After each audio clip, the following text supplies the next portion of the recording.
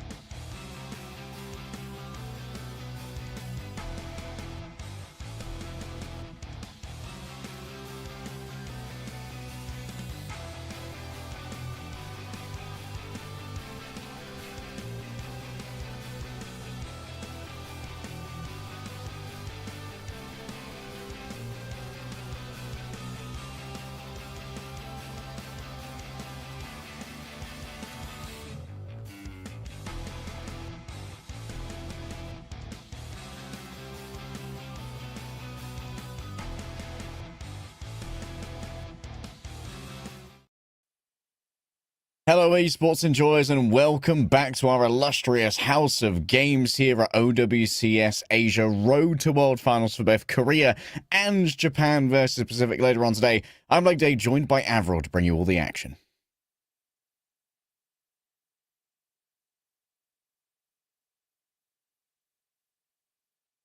Yep, here we are. I'm actually here. I actually am here, guys. Don't worry about it. It's day 2, top 4 action from Korea, as mentioned, and we have a final in Pacific as well that we are very much looking forward to. This is the day where we actually get to see which teams qualify to Stockholm. This is the day where the road to Stockholm is finally going to be fulfilled for several teams. Absolutely true. We have 3 spots to give away today. 2 from Korea, 1 from Japan versus Pacific, and the last spot will be given away tomorrow in the losers bracket match of the Korean bracket, because 3 teams are going to go to Sweden from Korea and only 4 teams are in the bracket. Only one team from the Pacific and Japan region as well. And yeah, as you sort of mentioned, out of the 4 teams, somebody in Korea is going to end up missing out. And there's 3 partner teams in there in terms of the team partnerships. We also have, I think, across the board, when you look at those teams, every one of those teams has made international at some point in the past before. Crazy Raccoon, Team Falcons, T1, and way under All Gamers Global. All 4 of those teams actually were the teams that we saw at the mid-season championship just a little while earlier at the end of Stage 2. So 3 of them will be able to make that run back into Stockholm. Yeah, commiserations to our eliminated teams from yesterday. We saw the Gatos Guapos go down alongside Reject on the sides of Pacific and Japan. And then Onside Gaming gave Team Falcons a 3-2 run for their money, but they were eliminated before Team Falcons easily swept through Zeta. It was a tough day, actually, for Falcons, all things considered. I mean, Zeta eventually put up a small amount of fight that we did see on that Saravasa, which, as mentioned yesterday, could be a bit of a point of contention today in terms of maps being played by Falcons. Didn't look amazing for them. Zeta Division, unfortunately, will not be making it. This is a partner team, a squad, a beloved squad that has seen some modicum of success, but mainly in 2024. We just haven't seen that much out of them, unfortunately, for this year, and they have ended their journey. Onside Gaming, though, really pushed things in terms of where Falcons were, and Falcons nearly got knocked out by them, but with Falcons having that win, they'll be facing Crazy Raccoon today, and the winner of that game gets to go to the World Final. T1 versus Way, same story. You win, you qualify.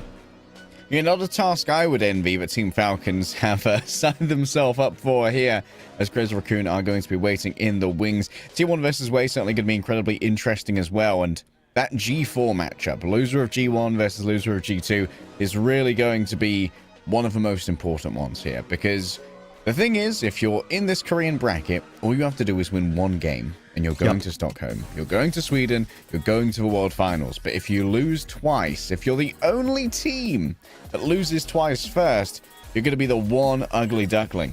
You just have to not be the team that comes last in this 4-team bracket. Now, the good news is, as we see in that losers bracket, we actually have a losers bracket. So there's an opportunity that you do lose that opening game. You have that second chance. You can still move forward. The main thing is that you want to be in that top 3. After that, still playing for prizing, still playing for the title, still playing for seeding as well. First seed from this event, from this qualification bracket to go to the World Final is going to have a bye in the World Final in Stockholm. So that's pretty important as well. Yeah, having that time to ascertain the strengths of your opponents, as well as potentially find a little bit of an easier bracket later on in your run, can be incredibly important when you really want to make... Like, we expect all of our Korean teams to be in that position where they are at least in the upper half of favorites to win the World Finals. We've only got one spot, however, for our Japanese and Pacific teams. So it's going to be battled out between 2 of our teams later. That's going to be Nosebleed Esports going up against Varel, and the winner will be seeing you in Sweden. Yep. And honestly, those teams look good yesterday. Varel looked very comprehensive. Nosebleed as well. Good. Both of those teams won their respective matches against their respective, regional adversaries across Pacific and Japan, 3-0. So Varel made short work of Reject. Nosebleed came in, made short work of Gatos Guapos. Kind of expected at least that Pacific game to be a little bit closer, but Gatos Guapos didn't really hold the candle to Nosebleed at all, which, does say that we're in for an explosive BO7 at the end of our stream today, where Nosebleed will take on Varel, and it'll be a hotly contested game, we're hoping. Yeah, these first of 4 matches, they can really have some legs to them and can give a lot of chances for iterations, as well as for ban drafts to get a little bit wild once you've ran out of some of the more popular ban picks. Maybe you're just looking to try and protect something. Maybe you start going for a particular niche hero that someone on the other team may play. We even saw Top Dragon have their Pharah banned yesterday on Esperanza of all things, which was a little bit weird. But there's a non-zero chance that comes out on maybe a more appropriate map in a best of 7. But focusing in on our first match here, a tale as old as time, Avril. The battle of 2 of the greatest dynasties that Korea has seen in the post-Owl era, Crazy Raccoon and Team Falcons. Yeah, and these 2 teams have gone head-to-head over the last 2 years with a record now that Crazy Raccoon holds of 16-8. So just over double the amount of wins. And that's including the Stage 1 2024 record when Crazy Raccoon was still under WAC as a team. So 16-8. Now, notably, though, Falcons have still won some very important games. Falcons still have taken Korea stage titles. They've taken, obviously, the mid-season championship that we saw earlier in stage 2, and more importantly, the World Final Stockholm last year, and that was in a grand final against Crazy Raccoon. Of course, these two teams often meet each other in grand finals. This time, it's going to be in the semi first, but still plenty of room for the loser to make their way through the loser bracket potentially and meet the winner again if the winner is going to go all the way to the grand final. But this particular stage, it's not been as good for Falcons. In fact, the last 4 times these two teams have met, it's all gone the way of Crazy Raccoon. Yeah, Crazy Raccoon really have been looking resurgent. Well, I would say resurgent, but they haven't really lost that many steps, to be honest. This team has always been kind of either first or second. If you have a look at their Wikipedia page, there's a lot of gold there, and there's the occasional little bit of silver to be dotted around. Team Falcons, they're in their second phase of evolution, bringing in Merit and someone. There are additions to this squad this year, but also losing Stalker. As Merit became the starter for this squad. Team Falcons are still kind of struggling to find their feet, at least in their local region. At international events, Team Falcons, they're a little bit of their bright light merchants, you know? When the stakes are really at their highest is when Team Falcons really tap into their clutch gene. Yeah, they're a team that are having to scrap through a lot of the victories, and unfortunately, it does cost them a few times as well in terms of losing, but it does seem whenever the stakes get high, things start to heat up for the team, and well, Crazy Raccoon, they seem to maintain a pretty stable presence no matter what type of game they're in. Rarely do you ever see Crazy Raccoon drop a series, even dropping maps. They are your current career champions from Stage 3. They are first seeded into this event. Max and Jumbin, loving the synergy there. Perfect hearts. That's the kind of synergy that we've come to expect after years and years of playing together, after all. And as you can see, our arena definitely is getting packed pretty early on the Saturday now, with some of the best teams in Korea taking to the stage. All the fans are piling in to see what could be some of the last performances of Lib. Rumor is they're retiring after this year. Fun fact as well, Crazy Raccoon, they have won every single stage of 2025. Korea Stage 1, Stage 2, and Stage 3. They even won the Champions Clash as well. Unfortunately, they did fall short at the mid-season championship, which Falcons ended up winning. Falcons now on stage. Their opponents, the Falcons, Crazy Raccoon game. Falcons, a team that have had a little bit more up and down in terms of how the regular season, how their stages have gone. They themselves, as mentioned, have some pretty decent titles in there, notably that they are the current defending world champions from last year and also the mid-season champions. Yeah, definitely a huge amount of stars to put on that jersey. The one being, of course, the World Championships that they've already won, and they're looking to add a second as they go into potentially their third year of OWCS. And they certainly are very popular here in Korea as well. So many names from across the history of Overwatch Esports are incredibly storied and proper. Yesterday, man did earn his MVPs, that much is for certain. Bro was certainly looking like the most awarded player that we've been expecting. Merit as well in that second game, showing up in the hit scan, showing why that role is becoming increasingly important in this current meta. And the Falcons, it's been much needed for them, given their current DPS lineup, and on the tank situation as well. Hanbin's been flexing a lot. He's starting to move into that ball. We'll see if he faces against Jumbin, which is likely to happen at first map. Are we going to see ball versus ball? Hanbin will be playing his ball into the best ball potential of all time in Jumbin. Yeah, some people would say, and I would say, you would say as well, I imagine, but Jumbin is John Ball. Possibly the best to ever do it on the Wrecking Ball hero. And one of the more advanced heroes as well, while Hanbin has been putting up respectable performances. I'm not sure if they're going to be able to hold up to Junbin in that straight matchup. Let's quick look at the Team Falcons roster as we have a look at who's going to be starting. Of course, it should be Hanbin, as has been tradition for the side of Falcons. So no surprises, Hanbin is going to start on our beginning map. Someone will eventually come in at some stage during the series. Question will be, at what point are we going to see someone subbed in? And someone will be most likely playing stuff like the Ram. Hanbin's sort of moved away from that. We're starting to see where the roles are being split in terms of the hero choices between Hanbin and someone. And the fact that Hanbin's the one that starts to look more towards, most importantly, the ball of all picks, but also Winston. He's been playing a lot of Winston recently as well.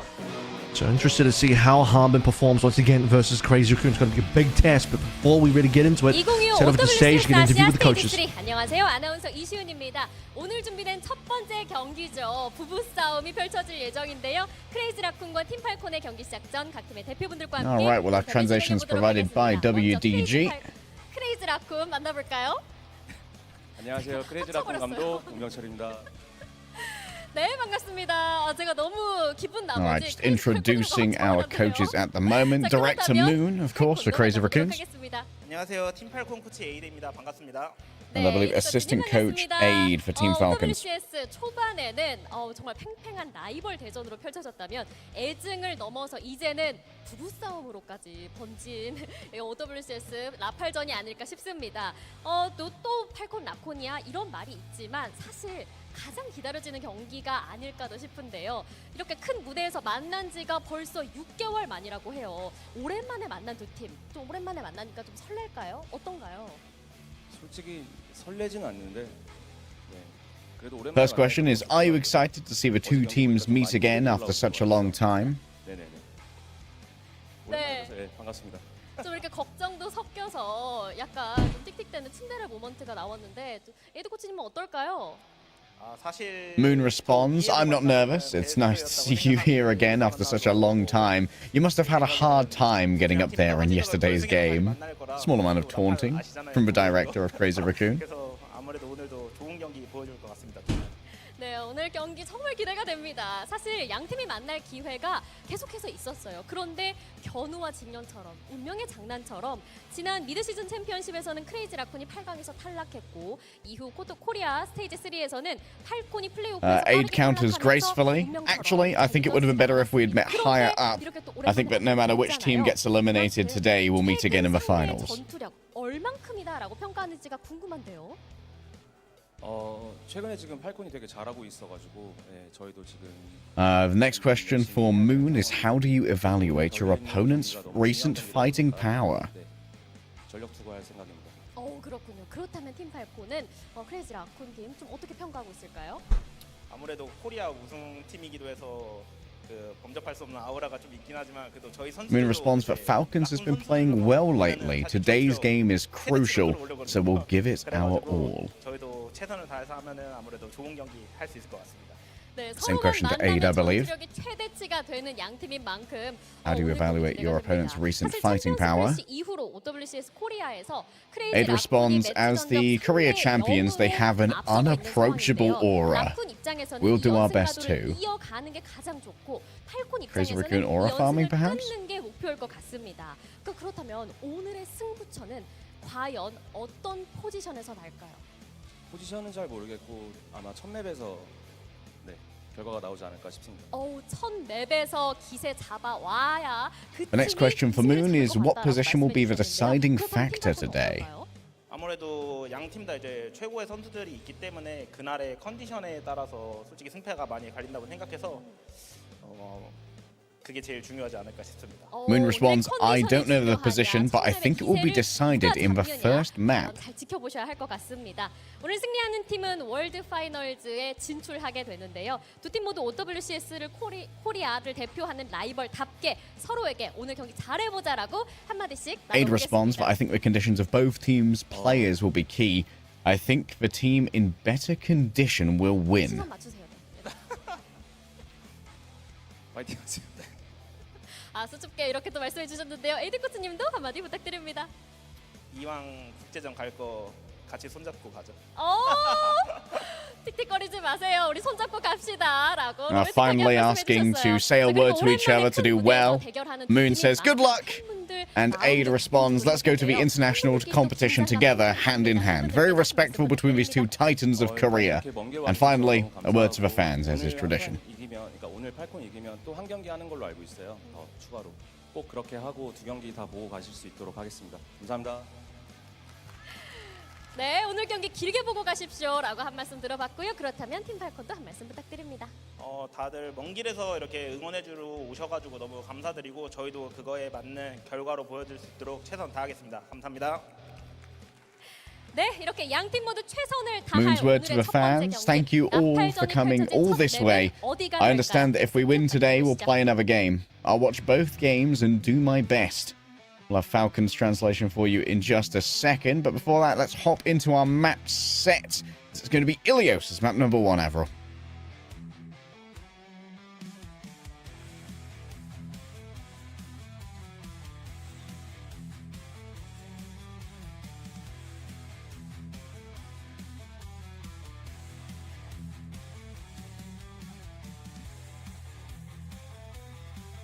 Falcons also said, thank you for coming all this way. I'll show you a great performance as you've come such a long way.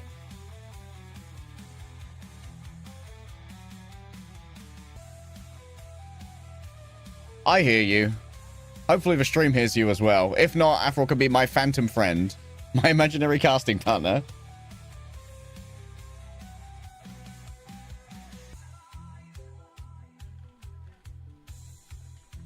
Okay, hopefully the stream will be able to hear Avril shortly. Otherwise, Alrighty. it's me and my imaginary friend. Hello, Avril. Hello. Well, let's get ready for this one. Like I said, Ilios checking that we're all good to go now for map number 1 of this Crazy Raccoon versus Falcons opener for day 2. Of course, I was talking about the fact that I am expecting a decent amount of ball to start things off with Ilios. I'm assuming this is chosen by Crazy Raccoon as the highest seed. No surprises, at least in my eyes, that they would go straight towards this map. They really want to test to see if Harbin's ball really is going to be good enough. Yeah, and if it is, that might require a ban later when maybe Max comes in, because we've talked about the Hanbin and someone rotation, but also Max has been getting playtime on Crazy Raccoon, coming in for some of these off-tank maps. A lot of fans are going the way of Crazy Raccoon today, 75-20. That's probably not a big surprise considering the struggles that Falcons have had, not just the stage, but in general that we saw yesterday as well. 5 maps against Onside, losing a map to Zeta, despite Zeta looking quite weak in that series overall. That being said, I think Falcons were leveling up in that series. You could see them struggling in that Onside game to the point where Onside actually achieved match point first before Falcons did a 2-1. Falcons required to win the last 2 maps in a row. Those last 2 maps the Falcons played were much better, a lot more in control. Someone in the driver's seat, playing that Ram, importantly. So I do expect that Falcons are Crazy Raccoon take us a decent distance in this particular series. And, well, as I sort of mentioned in the pre-show, the loser of this series, despite not getting that direct qualification to the World Final just yet, will still have that lower bracket run through. And, well, if history says anything, Falcons versus Crazy Raccoon in a final is typically what happens here in Korea. Yeah, that was the expectation from the coaches as well during the interview, that no matter what happens today, they'll meet again in the finals. You and I have both predicted in favor of Crazy Raccoon for this first matchup, but Falcons are not without their own supporters. Crazy Raccoon looking a lot more stable in recent games. The fact that they did win Korea final as well, beating T1, very impressive showing that. Falcons had a lot rougher of a run through, and even yesterday, you know, you'll say that certainly I have that they've started to look a little bit better, but man, they still really struggle. They might not even been here if it wasn't for the fact that they managed to get over Onside on the last hurdle. So we were the bans. That would be really funny if the ball ban actually came through early. That would actually be good for Harbin. Harbin's baiting the ball matchup between himself and Junbin, but then he's like, you know what? We can just ban the ball. I'll play the Diva. Junbin goes to Winston. That'll be a normal game of Overwatch. Normal game of Overwatch is certainly one of the places where Team Falcons and Crazy Raccoon are both in their comfort zone. It's okay, just a little bit of a Roadhog ban. You know, it is what it is. You know what that is? You know what that is? That's actually an anti-ball ban. Harbin wants to play ball so badly that he's concerned that Junbin might counterpick him by going hog. He's wanting this to be such an honest ball mirror that he wants to make sure that Junbin's not going to disrespect the ball mirror by suddenly going hog. Now, I don't think Junbin would anyway. Crazy Raccoon, on the other hand, maybe they'll just be like, disrespect it, play the hog. But I think Junbin would definitely match up and say, you know what, you want to ball off? I'm the best ball player. Let's make it happen. This is the equivalent of slapping Junbin with a dueling glove and saying, we're going ball versus ball, no matter what. I respect it from Team Falcons coming out with an audacious streak straight away. And, of course, Cassidy is also going to be off the table. This is, of course, going to be a first to three, Avril, as we head in for Ilios.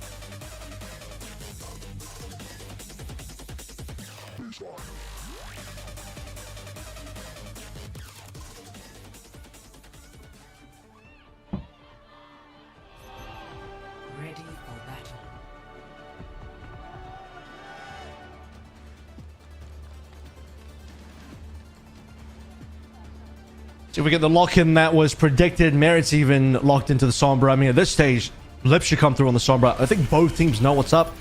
Both teams know that we'll be playing a direct mirror. It should be Ball, Tracer Sombra, Lucio Kiriko, both sides, 5 and 5. Map 1, gates open. Crazy Raccoon, Team Falcons, yet again. Crazy Raccoon getting even more min-maxing out of their rollout here, utilizing that speed ring. So they really want first control of the health pack, and they're going to get it. Lip falling super low, though. Already has to move over to try and take away that mega health pack, but Jumbin greedily gobbles it up. Crazy Raccoon will have that space control to start things out with. So with Team Falcons end up on all of this, of course. Despite Merit being on that Sombra Lip, he'll say that he's absolutely the greatest Sombra of all time. It'll go down to maybe one of the greatest players of all time in proper. First blood found, and second blood to be found as well. All right, starting off with 2. Playoffs proper is now in effect, and Shu found that out the hard way. Shu's on the other foot here. And Falcons will be able to find that lead back. Hopefully get that health pack hacked back in their favor as well. Lip still, despite that death, going to be keeping up nicely on the ult charge. Expecting him to get the first EMP. Lip very fast in the ult charge. But EMP, as history would note. All Proper's aim looking crispy today. This is bad news bears for Crazy Raccoon. And Heesang's found out that Merit's no slouch either. The newer edition, still an old guard and big talent in Overwatch. I mean, Proper's got 75% of the final blows so far. If it wasn't for the fact that Merit got one to Heesang, Proper would have gotten every kill at our opening moments of map 1. Proper's got himself a pulse bomb ready to go in. Also, again, I remind everyone, Lip, despite dying, Crazy Raccoon, despite losing fights, is still keeping up, and more so in terms of ult charge. Check out that boot there. You can see Chorong's actually playing keep away for the Megas right now for Hanbin, not allowing him to get close to that regeneration of HP. Just continuously making sure that Hanbin can't make that space. Lips there on the chase as well. 57% now in favor of Team Falcons. Up on tanks. Nice Suzu there from Fielder. Drops the incoming damage quite low, but there's still more than enough damage to try and take care of Chio. A TP away here for Fielder, but right into the waiting arms of Heesang, who's over on the other side with the pulse pistols. And that's going to be a quick flip for Crazy Raccoon. It's going to be the backline of Team Falcons falling apart. Chio down first, and Crazy Raccoon securing that one without too much fanfare. No ultimates being expended here just yet. Lip first on for EMP, ready to go. Falcons now on the rotation. This is the scary moment as well, because Lip can find this EMP while Falcons are rotating. He's a little bit behind the mark at the moment. He should be setting up a little bit further forward if possible. Yeah, not much staging already done here, but Jumbin's attracting some attention, which might allow Lip to move on in faster than they'd expect. Virus used. Merit might not want to use the EMP. Oh, they're going to solo EMP the Tracer here. Might well be the case. Oh, He's missed. He missed. Behind the pillar. Oh, does get one, but I don't think it's going to be converted that well. Hanbin taken out on the other side. Has no opportunity to be saved by Chio, who expended the sound barrier. The remainder of the team not able to get too much as Heesang's taken down by Merit finally. May not have suffered the solo EMP, but the machine pistol's just as good for removing the pesky time demon. Merit traded out in their own right, and Crazy Raccoon can just have a rear guard here to alleviate some of this pressure and continue accruing percentage. We're seeing a lot more solo EMPs on Tracers, and we saw a ton of that in Korea yesterday. Finding its mark and actually delivering value. Sometimes, if the Tracer play is super impactful, might be the best point in the team, it could be worth it. Clearing the mines already here. Vikatune Rush giving over that fire rate. Heesang can carve through Hanbin pretty quickly with the pulse pistols. And they found that out the hard way. Look at all those assists. Pulse bomb goes nowhere. Just to the feet of Heesang. An uncharacteristic blunder there for the Crazy Raccoon star of Tracer. And this might allow Team Falcons, or they need to flip this one back over yet again. Geo going to be taken out on the other side, and despite Team Falcons flip here with their supports overextending, Crazy Raccoon are going to be having a huge advantage in the longer fight due to their sustainability. Yeah, they'll have that 90% plus now, waiting for the mines to come online for Jumbin. Perfect timing as well. That would really stop Falcons from continuing with this fight in the way that they want. And you see where this pulse bomb lands for Proper as well. Hanbin's instantly hacked out on slam. Not able to deliver the damage. Proper with the pulse bomb in the back pocket. Really would love to find a support here. Doesn't want to get it Suzu'd though. You can see it's a very safe position from Shu up on the high ground, challenging the real parkour ability of these Tracers to get on top of it. Quick Suzu continuing to save Lip, the MVP himself. Does have the beat. On the other side, Shio so close to falling with it, but no Ajax today. Gives ever so much in the way of HP and goes back to the point here, making sure to keep it contested. Merit doing their business admin here, making sure that Pack stays on the side of Team Falcons. It gives them a great chance to play around the off angles, especially when their supports fall midway through the fight. They still have that sustainability. Yeah, huge kill from Proper there as well. Kills Lip on 99%. That could have been an EMP that changed the game for Crazy Raccoon. They've also been to come back in hot and strong. 4 ultimates ready to go. 4 big ones as well. Harmon's already on 1 HP. Has to be really concerned about that. We've already seen Lip solo EMP Harmon before. He sort of pre-mines this one. Drops the mines in advance. Solo EMP here on to Lip. You can see that he's got the tick. Lip survives. Counter strikes. Shio and Hanbin Merit as well. All having their abilities stripped away. It was all about the survival. The big pocket for Lip, making sure the MVP stands tall and proud. Team Falcons, they bash against the cliffs like waves, but they were unable to erode their way through the defense of Crazy Raccoon. And with Proper falling last, it's going to be the first point going the entire distance. It's going to be a long day, Avril. I mean, that was so well played by Crazy Raccoon to protect Lip. The fact that he got EMP'd by Merit, who was clearly Merit's target, and knowing that Lip's got EMP of his own, if you kill Lip in that moment while he's EMP, you take the EMP off the table from Lip, and then suddenly Crazy Raccoon have a lot less to use. Team Falcons have a strong shot at maybe winning this opening round. But they certainly did win the opening fight. I mean, in these highlight clips we saw at the beginning there, Proper gets himself 3 kills at the start. Merit gets that 4th kill, and it's only Team Falcons for the longest time. But as I sort of noted, in that EMP exchange, Lip, despite losing those early fights, despite even dying at the beginning, still keeping up and then overtaking Merit in ult charge and eventually actually landing an EMP that counts for something. Merit went for the solo EMP on Heesang, completely whiffs it. Heesang recalls it. Lip goes for the solo EMP on Harvard, gets that kill, gives him the 5v4. Merit already dodges away. That means Shio has to absorb a huge amount of this aggro here. It's no MMO tank swap right now. The raid mechanics continuing to come on through. Hanbin falling low, finds with a hacked health pack and a bunch of foes who pounce upon him. All of those assists pile up, and Crazy Raccoon are going to have a lot more space. Oh, from downtown with the virus? You're just nasty. Stop it. LP Cam going over.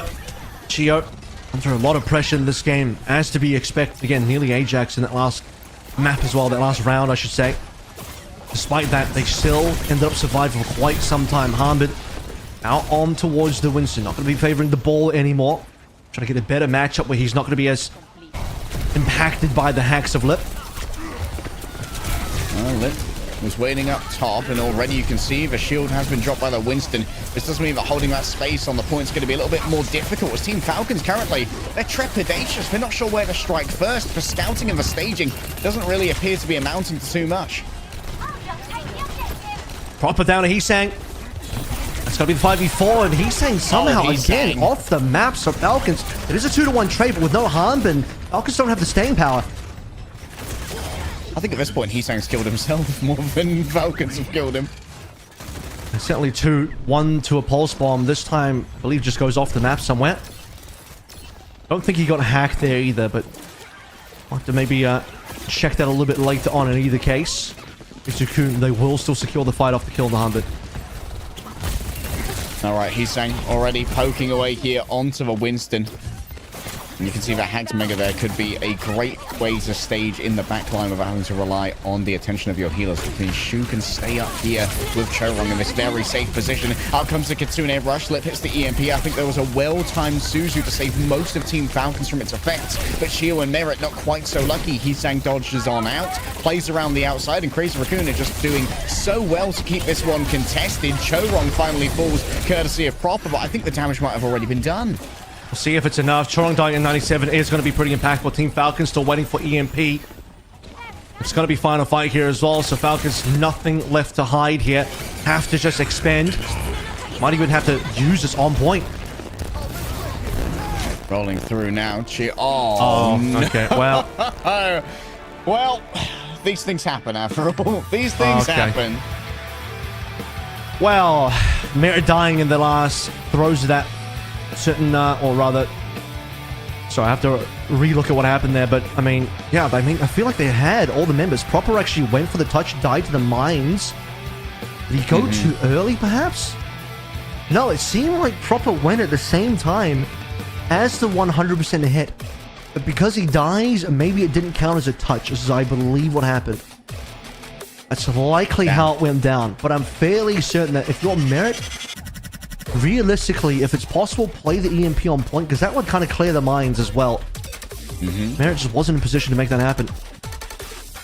Unfortunate series of events there for Falcons, but Crazy Raccoon, well, they got slapped with a dueling glove for the ball 1v1, and Junbin readily accepted it. And such has the gauntlet been thrown in our first of 3 series to get towards our winners finals. Here at OWCS Asia Road to World Finals, Crazy Raccoon are putting their best foot forward. See if Falcons can respond after this break.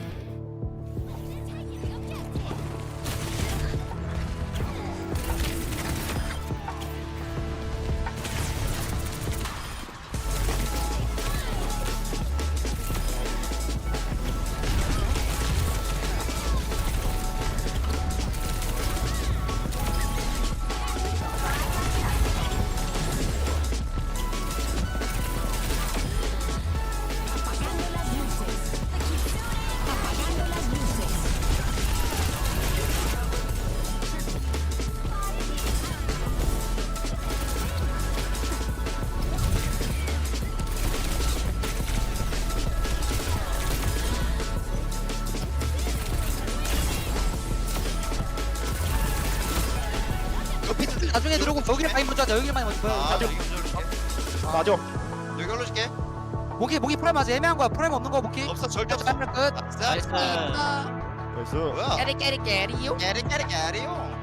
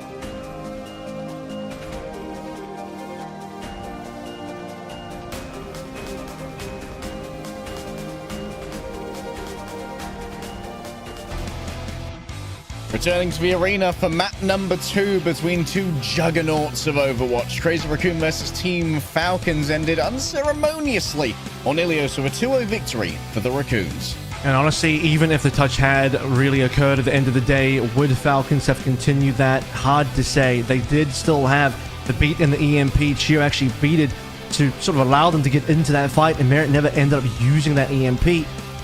Time would have told if that would have been successful enough, but Falcons still had a mountain to climb. I mean, it was, what, 0 to 99?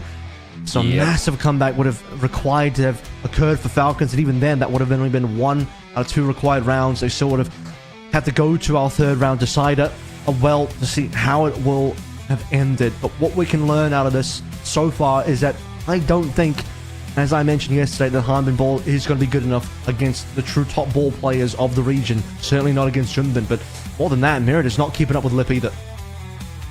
Yeah, Lip is absolute. Well, in a Sombra versus Sombra at least. Maybe in a Sojourn off, they could have a little bit of a closer matchup. But when it comes to these Sombra plays, Lip was world famous for a Sombra for a really good reason. Guy's just the best the best person ever to touch Sombra, really. Starting on the Shanghai Dragons and then just following through year after year, is still untouchable in that role. Yesterday, Falcons vs Onsite in Z Division, they won both the Ilioses, 2-1 against Onsite, 2-0 against Zeta Division. And against main tank players, also Hanbin versus Kellen, Hanbin versus Mag. And Hanbin winning it both times. This time, Falcons not a very convincing beginning to their journey in this rivalry against Crazy Raccoon, which, as we've sort of seen by the history, is starting to get a little bit one-sided. 24 matches total, of which Crazy Raccoon won 16 of them. We're number 17 today in Crazy Raccoon versus Falcons, number 25, Esperanza, our second map, which was a popular choice by Falcons yesterday when they were losing. What's 25 when it comes to anniversaries? Silver, perhaps? It's the number of times that we've seen them match up against each other. Of course, Team Falcons initially ban out the Ramatra here with Hanbin in. Ooh, a Junker Queen, perhaps? Or a Zarya?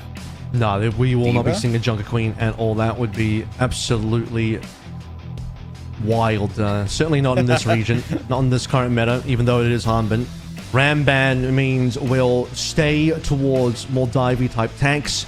Could just be a protect on the Diva here as well. Obviously, this is a ball-capable map. Winston quite viable here, but we are leaving the Diva open for Hanbin, which I think is going to be important. I don't know that this is necessarily a team of Falcons that wants to enter into the ball Sombra mirror again. They didn't look great on that Ilios map that we just had. Something else might need to be the case here moving forward, and if this doesn't work, first of all, they'll be down 0-2 and a reverse sweep required, but you're going to have to start to see someone being subbed in as well. Well, our composition yesterday from Team Falcons often featured that rollout Diva, as you mentioned, but also Merit on the Cassidy, which could be a preemptive hedge against something like a Sombra or a Wrecking Ball, which is never going to be a surprise coming through from Junbin, but I'm ready to be surprised between these teams for map number 2.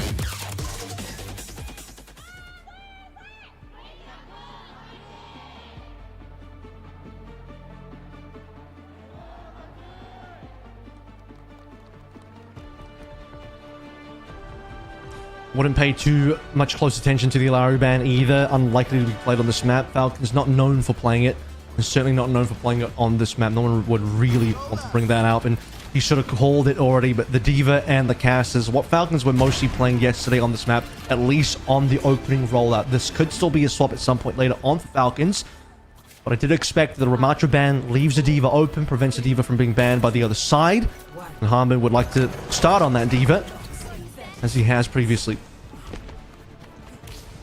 Yep, jumping on the other side, not going to be opting for the ball this time. It's going to be the Winston Long side for Sojourn, and we saw this come up yesterday. Sojourn really does have a good range advantage against Cassidy. Especially in that situation. Already. Headshot rail, he's saying to follow up. Really, I mean, that probably could have been Lip's kill. If anything, doesn't even show up in the assist feed. Crazy Raccoon already off to a good start, but a trade from Hanbin might just even things a little bit for Falcons. Yeah, perhaps too aggressive. A slide there from Lip, getting excited after taking down Merit early, but Fielder doesn't really have that much appeal for them in the midst of all of this battling now that their Cassidy has been taken elsewhere, and so there's going to be sustainability for Falcons. They've got to give away some space. Honestly, respect given. Team Falcons not just going to go down in that fight. You lose a player early, but you set up the trade. DPS for DPS. Now we'll continue this one forward a little bit more. See if we can start finding players that are moving a little bit further on with their ultimate charges. Both our DPS on the hit scan roll, of course, could be a little bit hindered. Oh, Lip starts off yet again with a fat rail onto Chio, jumping round the back. Has absolutely got one over on Merit. Jumps over his head, a fist to the back of the skull, and crushes it under his gorilla strength. And Merit is just really keen to play the lower range hit scans in this opening. Harmon is going to get staggered out for some time. There should still be a respawn close enough and quickly enough that Hanbin, actually the Falcons may be able to initiate a touch, but If Crazy Raccoon are playing forward and scouting this correctly, but it's taking quite a bit of time. It doesn't look like there will be a touches. The cap is going to be confirmed for Crazy Raccoon. Just under 2 minutes. Oh, Proper gets their something. vengeance there on Lip. Ah, what's a little love tap between friends? What's a couple of limbs blown off between friends? It's just going to mean the Crazy Raccoon have to give up some space. And Shoe's got ult here coming as well. Once Lip respawns, Crazy Raccoon playing off their forward spawn situation. It's a Kitsune rush, no response from Falcons, no support ults to be found from Falcons at all. Obviously losing a couple fights here, they will be lagging behind. Oh, Jumpin falling low. Still doesn't have that Primal Rage ready to go at the moment. There's huge pressure going forth onto Merrick. Forces out the recall. And a battle over on the veranda here is unideal for Hanbin. Yes, it's broken, but what is Shurong doing up there? Bro had no options, I guess. Couldn't drop down fast enough into the cover of the patisserie, and so gets cooked himself by the self-destruct. Junbin manages to find Fielder on the other side of Primal Rage, gets its man, and Hanbin gets their own. Revenge taken on Lip, and this is finally going to be a bit of momentum for Team Falcons. Man, have I missed the Hanbin Diva. This is the off-tank gameplay we're here for. When you think about Hanbin, and you think about his specialty, and you think about where his history has been, where the accolades have been earned. Hanbin on Diva, on his specialty heroes. Deleting the backline first to the Chorong, follows up, remecking, gets the kill on the Shoe as well, just delivers for Team Falcons to allow themselves an opportunity now. Start playing some of their own ultimates. Fielder having already used Kitsune Rush, now the Tempo beat available, or could be saved to counter up Lip. OC nearly on board. Nostalgia warning for the Hanbin Diva. Thinking about that Fearless Winston as well. What a time it was, Avril. It was a simpler time. It was an overclocking time, potentially, for Lip as they roll on through here on the underground. That's a big collat. Knowing that the enemy team might well be low on health, this could be the time to go on forward. Sharon's already fallen down. Crazy Raccoon might decide to call this one here and now if they can't find anything in the aftermath. Out goes a speculative pulse bomb, which is so easily moved away from that Merit only fights start to break down. That's where the Cassidy's are the strongest. Yep. Might be a little bit more expensive than Falcons would have wanted. Pulse Bomb plus the beat thrown in there. And no ultimates in response from Crazy Raccoon, as they'll unfortunately have to take their legs there. Hanbin brought down to quite low HP, and Geo fielding the pressure of that. Feeling the pressure of that, I should say. Going to just drop in the ultimate, save the team. And speaking of saving Junbin, might need a little bit of that, but while they're saving Junbin, Lip's gone down. Okay, yeah, Lip taken down. He sank with the pulse bomb as well, went too wide, and you know that Merit's looking for that final hit, and it's just so bloody clean. While Team Falcons may have stumbled at the beginning, they have come back empowered by a lust for vengeance. Esperanza and push in general. This is what momentum is. This is what you need to win a map like this as well. The early start is good for Crazy Raccoon, but now Team Falcons start to find their groove. Early damage to Junbin, then converting into a kill onto Lip. Crazy Raccoon still have ultimates to play through. Kitsune for Kitsune now. Jumping incredibly low. High fire rate on those healing. A food, and Merrick gets 2 with the Deadeye. Lip and Shu didn't check their watches. Time to hold this L, I guess. As it's going to be a last moment play from Heesang. Dice to found the hammer.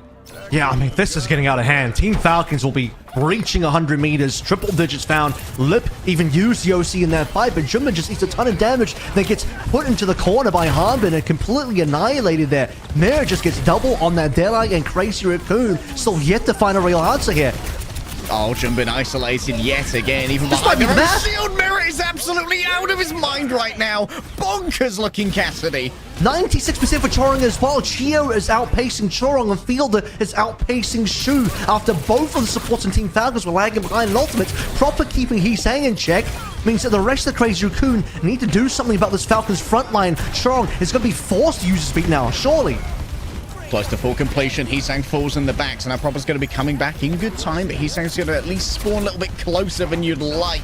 Junbin so close to this Primal Rage, and so is being dragged on forward by the Sambo. They want to get on top of Merit. They can't allow him to continue popping off. Chorong takes personal responsibility for the removal of the Cowboy. And while Fielder may well have taken out Shu, the damage has likely already been done. Chorong shows the mechanics on the Lucio, and what a beast he is. But this was desperately needed for Falcons, or for Raccoon, rather.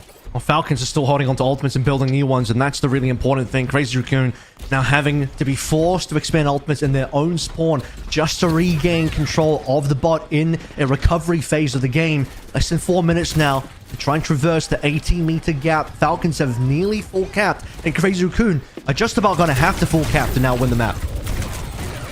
As that burst damage right click for a perk right here. Proper getting in close and personal. Jumpin still has the primal rage in the back pocket as well. And that could be forced early if they find themselves overextended. Proper taken down by Apostle as well. Shades of Zest we'll be seeing later as a disengagement from Crazy Raccoon. Moving away from the Kitsune. Rush will be able to counter-strike with their own soon. Shu has it ready to go. Don't know if it needs to be invested, if it's already been one player lost. Hanbin loses the mech as well. A quick disengagement to avoid the incoming damage of a self-destruct. And you can see the Team Falcons have wrapped around towards the high ground. The Deadeye escorted away. Chorong just catches too much of the damage. It was a little bit too haphazard. And now Chio sees an opening.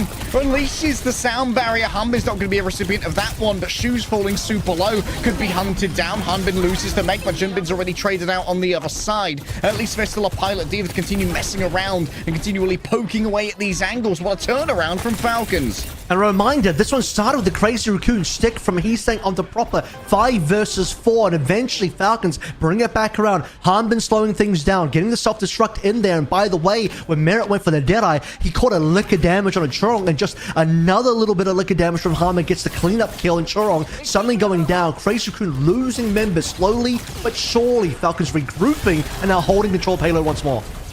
Yeah, forward spawn activated as well. That won't be turned off until the bot reaches the middle once again. Oh, spicy. Warning shot, but warning shot's been given back in reverse as well. There it is. Oh, Merritt, he's on a tear today. Oh, he's having a laugh, mate. Lip's got to put him on down. Hanbin's still here to try and clean it up in the aftermath. The fusions cannons blast away, and Jumbin's just going to extend time for a little bit more ultimate charge. Forward spawn still in session for Falcons. Yeah, range disadvantage doesn't matter. How about just drop on top of double supports? You take one of mine down, let me trade you for 2. The Falcons shoving payload back into Crazy Raccoon spawn. All of that effort from Crazy Raccoon to put the payload back into neutral. Now being given up. He's saying, interesting pulse, might have been a fat finger there. Yeah, those happen. You know, either that or it really hits Kitchens. Average gamer etiquette. Oh, the dink from long range. It's okay. It's only Ed Winston. You can take it. Still got 2% away. Chorong lays down the beat, goes on to all 5. Merritt demands the pocket right now as they're being dove over by 2, breaking down all of this. Everyone wants Merritt gone. He's done too much in the lobby already. They're calling it here as Team Falcon's going to try and disengage to the best of their ability, chasing after Chorong and Lip, who put themselves into a corner. And now Jumbin's got a decision to make, wrapping around behind them, low on friends and low on options. The Primal Rage temptingly calls to them. There's still enough healing to come on through. You've got to move away from the self-destruct. And while you dodge away, Shu's isolated for the 1 versus 3. Jumper's only got 400 HP to play with, and so he has to just flee. Merritt went down there, but Lip immediately followed. He didn't even get the chance to use the OC. Note that Crazy Raccoon altered that fight. Fearless still holds on to the Kitsune Rush. Didn't feel a need to drop it in. Team Falcons, I thought they were losing, but slowly and surely, once again, Hanbin remeching, slows things down with self-destructive, proper finding kills. Now it's Lip's turn to finally get something done, but Jumbin already falls. Jumbin, welcome to the wasteland. It needs to be Lip. The MVP performance, 8'7" worth of railguns to shoot on out, but Team Falcons aren't willing to peek into it for now. Chorong's a little bit too overextended. Chio chases it down. They have speed, violence, and momentum on their side as Jumbin once more dives in with an attempt to try and hold this one. It's all going to be in overtime, though, and we've lit down already a huge amount of the overall weapon power. The Crazy Raccoon with bringing to the table has gone away. Hanbin just flicks around with the Matrix. A good pulse bomb here onto Merritt could be everything, but with proper falling already, maybe it's about conserving the resources.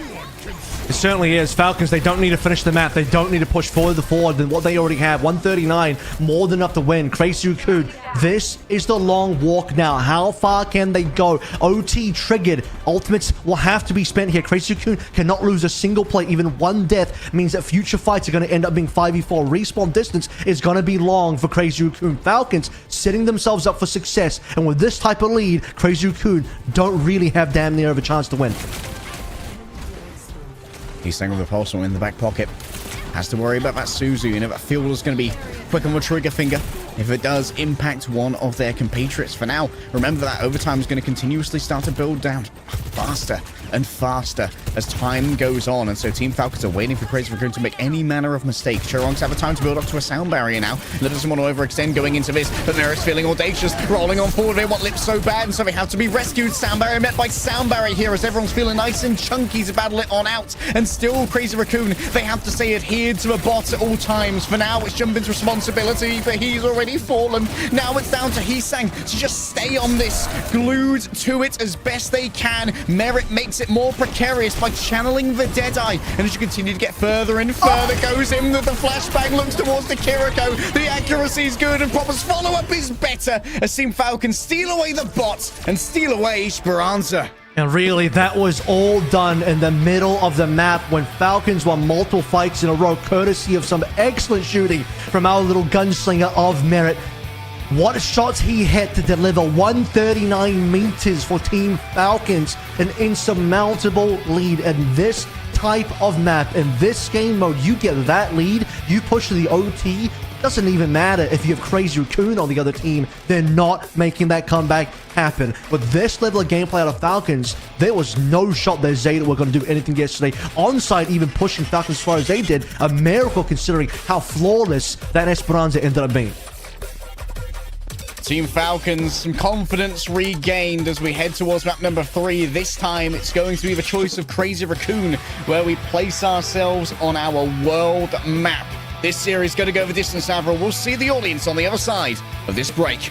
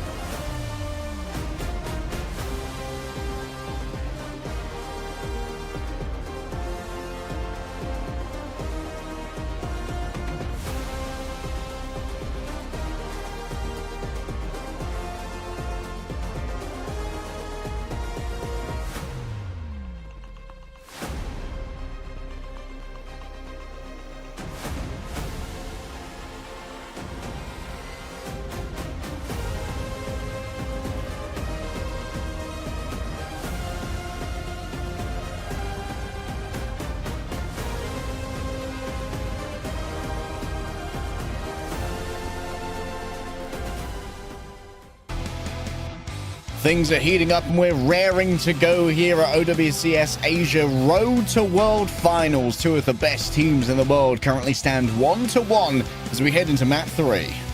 Finally, this series is definitely delivering. I had some doubts looking at Elios and I'm thinking, oh no, this is going to be one of those games. Falcons, unfortunately, they're just not coming in, firing on full cylinders. Crazy Coon have got their number so far in the latter half of this year. But you look at Esperanza, and finally, we are seeing the shades of the Falcons that we remember. What a team when they actually are playing the heroes they're known for, when they're really trying, when they're playing comps that will make sense for them. They're really good, guys. They're actually capable of beating Crazy Coon. What a wild thing to consider. But we're getting that game now. We're getting a true Falcons Crazy Coon, true, genuine rivalry game where it's competitive. And that last map really showed what Falcons can do. Yeah, maybe Falcons, we don't mirror Wrecking Ball into Junbin, we don't mirror Sombra into Lip. These are just suggestions from a humble speculator. But definitely felt like when Merit was able to just leverage the raw aiming talent we know him for, he could just take over the lobby. That was a disgusting pass. There it is. We talked yesterday how everyone's noting that Falcons do have a, let's say, a bed soiling reputation on Suravasa. Suravasa has been a problem, and we saw that yesterday. Suravasa for Falcons was not good. Was not good as a performance. I don't know what's happening with Falcons on this map. The Hanbin ball on this map particularly. Hanbin may be winning with ball and Ilios. He didn't win with ball on Ilios today, but he's certainly not going to win the ball on Suravasa, you'd imagine.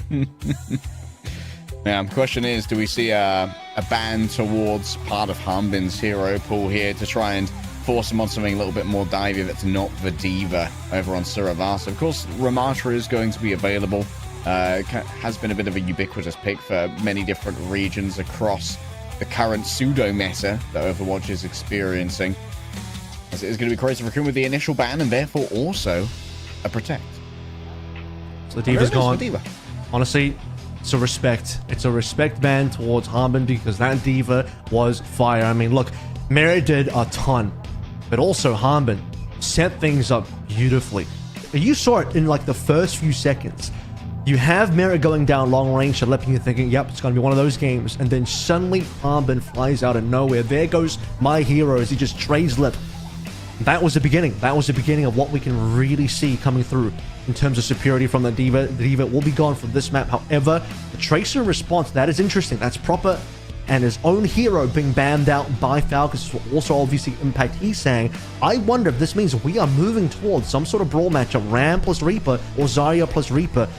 Zarya Reaper is really strong, but I think Ram is getting played a lot more on this map. We've seen Proper play a lot of Reaper yesterday alongside the Ramatra. However, it was someone's Ramatra. Let's see what Hanbin's Ramatra looks like. Yeah, going to be a pivot here for Hanbin. And as you said, Proper was getting a lot of value off the Reaper yesterday. And maybe Proper thinks that they certainly are a better Reaper than Heesang, who would be likely to match that role. But Heesang, I believe, also has a Venture in their pool. Don't know if we're going to be seeing too much of that, even though it did crop up yesterday, much to the applause of chat. We head into map number 3, Suravasa, and this certainly is a nightmare for the Falcons.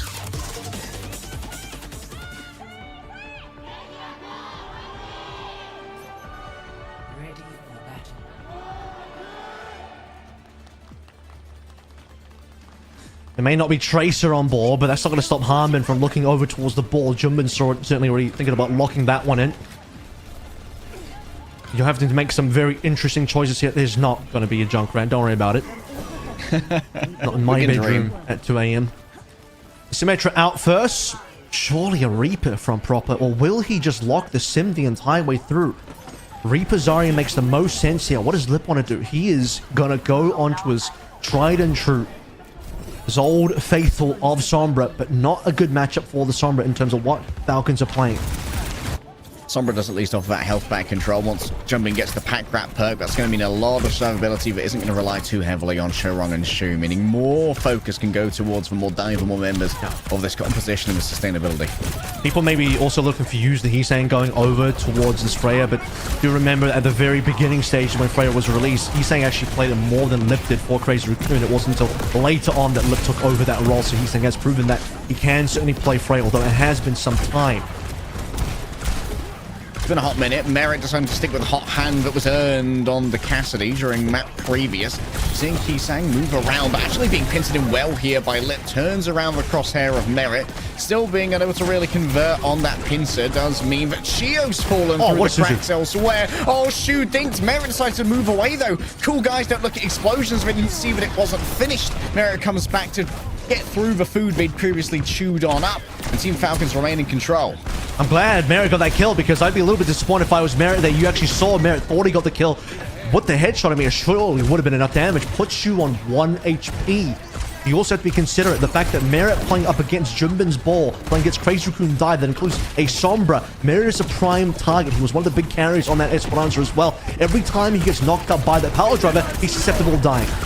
Oh, the double damage through the amplification matrix with Hisang solo. It was barely necessary.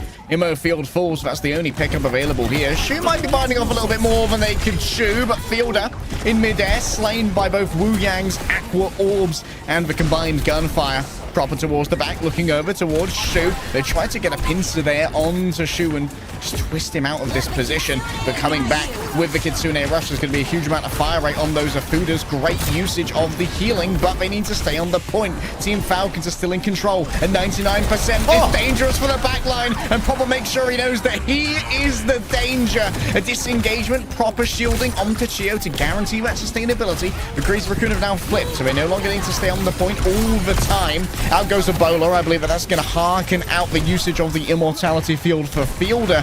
As Team Falcons, they try and batten down the hatches and stage a new fight. I mean, Chorong didn't even get to reactionarily use that Tidal Blast. It died so quickly to the Death Blossom. Crazy Raccoon and Merit could hold on to that. Getting the trade on to Proper would certainly help. And now that Tidal Blast being resulted into the death of Merit, like I said, every single attempt by Junbin likely onto Merit is going to be deathly, really highly deathly for Merit. So some bubbles defensively from Hanbin may need to be saved for that to be save on to Merit himself personally, because Team Falcons, I still have many concerns about generally playing the Cass into ball. Sounds like the Cass should play well to the ball in terms of playing for the flashbangs and all that, but the lack of health is going to be an impact.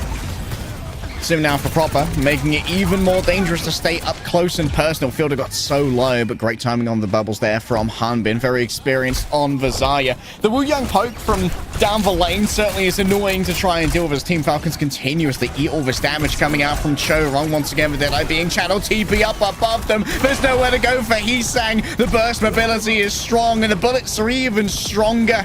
Now Team Falcons are going to be able to flip over once again in their favor, unless Crazy Raccoon can get onto it in time. No, 99 to 99, and overtime starts to tick down once again. Shu noted on the other side. Merit sees the approach of Chorong, bloody fast, and knocked back too. Junbin and Shu taking on over. Solo EMP for Chio. The immortality field is too late as well, but Hanbin's already done the damage, and Merit's not going to let Chorong slip through their fingers. Fielder gives a slight salute from the high ground, and Falcons grab first. And what an opening play come through from Falcons as well. They had multiple ways, multiple avenues of engaging that fight, and you're thinking Grav surely is going to be the most important one, but a TP Deadeye, Crazy Raccoon was not ready for it. Hisang was not ready for it, and he gets caught out. Now the double hit scans coming on board. As mentioned earlier, the Summer not offering that much in this matchup overall. Let's going to swap away from that now, but they're playing double hit scan because there's no Tracer. Might end up being a bit of an issue, especially now that you've lost your backline that quickly. Just run down. They don't have the speed anymore. Yeah, Jumping can waylay the approaches, but Velucio is just bringing so much to the table to avoid these long poke angles. Double Sport Ultimate's about to be online for Crazy Raccoon. Fielder's still just barely away from that as well. Only 7% and counting. Wonder if Hisang again will be staying on this hero long term. Bowl out first. Jumpin tries to control the point now, straight away, using the mines, maybe knock someone in. For now, it's just an exchange of fire between Proper and the Freya, and Proper's going to decide that one's not really their business after all. Quick stun onto Merit, follow-ups not there. The pocket is strong coming in from Fielder on the other side. Up comes the amplification matrix. The damage is going to be supreme, so Lip just has to hide away temporarily. Absolute visual stimulus going on my screen right now, but when the smoke clears, it's going to be all about Team Falcons taking this one down to just a smidge smithereen of HP. Lip gets 2. Nice collat. This is what we know and love about the Go. 8'7" of gaming madness is unleashed upon the Falcons. And after all of those ults being used, we had a wall, we had a window, we're building a house indoors on Suravasa, but guess what?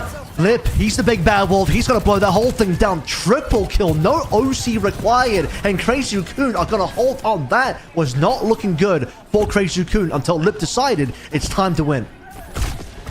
Get another changeover from Proper, moving away from the Symmetra onto the Sombra instead. And that means that Jumping can't stay in after diving through. Oh, Proper. Man, Merit, the hot hand is crazy. Shu was there, take him down, and straight away the point is flipped back over yet again. They're worried about the incoming Wu Yang orbs. Have to be worried a little bit about this Lip OC. Coming in next fight as well. It will be final fight for this point. Falcons looking for that 2-0 lead on Suravasa.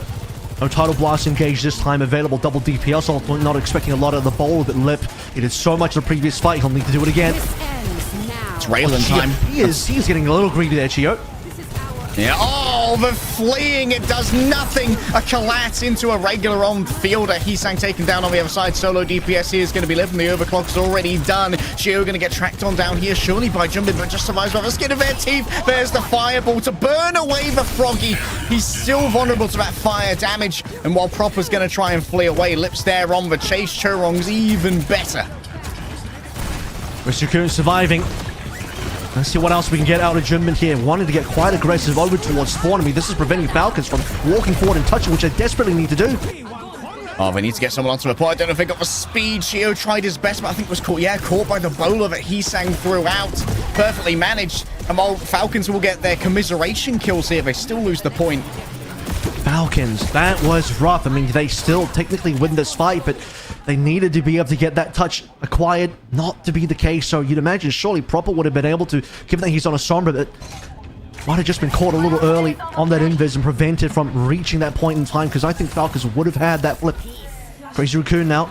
Hisang moving over towards the Sombra. They still will have a Sombra, it just won't be Lip this time. Merit falling down to half. Pocket still is good. Oh, the spam coming through from Cherong here means that you can't really sit in the doorway though.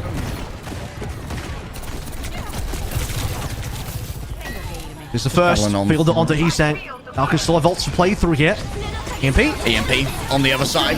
Oh, they decide to go for tank instead, so the burst isn't there on Lip. We'll be able to be sustained through this. Still Jumping. Gonna fall through the cracks. Hanbin just scares off Chorong. And that's going to be a big investment for Falcons to get their first cap here. A trade on the Kitsune of Shu as well, though. So a 2-for-1 alt economy trade, but resulting in a cap. Ultimately, that will prove to be worthwhile for Team Falcons. See how Crazy Raccoon want to re-enter this fight. Lip already taking a decent amount of damage. Suzu forced. Hanbin has so much energy to work with here as well. Lip's got to be so careful about this positioning. Coming up close to Hanbin could be ruinous. Nice knocking coming from Junbin. Trying to take advantage of the lack of mobility. But Zarya has. Hisang was the primary target there. And just a nice dink from Merit on the other side. Hisang's already fallen on down. This means that playing around these peripheries is going to get a little bit more difficult. As Proper's going to control. Is Proper going to try and hit the timing here for a spawn camp? He's going to play for the wraparound in either case. It's the OC now, Lip. With the perfect pocket on top of him, and Hanbin not getting any of that in response.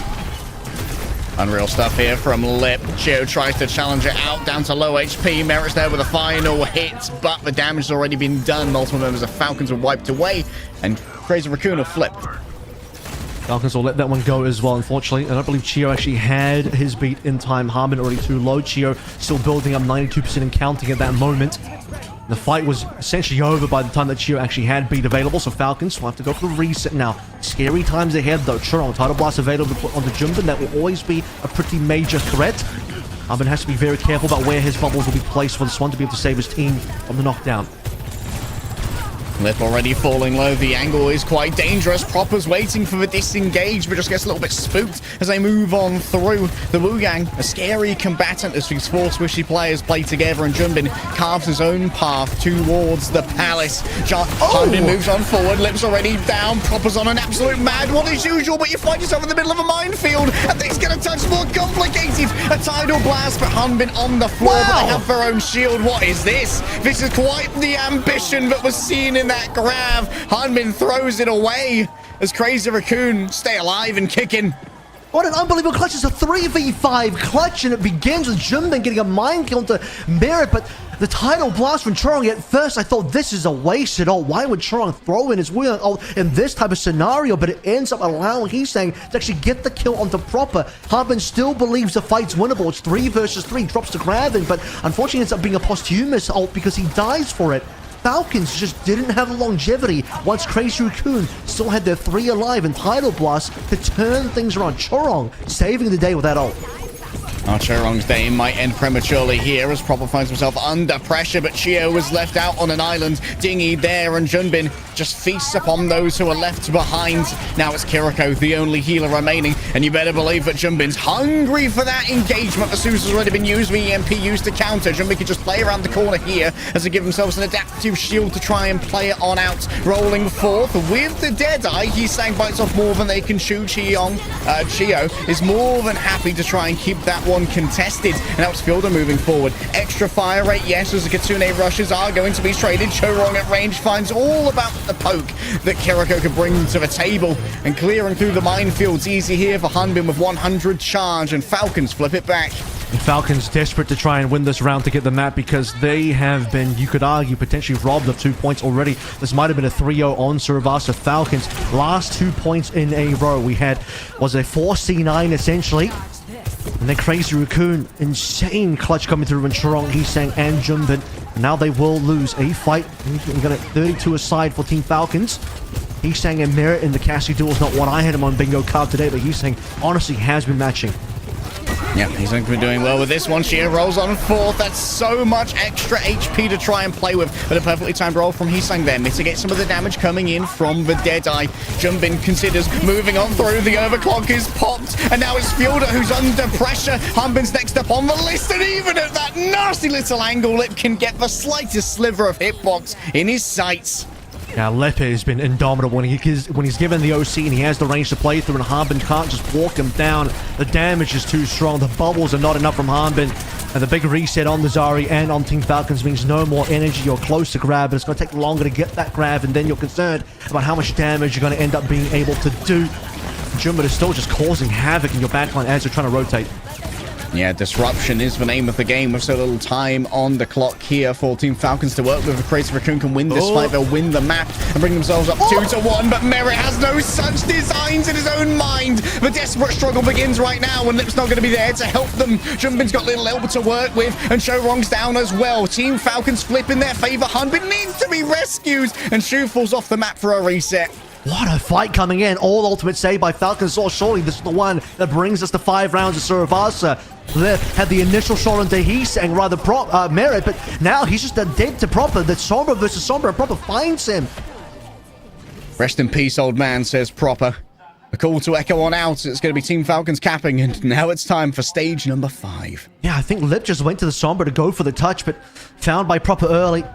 Similar story here. Proper couldn't find that touch on the second point. Lip will be denied it by Proper in response. We bring ourselves to the 5th round. But as mentioned, Falcons walking so many ultimates. And again, shots by Merit to open things up onto Lip after receiving a deadly headshot in response. Oh, Proper taken out early. The grab and response by Hanbin. Multiple players inside, but he's saying he do be living and he do be shooting. Oh, he just carves through them. Hanbin never stood a chance against the robotic fists of Cassidy, and they flung so readily. The struggle was strong. Junbin just tries to get something off the back of the pile driver, but in the end, all you got is space, and space is what you need to get that cap. Again, Heesang really showing his hitscan prowess today. This is a guy that never usually plays this hero. It's the kind of things that happen when Tracer is banned. Makes you sort of wonder what Heesang could really be capable of. Hack was going to fail due to the adaptive shielding there a little bit, but Junbin will still end up receiving the hack eventually. EMP online. Proper goes for Hunt. Junbin waddles away. EMP gets only Lip and Junbin, but the focus on Junbin's solid. Proper traded out for it, however. There's going to be a Deadeye on the other side. Heesang waddling on forward. Don't know if he's going to be sticking around with that one. Tidal Blast rolls on through. Not sure if anyone really got stunned off the back of it. Seems like it may well have been more of a disengage here, as Crazy Raccoon decided that discretion is the better part of valor and flee into the 4 winds. Crazy Raccoon really put a lot into that fight, and they still want more. So look at the back cap. Lip and Junbin together have found that one. Now Lip playing within the minefields, front to back game. This is where Lip could get the best of his damage, but just not finding any targets. Yeah, the real danger now is if Han been able to approach with 100 energy and maybe a bubble to their name as well. Gives Merritt all the space he needs to roll on forward with the Deadeye. Shu's timing is perfect when it comes to the Suzu. Shiu taken down and Merritt just the same manages to roll that one back. And Fielder, I think they may have bitten off more than they could chew. Because it had to be used because it needed to be Dow. It needed to be everything. It simply wasn't. 94% for Crazy Raccoons will tick up surely to 100. And Team Falcons once again fall on Surabasa. All 3 points that Crazy Raccoon win. Clutches and well-timed pushes preventing a Team Falcons touch on the first one, a 3v5 clutch on that second point that they got, and then finally Crazy Raccoon's third point that secures them Surabasa. It's a back cap between Junbin and Lip of all players, preventing Team Falcons from pushing back onto the point. They start that one on 45% of a back cap, and they push it all the way to 100. Lip playing the OC within the minefield, despite not really getting too much done on the OC, pulls Team Falcons back, allows the rest of Crazy Raccoon and their team to be able to collapse on the Falcons, and Falcons just didn't get enough kills in there, couldn't find any responses. And despite all of their best efforts, Team Falcons are not going to take Surabasa. Despite them being so well played, guess what? Crazy Raccoon, they're just better when it counts. When the chips are down, Crazy Raccoon know how to play the objective and they know how to play to win. Match point for the reigning champions of Korea as we head to map 4 after this break.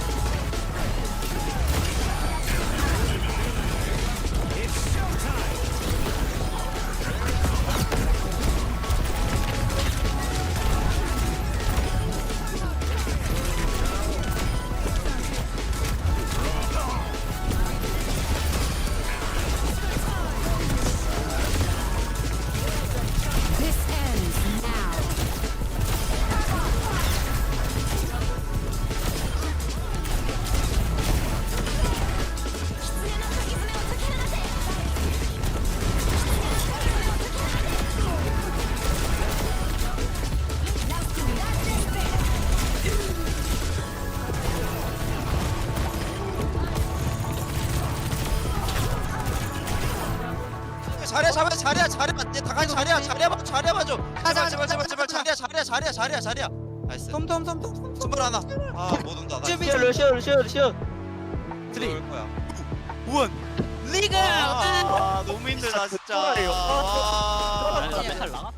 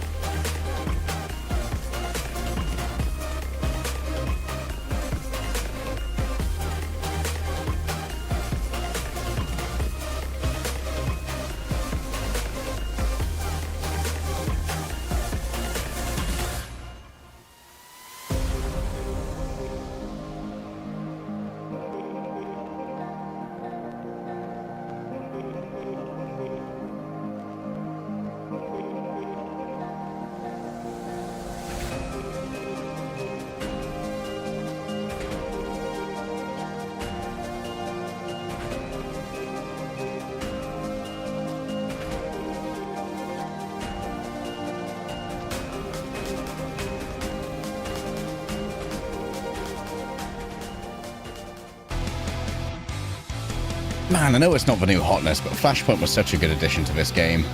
What a Suravasa between Crazy Raccoon and Team Falcons here at the Road to World Finals. It's Crazy Raccoon in the lead, 2-1. Crazy map, absolutely wild map, and honestly, a really good Suravasa from Falcons considering how poorly they looked on this map just one day ago against both Zeta Division and against Onside Gaming. This was just not their choice at all. It was the only map that Zeta even took off of Falcons, despite looking quite below under the weather Zeta Division was yesterday in their loss against Falcons. But really, Falcons have come into play, leveled up, so it says a lot that Crazy Raccoon still won that map underneath the noses of Falcons, considering, I would argue, all 3 of those rounds very winnable by Falcons in terms of the rounds that Crazy Raccoon actually capped. And now they lead in the series, and now they've reached match point. All right, Team Falcons now, they get to once again pick the map they're going to. Remember, the Diva ban is now off the table if it is going to be Hanbin staying in. I haven't done the cursory search for the bright blonde of someone appearing just yet. King's Row is going to be dragged up here, and that means we might get to see Max. Usually is a Max map, usually is where he would come into play, someone at Zarya. Now, if it is Zarya Gaming to be found, Hanbin staying in wouldn't be the worst choice, but we've also seen this is where someone usually gets subbed in to play the Ramatra. The Ramatra hasn't been banned out by Crazy Raccoon just yet. That being said, Max also wants to play some Ramatra, so capable of filling in on that Zarya, capable of playing that Ramatra, capable of hopefully going toe-to-toe with someone who is being subbed in for Falcons. Yep, someone on the table here. Maybe they ban Zarya then. If, like, Max comes in on the other side. Because they wouldn't want to play as Zarya mirror with someone rather than Hanbin, as far as I know. But they would be comfortable at least doing the Reaper mirror. There it is. Max on the other side. The tank bench certainly getting its utilization today. Remember, this is a best of 5, which means this is going to have to go to 5 for Falcons if they want to have any chance of taking this one for Crazy Raccoon. Let's see if Max can be the dagger through the heart that sends Crazy Raccoon as the first team from Korea qualified to the World Final in Stockholm. One more map required. Max in the front seat now, waiting to play either his signature Zarya, coming through on that Ram as well. Of course, back in the day, his real signature would have been Sigma. That is a bit of a rare hero these days. Not expecting it out of Max, although some would say it's somewhat viable on this map still. But Crazy Raccoon, really it's in the clutch factor, and this is what the team has always been known for. When really the chips are down and you're in those critical moments, low amount of members on the map, particularly when they have few members. That 3v5 clutch, I still can't get out of my head. That was an unbelievable clutch from Crazy Raccoon, and this is one of the few teams, one of the only teams that somehow consistently can still win in those situations. I mean, someone's going to have to go through that and analyze it on one of their streams. It might as well be you, Avril. Figure out how that happened. Give me an after action report, because that was crazy. And my honestly, 95 IQ, I can't figure it out. A lot of Heesang hitting some insane shots as well. We didn't get to see his POV, but he receives the Wu Young bubble and then just starts lining up the kill feed. And that's after the fact that Shio even dropped the beat on his team. Damn. So a big surprise is the fact that Heesang showing some hit scan capability, which is rare. I mean, that's not something he's known for in the entirety of his career. And trust me, I've seen him even through the Contenders days, and he never really came through to play any hit scan at all. And today, of all days, he brings it out. And it didn't look good when he brought out Frey. It wasn't really what was supplying any sort of impact to the team. And then obviously he swaps off, and you're thinking, well, this is just going to be a rough map for Heesang. Maybe he's going to go towards the Sombra. And eventually on the Cassidy, you're like, this isn't one of those heroes. But then you start seeing his name on the kill. You're thinking, wow, if he is hitting some shots on this Cassidy right now, alongside Lip, who's still on that Surge and absolutely hitting shots, the Falcons have a lot more work cut out for them than they thought. Yeah, this is going to be quite the difficulty if we see Heesang really flex those hit scan muscles, because the Tracer Jail was a real thing for a very long time. And while Heesang has been very flexible in that flex DPS role, as you said, never really been the hit scan that they go to. Is that LA? In Korea? Lip equals goats. I would be inclined to agree Although this does need to be the year where Lip walks away with another championship to really cement it, because then you can retire with so many accolades. At this point, it's only between him and Violet, and Violet hasn't had the best of years after he's moved to EMEA. And even when he was in Korea, Zeta unfortunately wasn't winning that much. Zeta has still never taken a title domestically in Korea, certainly not internationally, given they've only been to one international over the course of the 2 years. Lip at this point, if this is to be his last year, they want to cement that with the Stockholm World Championship, which requires him one more map here to qualify into. We talked about the Ramatra on this map. It's going to be banned away. I like that nice little asymmetrical ban, because you know that Max is capable and wanting to play the Zarya. Now, could someone also pull through the Zarya? Yes. He's not known for it, though. That's not what he wants to play on this map. He wants to be the Ram player on this map. Someone is subbed in to play the Ram for the team, and it's risky, because knowing that Max is in here as well, if the Ram ban happens, now someone could be stuck on a bit of an island, whereas Harbin could have also played that Zarya. So very nice ban from Crazy Raccoon. Yeah, I thought that Falcons were going to get the initial ban after picking the map, because I'm quite silly. So that's why I thought, you know what, there could be a Zarya ban here. This could be risky. But actually, the Uno reverse from Crazy Raccoon here, this is, as you said, going to make someone potentially a little bit uncomfortable with the options that they have available. At least Proper does have that Reaper warmed up. This should have been Falcon's first ban. I'm actually not too sure what happened there. I'll have to get some confirmation. I believe it would have been that they deferred their ban, but I'll have that confirmation in just a moment. All right. Agent Avril is on it. The investigation is occurring.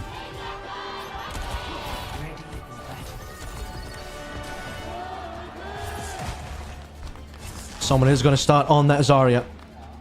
And given that Symmetra is being played in this composition, and what Proper is also potentially wanting to play the Reaper, they banned away the Venture just to make sure that this Symmetra is not going to be countered by anything coming through from Crazy Raccoon. Max will just be doing a little bit of scouting with the team, but this is likely to be a Zarya matchup.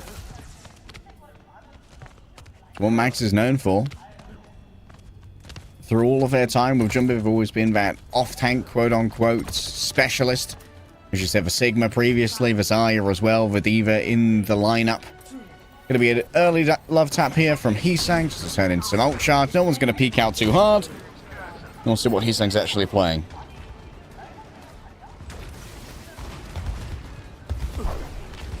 Made pretty strong on this map. Otherwise, the Reaper could have been there as well. Symmetra could have been there as well. But for Crazy Raccoon, they're not much of a Symmetra team. We have not seen much Symmetra out of them in the past, whereas Falcons are more practice on Symmetra. In fact, they've won mid-season championship on that hero. But taking some early shots as Merrick still with the hot hand coming in. And 2 maps now worth of playing cast. Lip ready to match it this time, taking that one off the hands of Heesang to use his own hit scan prowess for the good of the nation.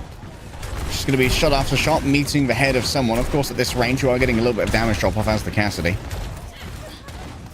So I have to confirm that Falcons indeed deferred their ban to Crazy Raccoon, which is very risky. I don't know why they would want to do that, considering you are at risk of having a Ramatra ban, and Falcons are far better at playing with their Ramatra on summon than they are in the Zarya matchup, which Max is going to be better in. So quite strange, and it will start with Proper falling. This will be the beginning of the end. Yep, someone going to have a lot of trouble getting rescued here. Still with a lot of charge. It's a bit risky for Max to try and make the move in. Still a nice mortar to the feet blows someone asunder. And that's going to be the first cap going the way of Crazy Raccoon.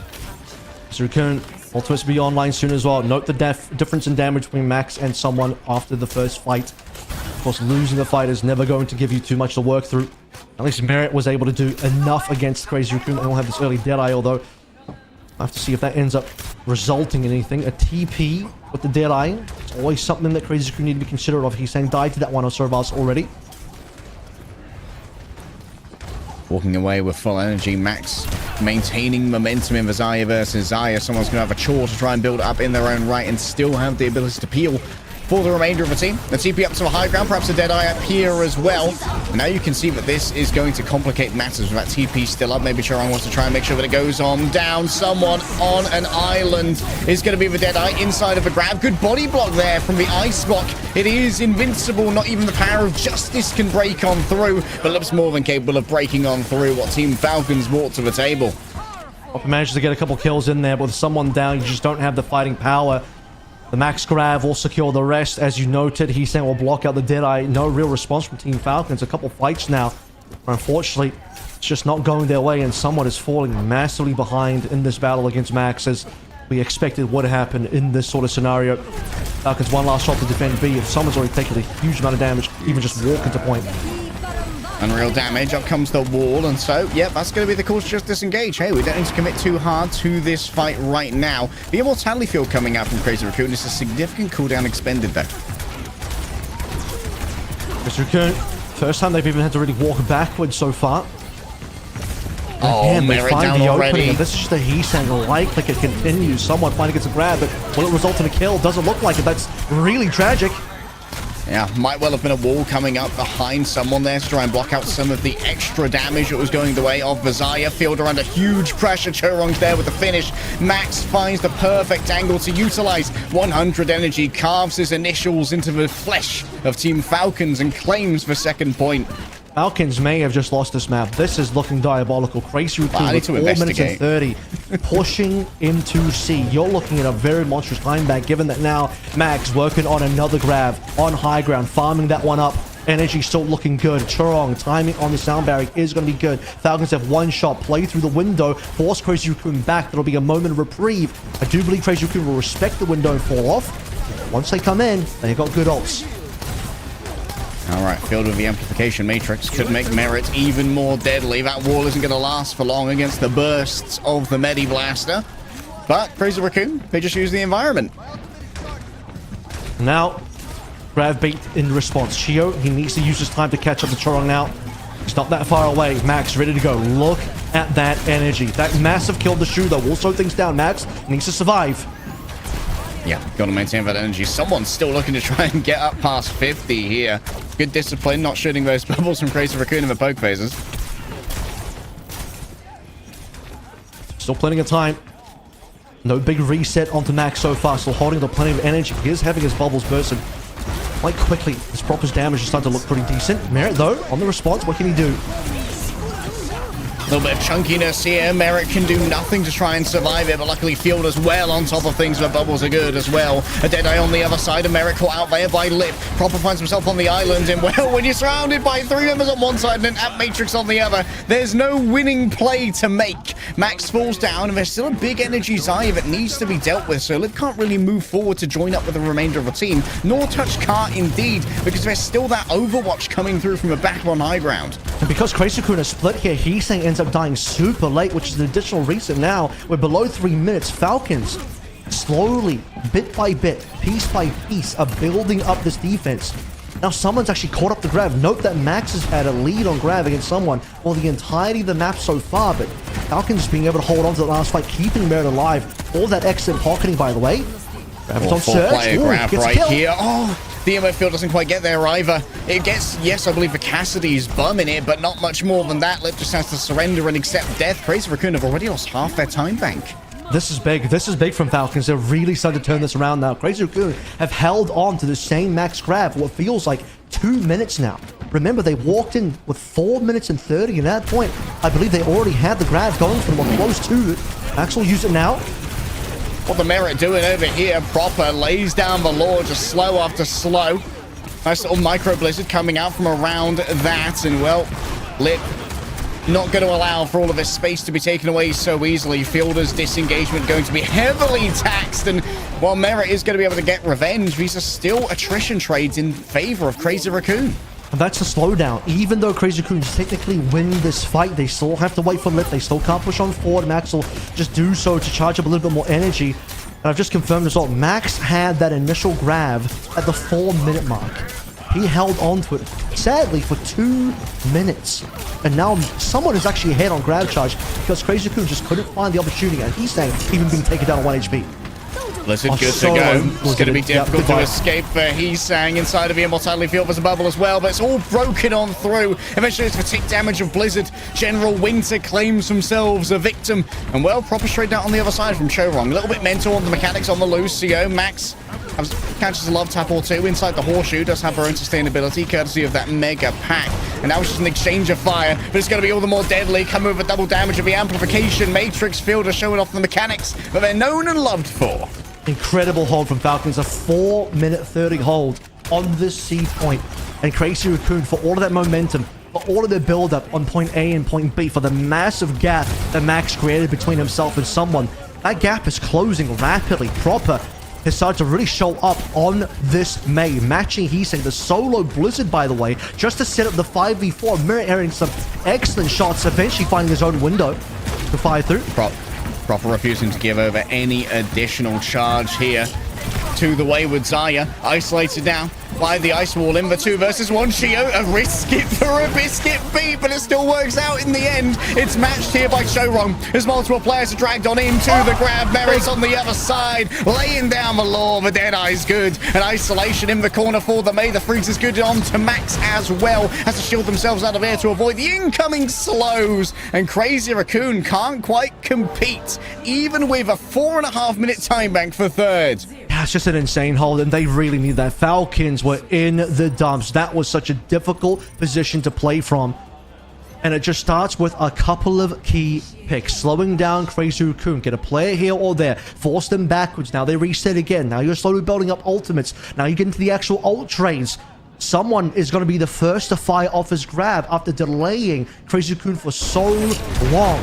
Max at 100 energy. When Max dies, that's when things get really tricky for Crazy Raccoon, because now they're lacking a lot of that frontline damage. And then you start looking at some of the other POVs where Merit is hitting disgusting shots, Proper is getting first picks, solo ulting players like he's saying with the Blizzard, and honestly 100% worth, because every time you get these 5v4s, they count for so much. So you're starting to really get into the world where deep into the life cycle of 5v5 Overwatch, we're not about these giant 5-man ult type of plays now. A 1-man solo ult can give you the necessary advantage to win fights and win maps. So yes, Ranked Warrior, you should solo ult that Mercy. As we look at the stats, anything standing out at the moment in particular? Proper I has solo been doing ult Mercy quite a because I boatload of dislike damage. Mercy. You do it because it's good for the game. Something we are. We are not the it's sort same. of, it works kind of. I don't know. We are not the same. Someone on the Rhine. And honestly, if it's a Zarya on the other side, this would have been the right call. If it's a Sigma on the other side, this is still the right call. Either of Max's preferred picks on this point, not going to be working out well. By the way, Max, he'll need some time to build up perks. It's a major perk that allows the Sigma to start floating, traversing between the high ground and low ground. For the time being, Max is quite taking the risk here with the Sigma on defense. Not really that well known, unfortunately, in this meta anymore, but it is Max's best hero of all time. Yeah. Someone can, of course, get on top of the Sigma rather quickly as well, utilizing either a speed boost or a teleport if they desire. For now, though, Team Falcons just taking cover inside. Distractionary teleport allows for someone to get mostly unaccosted. This guy's got his own teleport, but he has to be careful. He has to be very considerate about how Team Falcons are approaching this fight. Note that Falcons are easily able to push through and find space. Oh, that's going to lose the duel, the Proper. That's pretty massive. Yeah, Proper needs to be healed on up. Max charged into the wall. Someone has absolutely become the architect of the demise of Crazy Raccoon here. Just carefully shepherding them around this ring, around the Rosie again and again until they're exactly where they want them, and there are no disengagement avenues for that Sigma. This is where Max has hard calls to make. He didn't swap heroes. He's already 55% over towards the Gravitic Flux, so will maintain for now. There should be a touch incoming for Crazy Raccoon, but they need the tank. Max is already on half HP, though. This is rough. Max has no means of mitigating damage coming in from someone as well. It just has to be healed up raw by the backline. The Kitsune rush is going to make things all the more difficult. Someone simply holds up the shield, guaranteeing the victory. Double dink onto lip. It's nasty stuff from Merit. And that's going to be a quick take here in favor of Falcons. This might be 9,000 IQ from Team Falcons. Because the Ramatra is banned, Max can't go to the preferred hero to play up against the Rhine. Rhine shouldn't be working this well, but specifically against Max, because his hero pool limits him to playing the Zarya on this map, to playing the Sigma on this map. Max genuinely might have to consider going Orisa, which isn't really great in the meta right now, but the Sigma is not going to be it. At some point, Max will at least be able to float with the major perk, but for the time being, he's stuck on the ground in every single melee situation, which is bound to happen given the TP, given someone's Rhine getting aggressive. I mean, Max is just going to fold like paper when someone gets in his face. Oh, it's been long since I've cast a fat shatter. Please let someone have it. Something in the back pocket. No, just overextending a touch there. The damage is too much to stand up to with the combined ults of Crazy Raccoon. Sang dropping that ult on top of Chorong's. No opportunity to go for a shatter when the photon barrier is in your way. And honestly, Falcons, there's still a world there where they could have further ulted in, TP'd someone behind, dropping a shatter behind onto Crazy Raccoon's back line. They might need to go for that play now. Chorong has to be very considerate. Suzu needs to be there for the save. Will be necessary. Photon barrier. Good to go from Proper as well. Bursting from the window.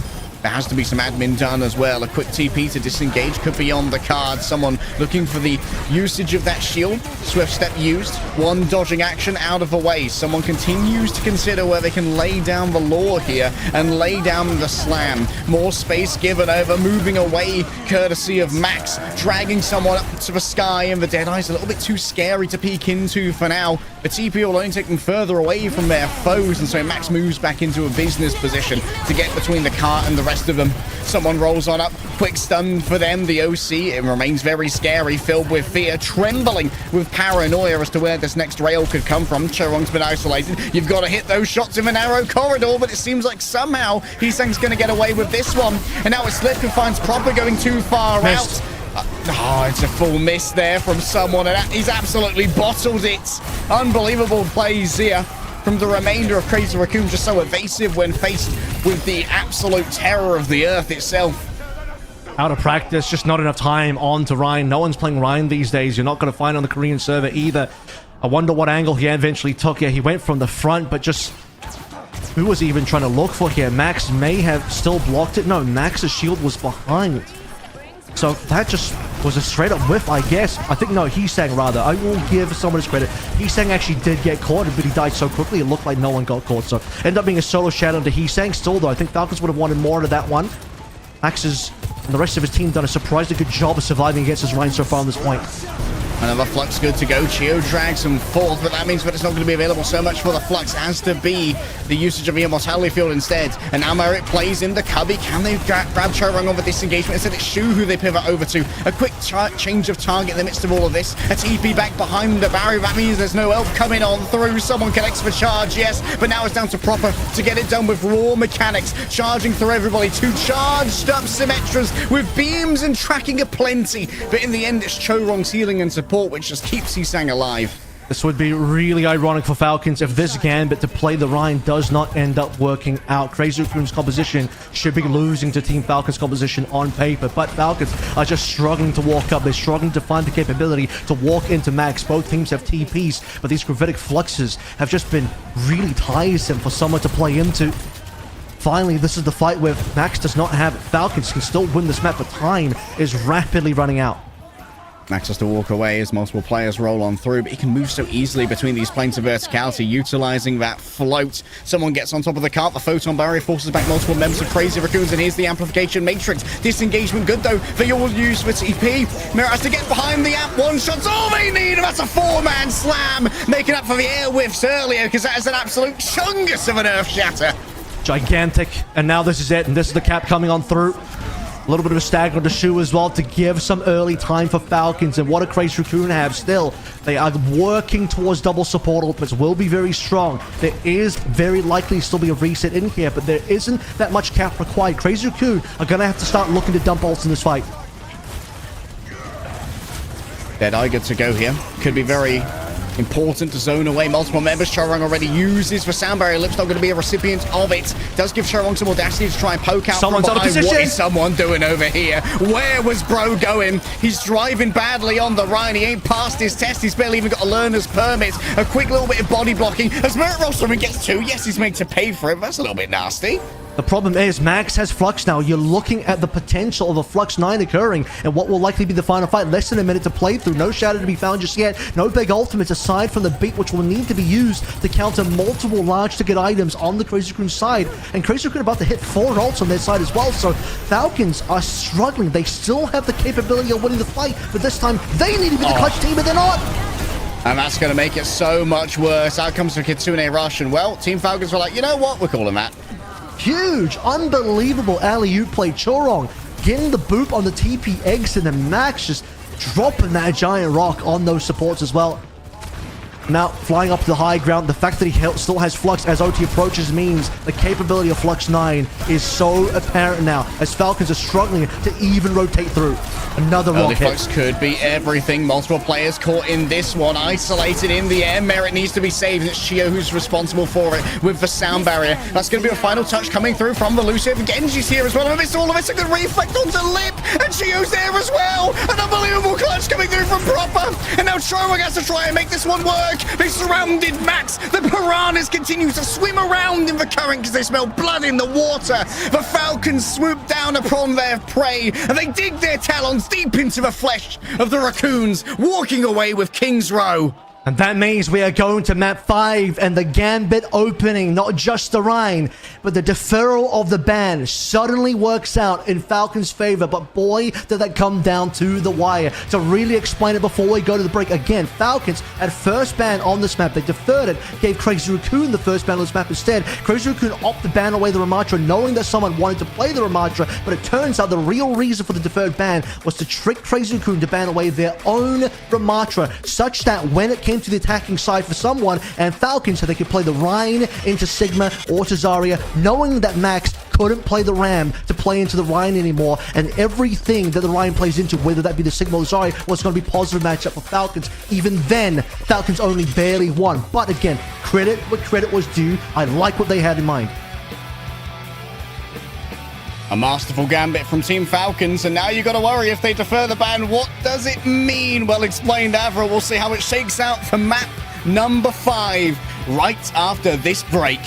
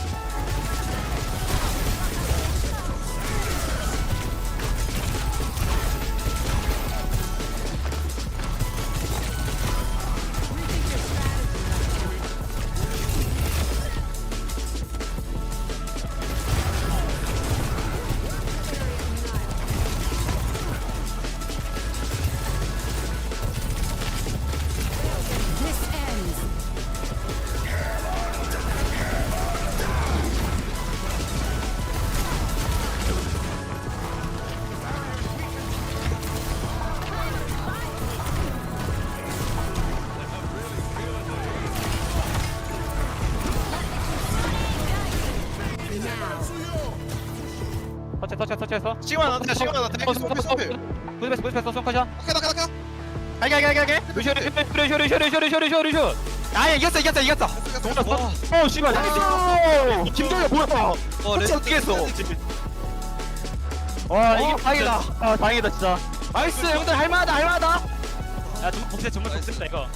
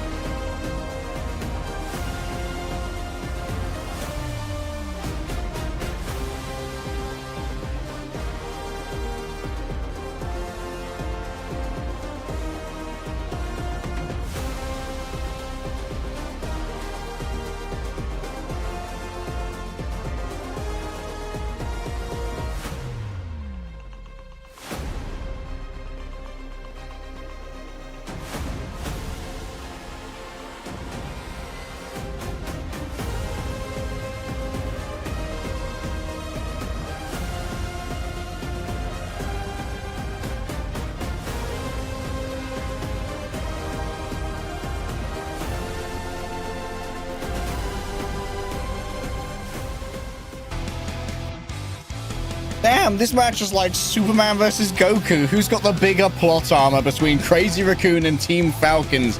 El Clasico, as usual, is delivering.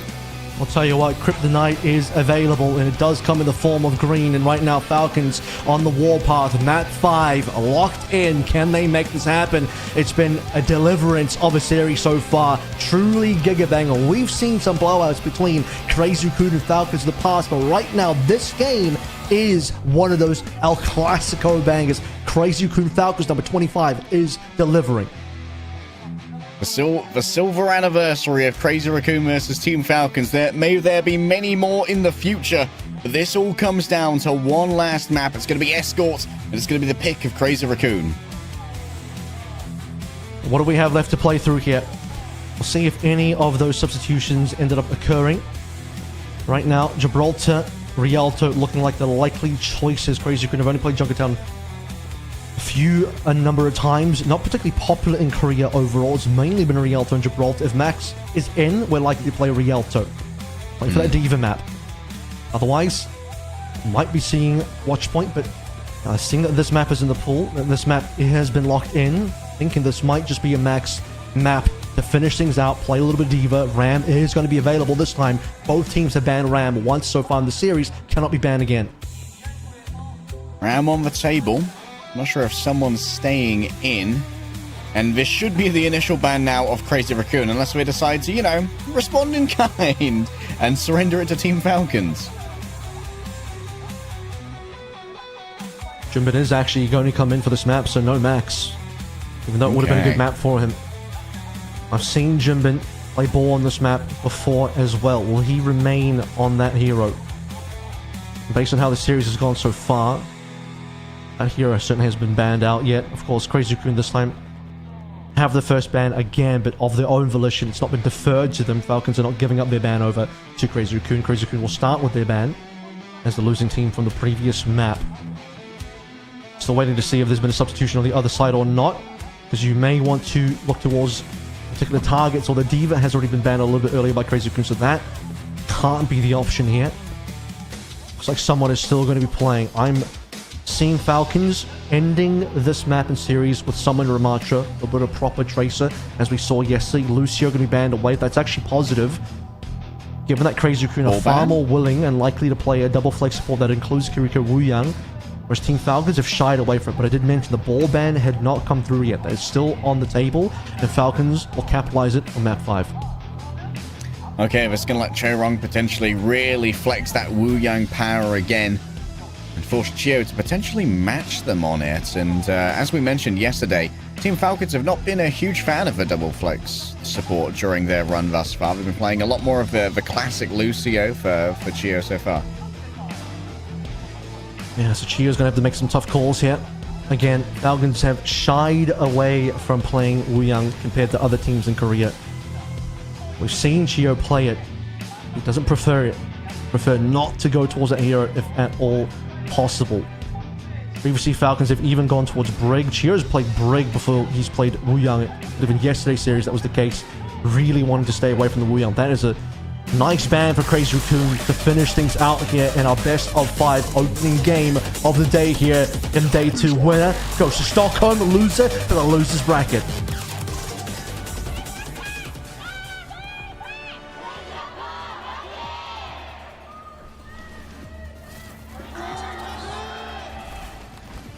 Team Falcon's going to roll out here with Ram as anticipated, and Chio is not going to be matching on the Wuyang, and instead going to pivot over to the old reliable Shield Maiden, Brigitte. Let's finish this quickly. Playing Defensive Widow with a Ramatra might give you a lot of that frontline presence. We are really looking to lock in someone getting that value in the front line. No Reaper paired with someone, but as mentioned, Tracer still be able to play alongside, particularly the Vortex coming through. Wait for the Vortex combo up to land on whatever player gets caught by Vortex. And yeah, defensive Widowmaker. We see a lot of attacking Hanzo, a lot of potential attacking Freya as well. Merit really feeling himself at hitscan today to try and play into whatever long-range threat is delivered. Once Crazy Raccoon understand that there is a Widow on the field, we will see what Lip's response is.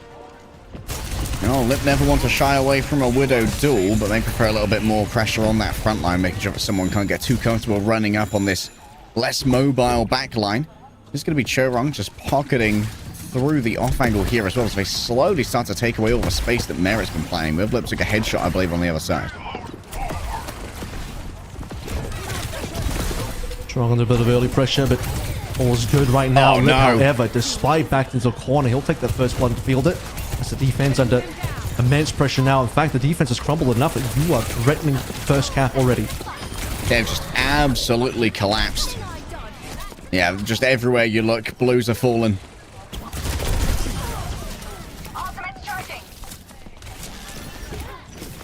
See if there's going to be enough response coming from Falcons. Someone's being forced to go towards the Winston just to maybe think about the touch. Field is down again. This is a crazy Raccoon speed run so far. Rialto shoot on the off angle is just cleaning up further members. Someone's fresh swap has already been denied, and he's so far behind on Primal because he's had to move away from his initial hero. Falcons early on here are falling apart. Now, we've seen this before in Kings Row. They ended up having to go for a 4-minute 30 hold on C. But you don't want to have to be forced in that same scenario again. Yeah. Weird sense of deja vu slowly coming up. Merit back to be all reliable. Cassidy, it served them well throughout this series, so why not give it yet another attempt now when the chips are down and it really is do or die. And Shu is just going to be backing off with the Kitsune rush ready to go. An off-angle dive coming through from Junbin. Just make sure that someone is trepidatious about moving through this gallery. Oh, this is so much from Lip. Oh, Merit never saw it coming. Nice jump from the back. Junbin demanded all the attention and still has the primal rage that can soak so much damage.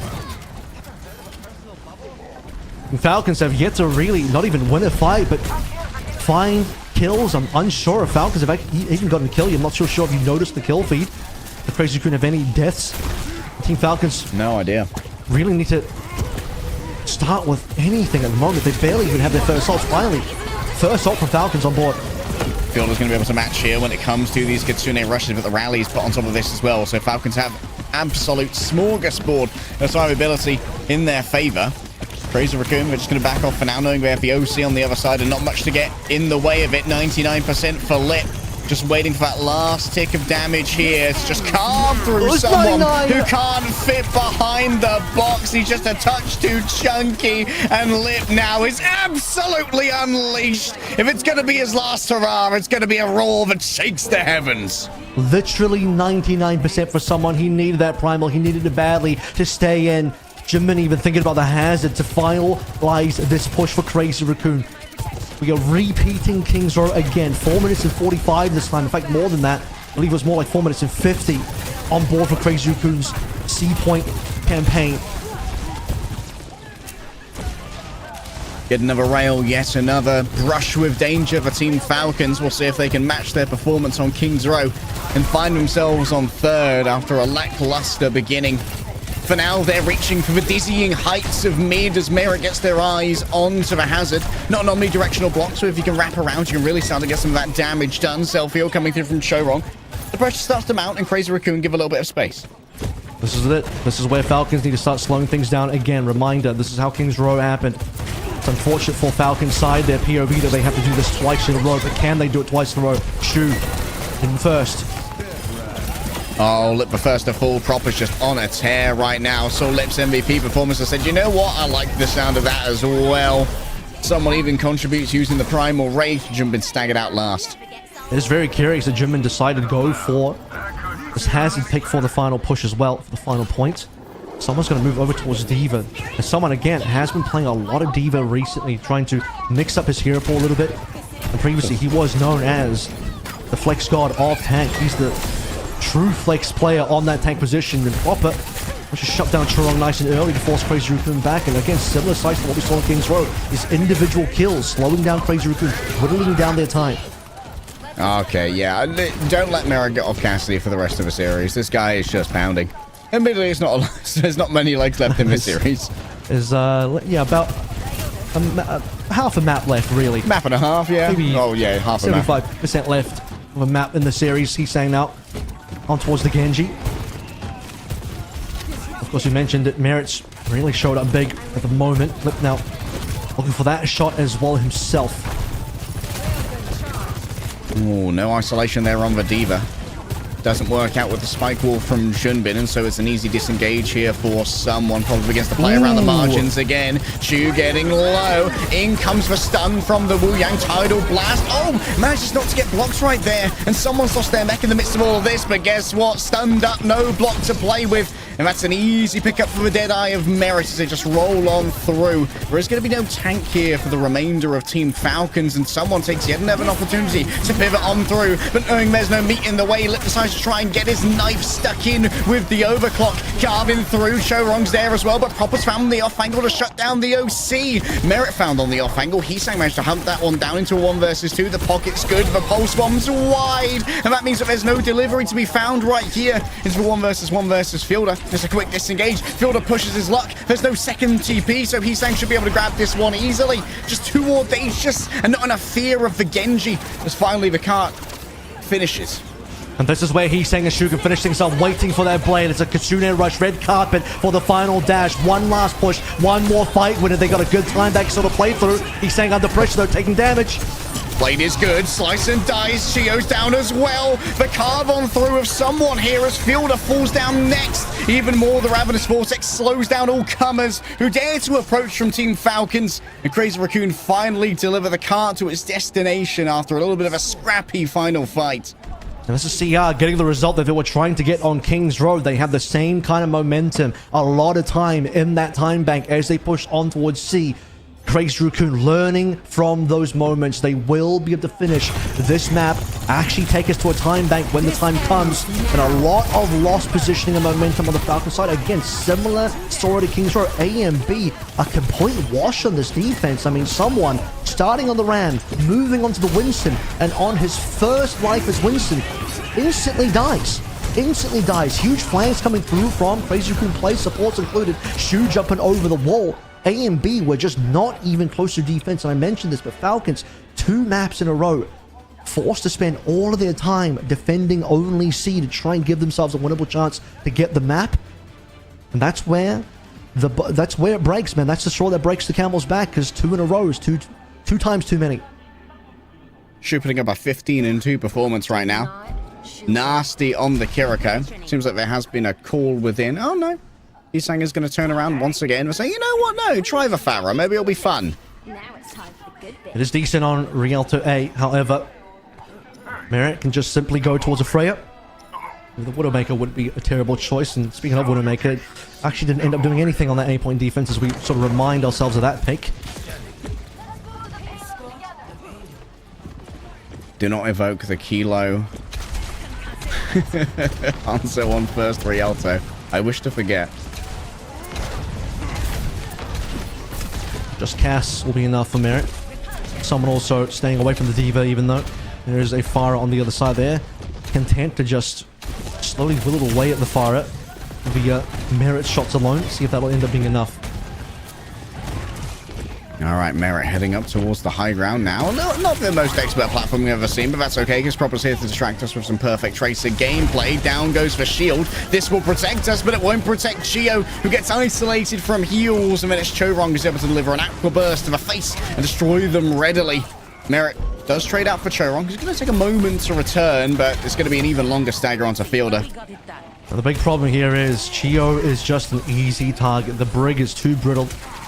We've seen in multiple situations, the Brig just can't survive, and with the Lucio banned away, Chio's options so limited. The damage on a Junbin, but Junbin now should be able to survive, you'd imagine. There's no pulse bomb, no follow-up coming through from Team Falcons too early in the day for ultimates. Someone's already lost the mech.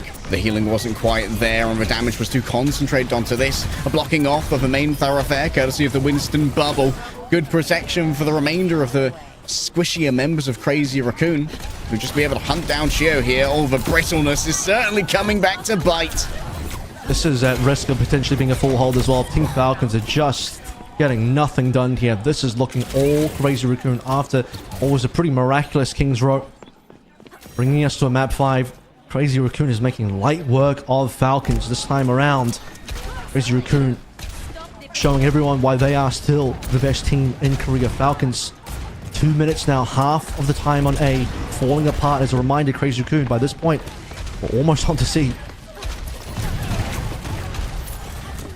Merit begins their approach. A nice dink to start it off, but he's sank so close with the barrage as well. If there's anyone you want to instantly delete, it's got to be Merit. There's so much to try and shut this one down. Coming up close. Oh, it had a little bit of bravery in his heart right there, but might have to think better of it. His fielder hits the kunai that's needed, and now that's a major threat that's gone. But it is the Kitsune Rush expended in exchange. So Crazy Raccoon just waiting from afar at the moment, having exchanged their own Kitsune Rush for this. In comes a potential tap onto the car. That's going to come from Junbin, who's got plenty of survivability. Courtesy of that primal rage, has the anger deep within him and pops it out already. Has to worry about the dead-eye. Lips are one who actually falls to it. Merit decides that getting one is better than getting the big monkey, who's actually going to be focused in elsewhere. You can worry about the barrage from Heesang, but Proper's got it under wraps, and that's going to be an extension of Team Falcon's attack. Yeah, they needed that for sure. Falcons were at real risk of being full health. Time was running out. They needed a good fight. Crazy Raccoon still had plenty of nice ultimates. I found a flashbang on a Heesang. It's going to prevent him from dropping from above. And that barrage, nice little finish off by Proper as well. But Falcons have survived. A lot of that down to Merit's early shots as well. Merit, again, the play to look out for. If there's a way for Falcons to win this game, Merit will be getting player of the match. Because this Cassie performance today has been unreal. Yeah. Absolutely lights out when it comes to the Justice. Once again, the Pharah noted. Lip sends out a pulse bomb. Seems like it's mostly been avoided. Potentially Suzu was used there. Nice steal away of the health pack. And that's going to mean there's even more trouble for Lip on the other side, but it seems like there's not really going to be a consolidated push to go after them. But now Merit takes a wider angle. Heesang plays from above, but every single time they poke out their face, there's always that focus. If I give some freedom over the shoe to find Proper, maybe a 2v1 was manufactured between the Kiriko and the Tracer, and they just carve through the remainder of Team Falcons without that flank protection. Yeah, this is more time off. And by the way, Crazy Raccoon, this is such an incredible defense compared to where Team Falcons were in an equal manner, that Crazy Raccoon, you know, based on their own attacking speed, are about to finish the map. I mean, it's this sort of position where you kind of think if there was a ghost cart available to show Crazy Raccoon's progression, it's so much further ahead, so much faster. And Falcons, if anything happens, it looks like it's all going to happen in the OT. Oh, concentrating in a tiny corridor. Dangerous place to be against the Pharah. Chorong turned into roadkill by someone who can't keep their mech up. Has to use for self-destruct to reset on through here. With Lip and Chorong already going down. Proper's just tracking the location of Heesang right now. And at this range, it certainly is a duel that's favored for the Pharah. But you really stealth is your ally. Heesang's been holding onto this barrage for so long. And that's the thing as well. Proper's just keeping Heesang interested. Neither of them can actually really get the kill into each other. Trusting that Proper's not just going to eat a random rocket. But preventing the barrage from being able to find any value. Merit is taking a lot of damage here. He even rolled forward. My goodness. It's brave. Someone's got to be brave and touch, but no, there's nothing in time right there, and Merit is still lights out on the Cassidy. Unbelievable. Heesang finally turns up and solo barrages Fielder, but the damage has been done. This Pharah, especially on the B point, has ended up being a bit of a liability. Someone is waiting to see if there's going to be a swap. Waiting to see if he can finish this map on a ram instead. Heesang's already off the Pharah, which, by the way, will lose a lot of that utility and lose a lot of the bonuses that Pharah can have in terms of playing on geometry on point C, but even on point B, someone's going to end up staying. He's 43 towards the self-destruct. He'll keep it for now.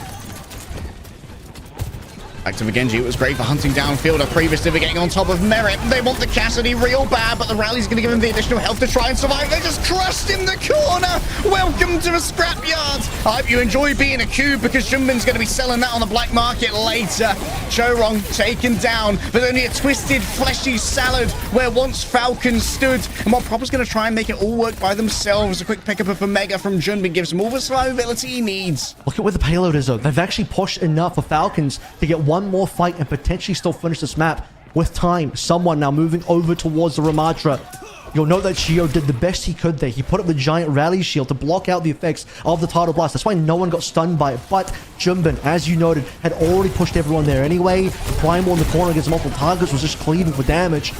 Let's see if Falcons can find what it takes to finish this one off. Kitsune Rush, both teams ready to go. Oh, Lip expends the rail. Just tries to keep Proper worried about taking that approach. In comes the Kitsune Rush. Shu and Fielder exchange them. Merit's going to be able to move fast. Gets two! Lip and Shu are falling down, and Shu is there as well. It's only Junbin trying his best to make it work. And now everyone stacks on the cart. The team wipe gong will harken in additional rounds. How else could it end, Avril? And look at that. A 19-second difference after everything that we saw. Once again, it's enough of a Team Falcon slowdown on their C defense to whittle down the timer that despite all their troubles, a non-existent Falcons A defense or B defense, a very difficult and hard-played A attack and also B attack, it ends with only a 19-second difference. I will be honest, he's saying way overcooked on the fire. You can see the argument for the fire on A, but you even said it. He held on to that barrage, sadly, for like over 4 minutes. It felt like he had that barrage online for a long time, but couldn't find it. And on B, there's just not good angles compared to A to play the fire, especially once you lose that second corner and you don't have all those rooftops anymore. By the time he went to Genji, guess what? Falcons were in position to maybe finish that map, and all Falcons needed to do was go for one good ult trade, get past the title blast, reset for a fight, and then Merit finding an unbelievable kill spree on that Deadeye gives them now a 1 minute to 1:19 winnable map for both teams. All right, chat, clock in. It's time for your government-mandated... God, I love Overwatch. This is a crazy matchup here between Team Falcons and Crazy Raccoon, and once again, Merit's just going to roll out here with the Hanzo for the Sonic Arrow, and probably is going to roll back onto the Cassidy, but Lip's already matching. It's been some time since we've really seen Lip lock in this hero. But given what level of impact Merit's had so far in this game, Lip is feeling the need to be able to match and put the pressure back on the other side. Falcons, what kind of distance can we expect here? An A cap might give them the map in the series. With 1 minute, that's the best they could hope for. Merit hunting for that MVP, and someone, that's a very risky move. He's going to get out with a little bit of HP, and that feels over ult charge to the fielder. Junbin caught out on an island trying to eat up all the healing. Shio's already got one, but Charonga fallen down. As you said, a first point cap could be everything. And what Shio is going to be traded on the other side. Someone just going to be able to roll off the map here. Final duel here. He's saying going down would be further delay. Someone and Junbin spawning around the same time, but someone's respawn distance, well, it's actually getting longer. It might be too long. Junbin will be able to get the payload first. One final defense. This is it for all the marbles. Merit's down. That took hard to carry down. It had to be Shu. Deadeye's over. Lip zooms in to try and find themselves a victim, but Fielder still believes that it's winnable. Someone is just run down here by the rally. The melee DPS is off the charts at the moment. Junbin doesn't even have a chance to build up towards the Primal Rage. Crazy Raccoon thought they had it in the bag off the back of that, but they couldn't be more wrong. Well, that problem there is double support ultimate advantage. Team Falcons had it. Chorong and Shu so far away. That's Falcons' advantage for winning the early neutral. Despite Merit going down a 4v5 when you rally and also Kitsune rush at the same time. Crazy Raccoon were not ready for that. And now A point secured and distance being gained on B. And they're stealing Lip's strategy away, wrapping down behind, just throwing out Kunai after Kunai. Someone needs to be healed up here, but they fall through the cracks. It has to be the Suzu? stick. Instantly using just for damage reduction from a Deadeye over Suzu either one. The big stick onto Lip. They shut down the goats. Proper gets it done again. This Trace is an absolute magician. You want to see some magic? Oh, it might make you watch some raccoons disappear. Junbin's got no options right now but to go back over to the cart trip, maybe try and force a Primal 9 or something to that effect. Proper's fallen down. Fielder just the same. Someone does their best to stick to the cart, has to adhere to it as best they can while surrounded by 3 other players who desperately want them to go away. And what Team Falcons are all out of options. In the end, they've pushed all that they have to. Thanking their lucky stars, Crazy Raccoon still hold on to that one. A double kill to start things out, and another Heesang based 3v5. Guess what? It's the same 3 players. Heesang, Junbin, and Chorong again that win the 3v5 against Team Falcons, this time in an unbelievable dire situation. If you lose this fight as Crazy Raccoon, I think Falcons win the map. I think Falcons genuinely win the map because Falcons then basically have the capability to camp B as well. And in 1 minute, that is too much distance. That is an incredible amount of distance. But he's saying getting the first trade onto Merit, Primal being there for Junbin to help things out a little bit. Slowly but surely, the 3-man squad of Crazy Raccoon actually win that fight. That's crazy to me. Target focus, unbelievable. 29 and 10 right now for Proper.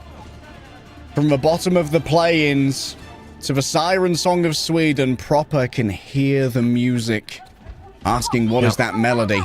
That's the thing, right? He hears. As you see Merit, he's been so active the kill feed. He's got 5,000 more damage as well. But the ever so present proper 29 elims. What is that? The highest in the lobby? It's the DPS duo of this Falcons squad that are just always ever performing. Both of them, when they're both firing all cylinders. Proper may not be the ones getting every single final blow when Merit's hitting these shots. However, he's around the map, he's applying pressure, and he's active enough that he's got enough elims that shows that he's been capable of finding those assists when he can to get players low enough for Merit to kill. Setting it up for now. It's a stealthy approach from Team Falcons, not willing to reveal themselves too early, except to get someone stopping the progress of that cart a little bit earlier. Well, no, the Falcons do not have enough distance to win the map just yet. Crazy Raccoon are more than capable of pushing the same. They have an extra 19-second differential, which is about the time you can get for one reset. Just one mistake extra that Crazy Raccoon had in their back pocket compared to where Falcons did. But Falcons have done more than they needed to. They capped A and got good distance on B. And they don't reveal themselves too early. Unwilling to give away that mistake too early. Junbin falling low. The healing should be good. Slow and steady so far, Crazy Raccoon. This is very different to what we saw in regulation time. Crazy Raccoon basically already capped A by now. They might do so again. Double supports down. Falcons are falling apart. Yep, just has to be a reset on the cart. Someone's going to do their best to stall this one out. It's going to be an overtime, of course, as they get their last fight on first. One more fight still available for A, and then we progress to B. This is very important. Crazy Raccoon have one small advantage here in the rally. Strong 20% ahead. Someone now moving over towards the Ram as well, just for extra staying power. But watch out for Merit. He's done enough damage that he already has a Deadeye. My goodness. If this Deadeye hits again, Falcon secure it. Turning them off the car, potentially. Someone's already taken so much damage on the approach here of the Ramatra. Going to break through the shield. Nemesis falls even there in time. Something wraps around the back. But Deadeye's good. On to Shu. Now looking towards the Tracer. A magic shot from here from Merit could be everything. But remember that there is going to be a very close spawn for Team Falcons compared to Crazy Raccoons for now. Proper wraps around the outside. Pulse bomb in hand. Sticks into a Brigitte. The rally's good for a little bit of additional HP here. And Charon's going to get healed on up. Fielder bits off more than they could do. But Merit gets two. Merit's unleashed. But Cassidy's here to play. They know what they have to do, and they know exactly how to do it. They know that the siren song of Sweden is ringing in their ears, and they refuse to be taken down by the Raccoons. Team Falcons soar to the skies, and they'll be heading to Europe. Team Falcons, the plot armor thickens here. You will not prevent them from making yet another international event. It is now confirmed the defending world champions of 2024 will be returning to Stockholm this year to defend that title. Team Falcons, against all odds, a struggle to even get to this point in the season. This could have all been over yesterday when they were up to 5 maps. Even the 1 and 2 match point scenario where Onside Gaming nearly eliminated Team Falcons, and we had commentary about the fact that that would be the worst result in Falcons organizational history. Crazy Raccoon on the other end, winners of Korea Stage 3, the heavy favorite to be the first team qualified through to beat Falcons to win this Asia event, which they may still do through the lower bracket. But you look at how these maps went down and how difficult that Rialto was. Falcons, yet again, inevitable. They will not be denied. It seems they will never be denied. Many have tried, and many have failed.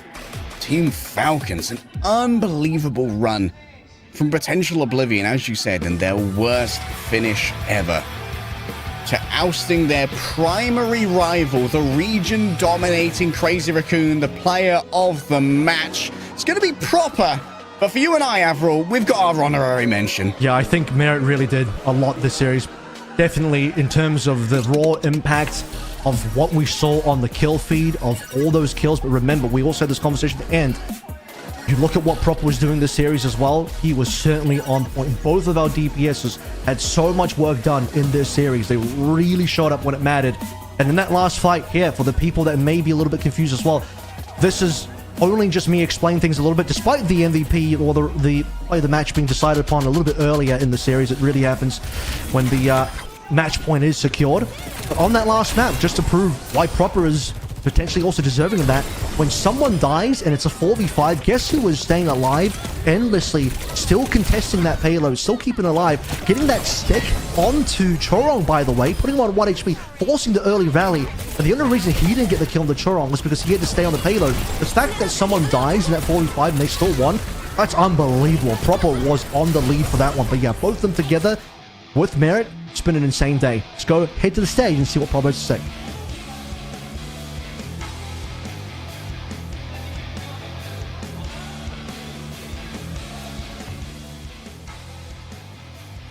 오늘의 첫 번째 경기 팀 팔콘이 승리를 가져갑니다. 승리 축하드립니다. 감사합니다.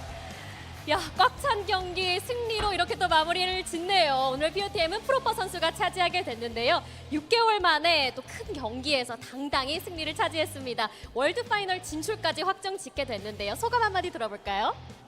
일단 이번 대회 준비하면서 저희가 그래도 밑에서부터 올라왔잖아요. 근데 스톡홀름도 못 갈 수도 있다는 생각에 다 같이 진짜 열심히 하자. 스톡홀름은 꼭 가야 된다라는 마인드. All right, first question here for Proper, asking for their victory comments. 나아갈 수 있지 않았나 싶습니다. 라팔전 때마다 붙는 워딩이 있는데요. 게임 수준이 어나더 레벨이다라는 말이 있어요. 세트마다 긴장만 그만큼 팽팽했거든요. 하지만 1-3세트 때 조금 내어. The response is, we worked our way hard up from the bottom while preparing for this competition. I worked really hard because I thought I might not make it to Stockholm. 준비했는데 대회 때는 뭔가 생각보다 잘 안 되더라고요. 그래가지고 좀 그것 때문에 힘들긴 했는데 제가 계속 Next up asking what part was difficult. 느낌이 진짜 1도 안 든다라고 계속 말해줬거든요. 그래가지고 팀원들도 그걸 믿고 다 열심히 해줬던 것 같아요. 네, 그는 역시 대로퍼였습니다. 그리고 막 세트 때 연장까지 가면서 지켜보시는 팬분들 마음도 짜릿짜릿했을 것 같은데요. 긴박한 상황 속에서 어떤 콜들이 오갔는지 궁금해요. 일단 저희가 추가 시간 공격 때 그 1거점 밀고 나서 저희가 궁이 없었거든요. 근데 이제 상대가 I think I saw a quick flash from our translator, something about Sombra. I didn't get the full translation, but yeah, we could probably imagine it was for Sombra on map number 1. Before Merit decided, you know what, I'll just be John Cassidy. 아쉽긴 한데 그래도 잘 밀어가지고 수비 때 조금 여유로운 마음가짐으로 막았던 것 같아요. 그렇습니다. 그리고 또 마지막 세트 프로퍼 선수의 부탁으로 인해서 적의 그 궁이 빠지면서 브리궁이 빠지면서 또 완전하게 수월하게 가져갈 수 있었는데요. 역시나 인게임에서 풀어내는 능력이 탁월했습니다. 프로퍼 선수의 좀 유연성이 돋보였는데요. 오늘 프로퍼 셰프의 Our next question is, what calls were made in this urgent situation? Proper response, but during overtime we didn't have our ultimate ability. We had to fight no matter what. We had to win no matter what. I think it worked out well to prepare with a relaxed mindset. 일단 오늘 제일 인상 깊었던 거는 왕의 길에서 겐지 잠깐 했을 때가 제일 인상 깊었던 것 같아요. Their victory was inevitable. 튕겨내게 변수가 나가지고 소전이. Next question is asking Proper, what impressed you? 않았나 생각합니다. 네, 그렇습니다. 팔콘의 중심축을 맡고 있는 프로퍼 선수답게 지켜보시는 팬분들께서 경기가 너무 많아서 좀 컨디션 다운되는 거 아니냐라고 걱정도 하시는데요. 오늘 컨디션 어떨까요? Oh, Proper said Genji's deflection in King's Row was impressive. I think that was that Proper who played the Genji on King's Row did reflect lips, rail into him and secure the kill in that final clutch fight. I think it might have been. 승부 예측 때 한국 중계진 중에서 저만 And now asking, how was your condition today? And Proper response, I actually couldn't sleep well today. I didn't feel like I was going to lose before going to bed, so I felt good. 듣고 싶은 말 다 들었습니다. Okay, so even with bad sleep, the juju was good. T1과 외의 경기가 기다리고 있는데요. 3경기 먼저 기다리고 있는 입장에서 둘 중에 And in today's match 어떤 팀이 prediction, 올라왔으면 좋겠을까요? I was the only one among the Korean commentators, that being the interviewer, who said Falcons would win. And Proper says, the announcer knows the game well, but the rest of us don't. You got me. You got me. 조금 더 거쳐서 올라와라. 기다리고 있겠다라고 Court emoji. 말씀드렸습니다. 그리고 팬분들 오늘 현장에서 정말 많이 Next question, who would you like to see come up, presumably to Sweden with them? 귀한 시간 내주면서 응원하러 와주셔서 다들 감사드리고 또 오늘 그래도 재밌는 Personally, I hope T1 and Crazy Raccoon will come together and rise. 응원해주셔서 감사합니다. 네, 자 이렇게 오늘 첫 번째 경기의 승리팀 팔콘의 프로포 선수 만나봤습니다. 저희는 다음 경기로 다시 돌아올게요. And a word to our fans. 외로 Finally, it 돌아오겠습니다. says, thank you for taking the time to come and watch Team Falcons. But there's still much more to come here at Road to World Championships. T1 versus Way coming up after this break.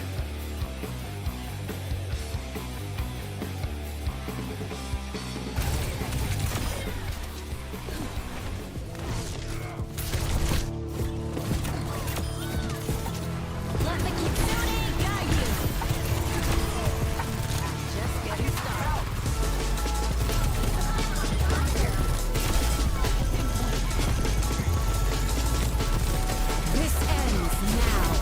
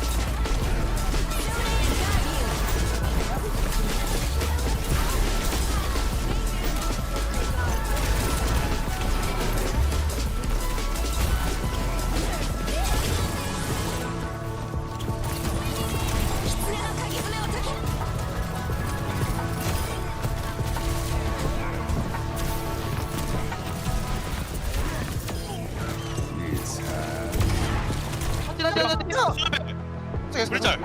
나대. 오케이. 이렇게 남았어. 오케이.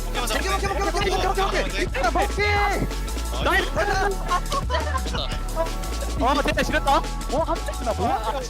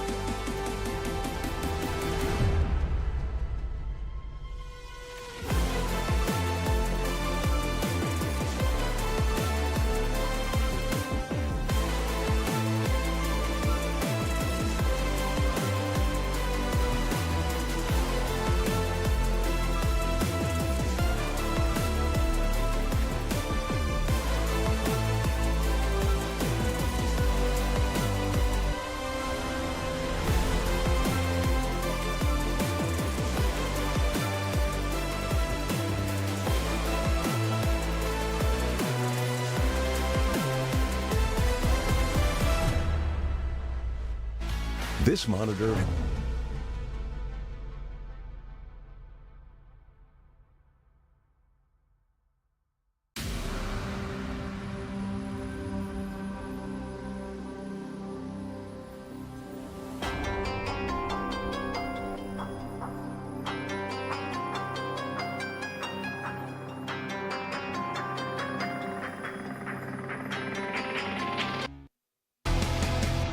Team Falcons have booked their tickets to the OWCS World Championships in Stockholm, and we've got yet another set of tickets to give away to a winner of this match. T1 versus Way is our second matchup of the day, Avril.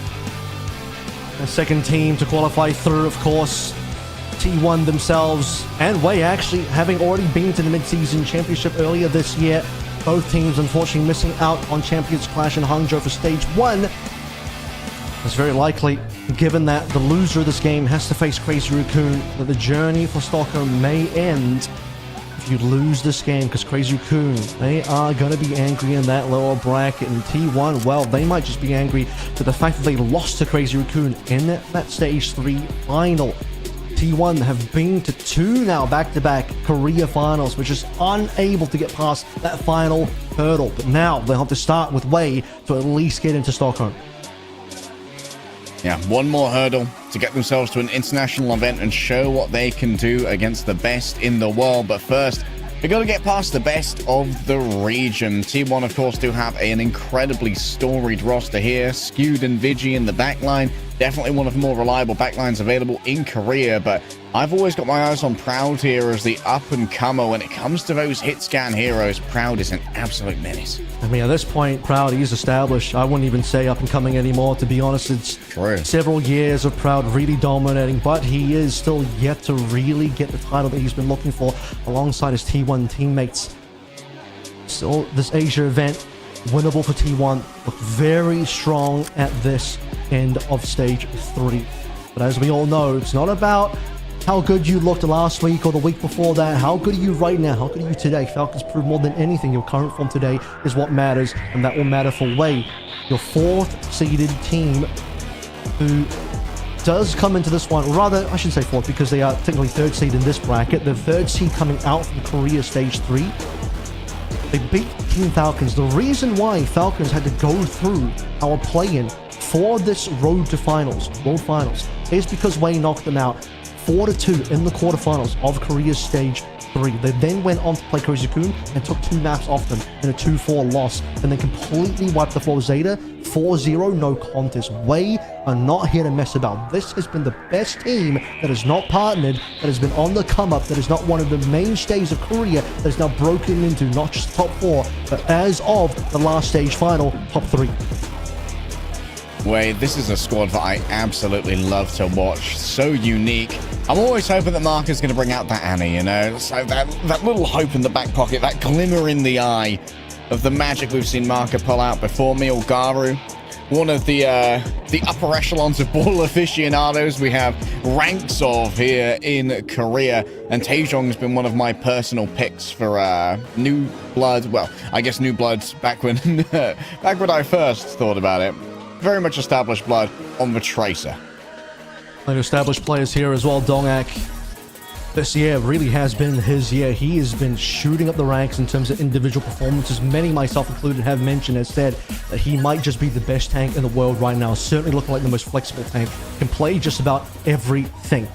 But unfortunately for him and the rest of his team, when it really counts, he hasn't been able to lock it in for that stage win, that grand finals win. Still opportunity though. We'll be going up against one of the other grand ball players of Korea in Milgaru. Dongak versus Milgaru, ball to ball, map 1. Should be a very exciting battle. Love the synced up poses as well. They are so charming, man. It's not fair to have Charisma 20 when you've also got the high deck stat. Aiden and Milgaru, as far as I'm aware, also brothers, which is a very fun piece of trivia to have that familial connection. And I guess excellence just runs in the family. Let's check in on the stage for our opening interview with translation from WDG. 오늘 준비된 두 번째 경기 T1과 외 경기 시작 전 각 팀의 대표분들 모시고 인터뷰 진행해 보도록 하겠습니다. 먼저 T1 만나볼까요? 안녕하십니까 T1 감독 러시입니다. Introducing our two interviewees. This is Rush from T1, previously of Element Mystic, and Dallas Fuel. 안녕하세요. 웨 감독 동수입니다. Here's 반갑습니다. Dongsu from Wei. 네, 동승 감독님도 반갑습니다.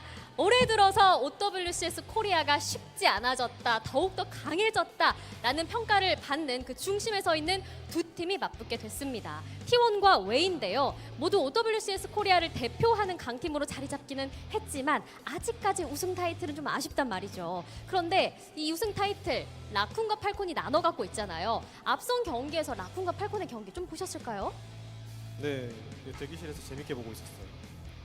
강 건너 불경경처럼 재밌게 보셨다고 했는데 좀 어떤 부분이 재밌던가요?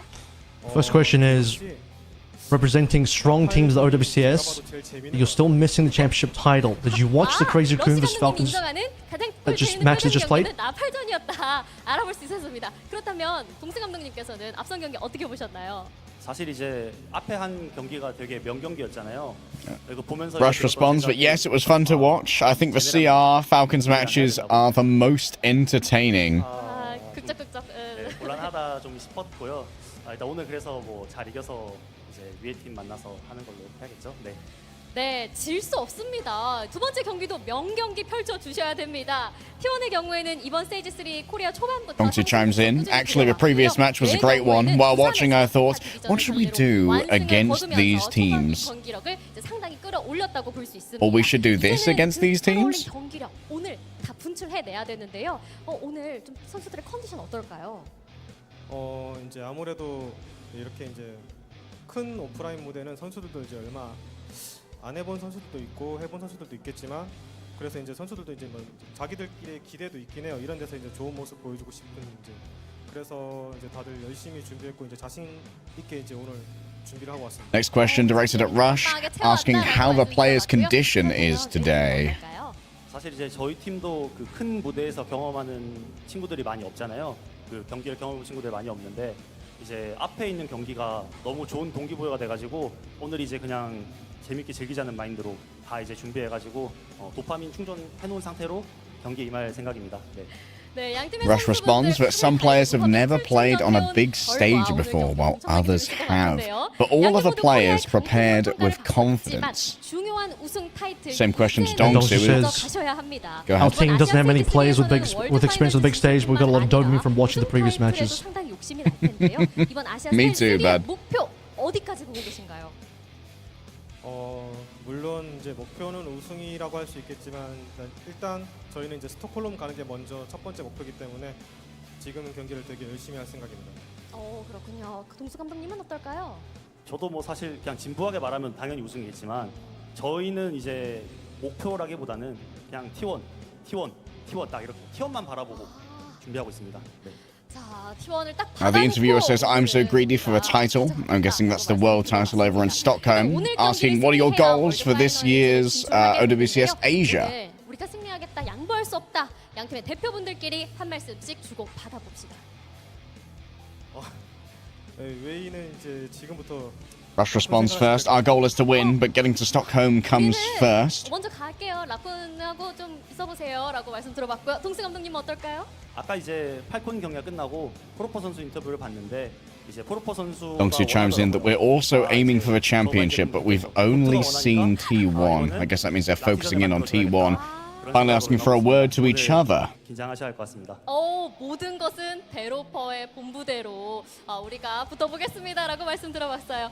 자, 그리고 마지막으로 팀들을 응원해주시고 계시는 팬분들이 현장에도 그리고 화면 너머에도 계십니다. Rush responds, I think you can begin imagining Wei versus Crazy Raccoon right now.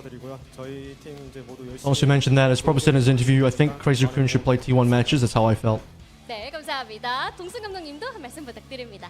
사실 이제 저번 스테이지 때부터 이제 저희 팀 팬분들이 걱정을 좀 많으셨을 것 같은데 그래도 이제 어느 정도 저희도 올라온 상태니까 이렇게 멀리서 와주신 만큼 또 As usual, a word to the fans. 준비한 대로 잘 보여드려가지고 꼭 이제 오늘 승리하고 진출하는 모습 보여드리도록 하겠습니다. 감사합니다.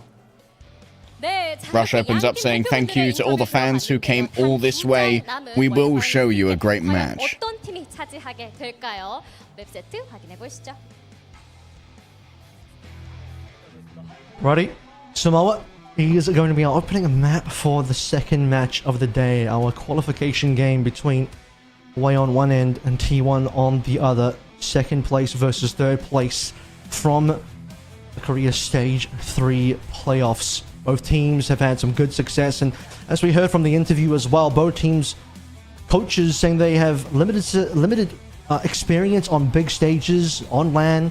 The good news is they have a lot of experience playing on LAN in general for the Korea regular season. Every single game is played on LAN, but T1 have only made one international event as a team so far. Of course, they have only been a team for this particular year, and for this Way squad as well. They went to one event at the mid-season championship, and well, both of our teams here, particularly for Way, didn't last very long at that event. Way knocked out in the group stages. T1 knocked out very quickly in the bracket play. And I think both would consider that they underperformed at that tournament and would like a second shot now, second chance at an international event at Stockholm. And second chances here as well. Winner goes directly to Stockholm. The loser will have a second chance, but it will be against Crazy Raccoon, who are going to be hungry for vengeance. Lip does not wish to whimper quietly into the good night with his last echelon of competition. But for T1 on Way, it's all on the line now here for map number 1. Samoa's, I believe it's the first time we've seen this in our current Road to World Finals run. It's been a lot of Ilios so far, and to be honest with you, it wouldn't surprise me if we played more Ilios, given that two ball players are the tank players on our respective teams, but we're going to be changing up the pace a little bit to see what else we can have offered on table. Ramatra is going to be quite the favored pick here on this particular map.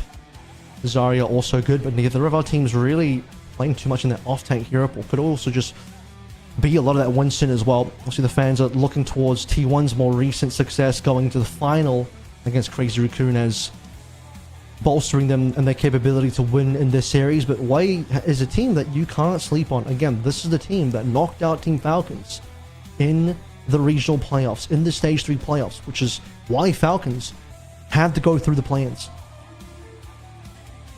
Simjisu, the lone holdout for Way here. As much as I love this team, T1 have been quite consistently excellent in stage 3. So that's where our predictions are lying.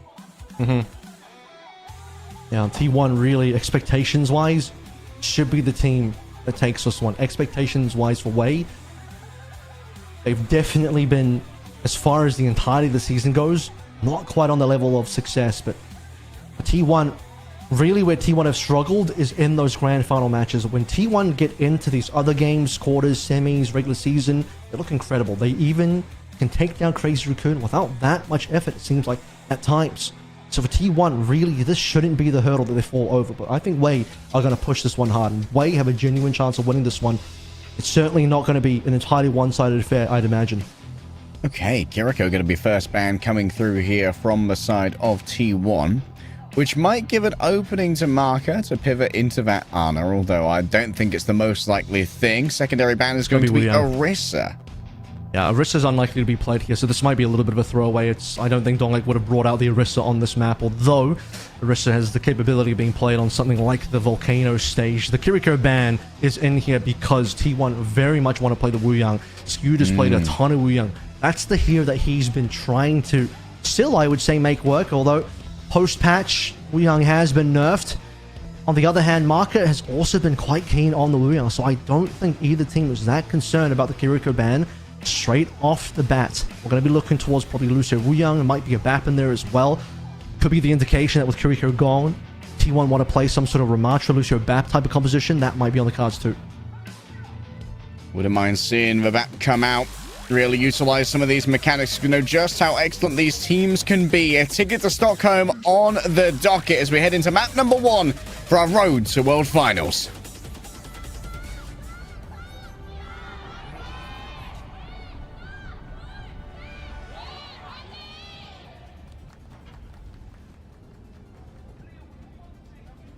Ball's being hovered.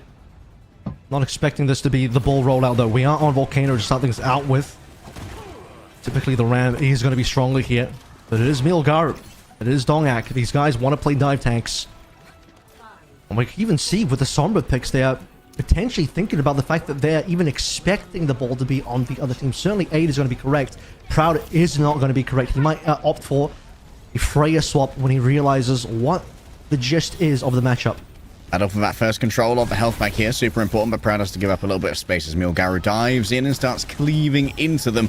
Donghak just going to burrow on through that shield as neither team really wants to make a full commitment yet on their dive. Just poking and prodding around the outside. Vigilante is going to have a great position in this window to just continually poke away and be incredibly difficult to get on top of. A speculative nade. Milgaru actually catches it in mid-air, I believe. And so it's going to be forced to back on off and allow some capture percentage to accrue for T1.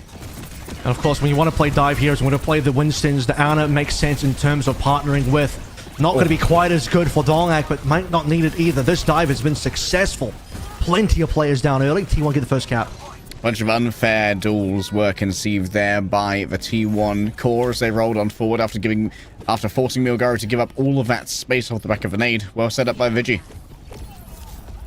I really look for these nanos on the T1 side to be a little bit more difficult to engage with. Not that often are we going to end up seeing nano ball. It's not particularly what teams want to go for. You want to be nanoing onto a Winston. They don't have that. They might go for a nano onto Zest when the time comes. For Market, a far easier game to play through. Or Vigilante might just end up playing this one defensively. If somebody gets low, might use the nano to save them instead. But for both supports in terms of ultimates, just going for the team buffs. Oh, Proud already down. Milgaru hunted that one down. Sonjin just emerges from underneath the point, courtesy of the bounce pad, and Mark is taking out their counterpart in Vigi. It's the marker Ana that I was looking forward to there, getting themselves an early Ana diff and flipping the point back in their favor. Aid is quite far ahead as well. Despite Wei having lost that first fight, Aid is definitely on board to getting a fast EMP. Because there's no Lucios in this game, not even a Kiriko. Don't expect any savior type of situations you're going to have to wait for. I mean, a nano could be well used for one individual, as with the title blast pick, but these are individual buffs for your team members, so not sort of a Suzu type of situation. Okay, that's a sleep. Maybe a pulse bomb. Oh, unable to roll it into the tracer there. Donghak taken down. Wei. They know their way to handle a ball, given that Milgaru has been playing it for them for a while. Just be a quick reset there. Wait. See what they can set up for. Again, still waiting to see Aid. A couple percentage points away now from getting this EMP. Great interrupt there on the hack, making sure that it was going to be a viable ultimate coming through from Donghak. Still, it's not going to be an early swap here in favor of T1. Out comes the nano. Great tidal blast to save the under big pressure Vigilante, but Zest is taken up by Sunjin on the other side. You can see the assist from Ruyan coming on through. Milgaru hunts down the remainder with the nano. Extra damage works out well, getting close to Donghak, and Donghak just has to get out of there ASAP. I just can't really take that nano and do much with it if you're Donghak, unfortunately. For Wei, continuing things onwards here. Didn't even have to use the EMP in that fight. We're just trading support ultimates across the board. Still in control is going to be Wei. Where are these EMPs that have come through from? This one's going to actually be deadly. Donghak solo that it's effective. Yeah, just getting rid of that Vanguard, and now T1 can't hold for space. They're going to have to stage for one final fight. I'm also available. Milgaru has the staying power. Proud, what can he find? This will be the one and only nano, or rather EMP.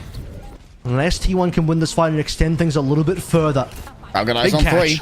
It hits all of them, and Aid is there, instantly taken on down. Sondra going to try and turn around with a pulse almost directly onto Vigilante. Skewed is down as well. Milgaru is getting it done with the Primal right here, making sure that this point is truly inhospitable for any squishy members who dare to remain. And for now, that's going to be Proud and Zest who tap in and out, trying to keep this one contested. Milgaru's nasty with the little right-click snipes, and Donghak is offered no quarter when it comes to contesting. A beautiful sleep from Markers. Wei start off strong on the Volcano. Yeah, I think when you just look at Wei's composition, the Winston difference makes their composition a little bit more easy to navigate.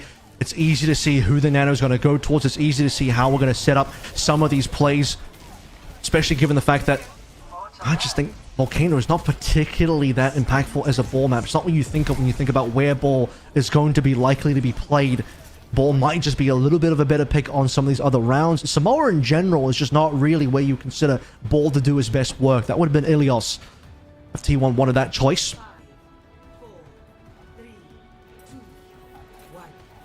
All right, quick rollouts here with a Symmetra TPs. Milgaru going to be sticking with the Winston, not tempted into a mirror with Donghak, given that it's already going quite well for Wei. Sunjin, obviously, as you saw stat-wise, doing quite well in that previous map, leading the charge 4K in the lobby for damage. against everybody else. We're going to continue playing the same comps, but Donghak's going to get first blood into Aid. Nice catch.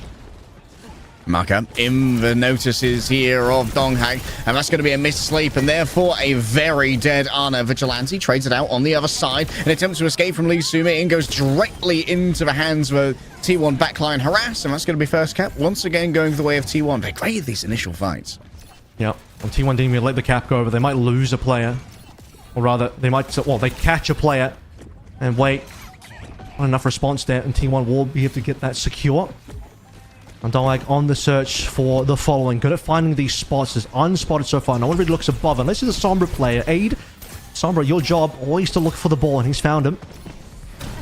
Once again, Marcus slammed, but even better when it comes to a CC thereafter. Should be easy to roll away for Donghak, but not getting out without a lot of their HP being taken away. Proud having to run away directly into the arms of Sonjun. Great play around the guarding here from Sonjun, making sure there's no easy access to the backline for these flankers. The marking's good, and Zest is down as well. T1 lose control of the point, and they are likely going to lose a couple of others as well. Yep, get the catch on a Donghak. It might not result in a kill, but it allows Donghak, or allows you time while Donghak is running away, healing back up to have way, move forward to find new targets. Now get this cap to try and equalize on percentage points a little. We're starting to find ourselves in ultimate territory. Support line away, slightly further. Hit some good damage done by Market, obviously, onto Donghak to help in that regard. These screening elements really are making it a little bit harder. Possessed and Proud to make it in. Sonjun's responsible for most of those. Aid playing a little bit safer around the outside. Oh, that's a hacked pack right there, so no luck, no love for the Wrecking Ball. A quick TP away from Zest off the back of the Blink. Milgari can't get too much off for Nano, but Sonjun can get plenty from a stuck pulse from directly onto the face of Vigilante. Didn't see that one coming, did he? And it's Donghak round the back. Mines in his favor if he only wants to use them, but it's going to be an easy disengage for Wei here, and I think it might have already been called. Still going to be an investment. It's Lee Sumi-in with the Tidal Blast. Might be yet another stun coming on through. Zest gets given the Nano, so that's lots of extra damage for the Tracer. Can carve through the Ana with ease. Doesn't want to go for the Winston, instead would prefer to go after their own counterpart in Sonjun, who's dodging away. The Blink melee is bloody disgusting. If ever I saw one myself. It's going to be skewed now, moving on to a point, going up against their counterpart. Wu Yang versus Wu Yang, and the Water Nation always wins when it's water v water. Now Vigilante with the last couple of kills there. Donghak even staying alive towards the end despite the empty, and Zest taking matters into his own hands, delivering the Tidal Blast in towards Marker, and Marker finally receiving due pressure. I mean, he's been dived a lot by Donghak, but a lot of these dives have been solo ball dives. No follow through from Zest or Proud. You want to see more from this DPS plus tank trio in the front line actually land on the supports together. Finally, we'll take some ultimates to get it done, but they will be able to win this fight. Get the flip again. Saw some good ultimates on board for T1. Power driver, good to go. Won't really connect with too much right here as Vigilante make sure that Marker can't be too comfortable poking in over there. Yet another Nano delivered here by Vigilante onto Donghak, but it's going to have most of its duration just going to be slept away. Yeah, Marker's going to be traded out here, but Abe gets 2 with the EMP. It's a great counter strike, and Milgaru said, you know what, let me take a part of this as well. A pair, a double onto the backline. The Primal Rage mechanics are strong, and well, Way are looking even stronger. Proud only gets Marker there, and he'll get his mark and get his kill, but Aid finds just that much more. They've been searching for this kill to Donghak for some time. He's been slippery. But a sleep, an anti, and an EMP on top of everything else. Eat that virus and wait. Now looking to equalize 18-9. We're getting towards final moments of this round, and for Wei, potentially a first map win. Looking forward to seeing what they can do with their support ultimate advantage, particularly on the Nano side of things. Donghak got that pack wrap, keeping himself topped up. It's all down to Sombra to try and keep that one done. Nice timing on the shield right there. Stops Milgar from getting dragged on up. And it's straight back to the loving arms of Marker to get themselves healed. Sombra has to be careful moving over onto a point because there's mines are plenty that have been laid there by Donghak. But Donghak's been taken out with Sonjun on the outside. Nice adherence of the sticky bomb onto the carapace of the Wrecking Ball. Skewed now, desperately having to ult themselves. Stun any who come on there. It's going to be the Winston who's going to be the main recipient of that. But still the rest of the way, they have control of a point, and T1 are nowhere near. No. 2-0 as Samoa goes the way of Wei. There's no way. How many players were alive on T1? Too many. Everyone was still alive. Oh my goodness. Wait, well, Donghak, to be fair, only just respawned, but damn. No one ended up touching. Oh, that is tragic, man. Zest just hit a nasty pulse on towards Aid. And I think he saw at the final moment, she's like, oh damn, no one's touching. He was about to blink for it. Should have been one of either Zest or Proud, but as mentioned, Zest was busy. Dongak was respawning. Unsure where Proud was standing in that moment. He was just a little bit off as well. T1 had what it took to win that fight and continue things forward, but Wei have snuck it through. But I will say again, I think Wei just navigated a far more convincing composition in terms of what they can do with the Winston. Dongak was hacked, slept, EMP'd, and otherwise battered about quite a lot in that map. We'll see what happens on the map number 2. We'll see more ball or not. See you after this.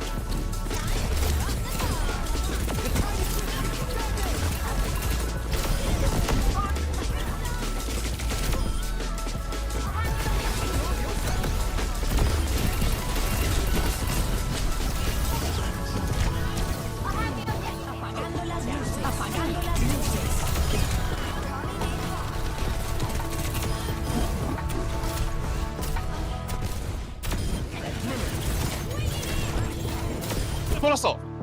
우양 볼게 우양. 나오면서 하면 돼. 복고? 이거 추다 추다. 나 볼게. 나이스.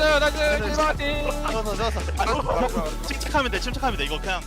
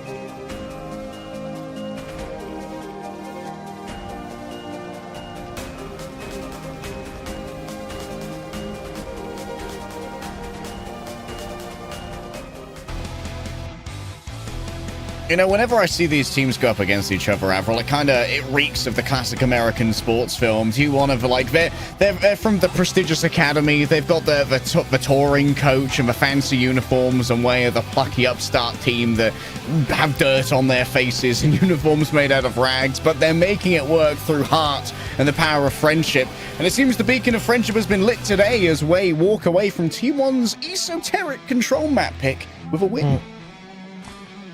Winning with literal friendship, but also family, literal family on the team as well. Family between the and two brothers friendship. on the team. And a team that also, lost their org after EWC. They went in all gamers global, had an unfortunate run. Now back to just being Wei again. Removing the Y, putting in the E. Still E for effort. The effort's being shown at the moment. They are looking dangerous. That's why you can't sleep on Wei. T1, back to the drawing board a little bit. Samoa, at 100% win rate. You see grayed out for T1 on small. That's going to go down to double digits, unfortunately. An unfortunate one for T1, but now they get to decide where they would like to face up against Wei.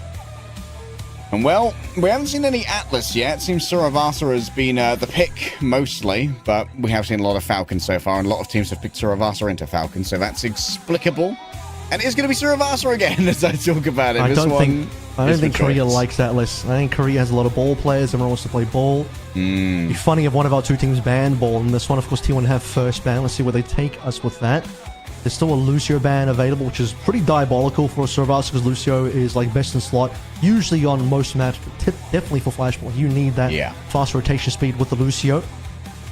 But as also mentioned as well, T1 are very keen to play a lot of Wuyang today, but Mark is keen to do the same thing on the opposite end if that's what it comes down to.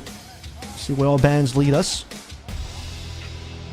We'll just say though, Lee Sumin was the Wuyang player, Mark was the Ana player on that last map, so we'll make sure to confirm that one for you real quick. Wuyang ends up being the ban instead, so enough of that. It's Lucio Kiriko time. Alright, as you mentioned earlier, Skewed has been a Wuyang enthusiast of the last couple of weeks. And it's going to be Tracer banned away now, making sure that Zest's hero pool might be a touch confined here and not allowing such fast rotation, zipping around on the Time Demon. Now, I wonder if this means we're going to end up towards the Symmetry. Sonjin loves to play the Venture as well, but as a neutral pick, when you're not countering a Sim, not seeing too much value out of a Venture, typically even in the hands of Sonjin, who is one of the most impressive Venture players I've seen. Could just be a Sombra plus hit scan type of look as well. Proud is going to consider the Freya on rollout for first point of Suravasa. Freya very strong on that first point, does fall off a little bit later on. But given what Merit showed early on in the cast, I wonder if either team has been inspired by that performance, or Proud or 8 to pick up that cast of their own. Sombra seems like the likely pick here, given that both teams are likely to play ball as well. Well, I'm certainly inspired by Merit's performance. I'd love to see it picked up again by one of our stellar hit scans in this matchup. Map number 2 with Wei in the lead on a road to Grand Finals.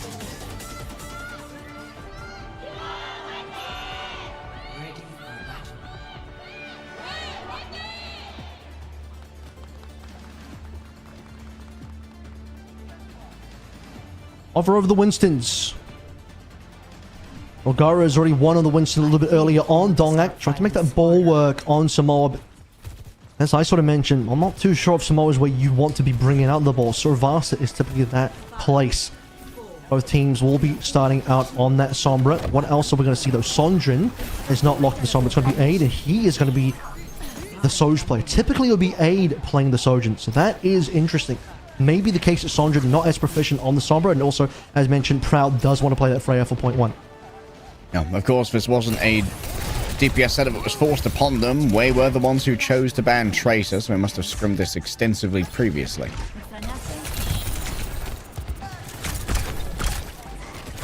See if the pressure onto Proud is going to be too much. One of 8's primary targets will be Proud in this matchup, given there is no ball on the field.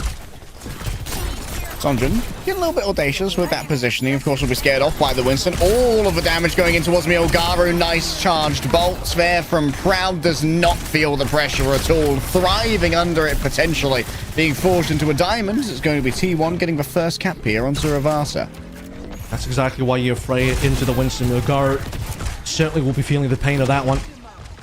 Wade. See, the Sombra can finally find Proud.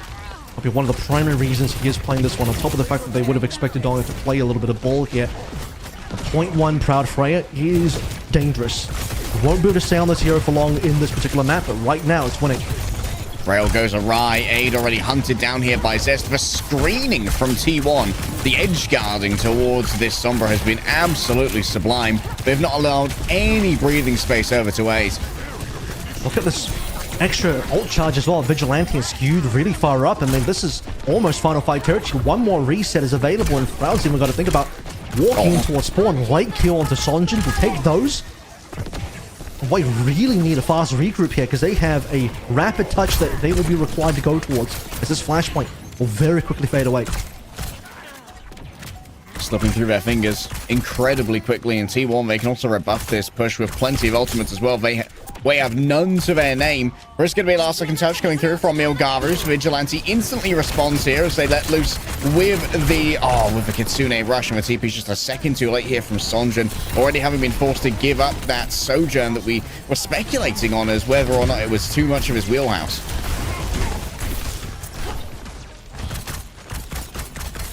Wait, too far away from actually getting some of these good ultimates to play through in that fight. Sonjin now with the fresh swap on towards the Reaper to deal with Dark a little bit more.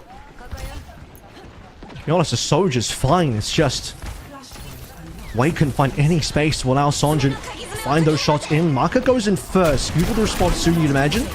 EMP solo onto aid, I believe, there from Zest, just telling their counterpart, no escape this time, buddy. That's going to be a pair of sound barriers exchanged right here. Remember, we're already down on a player, so we can get a maximum of 4. Big bowler in towards the back. Perfectly timed Suzu to save the members of Wake, who are afflicted by it. What a great turnaround here off the back of the Kiriko's heroic plays. And Lee Su-min and Milgaru combined to just absolutely assault the back line. It looked like he was caught out a little bit there. I mean, he went for a bowler shot, but unfortunately not end up finding the kill onto his intended target. Falls into the waiting arms of Sonjin, which he should have seen in his peripheral vision as floating towards him. Now Proud's going to swap off from the Freya, as sort of commented on earlier, only for that first point. Zest now matching the Reaper. Now that we're in a confirmed Winston mirror, which we will confirm straight from the get-go, but play through those initial ultimates first to see where we land. Donghak trying their best to juggle away the frog right here into the corner, but it seems like the escape is good. Mistimed onto the Wraith Walk. Aid didn't know their stuff when it came to the Reaper, and it's Milgaru who has to pay the price for such amateurish behavior. Vigilante sends out the healing. Sonjin getting nothing as well. Wade's DPS have absolutely thrown out their ultimates for 0 right here. Nothing gained. T1 will just be able to clean this one up. Tsune rush to finish things. Il and Zest and Donghak, final couple of kills required. Wait. Left packing here. Aid, stay on the Sombra for now. He has the capability of matching the Soj. Part of the reason why Sonjin might have gotten off the Sojin is to give that hero capability over to Aid as well, if he wants to go over towards that pick, because there's not a lot for this Sombra to do currently. Yeah, especially with the EMP now gone, but still Aid's going to stick on with it. Big disruptor shot there, going to farm a bunch of damage towards that OC. Coming up close and personal. Nice. Suzu given over, but Sonjin only gets half a second of invulnerability before Zest can once again feast on their counterpart. There is going to be a little bit of pressure towards the back coming through from Aid, but in the end doesn't amount to anything. Couple support ultimates for Wade. Like a decent lead over Vigilante, given that Vigilante used his Kitsune earlier to secure a fight. It's the 80% mark. One fight territory for T1. DPS ultimates could be looking good here. Watch for Zest a little bit later on this fight. We'll need to find his timing. All right, already a bunch of space gains here off the back of the Kitsune rush. In comes the sound barrier coming through. Lee Su-min and Scooter are going to be able to match on that one. Proud under a huge amount of pressure. Wondering about that overclock on the other side. Going to start building up towards another one. Like you said, late in the fight, it's all about Zest. A quick TP away, yes, but already a victim has been claimed. Lee Su-min is down. Zest overextends, trying to find Aid, but still T1 are in control. 99% with the overtime ticking over in their favor. Wei managed to move towards the targets together, focusing their fire and taking them down when the fight starts to break. Now DPS duos, Aid and Sonjin really making mincemeat at T1 there. Proud getting nothing done on OWCS. Will get a singular on that Death Blossom, but when Aid starts to come through in that 1v1 duel, the Sombra wins it out, and Wei will find themselves the opportunity to equalize on this map, get a 1-1 scoreline, and they've got the good ults to do so. EMP hits 3, Vigi, Proud, and Donghak, but the focus fire isn't really there. Instead, it was Zest who fell down elsewhere. A quick spin for Sonjin, but taken down by the disruptor shot. Might well have been a headshot rail as well. Proud's looking nasty with it right now inside of a Kitsune rush. But they didn't touch. All the more output. Oh, they didn't touch. Oh, disgusting. They didn't touch. They did all of that, and they didn't touch. They actually had the initial touch found by Zest, who TPs forward, Wraith forms to try and get out after touching, dies for it, but allows his team the opportunity to fight for the point, even 4v5. But no one got the secondary touch after that. Zest was the only toucher, and after that, I guess it's a C9 again. For all of what Proud did there, getting, what was it at the end of the day? Was that a 3K? Yeah. I mean, Wade just like, yo, we won the point. Hold ults. No more ults, fellas. Milgar, don't need a prime on that one. There's a 3K from Proud. And no point for T1 for all of that effort. Arena, can we turn up the flashbang lights so we can see Proud put a fist through his monitor? is that doable? I think it might be everyone else in T1 thinking about that instead. I think Proud did his job. Second C9 of the series so far for T1. Saw one on beach for Samoa, where the no touch from either Proud or Zest after Dongak died and respawned on ball, but obviously in spawn it's not going to be Dongak's job to go for that touch. A very winnable scenario for T1. Okay, now we've got word from production that it's all players are having a mic issue, which might have been why no second touch came through. And now, depending on how this map goes, that C9 may end up haunting T1 again. I mean, if T1 lose because that winnable point didn't go towards them and way end up basically collecting enough points to just walk away with a Servasa, very similar fashion to the Crazy Raccoon Falcons game, but in a different manner. That was just Crazy Raccoon God tier clutches, 3v5 wins, etc. This one was just a classic C9. So I'll let Necro know a little bit later on when she wakes up. I'm sure she was sending her energy somehow. And yeah, this is you got to think about losing is one thing, losing stupidly or losing in an ignominious way is another, and that mental can carry between series as well, especially when you're looking at potentially going up against Crazy Raccoon for a land spot. You've got to be in peak condition. Well, we're back, luckily, in good time. It's going to be the Gardens. Our next stage here is going to be a pair of Primal Rages primed to go, Avril. Here we go. Audio issues fixed. Primal Rage held on to by Milgaru. Down by Dongak on the opposite side as well. T1 will want revenge for what happened on that last point. Milgaru gets their Primal forced out first. Dongak still holding strong onto those as the remainder of T1 unable to really commit to it thus far. Aid's already taken down by Proud. A great rail headshot as Dongak has finally found their entry towards the back. Has pushed so many members of Way away from the point, but they're likely just going to have to cede over this first control. And nice shots by Proud. Excellent stuff there. T1 once again having that early lead. The Way's not going to waste any time. Continue rush available for marker. They'll hold that. Wanting to just fade away and disengage from this OC. Proud finds no targets. There's even a back cap. Yeah, good disengage. Sonjan's going to need to be rescued though, and Milgaru's now taking a huge amount of this damage themselves. Having to break through the Winston shield, but Donghak laid on out. Skewed counters with their own beat, and Lysiumin's not going to be able to get there. Everybody's so low. The democratization of damage there onto Way meant that so many fell in quick succession like dominoes. Now the first part of that looked decent for Way, but the reapproach unfortunately gets shut down all the same. OC or no. Waiting for that 80% mark to find itself on the T1 side of the map. Wait, have to really find an impactful ultimate after that Kitsune Rush doesn't deliver the goods. 80% here.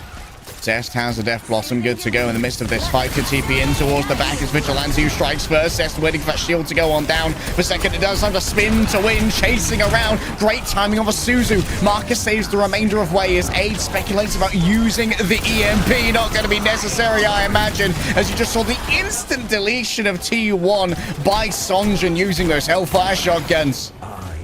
A lot of spinning, but it seems like Sonjan's only winning here. Way will finally get that recap, that flip.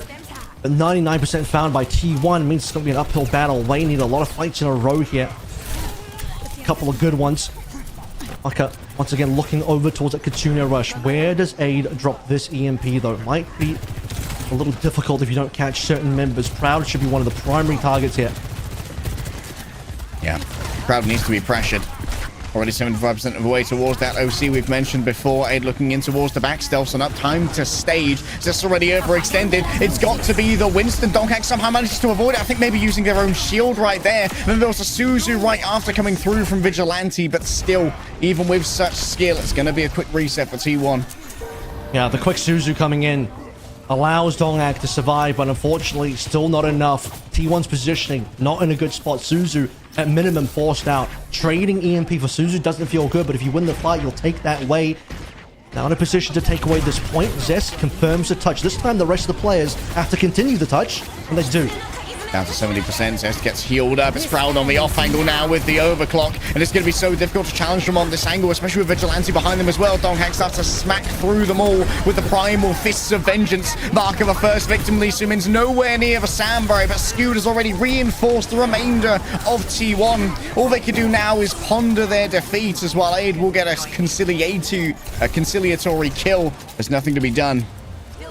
Okari tried. He put the pressure onto Proud. Primal Rage into the OC. One of the ways you can defend against it. But T1 will still find the backline of Wei in time to shut it down in terms of any possibility of Wei turning that fight around. Wei did a good job of pushing it to 99 themselves.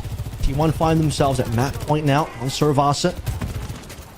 Be a good opportunity for T1 to take away this map. Forget about the mistakes of that C9. Move on with the map 1 to tie it up 1-1. Wei, 2 required here. Starting with Palace, and they don't have ults just yet, except with this Blossom.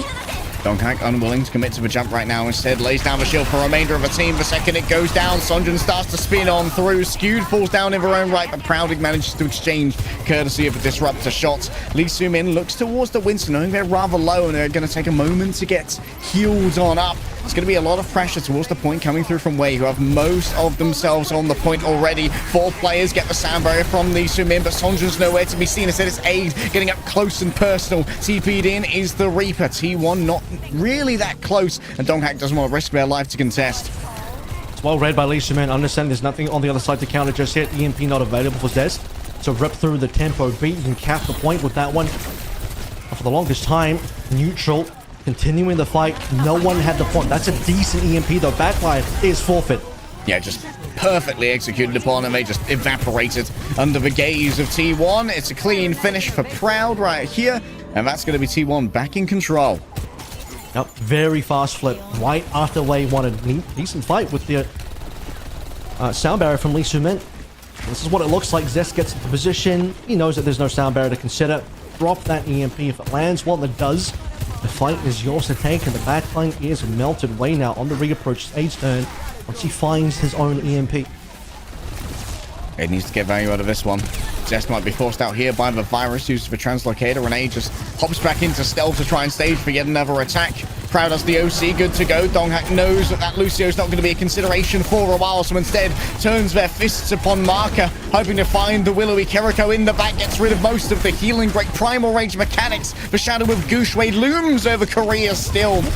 As we see Sonjin rolling forward, Proud's gone on down. Looks like they popped the OC as well. Instantly lost it. The damage wasn't there. Wei should be able to flip this one over if T1 can't consolidate back onto a point, but Sonjin doesn't quite want to TP up onto the high ground. Instead, oh, the perfect timing on the sound barrier, saving the Sombra when she was at her most vulnerable, and Aid's not going to be around to try and use that EMP.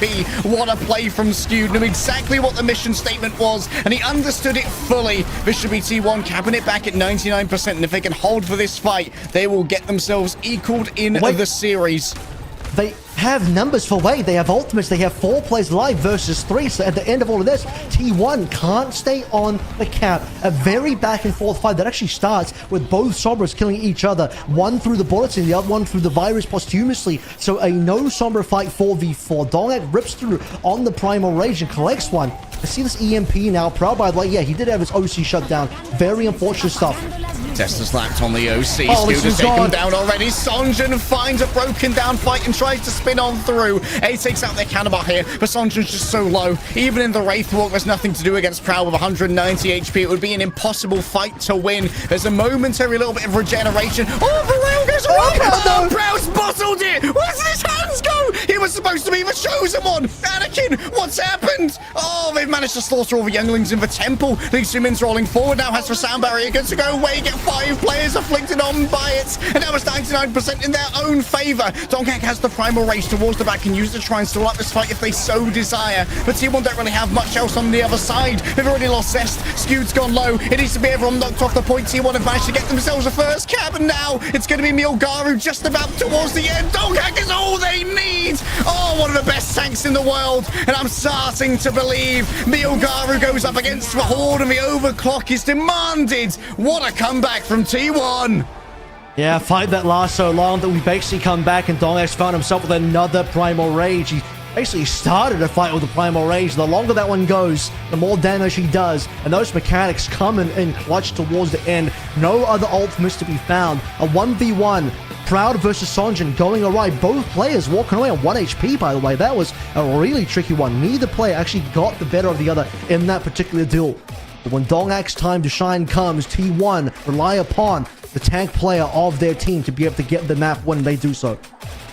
While Proud may drop the spaghetti, Donghak is the maitre d' who says, you know what, they'll accept it. Picks that spaghetti up off the floor and flings it at the customers. T1 take it 1-1 to make sure that we are not going to be having a short day today. We're going the distance here in the road to World Finals. T1 versus Wei. We'll continue with Wei's map pick right after this break.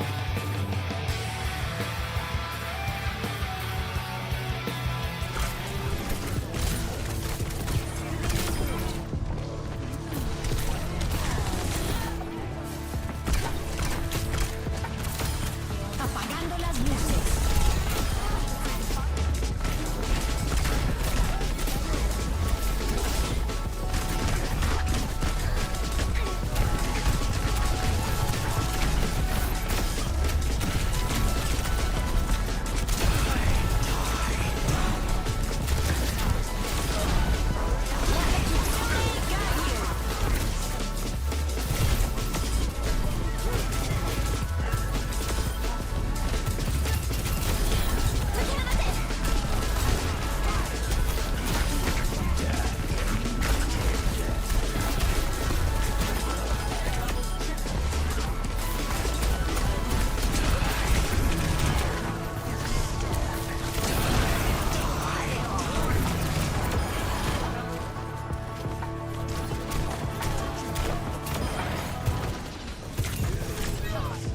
Apagando las luces.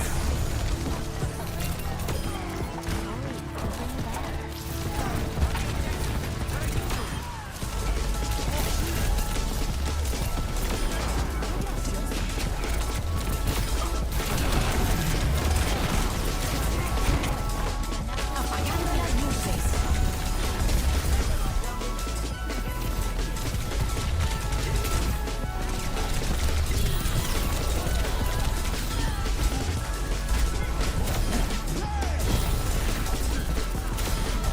끼리 나왔어. 앞으로. 먹기. 퍼필. 할게 이거. 하면 돼. 프로치페. 루시페 얘들아 루시페 나와줘. 먹기. 야, 손가락필. 루시필. 먹기. 야, 같이. 먹기 신죠 먹기.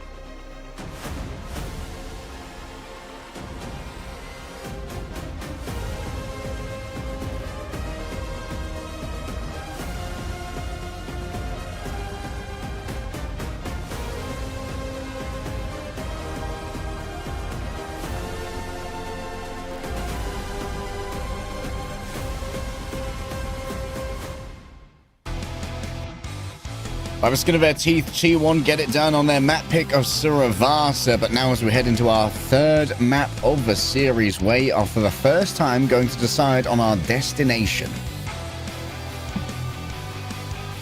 Very fraught and competitive opening 2 maps. Still, though, the stain of that first Samoa C9 is still on T1. They'll have recovered from the C9 that they had on Suravasa by winning the map. Where will they take us now? As it is a BO5, hybrid available, push available, escort available. Speranza has been a bit of a favorite. Junkertalon's been played by Wei recently. You can see that 100% win rate for them on the card over here. I'm casting my mind back, Avril, and I know you've cast a lot of Overwatch games since then, but I do seem to remember an aid Widowmaker defending Junkertown that was absolutely biblical against one of these top tier teams.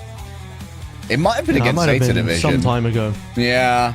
It's still on my brain, though. I would love to see it come out again. We haven't seen a huge amount of Widowmaker today or in general, as it is going to be... we saw one today. Kings Row. It wasn't good. We saw one today and it wasn't good. It was not memorable. It was definitely there. Falcons still won their map, which they'll be thankful for, but on the way they wanted to. Kings Row, the staple of all regions, but yeah, definitely in Korea, you're going to see a lot of this map. Both of our tanks, by the way, not really that keen on any sort of off-tank shenanigans, but Ram is the most likely culprit here in terms of where Milgaru and Dolak want to move towards.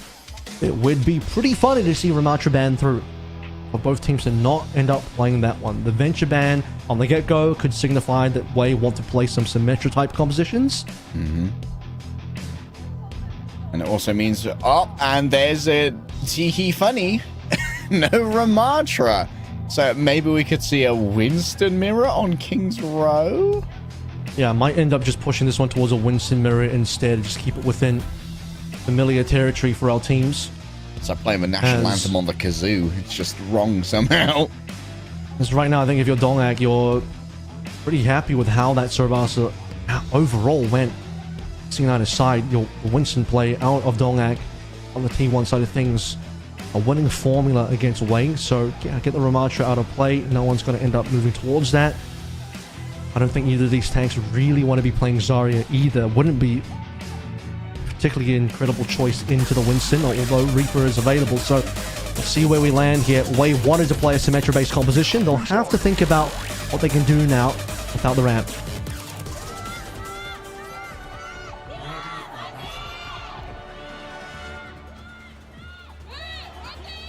Ogaru rolling out on the defensive Orisa here.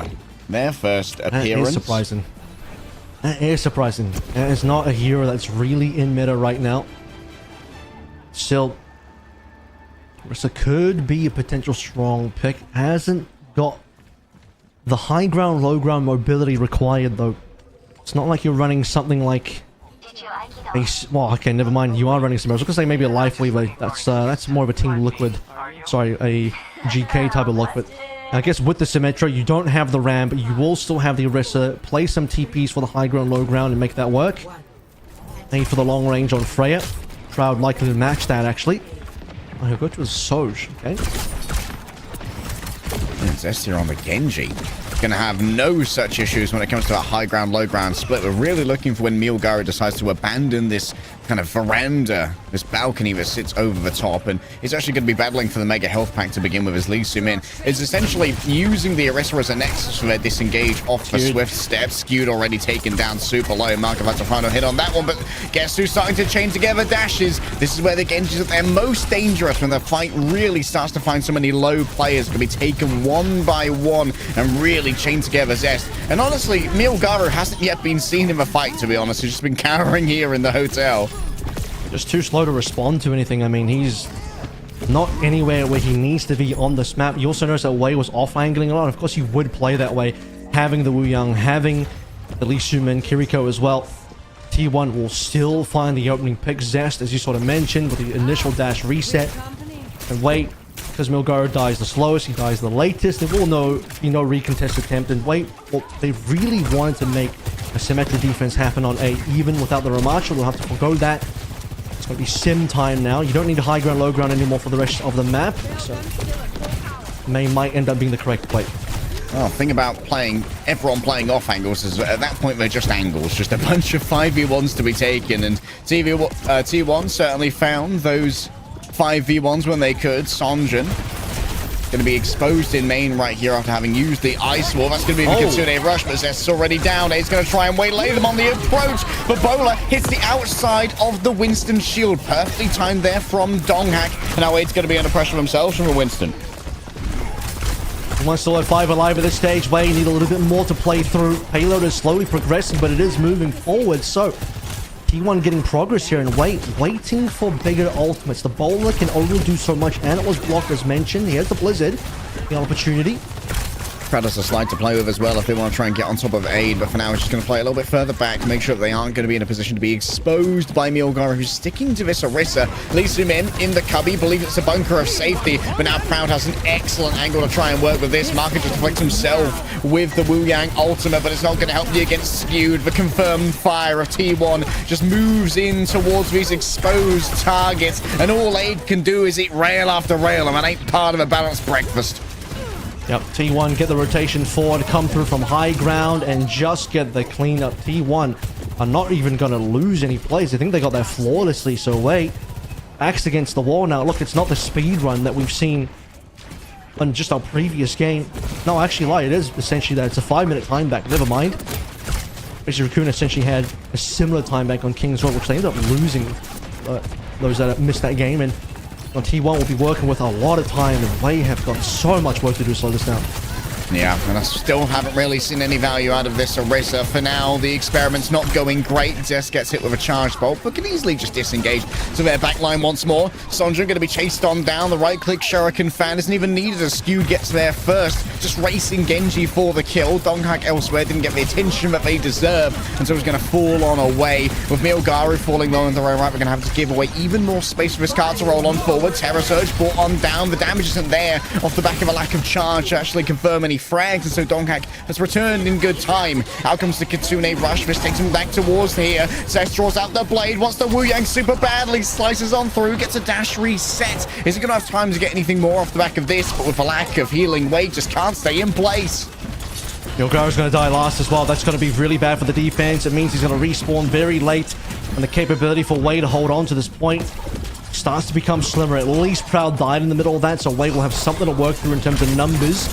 T1 having to get that rotation back in, but Zest being caught a little bit here, but still alive actually. A solo Bola onto Zest, easily just Suzu'd away by the Kiriko. Ever vigilant to the dangers facing there. Genji, out comes the overclock from Proud, and this is a real dangerous moment for Wei as they have to try and approach the charged up Sojourn. Sonjin just taking cover, easily disassembled by the Genji, dissected on the off angle. The defense has been absolutely defenestrated and thrown into the Omnic underworld below. T1, what a speed run on King's Row. It's exactly what I was going to call it as well. 326 is an incredible time back to be playing with if you are T1 away. A non-existent defense. Ramatra banned away, and they really needed an option here to play through that wasn't the Orisa. I don't think the Orisa really added any value in this defense at all. This tempo coming through from T1, absolutely immense. Even after Sonjin moved over towards the Mei, I mean, we're just not really even seeing a situation where Sonjin can sort of find a catch, use the Ice Wall appropriately to get a player down. And there's such good dive pressure and mobility that the Mei ended up not doing anything in that fight either. Not until the Reaper came through that's like, you know what? Yeah, play the Reaper into the Winston. That is what's going to make sense. Look at the lack of deaths on the side of T1. And look at that big 0 from Vigilante who didn't go down a single time. That's disgusting. Like, Vigilante was just having the time of their life. There was no real pressure coming that way. So mods, remove Milgaru's Orisa DLC, and we'll see how the Winston does. All right, let's hear that fighting spirit. That's going to go towards the Hazard for a defense. A bit of hybrid play here. Some good power to stay in these fights. But a Brawl tank would be able to, but has his own capability of playing high ground, low ground. Now, a little bit later on, may consider the swap back to the Winston again. Milgaru on the attacking side. He's going to start on the Winston. That's a nice little headshot to give Proud a warning. And now that means they're cowed temporarily. Oh, it's going to be taking up this position on top of a hotel. This does mean that Donghak is in a little bit of an isolated double position. bolt. Double bolt is crazy. And Proud is absolutely embarrassed by Aid right there. Quick short jump, burst damage, good. Milgari might have to pay for it with his life, but guess what? He's just so close when it comes to that respawn, but he's happy to take these attrition-based trades. Yeah, Donghak has no healing here. He might be alive, but his supports are both dead. They're having to come back from spawn. So just be careful here. Cannot get traded. 2 ticks on board. There will be a touch. T1 still want to go for the contest here. Donghak is nearby. Now all he can do is hold the spike stuck, guard though. in He this is so corner. stuck. He's just a hostage right now. Going to try and get rid of Aid, but running out of charge on the spike guard. Getting closer and closer down to 1 HP. Proud's there for the finish as well. What a great bounce back here from T1. He might have been stuck in jail there, but just breaks on out with the help of some vigilante healing and a Suzu. Proud will get the cleanup after returning as Sojin and Wei. Looking for that final 33%. They're not going to get it. Just shy of it. All right, Proud getting up close and personal. Wants to build up his rail, sticking fast. The markers down. Proud feels even less pressure. Sees Aid floating merrily in the air and wishes to rain on their parade in their own right. It's going to be a deep dive in here from Milgaru and Sonjin. And they've got all of the results that they wanted. Skewed and Proud are down. The bolts are striking true from Aid, and Sister's taking down Milgaru in a lovely trade. That's going to be Zest now looking to try and take out their counterpart in Sonjin. Moving in. That's a beautiful stick. Aid can't be Suzu'd in mid-air as they try and let out a posthumous charged bolt, but wait, they still need to try and remove Donghak from the point, and Donghak has been absolutely immovable this defense. Remember, T1 only had 3 there. They lose 2 players immediately on Wei's return to the fight. Now they lose Zest as well. T1 won with a 3v5. Can they win with a 4v5? It's looking likely. And Kitsune rushes, exchange between these fights. Sonjin towards the back though finds Proud. Now looking over towards Donghak, just going to skip the dishes on that one. Head straight for the back line, that's keeping them sustained. It looks like it's just a disengage here coming from T1, knowing they can't win it out and don't want to feed over so they can hold this first corner. Proud inside Kitsune Rush, got the initial shot, but just couldn't find the follow-up. T1, after a long time, will bleed all the time away, by the way. It's all of the 4 minutes that Wei had on the initial cap gone. Safe to say that Wei is likely going to finish the map while existing. Their time bank is going to be fraught.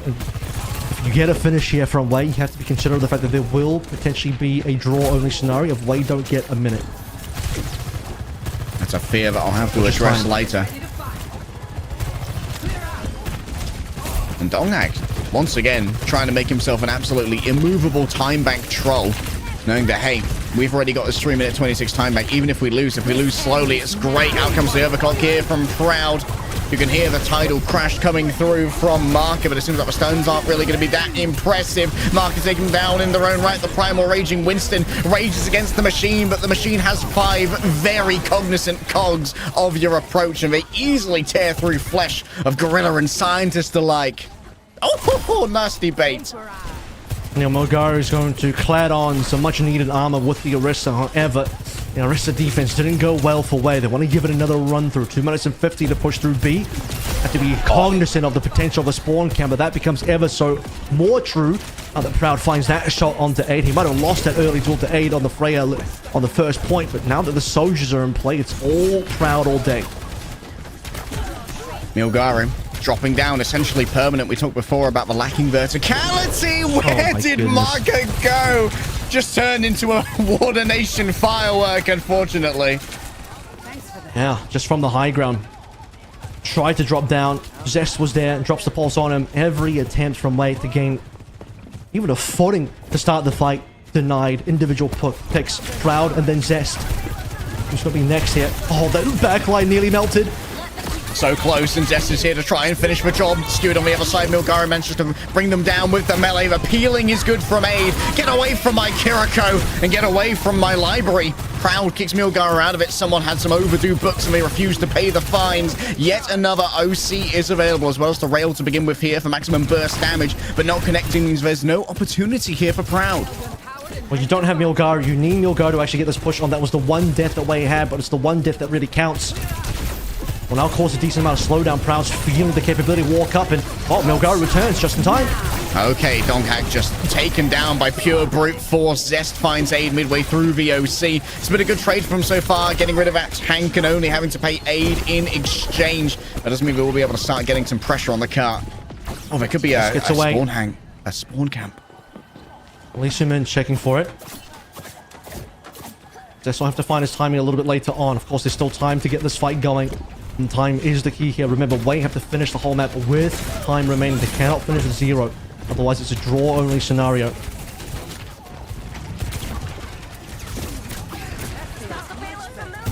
Coming into the final fight here. Overclock on the backside. Sonjin, it's just a flick of the wrist and a flash in the pan. And say farewell to your Tracer. The off-angle pressure's gone. The tank is gone as well. There's no angle in which Wei can find any purchase. With 30 seconds remaining, it's back to the drawing board. It's going to have to be a Sonjin Tidal Blast entry coming through from Wei, but there are defensive tools. T1 have so much that they can use. Double support ultimate's about to be there. Downpour from Doliak as well.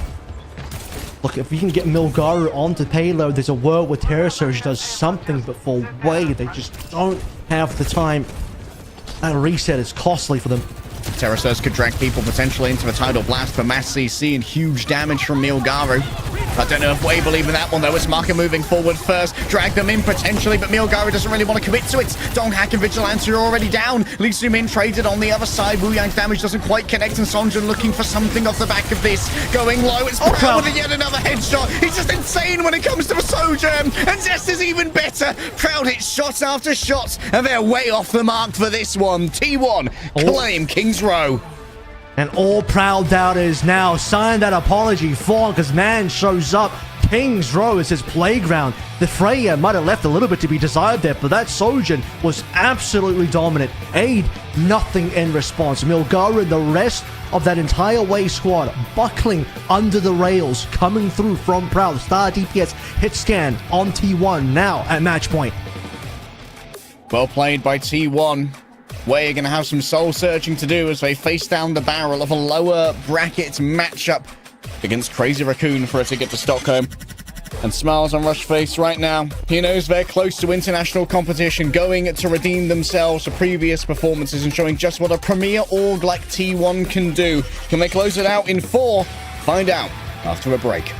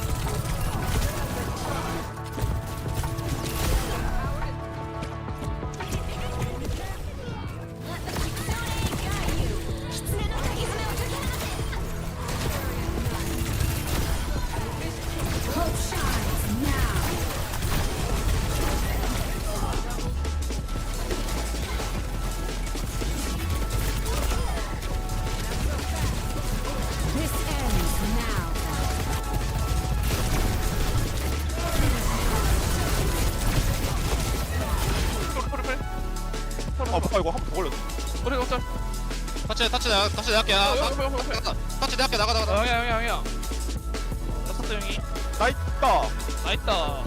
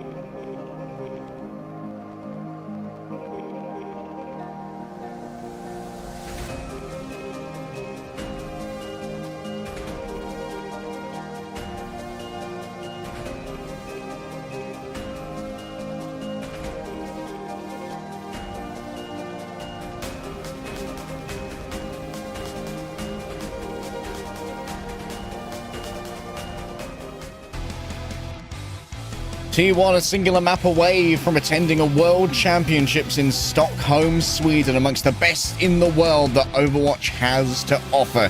The road to World Finals is looking paved perilous for Wei. Certainly that last map was very lacking for Wei. I mean, credit to the Ramatra band putting Milgaru into a bit of a sore spot there. Playing through a couple of different heroes, but most notably the Orisa, that just didn't look like it was bringing too much to the table for Wei at all. Now, another map choice for them to come into. Part of me is feeling like this one might end up being a push. We'll save Escort for last, but with T1 firing on all cylinders as strong as they did on that King's Row, doesn't seem like there's much left in the bank for Wei to still push into. If they are a capable team that is good enough to be top 3 to make it to Stockholm, they're going to need to find more. Maybe it'll be Esperanza, but T1 do have an amazing map record there. As you pointed out earlier, Wei do still have that Junkertown in their back pocket. Not the most common map that we've ever seen for Escort. Yeah, I don't think they do anything particularly special on that map either. It's not like, you know, we go there and it's an incredible Widow performance coming through or anything like that, or some pirate ship type of shenanigans. So, as sort of mentioned, push ends up being the choice here. New Queen Street being the map. A lot viable on this map as well. This is not a map where you're like, have to play this. This is the particular New Queen Street minute. A lot of heroes can certainly be rolled out here. Start with the fact that if this is where you want to play Wu Yang again, and both Maka and Lee Xiumin have played a decent amount. Certainly Lee Xiumin early in the series on Samoa started out playing that exact hero. This is a good one for it. Good long sightlines. Great place to have it. It's going to be the initial ban here for Wei, and Kiriko is off the Paving table. the way. Paving the way for the Wu Yang straight away. No reservations. Get rid of the Kiriko. Lucio Wu Yang now. The likely response. T1 want to make sure we're going to keep it to Winston. Rare other times a T1 would ban Dongak's ball. However, they don't want to give Milgaru any options. They found the pressure point for Wei. Found how to make this team squirm now. Target Milgaru's hero pool. Winston Mirror so far is going the way of T1. Continue forcing this to be Winston Mirror. Well, one thing I'm excited for with that Kiriko being banned as well is Marka once again potentially pivoting over to the Ana. This is the site of one of Marka's most iconic performances on the Ana, I believe against Zeta Division back in the hearty days of early 2025 or maybe even late 2024. Time does fly. I feel like it happened this year. Pretty sure it was this year. Marka did something crazy. We'll have to see if he locks in that hero. Again, I'm expecting Lucio and Wu Yang. Let's head into what could be the final map here. Will Wei make the comeback? Find out.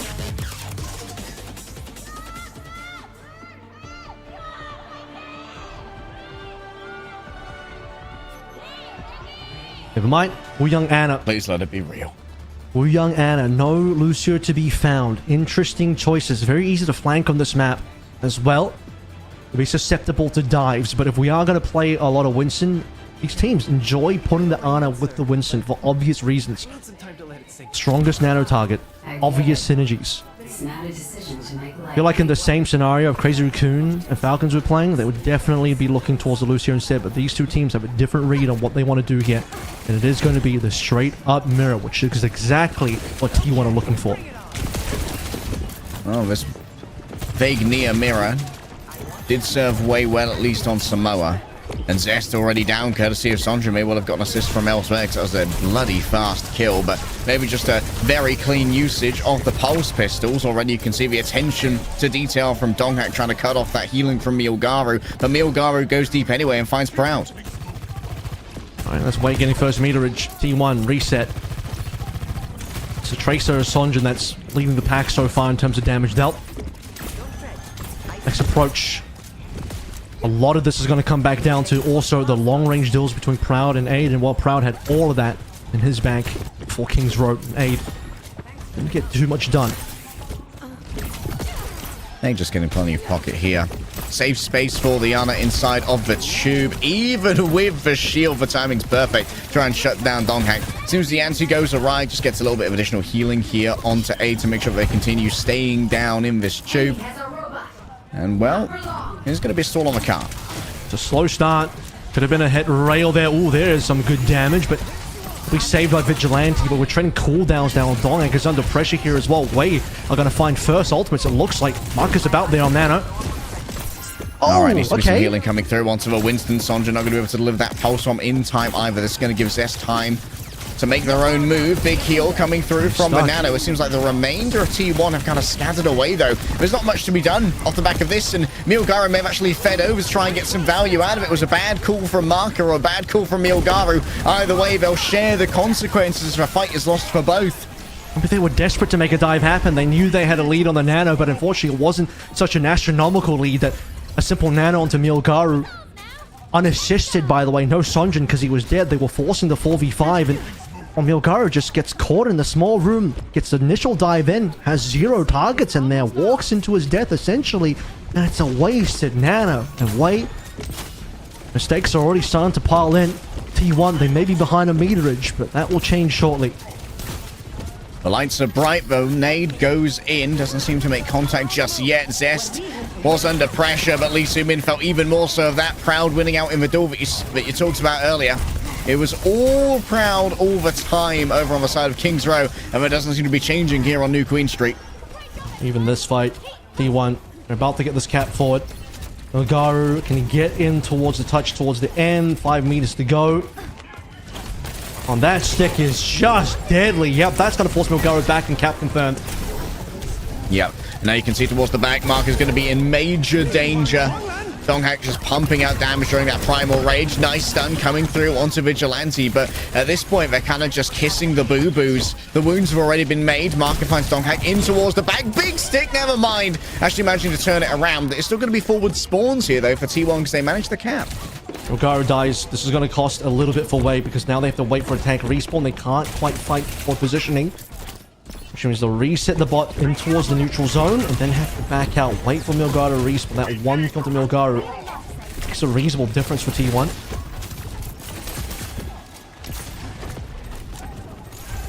Mark hoping the next Nano is not going to be a dodge.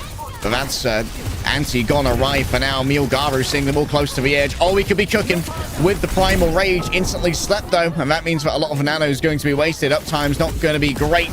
Still, the bot do be moving. It's turned off the forward spawn here for the side of T1 with Proud and Zest down as well. Going to be difficult to convert on any of the damage that's been done thus far. You'll note that Milgaru unfortunately landed without bubble available, still on cooldown, but he had the position, he dropped on top of the support, so he called for the Nano, got that initial damage done, and the good news there is when you have both supports looking at you, it opens up the rest of your team in that 4v3 to find an opportunity to get other targets while the supports are busy. Zest now. Zest recalled. It was a bad com, maybe. The Tidal Blast was so far back. Sonjin's already done the damage. Met with the Nano, potentially. And you know what? Oh, man. If that recall hadn't come through from Zest, maybe they could have got a touch more value off the Tidal Blast. Yeah, I mean, that mistake is going to give away now the opportunity to move forward because the Tidal Blast could have been a game changer in that fight. With capped and it's about to flip. Wei will find themselves in the lead. A very close game so far with 5 minutes barely being spent on the clock, and a stick from Sonjin. Oh, but Proud is just as keen to try and show off their stuff right here. Takes down Lee Soo-min, but Maka actually winning the sniping duel at range. This guy is crazy on the ana mechanics. Don't get it twisted. He does their best to just maintain a presence on the high ground here, but knows they just have to relieve a lot of his pressure onto their Tracer to keep that bot moving. Yeah, Wei need to wait for respawns. Lee Soo-min coming back in. Be quick. But it does allow T1 some regrouping time. It'll be Nano now. Marker is still 15% away. Once Marker gets this, by the way, he'll have completely left Vigilante. Tidal Blast used, and that's the end of Proud. It was never going to be an option. Lee Soo-min gets even more done. What a nasty sleep from Marker. No real chance here for Skewed. Big stagger towards the back. How about another for Marker? Just one man against the world. Sonjin's here herding. There are no real options left for Zest. And they actually lost their pulse bomb as well. A little bit of a trace, Jax. T1 still need to initiate here. Waiting for Zest to respawn. We're about to hit triple digits. Good swing from Marker. Instantly woken up by the disruptor shot, has to pop the prime race to They get need on a out of Nano there. Milgaru. Milgaru manages to escape with their life. In comes the counter Nano onto Milgaru. Not sure if it's a sleep to try and work with this one right here. Focused fire in onto Viana. Great sleep coming through from Vigilante. But Vigi can't get away from Sonjun as well. They've already put everything into the Winston. Proud's gone in too close for comfort. That's going to be a pulse bomb. Blown to smithereens, and you're now banned from Cincinnati Zoo. Lee Soo-min, the last to fall, but still, there's so much progress that's been gained here by Wei. Wei can't get more though. This is the problem. They've actually slowed down. They're not able to push this one up to 100 meters. Zest still alive, still contesting for all of the ultimates, for all of the plays that Wei made there. Doesn't give them anything. T1 miraculously hold on and will still have double support ultimates. This is still within contention for T1 to bring it back despite Wei's good lead. Donghak moving first here with the Nano. Trying to get after Lee Soo-min. They've actually sent their dash awry. And that means that Lee Soo-min could stall that out for a little while longer. Zest had to come in to finish chewing the food that was easily tenderized prior by the Winston. Nice health back steal from Sonjun. This guy is locked in right now. He is locked in. They still need all their players though. Lee Soo-min gone means it's still going to be a bit of a struggle. They're pushing the payload back and won't be able to truly contest this until Lee Soo-min rejoins. T1 now have all 5, including Zest. Aid on the flank, just a couple percentage points away from finding OC, and he's been spotted, which means he does have to back on out. Might have just played his hand a little too early. Aid has an overclock to work with. Oh, and Zest is still catching even more of this danger. Oh, Out goes for Tidal Blast. The damage has already been done, though. Proud finds Marky in the back. One duel, Viana won't be winning against the hit scan Prodigy, but look how low Vigi is. And now Milgaru can just move between these targets with absolute ease. Puts down the nasty little bit of a bubble, but still getting Vigi in the end. Still, the car hasn't moved. It's just no man's land here. Neither team can really get the better of the other. They're trading equally. That's not a good thing for T1. Wei, it's just barely acceptable. It means that Wei still can't quite hit triple digits, but as long as they disallow T1 from really getting too much themselves, Wei is still edging out these fights, and certainly economically right now. They have more ults. They got the ults to try and make an alpha strike happen. Out comes the Tidal Blast rolling through. Sonjun instantly stuns Vigilante. There's too much pressure. Can't stay in. And it's got to be Donghak now. Making something work. The Nano overclock. Everything's in onto Aid. And Proud has found out the hard way. Donghak still has the mechanics. Has the primal rage. A nice anti to give a little bit of breathing room over here onto Viana. Vigilante and Scoot might be able to survive the incoming onslaught. But Donghak's going to make sure that Mark isn't nearly so lucky. A conflux of fire will disintegrate the wayward Grandma. And that's going to be Donghak now moving over towards the car, which has finally started moving back into the territory of Wei. Now T1, what a fight. They needed that for sure. Shutting down A, the nanoclock combo, absolutely deadly. But Donghak has the primal available, knows what his target is. Primal into an overclock. Sojin will never not be one of the best ways to shut down an OC. As we approach the final minute here, T1 have to play flawlessly. They need to be able to get enough progress to get this flip, which will require a couple of fights. Proud up first. OC, no assist coming through this time. Doesn't need it as for Disruptor shot instead, as Proud looks around for any targets. Milgaru offers themselves up, but as you said, for Winston, not the ideal target for that one. It's going to be a little bit of a forward spawn unlock. Still very closable is this gap. If Wei want to win this one, a big reset here required. Nearly a stick from Sonjin as well. Zesta won't miss. Yes, Zest has no such issues getting rid of Aid. Vigilante traded out on the other side, but at least Soo-min so good. Coming with the water orbs. Donghak's got great peel coming through here. Instantly woken up the second they get slept, but good morning. It's not ideal. It's a punch to the back of the head from Milgaru. And that's going to be Zest rolling forth even more with the Tidal Blast. Excess sustainability, but trade outs on Wu Yang is not what T1 were looking for. And now they've got to try and clutch this one out as the cart continues moving away. Milgaru is ready to send any comers straight back to the spawn. They're meleeed away with absolute discretion. And Wei, well, it always had to be yet another 5-mapper. Yeah, this is what Korea looks like. The top 4 of Korea play, and sparks will fly. Wei are not to be underestimated. Kings Row, not a good look from them. We start to look how the future of this series is still panning out, and there's still one more map that they can survive on. Wei are just barely clinging on at the moment, but a new Queen Street pick, excellent mechanics as highlighted there. Maka on the Ana. Brilliant stuff throughout the entire series. And the best part about this for Wei is gaining the confidence to say, yes, we can win the Winston Mirror. T1's game plan, absolute solid. We're going to ban out the ball, force us to be a Winston Mirror. We know we're better in the mirror. And Wei says, hold on to the minute. We can still best you. Let's go one more time. Map 5 right after this.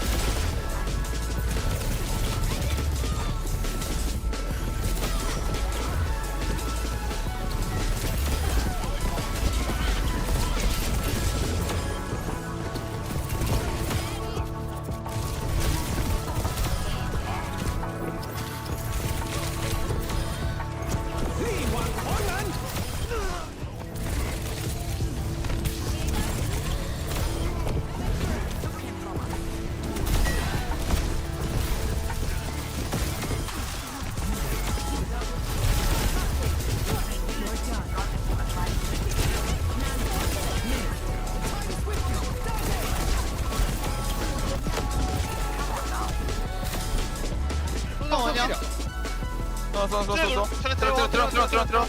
화면 안 밀면 돼. 위스 공 온다. 점만 세게 하면 돼. 침착하게. 화면 안 밀면 돼.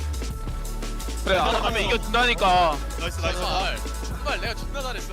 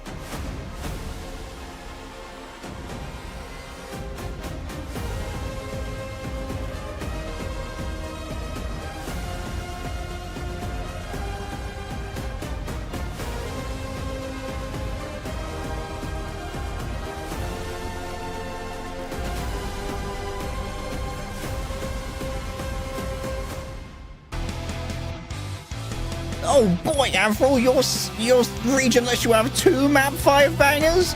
Crazy stuff here at Overwatch Champions Series Asia. Road to World Finals. T1 and Wei are locked in a battle of the wills, and one last map will determine who gets the first ticket to Stockholm, Sweden. I think my record for one cast is 16 maps, and that record is potentially going to be broken today, which is great for Overwatch Esports. Not Our minimum amazing is for my 17. physicality.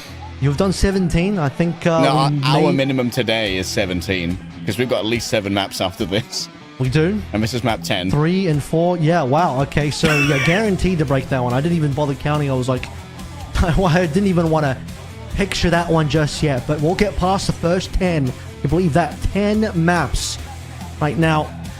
They're still the winner of this game to face Falcons. Nosebleed versus Varel afterwards as well in a BO7. It is a lot of Overwatch to get through. Oh, it's a lot of Overwatch, but right now, everyone is firing on all cylinders and delivering. It's the match. It's the map pick of T1. And as I cough a little bit, we'll figure out where they want to take us for escorts. And looking at the stats here, there is a very obvious answer. Yeah, Gibraltar has been pretty good. Winston Mirror there again would be the likely choices to be made. I mean, any other map, you're inviting other tanks, other compositions into the mix. T1 haven't played Junkertown this stage so far. Now would be a weird time to bring it through, given that Wei have played it. And while Wei didn't do anything particularly special on it, they just played a bunch of Winston some ball on that map. But you really want to lock in for some long-range battles, give Proud what he wants on either the Freya or the Soj. Give that Winston back into Dying's hands. Say that last map of New Queen Street was just an outlier. We're still the better Winston team. We're not just going to be the worst Winston team of one map. That would require one more map, and that one more map is going to be Rialto. They're literally on the coin flip. Both of these teams have 50% win rate on Rialto. This does allow for some pivot options into something like the Ramacha, which has already been banned out by T1 previously. Both teams could just play a bunch of Winston on this map, could go towards the Ram a little bit later on. I don't think Wei would want to ban out the Ram. They want to play that on King's Row, and that was banned away from them. Anna, get rid of that. Yeah, Marka was carrying on that pick. Not gonna lie, that was quite the Marka Anna performance. Full respect target ban. I mean, that's a win for Marka right there in terms of the respect given over. However, not amazing in the sense that he would have liked to have played the Anna. But you know what? If you can't play the Anna, then let's just get rid of the Winston too. We're not going to play Anna or Winston. We're going to push this towards a ball mirror or a ram mirror. The aura's off the charts for Marka right now, I'm not going to lie. Actually breaking the meter. Getting rid of the Winston, like, hey, you want to have that Winston mirror that you won again without Marka having a carry performance on Anna? We're not going to allow that. This is quite the pivot at the late point in the series. Now, as you said, it could be a ball mirror, could be a ram mirror. But Mil Gara is very happy to play either of those. We could be starting with a ball mirror on A and then transferring over to a ram mirror for B and C. Definitely on C. You're not going to want to see ball there. But it's going to be another pivotal hit scan battle. Look for those Freyas early on. Possibility of Hanzo on point A. We've even seen he's saying a little bit earlier on, Crazy Cream played the Fire here, which is viable, although he definitely overcooked and stayed too long on that hero. Wouldn't want to see either of our teams here make that mistake. Zest has certainly played some Fire in the past, but this is the pivotal game, fellas. This is where the cookie crumbles. Winner goes to Stockholm.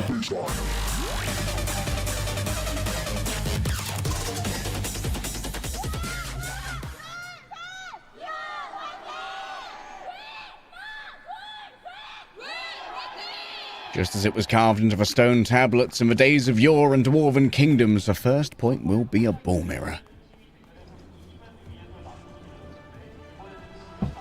5, 4, 3. It's going to be Proud on towards the Sombra as well, so no start on the Freya, no long range. Doesn't want to give the opportunity for A to move over towards Sombra to counter both Donglak and Proud's Widowmaker, or rather Proud's Freya. And both teams sort of understanding their assignment here a little bit, understanding that will be a ball mirror. However, Wei not going to be going towards that Sombra just yet.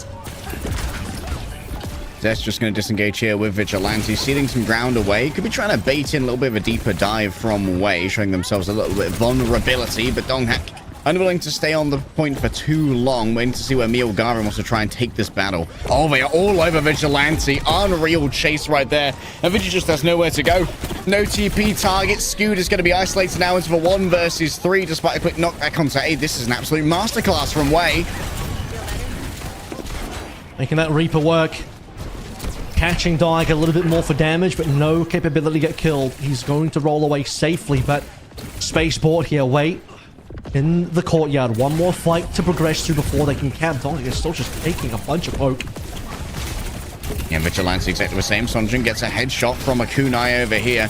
Donghak wondering if it's time to use the power driver. Not actually going to invest in this one. Instead has to move over towards the car. Instead, over onto Maka. Has to move away using that tidal wave to try and get a little bit of extra space in the extra Suzu as well for that additional peel. They can't afford to lose Maka early. The Scoot is equally endangered right now, and Zest is low as well. T1 are feeling low across the board. If Wei can get themselves on top of a target, they can definitely guarantee themselves a kill. But it seems like T1 have been able to scatter to the 4 wins. Milgaru gonna follow in through. Scoot turned into roadkill. In comes the Kitsune rush. The first point is already captured, and Donghak can't even get away. T1 have barely done anything. Wouldn't mind seeing the scoreboard. I think it would show that T1 have just a distinct lack of kills across the board. I mean, who on Wei has even died so far this first fight? Lee Su-min got hacked out, revealed his Kitsune rush, but he lives. He'll get that Kitsune down. Even the pulse bomb stick landed as well onto Donghak. Wei on a bit of a roll. Bad look for T1. Bad omen to start with, but listen. Falcons were on a similar trajectory and had some real struggles on this map and still ended up winning. Sonjin just getting a little bit of a cheeky slide through Donghak for his death. Slight bump in the road. Gonna have to check the dash cam for that one. Sonjin was barely even registered underneath the tires. And now Zest is just going to be able to make sure that there are no return customers. And now they can hold the bridge. He didn't get anything done on that Death Blossom. Starts with Donghak roadkill on towards... Was it Sonjin? And now Wei. Largely out of ultimates for this one. T1 are the one that holds all the cards, including a big EMP. That's what T1 need. Big slowdown here. I'm proud. Can get some health back control here as well for Zest. You can see that isn't currently stealable by Sonjin, which means that Zest can post up here for a long time. It's going to require maybe more than one member to get on top of them before they can actually be physically removed. And that's going to hold Scoot and Vigilante a significant threat. Look how spread everyone is here as well. This is a very annoying defense if you're Wei pushing into it. It's going to be a solo onto Aid, catches Sonjin on the side as well, and both of them will go down. Yeah, great spray transfer there from Crowd, and there's nothing to do for Milgaru here but die straight into the canal in pieces, no less. And that's what I mentioned here. Wei trying to push in past the bridge, past all of the openings on that high ground window. T1 just making a pair from just about anywhere on the map. Marker's not expecting this. Marker's, I was going to say, not at risk of dying, but Donghak is just going to chase him down. Marker, 0 health there, and Donghak just rolls through it. And Zest just emerges out of nowhere. Milgaru has to take on 3 by themselves, at least demanding attention, but not much more than that. And Donghak is still on top of it when it comes to contesting this cart as well and denying additional push. A lot of time gone, 2 minutes just spent trying to gain some level of control here. So like I said, despite how poor that A defense went, T1 are making up for lost time. Vigilante falling low, has to Susan themselves for a momentary little bit of a reprieve. In comes the minefield, this time from Milgaru. Is going to make crossing this zone a little bit less than ideal for Zest, and so they are going to have to give away that space. Wait for the cart to carve through the mines themselves, or they can be cleared up by a power driver coming on through. Zest in towards the back. It is going to be a counter usage of the Wu Yang ultimate. The tidal blast seems like everyone's been able to escape, but it has given sustainability and a little bit of a fight reset when it comes to the overall positioning. Donghak once again has control of the high ground. It's just going to be exactly the same. So they look to try and coalesce onto a target, but can't quite find one. Aid going to be forced to flee. Now it's the Kitsune rush to drive Wei forward. Aid still has an opportunity with the Death Blossom. Zest and Skewed, unable to escape. Vigilante cut down by water itself, risen from the canals of Venice with vengeance in its heart. Yeah, it really just starts with getting Donghak down. A lot of ultimates traded there, but eventually Aid with the Death Blossom to finish things off. No Donghak to be found. Milgaru now swapping over towards Ram. He knows what it takes to finish this map. Donghak, I'm sure once he drops in the minefield, plays out his last life here, he'll be making that swap as well. Vigi, and that kill to Sonjin will certainly give time for T1 to catch their breath. A momentary reprieve, some time to think. As you said, third point, you definitely don't want to be seeing that ball, but DongHack's going to be staying on it just because they have access to the ultimate, and it's going to be utilized in here in the small room. Mark has got no chance of escape. Proud can use these for body blocking of incoming bullets as well. DongHack's just spinning around like an aggressive Newton's cradle, bashing into his fellow ball of Milgaru. He's moved over onto the Ramatra, and this is likely going to be DongHack swapping over. Well, he'll be doing a little bit of exploration forward, so he'll stay on, given that he hasn't gone down yet. If he wanted to swap over, he would have needed to reset, quickly go back to spawn. T1 understanding that after winning a fight, having this set up forward, getting some early damage in, might be very important. Also, than making the swap happen, get away. And a bit of a rebuilding phase here. Still just barely enough time, but that massive early point A advantage they had in terms of time bank has really fallen away here. Long-range poke from Wu Yang is absolutely brutal to try and deal with. Proud still has the EMP, can solo it if they want to. Noted on the approach by the Wu Yang. That's scary stuff, by the way, but Zest seems undeterred. Going up against double support, a 2 versus 1. It's not going to be the easiest thing to do, but with a hacked health back in your corner, anything is possible. Aid falls down post-teleportation, and Vigilante's just going to be able to move out on this one, knowing that DongHack can clean up what's already been made when it comes to these messes. They're on towards the last 1 minute 30, which would have been the OT cap time. Had they capped B in OT, this is all the time they would have had. Which is not a lot to play through. It's going to be a giant one. Just about all 10 ultimates available. Full stack on both sides. Payload movement is terrible though. Wei really needed a lot more payload movement if they want to get a one and done push here. They might need more than one fight to get this one across the line. Real lack of motion. Skewed's made it move on in. Even with the Annihilation, DongHack simply leaves. So the Annihilation unlikely to last that long. Crossing of the arms and hiding in the bunker. The safe space is far from it. As Aid on arrival is just instantly disassembled. Only the bloody parts of a Reaper remains where an imposing altar once stood. Still holding on to the Death Blossom with 30 seconds remaining. It's far from fortuitous for Wei. Just doesn't have the opportunity to use it. That's a full team kill as well. T1 fully survived it. Only used the support ultimates. Plenty to use now for this final engagement. I mean, look at those DPS ultimates. Plus the fact that Minefield and OT, when you have to touch, is deadly. Milgaru now swapping over towards Zarya. Wants to initiate somebody to go for the touch, but Sandra's dead. Where was the bubble? The whole point of playing Zarya is the bubble you were tracing for the touch. Wasn't there. They're saving the bubble to try and put it onto Reaper instead, get maximum value, but guess what? Milgaru's hacked. The bubbles aren't going to be available. It has to be put onto Aid, who needs to spin to win, but can't really find the opening to try and make it work. Milgaru used their energy, yes, to take down Proud, and Sonjan's wrapped around the back, but they're cut off from their backline. The minefield here from DongHack is going to be brutal. Yes, there's a shield to stop the pile driver coming through, but what about the second phase of the engagement? Skewed to the next one to go. Sonjan wiped from the point. There's no swift step to be seen for the side of Lee Soo-min, and T1 hold Wei to just a few meters on third. Yeah, I mean, just heads up play. T1 getting hyper aggressive, knowing, look, if we're still going to be on the ball for the C-point defense, and by the way, in the open area, still a lot for DongHack to do. Really, the ball starts to get much worse once the payload reaches the indoor part, and there's a lot less room for the ball to maneuver around. T1 are capable of just playing aggressively, having this capability, and on B as well, as you see in some of these clips, to just get into the face, off angling, and coming in with the flanks on top of where Wei do not expect. And these individual picks, and being able to win these fights with picks alone and not even having to really ult, giving them such strong ult economy towards the end there. Up against a brick wall was Wei the entirety of the C push, but at least at the end, Milgaru snuck some bonus distance in. Will it be enough? Because it's going to have to be. Heavy vigilante coverage in that highlight reel. But right now, look at DongHack, 22-2, and Zest joining up there with 20-2 as well. For the, for Wei, it's a little bit less impressive. I got lucky with my call sign. Can you imagine if they called me Zippy? We'll start with the ball defense. Proud. See what he enters this with. Might just be the Sombra again. Aid. Again, some notes from Merit earlier on. Saw what Merit is capable of on this map up against Crazy Raccoon. Again, in that Cassidy for some really strong pop-off potential, but he needs good protection. Again, you have these ball dives that can be super deadly against casters who don't have the mobility, don't have the tankiness to survive in many cases. Vigilante, public enemy number one, but Milgara doesn't want to stick around to bring them to justice. So going to be watching Donghacks engage here, seeing if we can find any shades of merit inside the heart of Aid to try and dispense justice onto T1 and rescue Wei. The first rotation. Moving ourselves back onto the high ground. T1 payload now in the choke. This is a spot where Wei need to be able to hold on for as long as possible. That is a decent roll through to prevent some high ground control. Yeah, great stuff there from Milgaru. Gets hacked out here by Proud.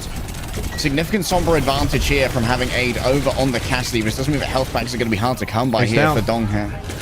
And yeah, Aid is down. Donghack traded out Sonjin there. It had to be the trade. It really had to be. Vigilante's super low. The spam from the Wu Yang is absolutely brutal to try and deal with. Skew just gets out of dodge, and this does dingy the Kiriko just a touch. Wave lose more though. This is the problem. Donghack may die, but he's really close in terms of spawn. He'll be back in the fight. No time at all.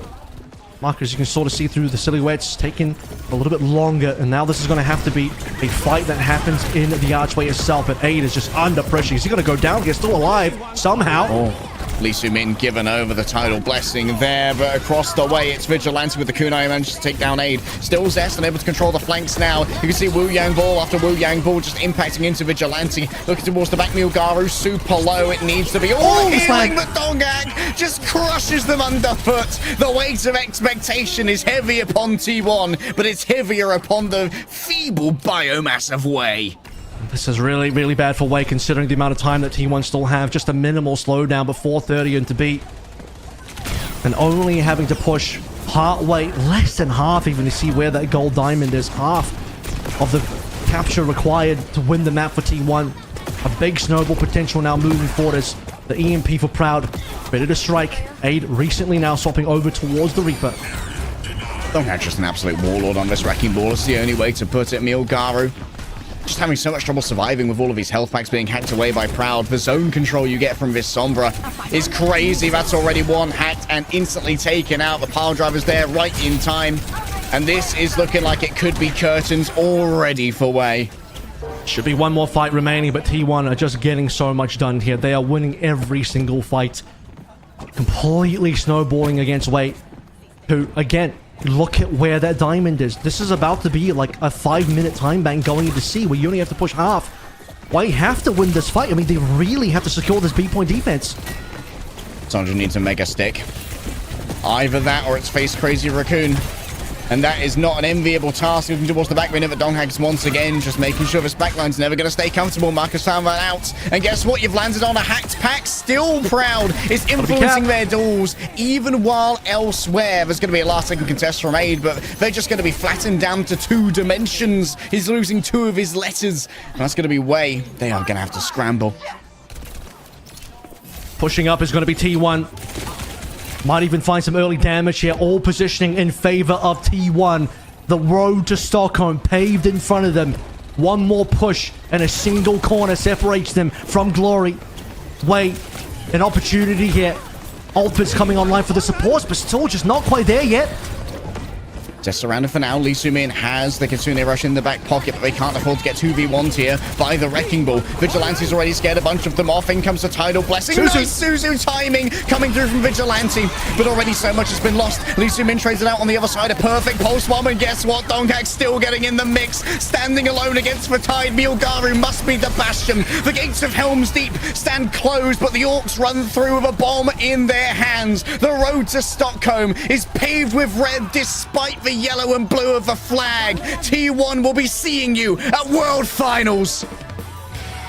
This team will not be denied. Second place, they find themselves in the stage final against Crazy Raccoon, and they want to make sure they can make another final, not just here, but potentially even further in Stockholm at the World Final that they've now officially qualified for. A 5-mapper required. Wei did not make it easy for T1. But T1 are going to be the second team alongside Falcons to book their ticket to that World Final. And they will be facing Falcons next in our next match as well. They're going to be right back on this stage to go up against Falcons, as you said. And that is going to be an absolute banger of a matchup. But for Wei, The real fear has to set in because their tournament isn't over, but their last chance is against the illustrious, the Titanic, the region-dominating Crazy Raccoon, and only one of them gets to go to Sweden. The player of the match, it's going to be Zest. Yeah, honestly, Zest, what a performance from him today. Incredible stuff on that Tracer. And Zest has been really, I think, underestimated. This guy's been slept on a little bit by everyone in the community because, well, when you have such excellent flex DPS out there that we see across some of these other teams, Esang and Proper and even Spin at the start of the stage for Crazy Raccoon, just doing unbelievable work. Zest has been kind of just quietly building up his momentum. And now for T1, you don't just have one excellent DPS in your team, you got two, and then you got an insane tank as well. Then your backline has super good veterancy. You just need to find some consistency as a team, and they're building that back up again because they kept this one, so importantly, they will make their way over to Stockholm and Zest. What a delivery here. What are these mechanics that we are seeing on screen? Just good stuff. Yeah. Oh, that was disgusting on Marco as well. Like, Zest has just been lights out. Donghak's ball was absolutely crazy. But Zest is always good for one, you know. And that's where you really find the fear in these fights. And that no matter how well it goes, Zest is probably going to be good for the one. Clinical. It was a tough game for T1. Now they get to rest for a while. Let's go to the stage and head in for a chat with Zest.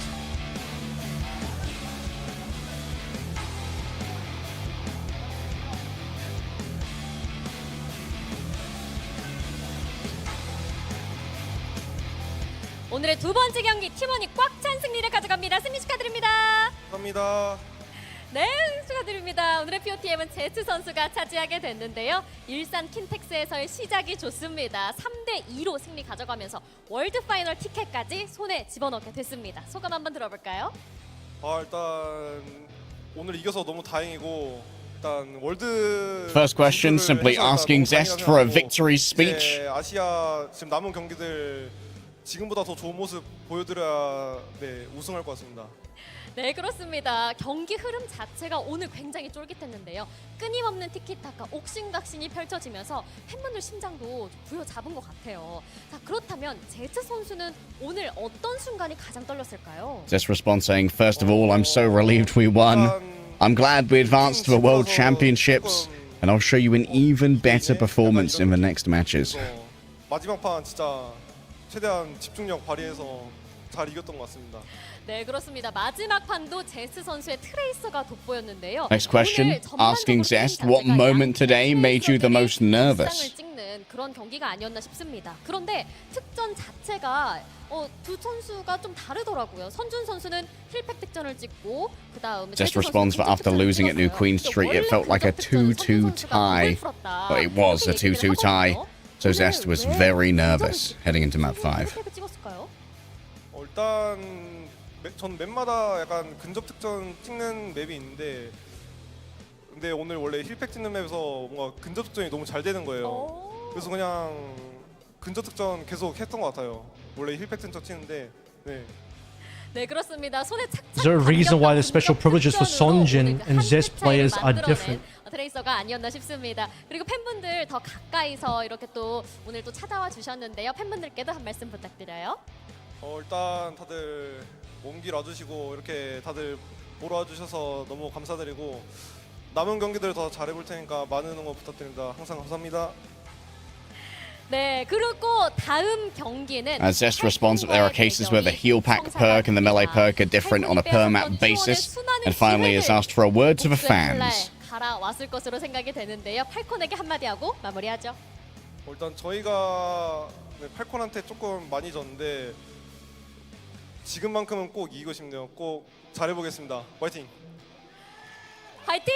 팬분들도 함께 화이팅을 외쳐주시니 제스 선수가 힘이 번쩍 Just 날 것 responds, thank you for 같습니다. coming all this way to support us. We'll show you an even better side of ourselves, and also a request for a word to Falcons. To which Zest says, we lost to Falcons a lot, but I want to do well now, because that is of course their next matchup, Avril. 화면에 위에 LED Certainly 화면을 꼭 is. 확인하셔서 The Falcons 경품 looking 수령해 damn 주시길 good 바라면서 after a fresh 저희는 win 다음 versus 경기로 Crazy Raccoon. 돌아오겠습니다. 다음 T1. 경기 T1과 Oh, that looked like a bit of a struggle at points versus Way, but a win is a win. Both teams have qualified to Stockholm, but who will make it to the Asia Grand Finals? Find out after this break.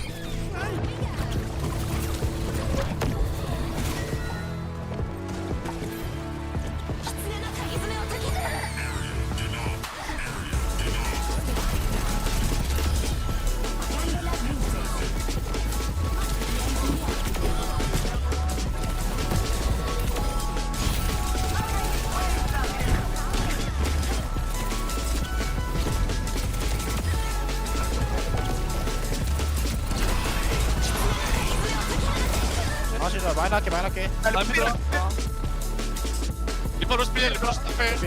리포터. 나가시 나와. 살면서 앞에 나와. 나부터 끝이야. 나이스. LP님.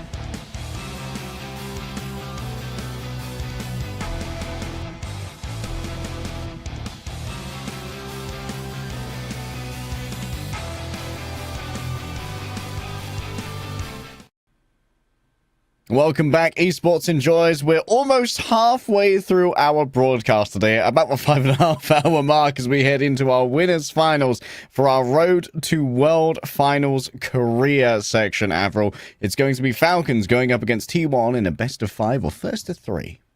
And the winner will go into the grand finals, and the loser will still be in the top 3, will find themselves in the lower bracket for the lower bracket final. And in terms of what we're actually playing for, of course, you get the title, you get the pricing, but seeding to the World Finals as well. If you get the first seed from Korea, you get to sort of skip the opening round of games, get a bye, and go straight into the upper bracket quarterfinal for Stockholm. The other two teams are going to have to play through that first round, go up against, it will be Korea number 2 versus Pacific Japan, Korea number 3 versus Team CC from China. Yeah, that is not an easy round to get through, so that first seed is worth quite a bit here. And of course, this is Falcons putting themselves back on the map when it comes to the highest competition after getting the 6th seed coming out of the Korean local scene, the regional OWCS. And Falcons have been on a tear when the games matter a little bit more, as so many of their opponents have found out. Let's welcome them to the stage. That was T1, actually, my bad. Just played, of course, up against Way 5-map series, down to the wire. Rialto, though, started to get a lot better for this team. T1 will, for the second time this year, find themselves in an international event. A lot to look forward to because they would have felt like their performance in the WC Mid-Season Championship wasn't quite up to their standard. They want to prove again what they can really do. Yeah, time to prove it. And they already have done a little bit of that against Way. Going up against some of the top competition in the world is definitely exactly what an org like T1 is used to across a multitude of disciplines. But Team Falcons also expect the best, a very prestigious org in their own right. T1 is presented to the crowd as our arena is basically filled up as the best players in Korea gather in a singular location. Yep. No eliminations for Korea today. As a lot to celebrate here for T1 and eventually their opponents, Falcons, when they take the stage, who get a chance to have a little bit of a break while watching T1 play through their game, as T1 had watched Falcons a little bit earlier on.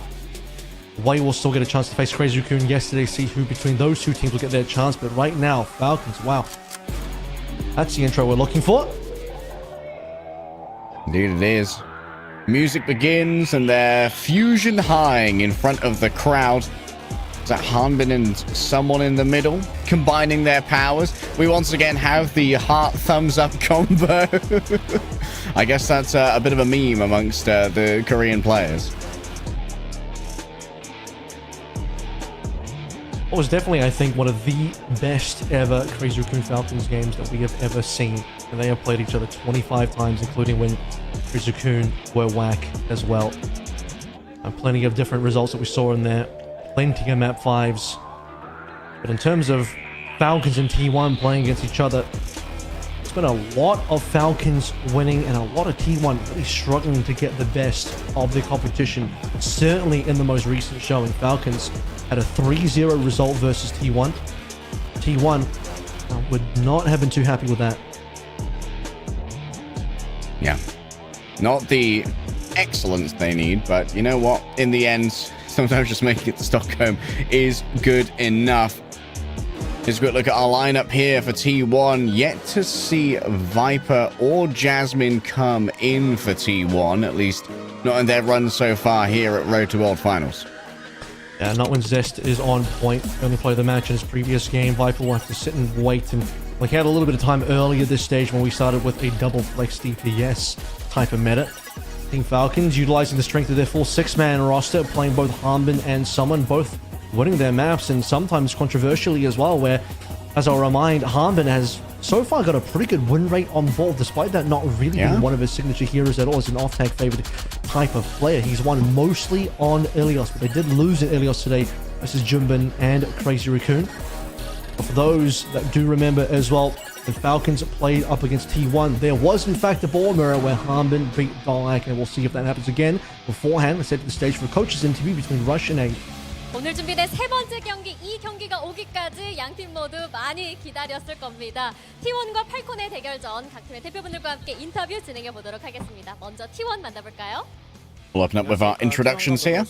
Rush representing T1, as Avril mentioned, 그렇다면 팔콘도 만나보도록 하죠. and Aid on the other side for Team Falcons. 반갑습니다. 네, 에이드 코치님도 반갑습니다. 양팀 모두 오늘 1경기, 2경기 뛴 입장으로 서로 만날지 예상했을지 궁금한데요. 이제 솔직히 라쿤이 올라올 줄 알았어요. 아, 솔직히 라쿤이 올라올 줄 알았다. Our first question is, did you expect to meet each other here in the winners finals? Rush says, honestly, I thought Crazy Raccoon would go up from the Falcons Crazy Raccoon match. 쉽게 가려면 T1이 와야지라고 말씀 들어봤습니다. 상대 전적을 살펴보면요, 그도 그럴 법한 게 팀 팔콘이 And Aid on the other side. We thought T1 would come up if we went up. It's like, yeah, if we win, T1 will probably beat Way. 오늘 자신 있을까요? 이제 오늘은 자신은 있는데 저희 팀 억제기 몇 명이 있는 것 같아요. 저는 이 팀이 오기 전에 팔콘한테 져본 적이 Next question is regarding the confidence of the coaches. Are you confident today? 하고 있던 분들이 있었는데 그 뒤로 좀 지긴 했어요. 근데 오늘은 그래도 이제 좀 할만하지 않을까. 일단 한빈이 정도면 할만할 것 같아요. 아, 그래요? 아, 오늘 러시 감독님이 이 대팔콘의 저주를 깨 부숴주겠다라고 말씀해 주셨어요. 그렇다면 팔콘은 어떨까요? 좀 덜 무서울까요? 저희 안 그래도 저기 대기실에서 Oh. Rush responds, I'm confident today, but I think our team has a flaw. Someone made a mistake in the practice match, but doesn't reveal who. 네. 그래도 T1 저력 있는 팀이어가지고 저희도 좀 잘 준비해야 될 것 같아요. Clearly, he's talking about the someone on Team Falcons, 우선은 right? 부숴야 Oh, 제맛이다 true. 이렇게 들어봤습니다. 양 팀 모두 Definitely. 이번 경기에 좀 기대가 되는 게 무자비한 트레이서 대전입니다. 1경기, 2경기 모두 트레이서를 맡았던 섭들 선수들이 좋은 경기 보여주면서 POTM을 가져갔는데요. 우리 팀 Ed responds that in the waiting room, Donghak said he's going for his 11th attempt, but the players are talking about how that dream might be shattered. I guess that's the 11th attempt of T1 beating Falcons. 잠시만요. Maybe just Dongak specifically. Falcons have a 4-0 match record against T1 so far. All from this year. 아까보다 더 잘하면 오늘 난리 나겠네요. Yeah, Donghak's already made a couple passes himself against this roster, who have been together for a significant amount of time. 잘하시는 선수이기 때문에 네. 이번 경기에서 보여줄 것 같아요. 채찍 소리가 들려요. 네. 그렇다면 어떨까요? The next question simply is translated as, our team's tracer is proud? And Rush responds, Zest is a good player, but he needs to improve. There's always room for improvement, even if you're Zest. 자, 코치님, 감독님들과의 신임, 소망, 원기옥 가득 담아서 세 번째 경기 이제 시작해보도록 하겠습니다. 맵 세트 보여주시죠. And Aid responds, we always have faith in our team because we have a tracer Shin, or I guess that's like a tracer god? Gosu Tracer, perhaps? Ilios is going to be our first map. We're going back to the old classics, Avril. Yeah, just looking through the history here, you have a head-to-head victory from Falcons, 4-0 versus T1, 4-0 versus Yeti, and a 2-0 versus Fnatic. There's also one more in there somewhere that I couldn't find, and Dongak was talking about 11 times, 11 attempts. This will be the 11th one, actually, just doing the math quickly in my head. He's had 10 tries. This is number 11. Dongak has yet to ever beat Falcons. Will it be today? We did start to see that Ilios' first map on board. Ilios has been very much defined by Wrecking Ball play thus far in the season. And as you noted earlier, Avril, Hanbin is not shying away from going up against balls that many would consider his better in many ways, and has been able to walk away with significant results playing a ball that isn't necessarily their most common pickup. I'm not expecting a ball ban to come through either. I mean, Ilios has just been Falcons' #1 pick, with Harbin starting every single time. They could still just pull through the Diva as well. I mean, we saw how the Falcons' Crazy Raccoon game went as well. Harbin did play ball against Jumbin. Kind of felt a little lacking in that particular series, but then when you get over that map, but then when you sort of move over later in the series and Harbin starts locking in Desire, locking the Diva, it's like, whoa, Harbin is back. Yeah. All right, lots of praise here for Falcons, including you and I, but hey, yeah, it's Sim. The big SimG2 believer in there. Of course. Was Sim the only one who believed in Falcons, or the only one who believed in Way? Way. Yeah, I don't want to believe in Way, I believe. Was all You know, I think Sim's just a contrarian. We're all swapping sides here. Honestly, I could see it. This could be the time that T1 do it. However, both teams really were pushed to the limits in that map 5 to even get here. The difference being Falcons being pushed to the limit by Crazy Raccoon and T1 being pushed to the limit by Way. Those are two very different types of matchups where for Crazy Raccoon to be pushed to the limit and then beating them, I mean, that's an insane achievement. Really, T1 probably would have thought they would have done a little bit better against Way, but Way got that very nice in Queen Street win that pushed us a little bit further in that series. And now, well, the curse continue. T1 get to beat Falcons this year. Dongak get to beat Falcons in his career. Merit's cast instantly targeted. I don't know if this is the best map to straight away target the cast, but they don't want to deal with it at all. Yeah, I agree. I don't know if this is the best map to utilize that Cassidy ban, because we've mostly seen Merit keen to meet a Tracer versus Tracer matchup on Ilios when they're playing their Wrecking Ball. Yeah, so the whole Sombra, rather. Repeated ban will come through for Team Falcons, the same ban they used against Crazy Raccoon earlier on again, just to honorably make sure that no ball counters in the tank position at least can be chosen. Dongak probably wouldn't have been that likely to pick Hog anyway. I don't think I've really seen him play too much of that. But Dongak should be keen to jump into this ball mirror against Hanbin. Hanbin couldn't beat Jimbin against it. Dongak should feel confident that he can do a lot of the same magic that Jimbin was able to do in that first opening map. Yeah. Thinking deeper into this series, which is the first of 3, I would have loved to have seen that Cassidy ban come out on something like an Esperanza, where there's a lot of room for Merit to get value off that Peacekeeper. But as we head into Ilios, everything is set in stone as we begin our winners finals.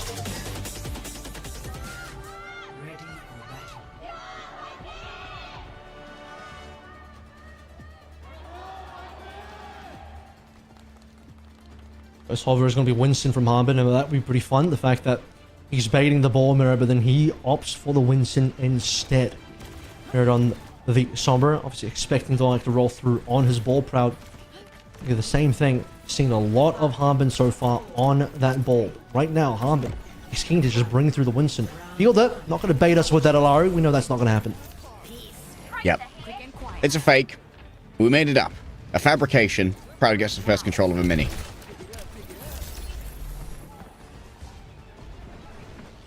We're able to scout this out pretty quickly, that in fact it is going to be Winston. First Zap coming on through.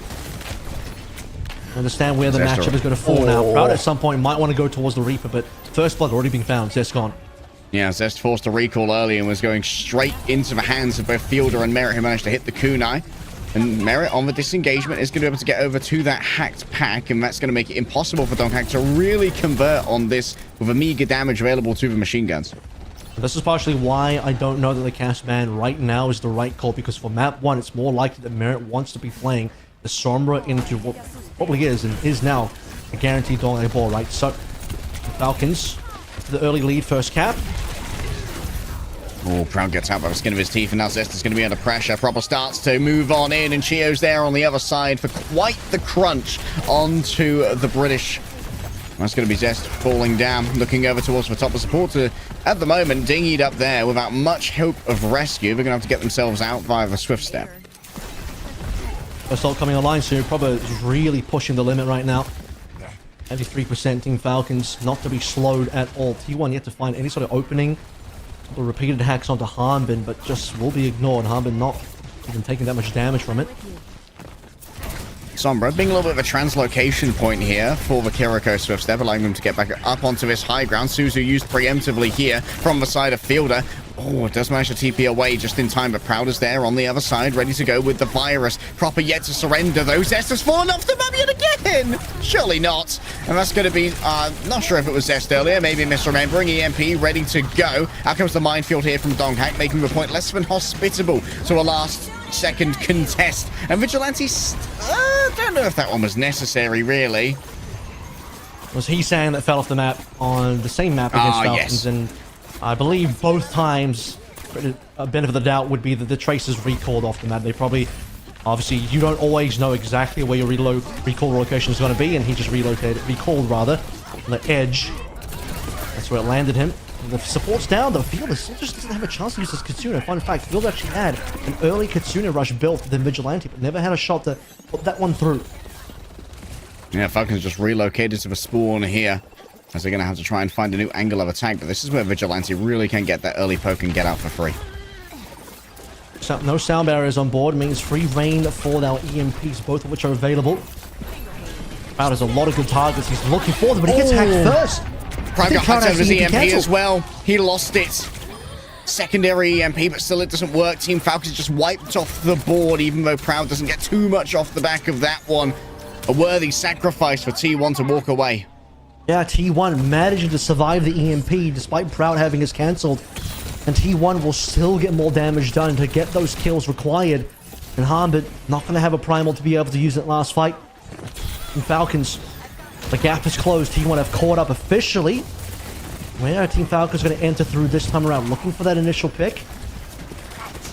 Humber wants the backline. Vigilante going to be the primary target, but Proper's already traded for Proud here, and Proper's certainly a lot more important when it comes to these fights breaking down on the other side. Vigilante's already used their Swift Step, and so there's no escape from the fists of Winston as they fly out furiously. Team Falcons get the first cap here after it's a quick move away from T1. Still nothing built though, sadly. For T1, where Vigilante can find his opening. Making a little bit of damage here, but for T1 already Dongak on the point itself, so you lose Vigi, but Line's on point. Might be able to get a trade here. Proper just says no. Both the back liners Proper gets.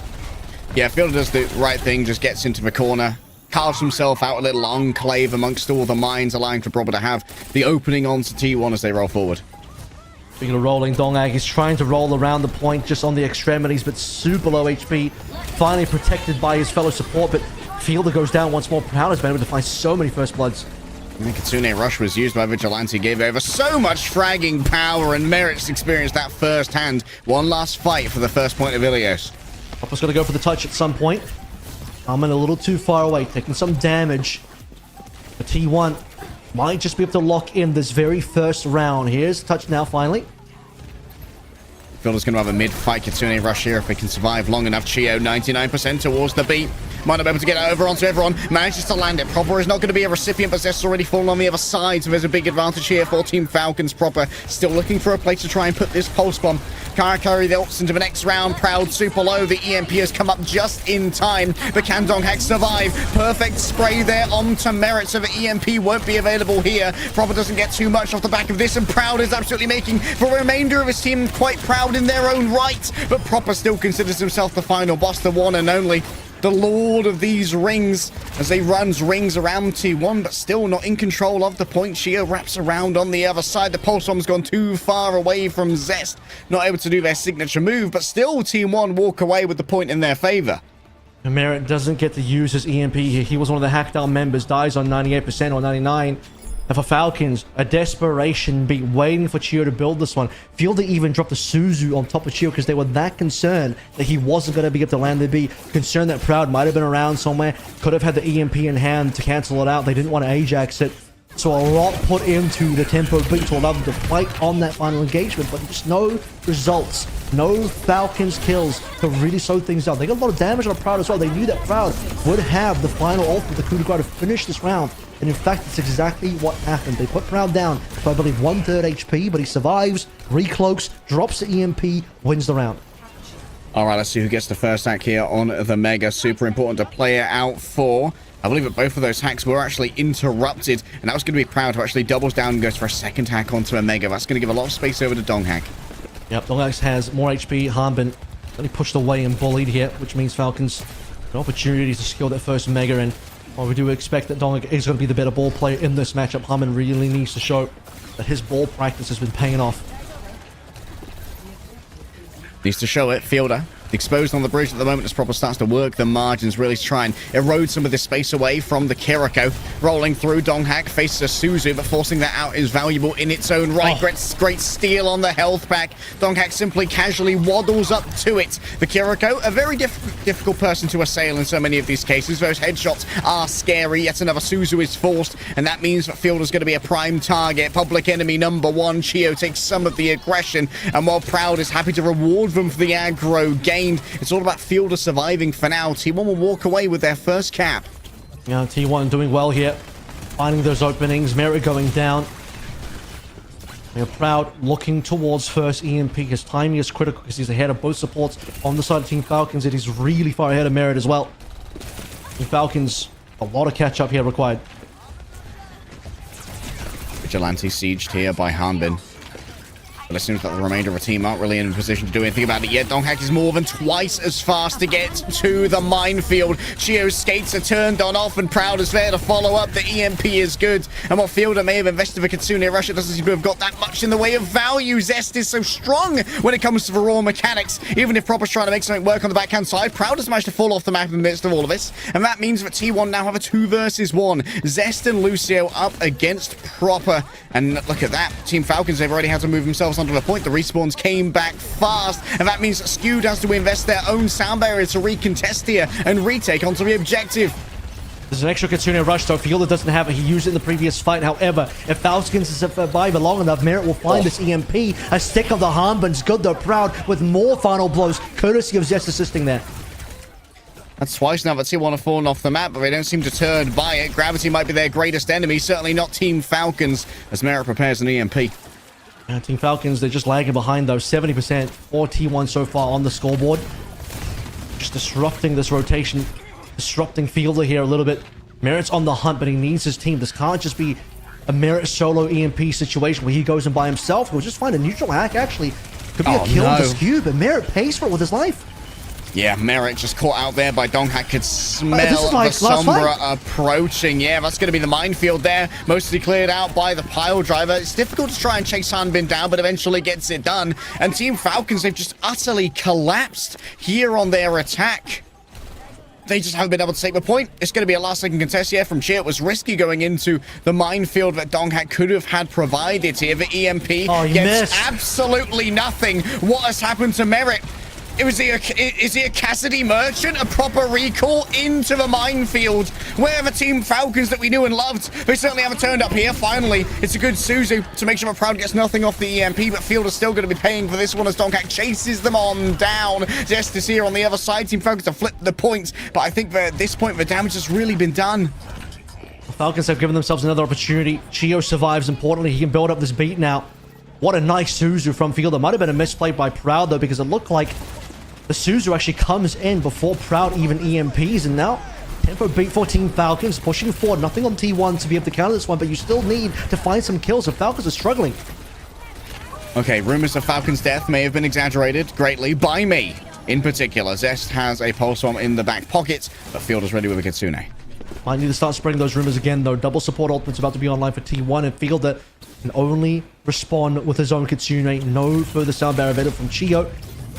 Team Falcons, though, need to find some picks outside of ultimates. They need to find some of these neutral wins that T1 have managed to get. Proud has managed to find these picks by himself in various cases.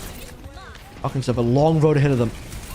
Zest's continual mosquito presence on the point, forever threatening that cap around. It is going to be a wide pulse one for now, not able to get too much. An exchange of Kitsune rushes, and it seems like T1 have been able to flip the point in the midst of all of this. Proper fell down at the hands of Zest, and Team Falcons are just playing so far back. They're trying to bait maybe an overextension, but in the midst of all this, they lost control of the point, so now they've got to try and keep themselves contesting over there, and they don't have the meat as a squad to get it done. Team Falcons are picked apart by T1, who take away Ilios. Yeah, T1 just had the support economical lead for basically the entire round of Ruins.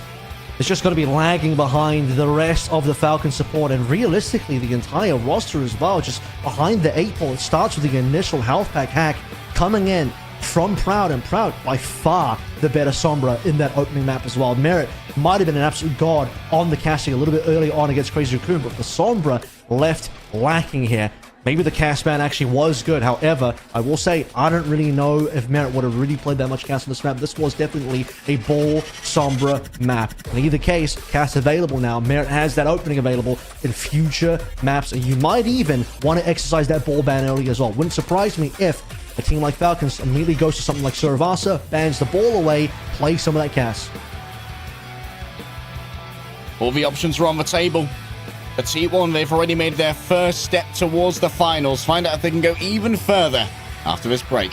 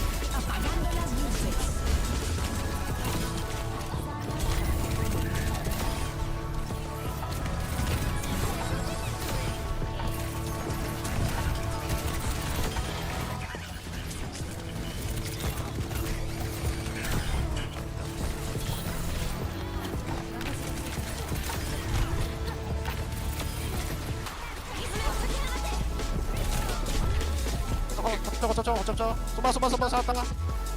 킬필 거점. 날려. 멀필. 나이스. 다행이다.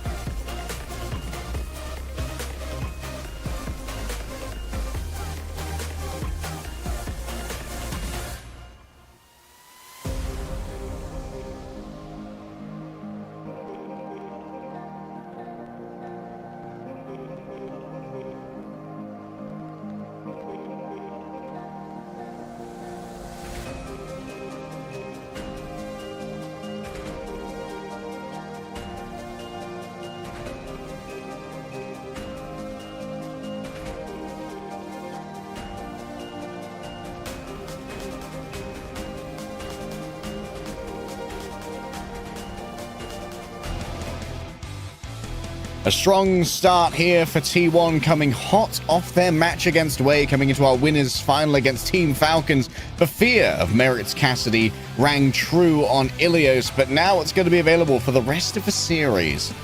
It feels like Merit really let the ball through or let the ball drop in the case of allowing Dark to play his game comfortably.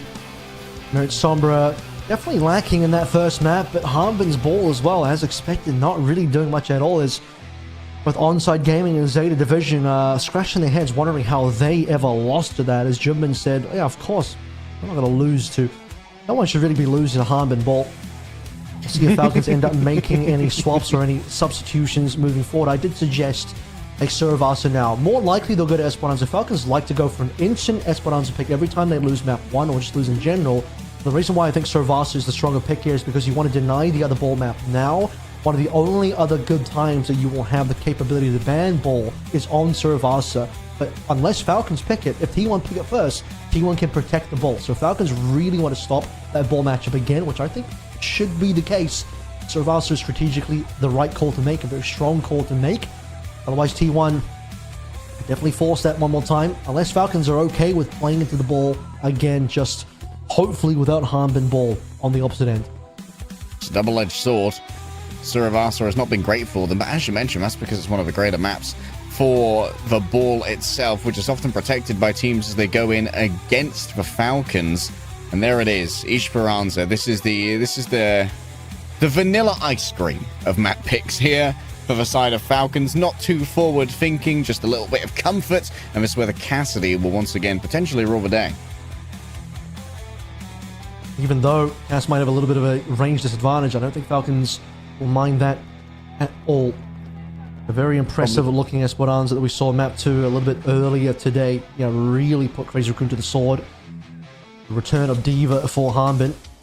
Surely if you're Falcons at this stage, protecting that Diva will be important, because if I'm T1 and the tank ban slips through, I'm banning the Diva out. So the Ram ban is going to indeed protect that Diva. Going to try and force Jumbin towards either a Winston or a ball, which of course Jumbin is happy to play. T1, they can counter with a support ban. Indeed, it is going to be the Lucio. That is a pretty important ban in this series, as we saw Chio not very keen to be playing the Wuyang. Yeah, Skewed, wanted the absolutely Brigade. keen to play the Wu Yang. So what's going to happen is Chia will go towards the Brig for this one. Brig and Kiriko as the combination. Now, given that Cass is likely to be on board for Merit, Brig is going to be there for Chia. That is a pretty diveable back line. You would think that this should be a good anti-dive comp. Yeah, it's Brig, it's Cass. They have flashbang, whip shot, shield bash, etc. Shouldn't that counter the dive? In theory, you'd be right. In practice, oftentimes, a good enough dive team of the caliber T1 or of the caliber Crazy Raccoon can get past that, no issue. Let's see if that happens. Heading into Matt.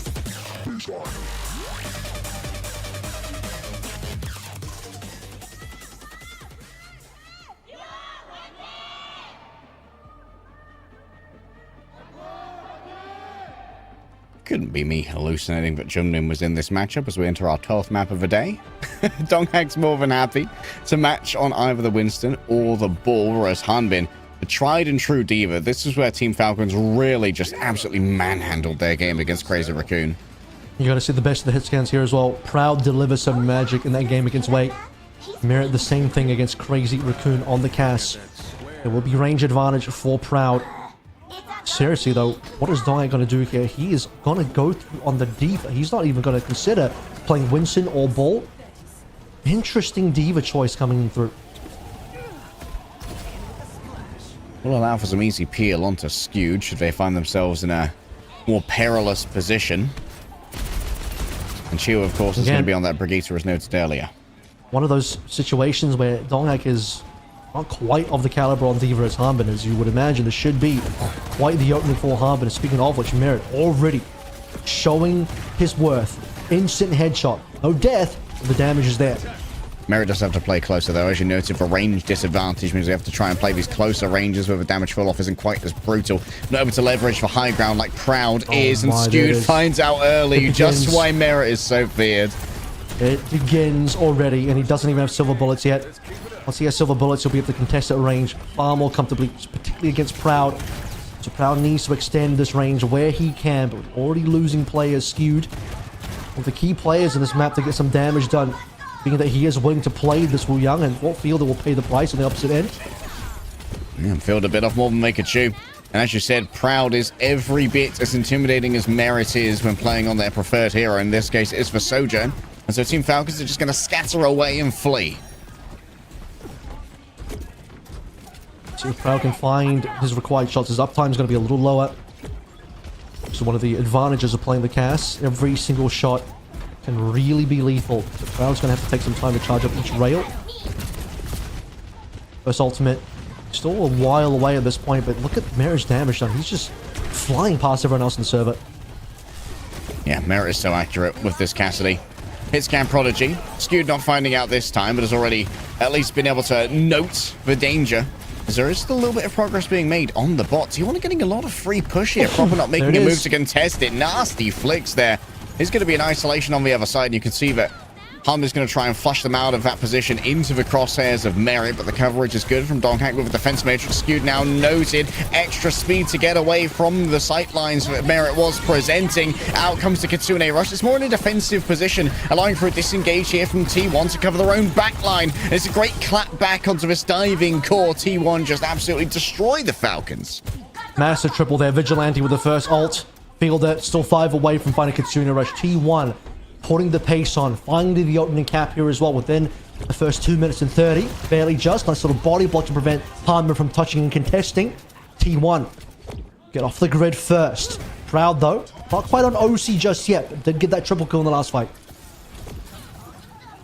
Do T1 have the same standing Deadeye illness that earlier infected Crazy Raccoons? No assistance. They have a diva this time. That is much better. Oh, Chio. Big capacity for some stuns here, and well, Merit's more than happy to follow up onto those, noting Donghak's disengagement. Vigilante tests the Peacekeeper, and Chio's even there to get a follow-up onto that as well. Donghak with a remake, but it might just feed over ever more ultimate charge to the remainder of the team. We'll guarantee they don't get staggered, though, as they've got the capacity to stall. Skewed even sliding in from stage left there as Merit just drops a flashbang on top of him. Merit completely shutting down Proud in the midst of that fight, and Falcons will now push the payload back into their own corner. However, not in contention to capture yet. T1 will have a respawn wave.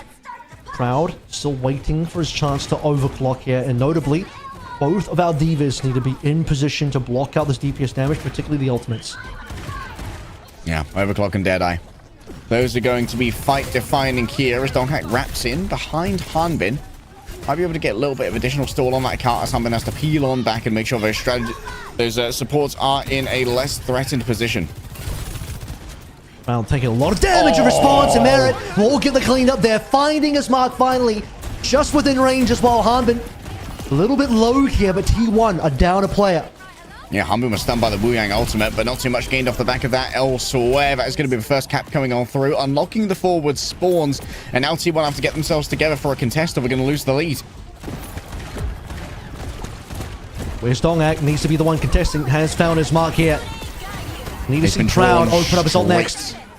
Drawn straight into the Kitsune rush. Flashbang not going to connect for now, but that means that there's nothing for Skewed in the back. No peel is available. Team 1 have tried to flip the map, but still the bot is getting away from them. Finally, we hear the overclock coming on through. Headshot here on to Merit. And Fielder and Proper are the first ones to feel the pain get pushed through their nerves as T1 collapse from all directions, but they've not been able to maintain the lead.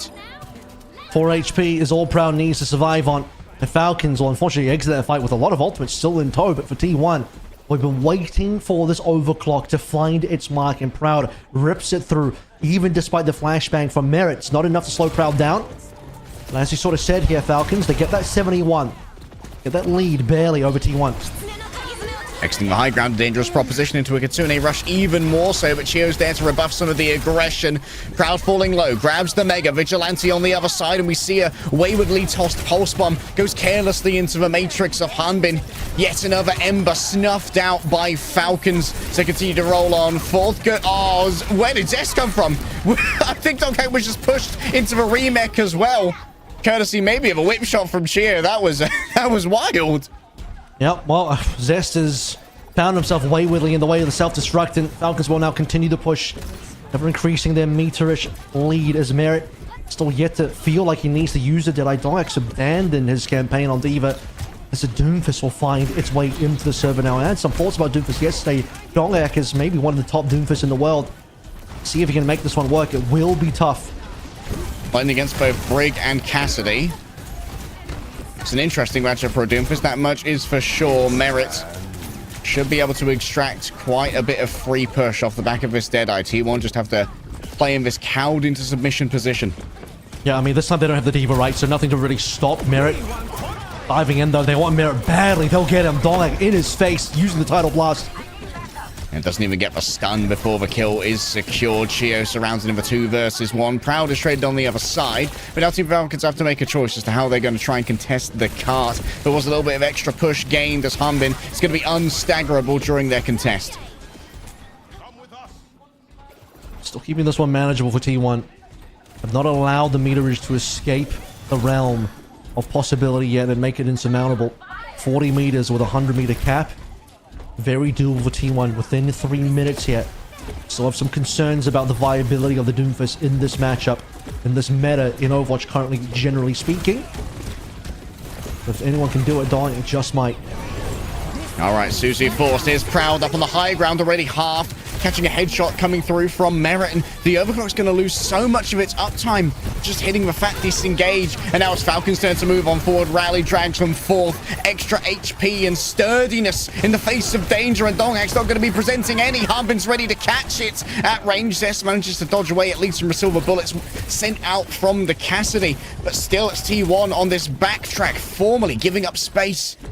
And a failed overclock as well. You wanted more out of Proud in that sort of situation, but he's instantly eating a headshot from Merit, which means he needs to respect the damage output and be concerned about dying mid-ultimate. Speaking of which, Donghack getting out of danger with the meteor strike, barely. Would love it to be on Chio. Chio can shield bash away fairly easily. Does mean there's an easy punch coming through onto Hanbin, and Chio caught in the corner. Demands for Suzu, demands the peel. Vigilante respects no such peeling and delivers the damage nonetheless as Chio and Merit fall down in their own right, and Team Falcons are just forced to run away. The problem is, time is a factor, mate. We had 3 minutes not that long ago. And T1 is still just resetting payload back to neutral. What they needed to be able to do is win these fights in the neutral. These are the critical fights. And Hanbin's managed to not quite retain the net. He's forced to use the self-destruct.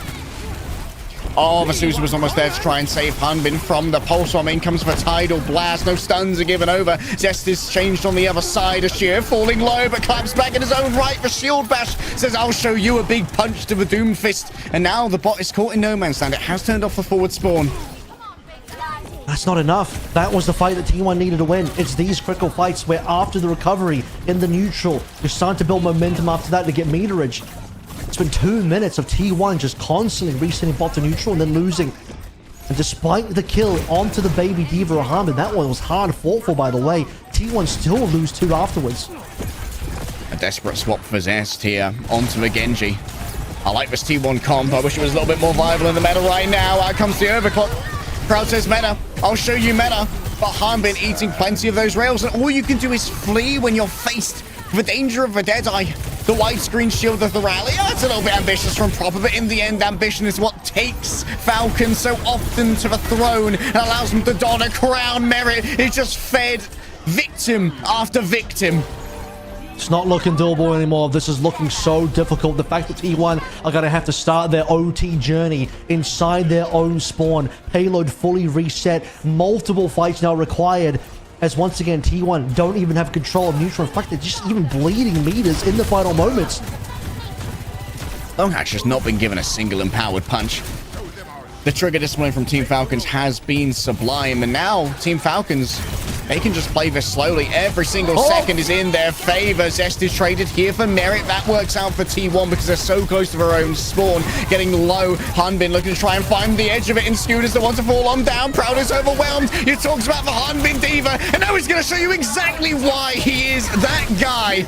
Down comes the Meteor Strike. It's blocked out by Chio. A brand new empowered punch makes sure that Chio and Fielder are going to be in heavy danger, but surrounded by members of Falcons. The dangers come for you, my son. Donghack doesn't know what's hit him, and a clapback on Esperanza is exactly what the doctor ordered to bring Falcons 1-1. Despite the 60 meters for T1, the game was just fully in Falcons' control. Aside from the fact that T1 found a little bit of early success, ultimately Falcons, once they got that lead going, once they got their cap in the flip, they never even allowed T1 a sniff of distance on the payload against. The payload never got past the neutral point of the map ever after that. Consistently, T1 were just losing those fights after the recovery phase. And Donghack on the Doomfist, like I said yesterday, Doomfist just not in a good place in the meta. If Donghack can't make the Doomfist work, I don't think anyone can. Back to the drawing board for T1, but this is the Falcons that beat Crazy Raccoon. This is the Merit performance of the Cass and the Diva performance from Hanbin that really make Crazy Raccoon bleed. Let's see what T1's response is after this break.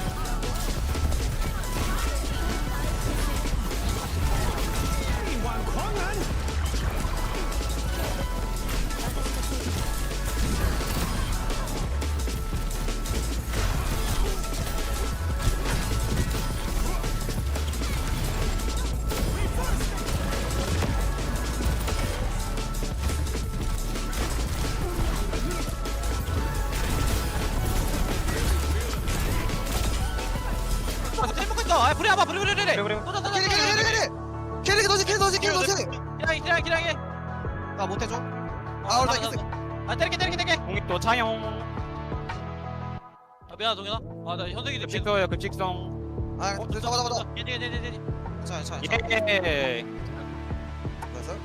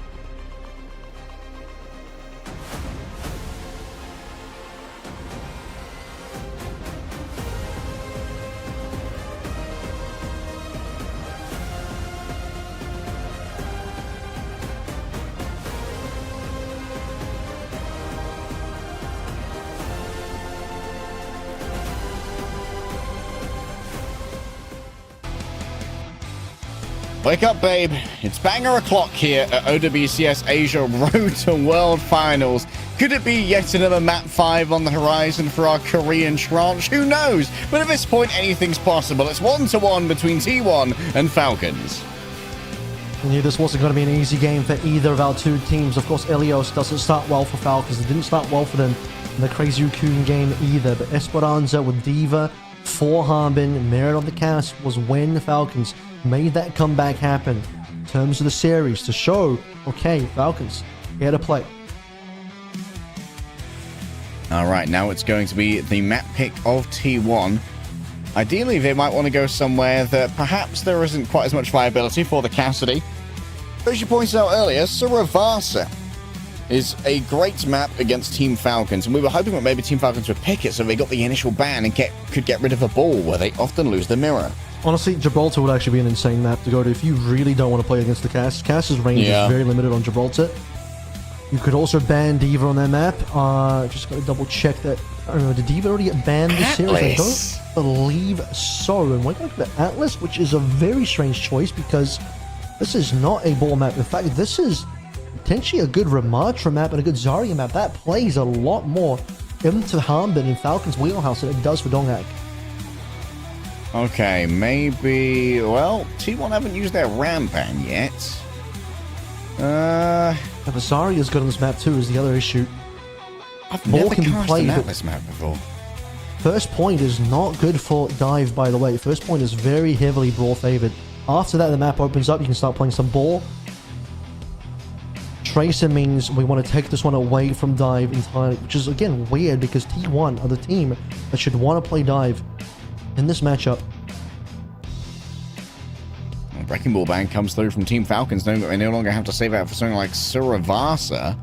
Yep, well, this is the next best time to use your ball ban now. There's not going to be another map in the pool that they really need to save the ball ban for. And if T1, as they have, allow the ball to go through, yeah, instantly ban that ball.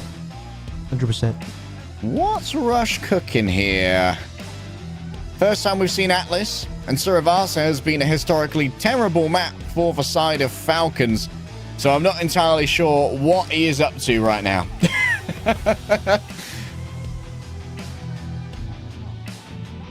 We saw an Atlas between these two teams at the mid-season championship.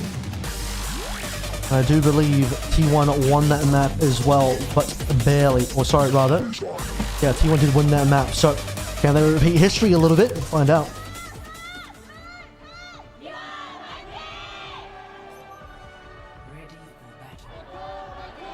For anyone familiar with European travel, that cancelled transit to Berlin would be very familiar. Not that I've ever been stung by that. The only place in Europe I've been to is Stockholm, which is where these two teams will be finding themselves in just a short while, within a month. So, no ball. Wouldn't want to play in the first point anyway. Let's see what Zest's option here is. Sim going to be very popular on this map given the lack of Tracer. Both teams are expecting the other team to play the Sim, so both teams are trying to play the Venture counter. Now they're going to be playing Venture into each other. Okay, Venture Mirror.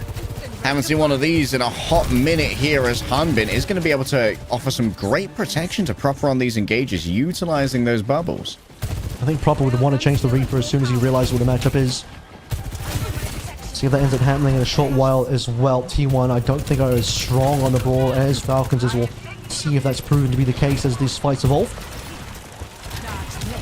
Merit holding on to this rail, was counter-rotating quite wide here, far away from the remainder of their team. Great headshot there onto Proud, gets them low, forces Suzu, and this should give first cap over to Team Falcons as they do get that last second contest, and finally it rolls on through. Proper makes sure the Ramatra does not feel welcome in the midst of the airport, and so Hanbin now gets to roll up with so much energy to their name. No bubbles on the back foot though, and so it's not going to make too much of a risky position. So American find here is, of course, he put the initial shot into Donghak to put him low. Proper tried to take his shot in there. He wallfired his mark, but the Proud traded. Good trace from T1.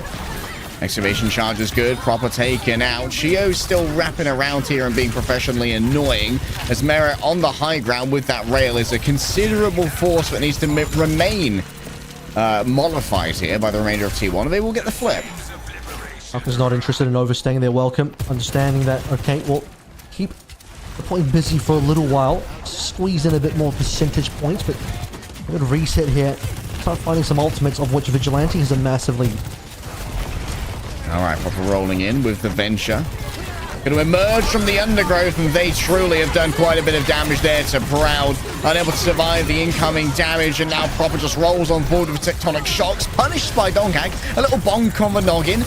So just what the Doctor ordered to shut down the Venture on their roll. Fourth. Hunbin with a bunch of energy is going to be difficult to dislodge, and so Team Falcons get the point back. An incredible opening fight there coming through from Proper. Tectonic Shock in there. No real good response from T1, and this is all considering that Vigilante also ripped through on the Kitsune Rush as well. T1 waiting for the rest of the rolls to come back online. Final fight approaching. Team Falcons hit the first 80. Well, the good news is when Fielder lays down this Kitsune Rush, that Zest can zone it quite effectively, utilizing the Tectonic Shock, making it quite inhospitable. Proud around the outside, missing out on the rail. It's going to be Zest coming up close. Once again, Tectonic Shocks are good blocking with the bubbles here from Hunbin, shutting down the threat as soon as it pops on up. T1 get the flip, yes, but at this point, Team Falcons have just been waiting for their opportunity, collapsing from all sides with deadliness and deadly intent in their hearts. Team Falcons just shove them off the point and they'll get the first cap. Falcons looking strong so far. Still a decent amount found in terms of percentage by T1, but unable to get that finisher in there. Needed Vigilante on his initial speed rush. He got way faster than everybody else in the server in terms of ultimates in general to be the winning play for T1, and it wasn't. A swap now to be found as Zest goes over towards the May, and expecting Proper again to maybe think about a swap as well. Venture not really impactful in this matchup anymore given the lack of Sims on the field, but Proper certainly made that work in that opening first point. Yeah, Proper's been holding Proud to ransom in many of these cases, but you can see there's a phalanx that's been erected around the Sojourn now, knowing that OC is going to be one of the major tools in the box to try and make this one work. It's popped out instantly, fleeing around these botanical gardens. It seems like agriculture is going to be saving the day here for Falcons as they avoid the incoming damage, but they can't keep the point contested. Obviously respected. Really wants to dive on in. He's obviously utilizing the bubbles very similarly to how he would be if he was playing the Reaper. Chio, critical HP, but barely surviving. Oh, shoved on in there by the drill dash. Proper's got a great angle onto the midst of T1, and already seeing that the Suzu's been used. There's nothing to save Zest. Oh, the cooldown tracking's just perfect. Vigilante may have brought out the Kitsune Rush, but I don't know if they got the sustainability to really work off the back of it. And guess what? It's a bad place to be. The Tectonic Smash is going to make sure that that's going to be the case. Dodge away as best you can. Take to the sky so that the ground moves don't affect you. And the air balloon's not yet popped as Team Falcons get control. Proper's threat on this hero is just so high. T1 having to run for the hills. A bubble even to support Proper during Tectonic Shock, and T1 nothing to reply into that. I mean, what an opening as well. Just finds Zest, pops him up. Brilliant left click to be able to secure it. And on the chase now, surely this is a kill. Merritt wants Proud, he's going to get him.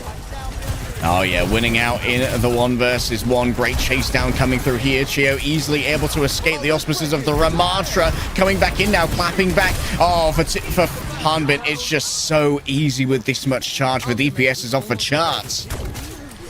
T1, no responses. Skewed is only at 90% to the beat. Chio just drops that one in there. Tempo being nothing to counter. No worries. Push this one into final fight territory. 80% found, and still plenty more in the bank for Team Falcons that T1 need to contend with. Oh, Proper's tracking their approach. Instantly tries to get rid of Proud, and there goes the superstar. Absolutely rancid. I'm thoroughly disgusted. In comes the grab. 2 players stuck within. The drill dash is going to hit them all. Proper just carves through. I don't think I've seen Venture play this good ever. Unbelievable performance by Proper. He's been hiding this one in the hero pool for some time. A rare pick from Proper. Obviously, expecting him to be able to play this, it would be required in the flex DPS pool. However, just hasn't really been a pick that Team Falcons have needed. Disgusting stuff. There is a Blizzard to play with here, and once again, Proper trying to get that instant frag on to the Sojourn. They have to be rescued by the Soundbarrier, but Vigilante has no such luck. However, the trade coming through from T1, focusing down that backline and the squishies, is excellently managed. T1 are going to get the first cap here. Finally, it's been some time. T1 have struggled to be able to get any of these fights, and One of the few rare moments as well where Proper misses the drill dash on towards Proud. He wanted Proud as well. And T1 find their mark. Skew dropping that sound barrier. Clapping Team Falcons as Falcons wanted to get aggressive. Hanbin wants the energy to try and brawl here against the Ramatra. But notice they can't expend these bubbles too early, knowing that Merit might need them a little bit later, even proper on this engage. Tectonic Shock is available. It's going to be an emergence, forcing out the ice block. And now, great focus coming through onto Proper. It's going to zone away most of that ultimate right there, even through the drill dash. The merge is straight into the crosshairs of Proud. Revenge is a dish best served by Sojourn. I was going fishing there for quite some time, looking for the kill into Proper, and he'll find it eventually. This has been a very good T1 point so far. The last two have gone right. 80% found now. Falcons, no ults to the back, looking for the potential to get neutral kills, but they're the one that are just going to find themselves at the back foot immediately. Oh, Proper under so much Points pressure over. the second that they emerged. There just wasn't any way to alleviate the damage that was being sent their way. Like you said, might well be over. T1. They are going to be going up against 3 members of Falcons here, but I think the damage has already been done. Hanbin's got bubbles. Hanbin's got no hope, no friends, no heals, and no dream of capping this one away. Feed themselves into the meat grinder here. T1 will collect the point. 100-0 on that one as well. Falcons hoping for a better start. Of course, once they begin to lose momentum a little bit, you're not going to have these proper setups where he's hiding around corners, getting drill dash kills instantly on plays like Proud. Falcons barely even making out a spawn in a previous fight. T1 in a much better spot now and a much better look. Caught in a disruptor shot. Dangerous place to be. Proper has to emerge from the earth, but you can see the readiness there. Instantly, the Suzu and the Kitsune rush as well. They want Proper by any means necessary, but the disengagement is still strong. Recontest here coming through from Fielder, sending in their own rush towards the point. And this is going to give Falcons the opportunity to send this off the map. The drill dash is so good from Proper. Once even more, looks over towards Proud. Instead, is going to settle for the squishies in the back. Drills on through. Flesh and bone give way to unyielding metal. And this is a player of the match performance right now. Merit certainly got his props in the last series, and even then, Proper was able to find a POTM, but with this venture showing currently, it's unbelievable. Falcons, let's start on what could be the final point of this map. The Falcons looking for the match point. T1, stack of ultimates coming in. Both teams have a lot to play through. Merit losing out on the rail charge. Won't be dealing with that for too long, though, as they note the T1 approach. T1 need to approach quickly. There's a lot to counter on the other side, but Proud may have to be the opener, and he is. Wants it. Oh, Chew, you're a risk taker. You're a scallywag. You make me worry, but you managed to land the beat, and now inside the grab, multiple members of T1 are going to be taking so much damage. A great dodge away coming through from Merit as the OCs are over. Proper's managed to find their main target yet again. Hanbin isolated in a 3 versus 1, but it does mean that Donghack's already lost out on the annihilation. The Nemesis form comes awfully close, and Proper was hoping that maybe they could try and find a way to get that Ramatra off the map. Zest has no cooldowns and no health either, as Merit manages to take it all away with a railgun at range. Straight damage being pumped out by Proper, and now it has to be a touch from T1, but the drill dash is just keeping the Ramatra away. Overtime in session, and the Ramatra just can't get there. The body blocks are crazy. I don't know what T1 were cooking, but it is absolutely burnt to a crisp. Clinical, absolutely clinical. Proper finds everything in that last fight, every kill that he needed, and then just to top it all off, forces the C9, prevents anyone from touching, notably Dolak just in the dredges of that underpass, continually pushed backwards, drill dashed back into the hole. No touch for T1. An absolute performance. You'll definitely want to see that POV again. Look out for that replay code. If you ever want to see what Venture top tier play looks like, that was it. An absolute masterclass being put on by one of the most flexible players in the world. Team Falcons 1 map away from the grand finals here of our Road to World Finals tournament for Korea. Can T1 bring it back with their map pick yet again? Find out after this break.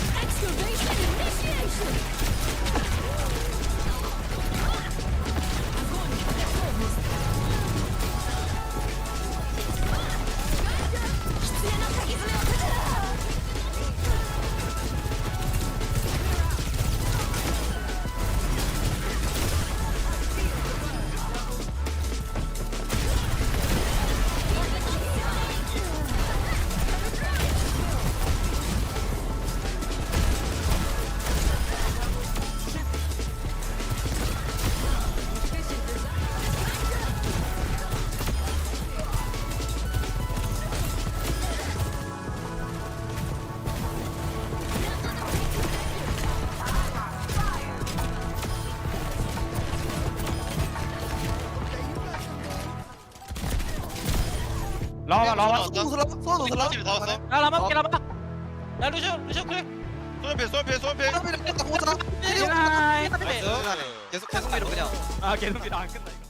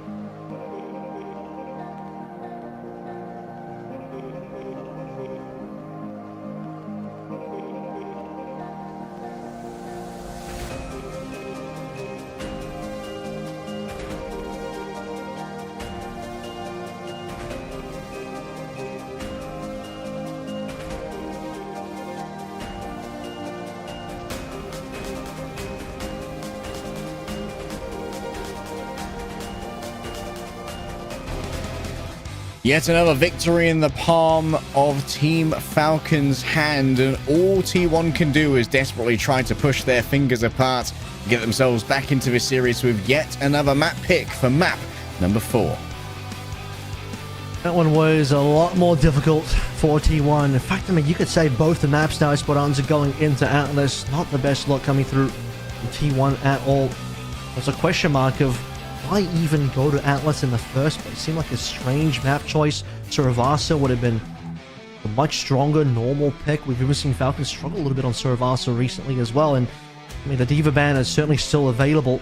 I expect the Gibraltar Diva ban, if Harmbin, assuming Harmbin is still in the series currently, that would be a super viable ban to come on through and a map choice.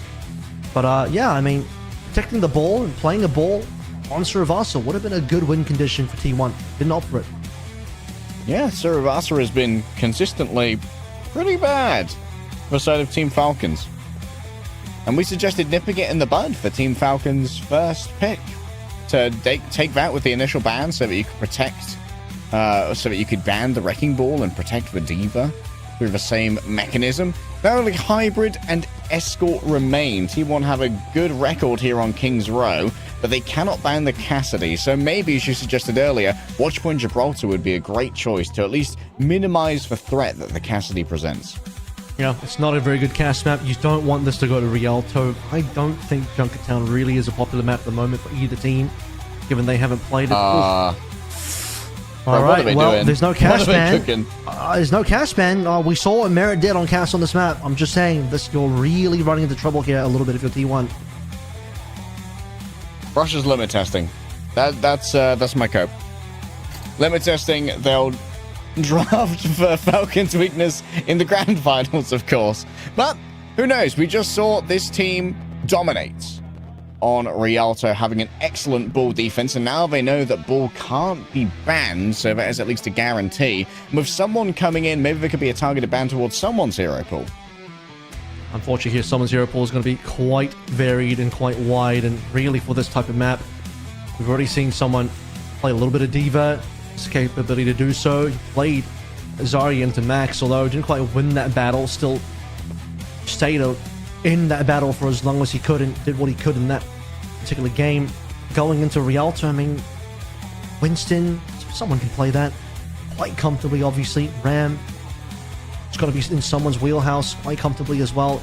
But really, it's a threat of the Merit castle. We just saw what Merit was doing on this map, on that hero, versus Crazy Raccoon not that long ago. And he still warmed up, and we still saw some great Merit mechanics on Esperanza. Yeah. This also has the worrying implications that on a map number 5, Team Falcons could take us to King's Row. We've already seen Proper pop off on the May and Merit on the Cassidy. T1 are going to ban the Kiriko here. Yet again, going to be flexing their Wu Yang muscles, I imagine. Yep. So this time around, the fielders here are all impacted. Falcons are going to ban their own Venture. To be fair, Venture's unlikely to be played on this map anyway, so it's either a throwaway ban or Falcons are signaling that they want to try some symmetric type of compositions. But honestly, I don't think they should. I think this should just be Falcons playing Tracer, playing some Cassidy, Winston, Ram, potential the Diva there for someone as well. If they do want to play the Winston, Kiriko's banned away, so Fielder can go Ana on this map.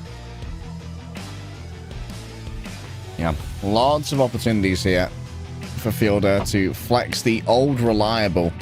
Back in the days of yore on the Paris Eternal, playing Ana on like 300 ping from Korea, Fielder still made a name for themselves on an illustrious roster. And for It's been a minute. Yeah, it's been a hot minute. Since he's played the Ana in general, like I just really haven't seen it. This entire meta, he's been on Perma Kiriko. As far as I can remember, even moving back to Stage 2, there's a lot of Kiriko. Really hasn't been a lot of Ana, given the case that Ana has been a spotty in the meta. Mostly you have to be as good as Shu to play it, ready to force it. But also because they haven't had someone in the team for the entirety of the year as well, so they've had a lot of Hanbin, and Hanbin wasn't playing Winston previously, so it just wasn't the opportunity to play that Ana. Well, the Kiriko ban away, Shiro likely still on the loose here. Fielder's going to have to lock it in. His options are going to be limited. Limited options and limited mulligans. T1 have no second chances left in the series. 2 maps in a row, or it's the lower bracket for them, but they've already stamped their ticket to Sweden. So it can't all be bad for T1 as we head into map number 4.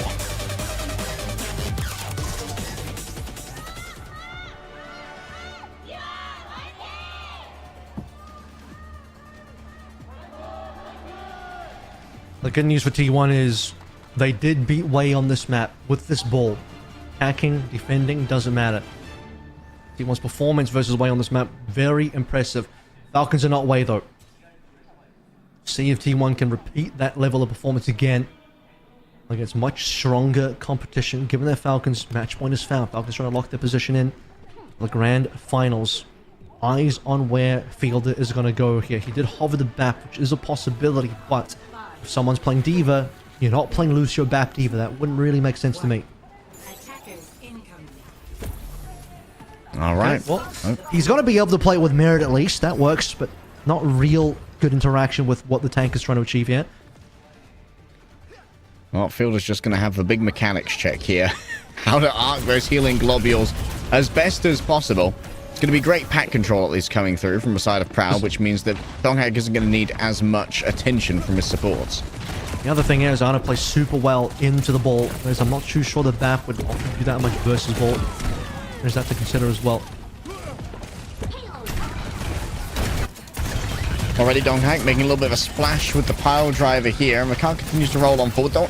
Someone's going pretty deep here to try and make something happen, and Skewed is low. Merit finds the final hit out of the back of the Peacekeeper. Down goes the Immortality Field. That's eventually run on through by Prowl, but Merit's around the back. They didn't expect the Cassidy from on high. The Glock of Damocles signals its presence with a loud bang. The fact that Merit was even able to find that angle as well, just full able to rotate onto the high ground into an angle that T1 were not expecting. This is about to be a cap already. A speed run. Falcons just decimating T1, who have not even had a return kill yet, I don't believe. Way they ain't, as we said at the beginning of this map. And Donghak is having a lot more trouble getting the value out of their engagements here, as Zest is being thoroughly interceded by Proper. I mean, T1 haven't even had a dive yet. That's part of the issue. Proud starts on Sombra curiously as well. I wonder if he thought someone was going to play something differently here, but we've already seen that someone plays Diva on this map, and Zest, well, there's the first initial response, and that's with the Immortality played as well. Well, now they just got to make good on the cart progress coming on through. There's finally going to be a bit of contest coming through from T1 as they are still down on their main healer. But look at this. There's still going to be so much healing coming through from Fielder across the bridge. The long-range healing of Baptiste coming in clutch there to make sure the Team Falcons could persevere until Proper found the angle to get rid of Fielder. Vigilante, Rob. Proud. Taking some licks there. Payload still moving forward. Falcons undeterred. Ultimate starting to come online. Skewed super far away. Vigi needs his Nano as well. But again, Nano onto Dongak could be pretty low value. Proud doesn't have OC either, so no good combos here for Vigilante. Zest with a pulse bomb in the back pocket. Oh, we know what Zest loves to do with a Tracer versus Tracer. It's all about the alpha stick. Skewed is noted. A famous Brigitte, but the whip shot still doesn't get its value at the moment. And Merit, happy to stand on business up against Zest, knows he's got some motion in those hands of his, and we're certainly hot right now. Out comes the amplification matrix, and that's going to make stepping up to this car almost impossible for the side of T1. Still, the bravery of Zest will shine on through. Merit ready with the Deadeye if he wishes to climb the stairs. A widescreen shield from Skewed will at least be able to rebuff some of that potential damage, and Proud has just been able to pop off here with the rails. That's what was required. Skewed again. He lagged behind on the rally, but eventually finds it, giving now Proud massive shield to play behind. Get those rails off, and Proud didn't even have OC for that one. That was just purely charged up rails manually, finding those shots. Falcons finally have lost a fight as well, but a lot of ults still offensively to use here. Oh, what a stick. That is disgusting. Unbelievable. Somebody clip it, ship it. Put it in a box. That is disgusting stuff from Proper. And Vigilante, all he can do is sadly walk away, deliver a sleep onto someone. He's earned himself a power nap. And T1, they just have a couple of hostages in the back. Zest and Donghack maybe going for a spawn camp here if anyone's lagging behind. But you can see that Proper's actually waiting in his own right for Donghack to arrive. That's the thing. Falcons had already sniffed it out, the capability that the flank was going to happen. Proper already knew at some position Zest and Donghack were going to appear. Donghack's already half HP.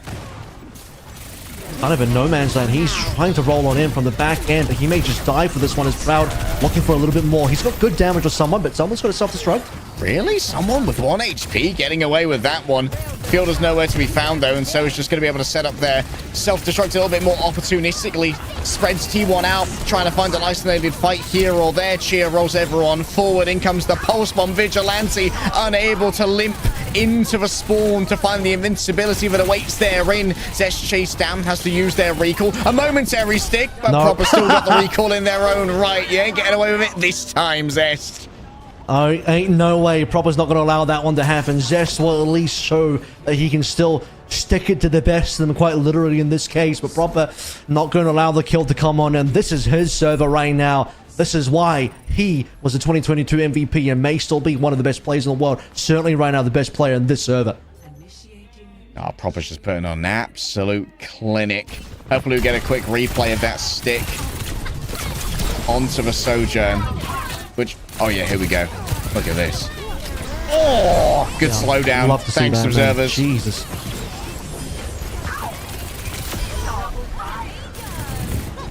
It's getting tough out here. It's getting tough out here for T1. The 11th try. Not looking good for Donghack in terms of his attempts to beat Falcons. Gonna have to wait for lucky number 12 at some point. T1 about to be sent down to the lower bracket. Would require them a strong lower bracket run to reach back into the grand finals. But yeah, the way Crazy Raccoon were just a little bit earlier today, it does seem like, to no one's surprise, that Crazy Raccoon Falcons are in a league of their own, and every other team not quite in position to compete. Not with this level of performance right now from T1. Dude, Proper's 13-0. Bro is untouched right now. Merit's just demanding so much attention as well. Just being this consistent deadly force means that Zest and Donghack have to constantly factor that in when it comes to their commutes of these dives. Yeah, this is just an impossibly good performance. 2 maps in a row. You'll say reasonably, basically the entire series. I mean, maybe doubted the capability of the Venture coming on that last map, but we all knew what the Tracer was going to bring to the table. T1 are going to go towards a Zarya now with Zest on the Genji. Some bubbling for the Genji to deliver him in deep to the back line. Dongak not known for the Zarya, playing this one to hopefully counter at least someone in this matchup. Proud, creeping slowly around the back, trying to get some attention, and indeed has garnered the attention of Merit and Chio over here. Does have a pocket of the shield, which is going to be very important, but Fielder, look how untouched he essentially is going to be over here. A couple of wayward shurikens are going to impact over there. That's a perfect anti onto T1, but still the immortality field from Vigi is everything. What a great roll on forwards, and while Fielder can plink away, Vigilante's mechanics are absolutely sublime. Brown's making it work on the cast as well. He wants to prove his own mettle up against Merit. Soj wasn't offering him enough on that previous defensive side of Rialto. Now attacking wise, if they can really snowball this one a little bit further forward, the speed of fast cap, someone you'll note now, by the way, swapping over to the Ram, getting ready for the future parts of this map, but also improving his matchup a little bit against Dongak. Yeah, having that shielding very important, as well as being able to rebuff a lot of that beam damage. Merit falling low, but guess what? Zest not keen to stay in there, and Proper still catches the escape when none of those utilities were available for the Genji to try and take the duel. Control being reclaimed here by Team Falcons. Oh, that might be Proper's first death. Chio is deathless as well. He might be the only deathless player still in the server. Falcons. Nano boost online. Merit ready to go here as well. Someone in position on payload. Oh, double damage through the amplification matrix. Someone with the nano, with the block, has plenty of damage reduction in their own right. Proud can't stay on this angle for too long. I believe that's a stick coming on through. The immortality field is great, though. Vigi is so on top of things, but Proud is anti. Proud must hide away. Tries to elicit some paranoia. Merit caught by his own tricks once again. Vigi's been turned around in the back. Proper says, never mind, King, you can rest. I've got this one. But Zest still tries to shut down the Tracer as they've been managed to flee elsewhere. A last-second contest coming through from a British pilot, but in the end all they found is a one-way ticket to oblivion. Just not enough HP there, no teammates, someone not surviving long enough to find the annihilation. It seems like even the nano wasn't quite enough, but was that Deadeye kill? Proud versus Merit starts to open the way for T1, and now Blade available, Grab available. Falcons, no sound barrier from Chio just yet. Someone has the annihilation. Great for can't control, but has to worry about potentially having a target bubbled off and not being able to maintain the annihilation when those tendrils can't quite reach. They wanted to fight for this high ground. It will be Merit's turn to Deadeye this time, but it has to be considered the fact that Genji on the field. The deflect, this is part of the reason why Zest is playing this hero, being delivered by Bubbles, but also having some counterplay potentially into Merit as well. Falcons are buying enough time to build ults, though. This is not going well for T1 because they've stalled out, having this payload stalled out as well. Grab is here and it's must win. Out comes the Blade. And with a Deadeye being channeled, Zest has no chance but to hide away. Merit on the chase. Oh, he may have been waving his sword around, but the security of the anime convention was far from impressed at your authentic Japanese thousand-folded metal. Their Glocks are much stronger. Just a little stare down on Dongak as they get the stagger out on the final player. T1, unfortunately, they couldn't start the fight soon enough to beat the timing for Chio's sound barrier. I think Falcons find themselves really bleeding down this time. And remember, T1 is still looking for map completion. A 3-14 for Team Falcons and time back is a lot for this map. And T1, it's not looking like they'll be able to match at all. All right, teleportation up to the middle of the bridge. Not the one he wanted to. It's about a little bit of a short TP. Listen, it was cold outside, okay? Someone rolls on through with the nano. The melee DPS just can't be kept up with, and he just tears them apart piece by piece like a garlic bread tear and share. Dongak's been here before. Well, he'll make it out eventually, but yeah, I've seen better TPs in my day. Some tips from Yubi on that one as to how you should be placing TPs. That was at about a 2-meter TP. Hate to see it. Hate to see it further when we've only got a minute 20 left. The series all but done for. Okay, brand new run. That's going to force out the immortality field already. They're all super low, and someone would love to cleave on through that one. Instead, it's going to be the rear guard activated by the Ramatra. Punch after punch. You don't want to give over too much charge to that Symmetra, though, because now they can roll forward, courtesy of the sound barrier. TP moving through. Proud finds someone looking in towards the underside, and in the back rooms, it's all zest all the time. Gets himself plenty done with the beam. It's so fully charged up now that Team Falcons disintegrate before the might of hard light. And that backline, Vigilante and skewed, keeping everyone up. A pulse bomb from Proper, perfectly placed on a 5-man squad of T1, exploding, massive damage across the board. But saving the day is going to be the lamp, and then Scoot eventually will find the AoE healing plus the sound barrier to push T1 further forward. Allow Proud to get aggressive as well onto Falcons with nowhere to go. An exchange of nemesis. Nemesis forms. Out comes the photon barrier now. Still penetrable by the fist of the Ramatra, of course, but so much has already been expended here from the side of Team Falcons. If Donghack could just tear through them super easily, utilizing the Annihilation, the perfect Ravenous Vortex, sucks Merit's soul from his body. OT hits. Proper will die pretty late here, to be honest with you, which means Cap has been secured. 1 minute 30 to play through now. Obviously, we're not going to see a time bank that is comparable against Falcons at all. That was basically confirmed several minutes ago. Can T1 finish the map at all? 1 minute 30 is going to be tough for a map like Rialto. Long range damage here from Proud, certainly keeping someone at arm's length. Out comes the TP. Yet another 2-meter wonder, but sometimes it's all about the burst mobility.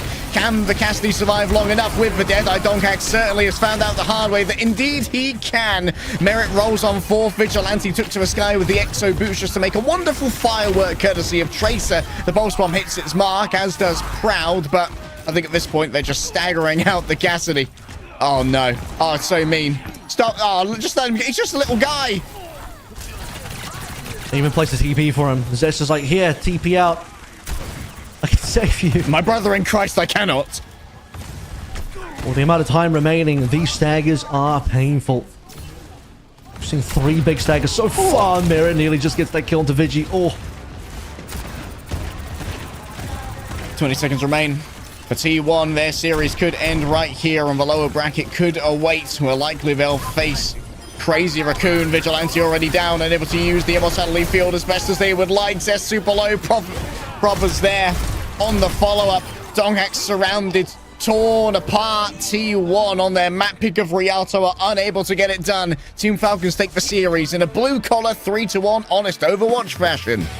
It might just be a back-to-back player of the match for Proper as well. Unreal performances, Tracer, Venture, everything else. That's basically all he needed to play when you think about it. Merit might have been the player that really put in the hard yards on that Crazy Raccoon game here. Merit barely had to really lift a finger. The rest of his team fighting over, picking apart the dredges of T1's corpses. Really, I mean, quite a visceral moment with Falcons just completely dominating. What was T1 really able to even do on this Rialto? Consider the fact that Chio and Proper were deathless after their attacking phase. 0 deaths from Proper and Chio on a full attacking half. Bit of a letdown of a series from T1. We kind of did feel like, despite both of these teams going to map 5s against their respectable competition in our earlier games today, going to 5 games against Crazy Raccoon is a much different experience compared to going to 5 games against Wake. Yeah. The strata of power rankings in Korea were certainly crystallized today as the player of the match is going to be revealed. It's for 2 time in 1 day. Proper, he gets it done again. We had certainly a conversation about really was it Merit or Proper on that first series versus Crazy Raccoon. Probably more would have said it should have been Merit into that one, but put a lot to say in that series as well. And this series, yeah, I mean, this is the obvious choice. This is just an unreal performance. This is one of those proper POVs that you want to save in the bank to re-look at again if you want to see a masterclass DPS performance. Yeah, just absolute studyable VODs. What a crazy stick on that Sojourn as well. Oh, man. That one's going to haunt my nightmares. might well haunt the nightmares of Proud as well, as Proper's going to have yet another highlight reel, yet another interview. We're going to start running out of questions to ask to Proper when he gets interviewed so commonly here at OWCS Asia Road to World Finals. Here's a quick look at how the venture went down. We didn't know that Proper had such a great venture inside him, really, but this was absolutely perfect. I mean, I expected that he should be able to play this at a very high level. It's just we've never really had to see this, as it's a rare hero from Falcons in general. This is just not something that Proper ever locks in, but he kept it going. Even understanding the matchup wise on the other side, it's like you're not really playing the venture into anything in particular. Typically it would be the Symmetra, and he stayed on it for every single point and dominated every single point. And then he comes into this map, and we started this highlight reel on Rialto with that stick on the Sojin. Well, that explosion explodes T1 out of the upper bracket. They'll find themselves in tomorrow's games, but for now, let's see what Proper has to say. 경기 역시 팀 팔콘이 승리를 가져갑니다. 승리 축하드립니다. 감사합니다.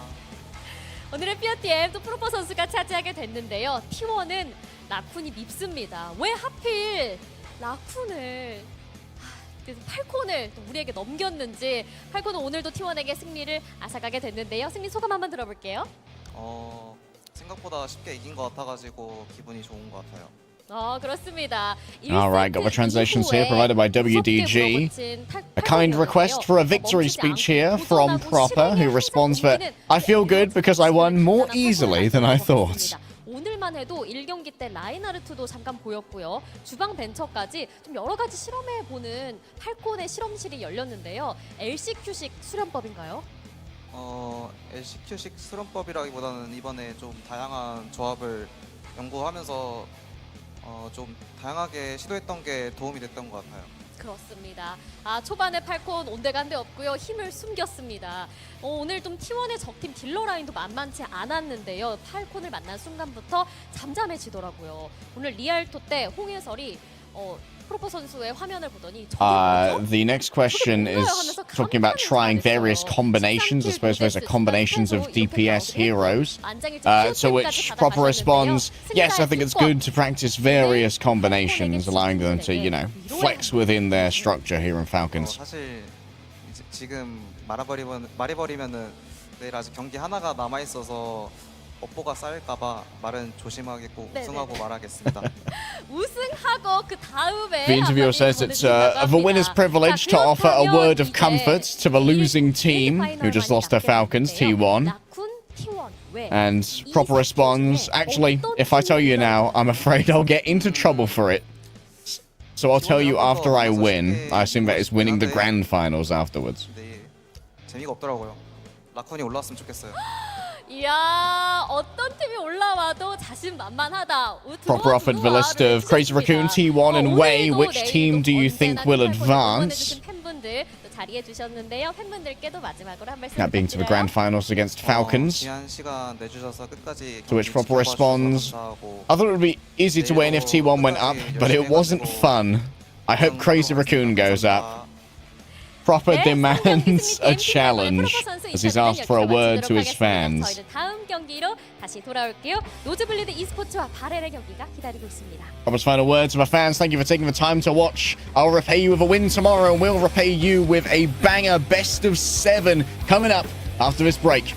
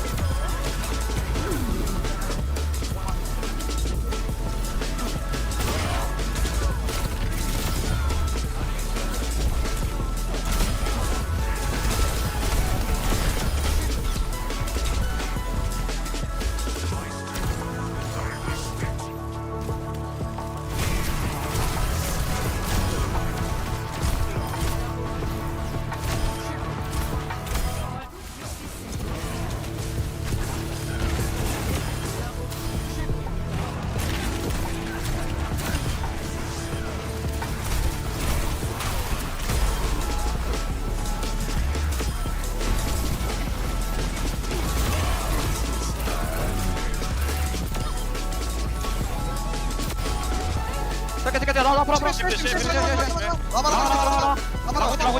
나오고 있다 나와 나이스 지지 깔끔했다잉 깔끔했다 그만요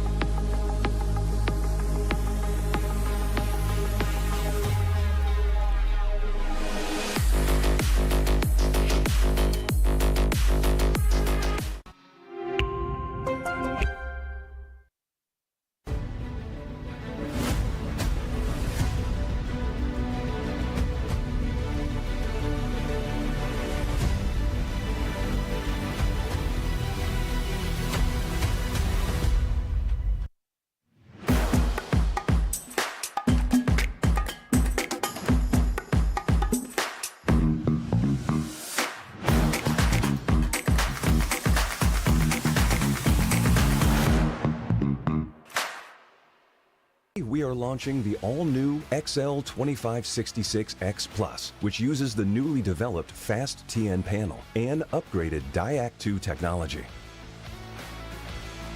This monitor has inherited the XLX monitor stand design. It has incorporated industrial-grade bearings into the height adjustment mechanism, allowing easier and smoother adjustment to the exact desired height. The new monitor series continue to evolve, refining details to ensure players can perform their best consistently in games.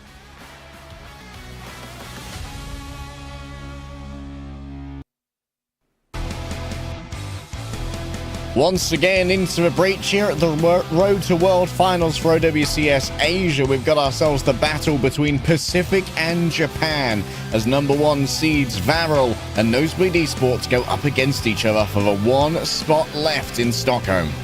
That's right, both teams have in the past made various international events. You've had Nosebleed Esports, at least the core of which played in EWC last year.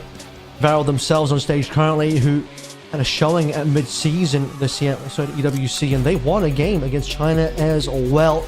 Let's see if they can make it to another international event, because for one of them, the road ends here. For the other, a trip to the World Final. And what a trip it would be. The regions that haven't had the most representation at international events. Varel are definitely coming into this as a absolute power-filled roster. Top Dragon had such a good performance yesterday, but the person who really impressed me, I think, was Slay. Being absolutely unstoppable on the Kiriko again and again, hitting the proper kunais at the best times. Yeah, I mean, this is a double flex support lineup that for Varel. Gonna try and make work the best they can. It is bannable, so they have to be concerned about that. Mimosa comes in to play the Lucio win requirement. We did see that yesterday for what it's worth. But otherwise, Varel, DPS line also very strong. You mentioned Top Dragon Nico as well. Top Dragon mentioned in that interview that Nico was a player to watch out for, and well, Top Dragon had the most to say in this series against Reject. Let's see if Nico ends up being that guy today. Because on the other side of the stage, just a moment, Nosebleed Esports getting themselves ready to take center stage. Also, representatives from Japan. Both these teams, by the way, in yesterday's games, 3-0ing their competition. Yeah, both of them winning out against the second seeds from their regions quite handily. Nosebleed Esports, definitely a different focus for me. I want to zoom in straight onto that tank line, or tank guy. There's no tank line, it's just clear. The clear seems to be more than enough for Nosebleed. Absolutely popped off on the Diva yesterday, and has been a huge asset to this squad. I think Nosebleed definitely have a more traditional lineup in terms of how their team functions with roles as well. They're not going to have to do any particular sub-ins, I don't think. Well, speaking of which, though, they did have a player that played with them throughout the regular season who won't be here, Mage, not in Korea, not at Kintex for this event. So iVision and Ace reunited on the starting DPS lineup together. Not sure. I assume that Mage, also known as Bun previously, if she would be attending Stockholm. If the tickets are stamped here for the side of Nosebleed, have to assume that's going to be the case.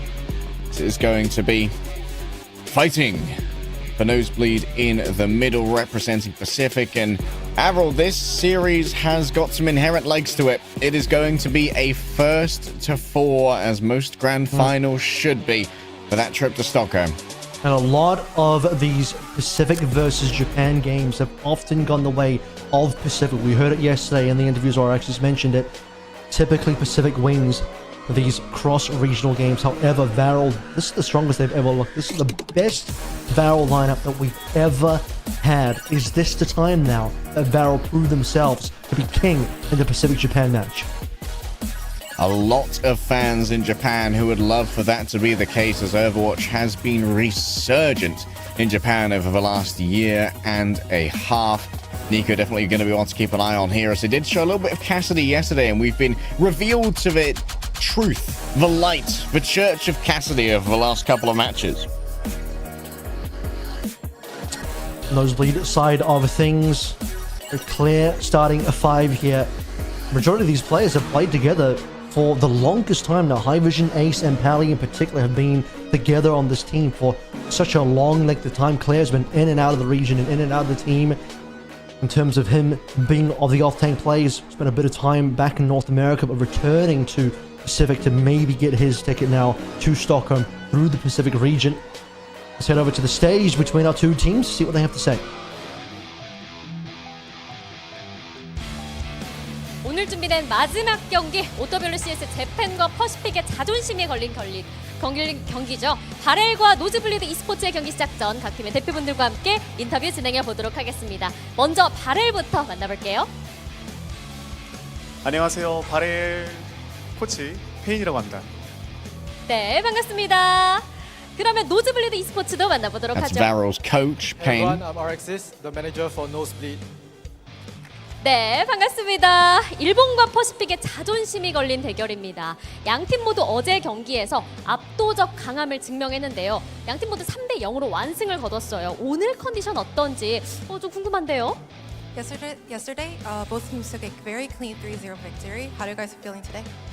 I think coming to this tournament, we're all a bit nervous, but yesterday's win really improved our confidence. But we're still keeping expectations low.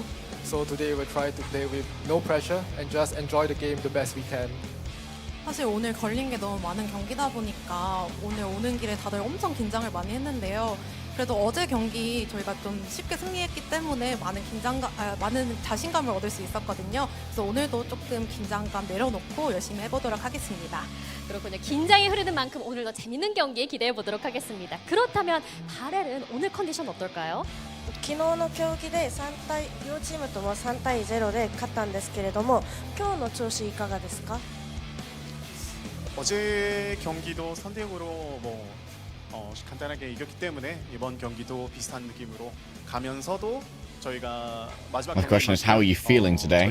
저희가 최선을 다해서 이길 생각으로 있습니다. 네. 昨日の競技も3対0にしたので、今日も3対0で勝って Varel's coach responds, since we won yesterday's game easily 3-0, I plan to do the same in this game and give it my all. 그렇습니다. 이제 좀 양 팀의 전력 차이를 궁금해하시는 팬분들이 많은데요. 서로의 경기를 봤을 때 서로의 경기력 어느 정도로 측정하고 계실까요? I'm sure you watched Varel's match yesterday. What do you think about their performance? We watched the match together as a team, and I don't think anyone on our team is surprised that they won, considering they are the strongest team in Japan and have been undefeated in Japan this year.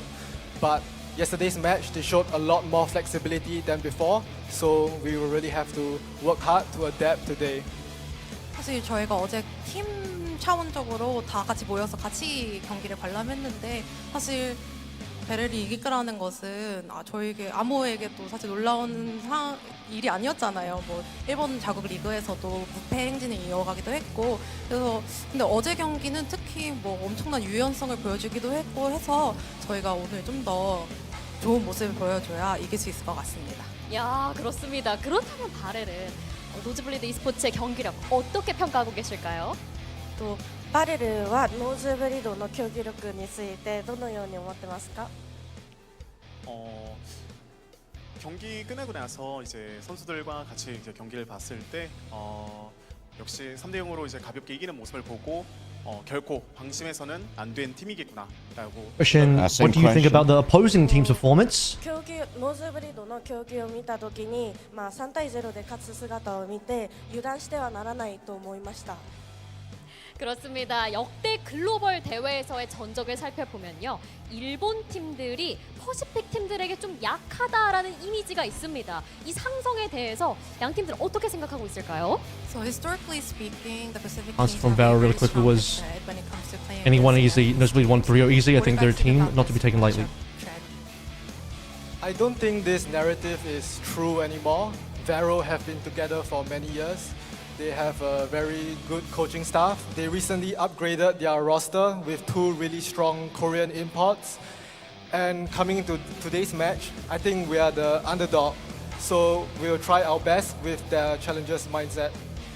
사실 상대 정적은 그렇긴 하지만 이제 그거는 이제 사실이 아니라고 생각하거든요.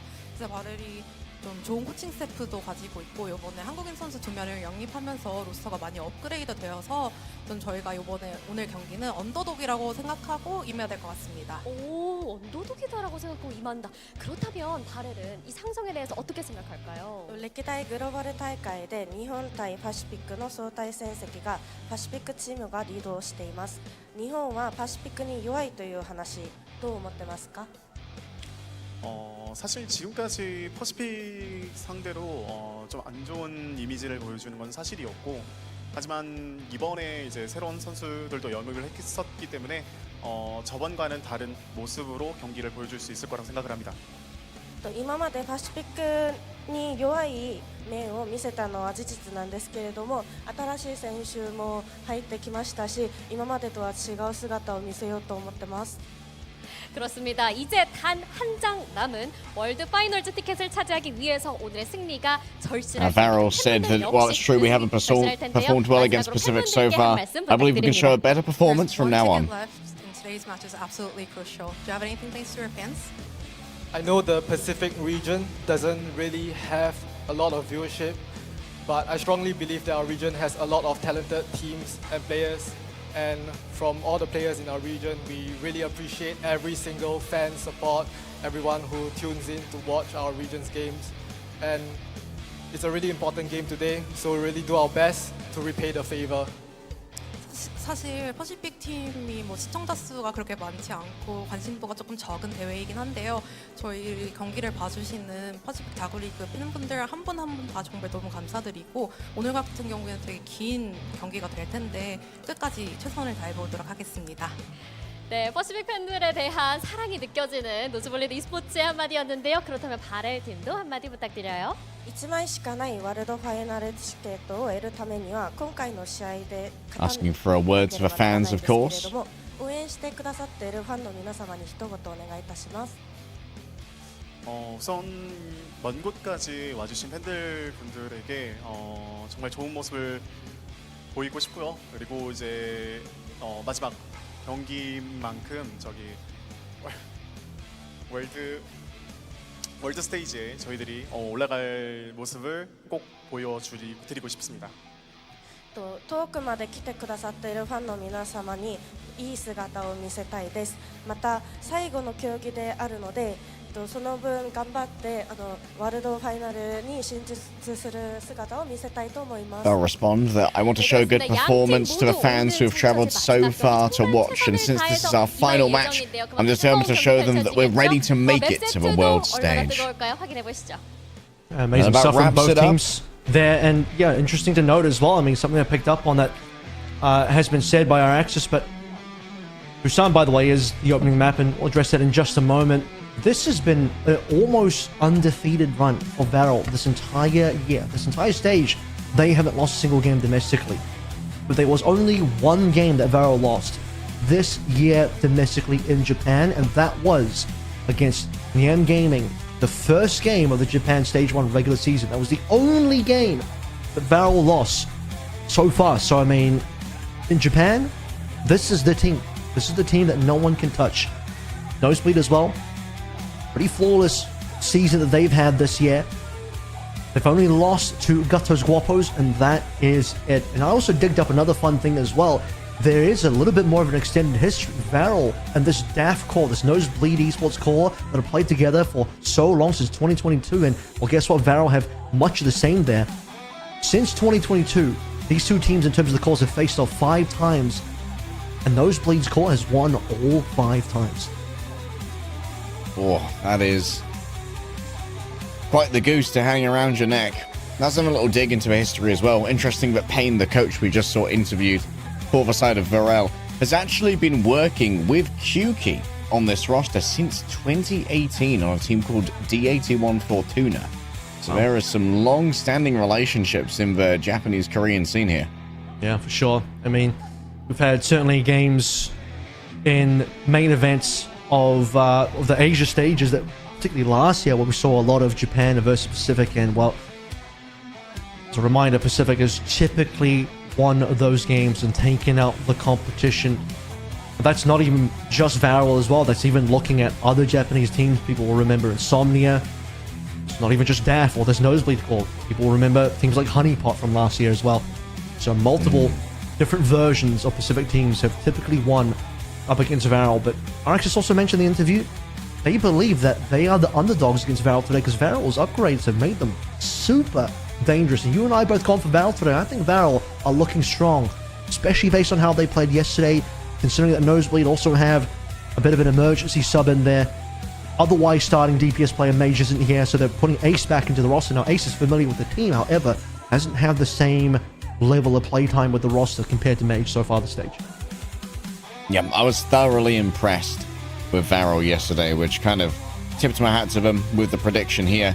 Although, admittedly, I might just be a Nosebleed hater because I predicted for the Gatos Guapos yesterday. Nosebleed are definitely a very serious contender here. I think this can definitely go the distance. And as you said, Varel are going to be really hungry for this, given how often these cores have met and how so often it's been in international competition that has left Japan in a fairly ruinous position when it comes to their international standings. Yeah. And just looking back in 2024 as well, all the Pacific teams beat all the Japanese teams in every single one of those games. I believe the one few time that we have seen the opposite being the case was when Varel beat MFC in Asia main event for 2025. So that people remember that as Color Hex and Frogger's team that they had for that particular event. So Miku Fan Club. One time Japan has beaten Pacific. Can they do it again? We're going to have a fire ban straight away. Varel responding with a Lucio, given that they are not going to be playing Lucio. The protection of the support line is going to be important because they don't have Lucio unless Mimosa's in, and he's not a starting player. I believe they've obviously looked at the tape, understanding fire is going to be a top choice from Top Dragon today. Get rid of that map one. I like it. Farah often can be domineering on these control maps. And why not get the Lucio off the table when, as you said, Mimosa's not in? The Lucio Mercenary has not joined the squad at the table. And therefore, it's essentially victimless ban on the side of Varel, whereas Nosebleed might suffer a little bit more from it. So the final here, final game, Pacific versus Japan. Winner goes to World Finals. Loser ends their season here.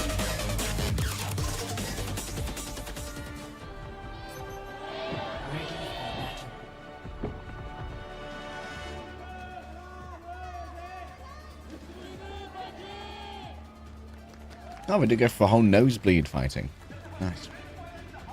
All right, Busan, we're going to be starting off on the Sanctuary here. Clear and KSG, both keen, I imagine, to meet on the Diva. This was where Clear really made his name yesterday. A reminder to the audience as well, this is first to 4, aka best of 7. Gonna need to have 4 maps won in this series to make it to Stockholm. No easy games today. Top Dragon will not be sticking to Symmetra. Ace, however, will be. There's still Venture in the back pocket if needed to try and counter out this Symmetra, but let's to figure out how the first match goes first. It's mostly quiet on the Western front right now. No overly expensive exchange of poke, but as the rail is built up, Nico finds that out very much the hard way. The bright light shine in their eyes, and High Vision puts one between their eyes with the rail. Cap going the way of Nosebleed Esports. Nico has to be considerate of High Vision, a top tier player, particularly in these Japan versus Pacific teams across both those regions. Seeing what this High Vision Ace duo has achieved in the past, and particularly on the Soj, High Vision have to respect him. Nico has the range advantage, but yet to really see too much out of him so far. Now Harley playing audaciously around the outside. Slay. My compliments to him at the beginning of this matchup. A quick TP away surely from Ace, but no, Slay gets yet another. The water bender has turned on up, and well, he's bending Nosebleed to his will already. As we pointed out, this is a team Varel that love their double flags. Yeah, well, making this one work as best they can, and what a fight to start things out for Varel's small little return to recovery on this particular round. Slay jumping up in terms of damage, picking up the pace for that ult charge as well, leading Winter by a reasonable amount. Varel will find this first ultimate to really send them forward. High Vision, despite getting double bolt, some quick healing from Winter will keep him alive. Quick bit of pocket.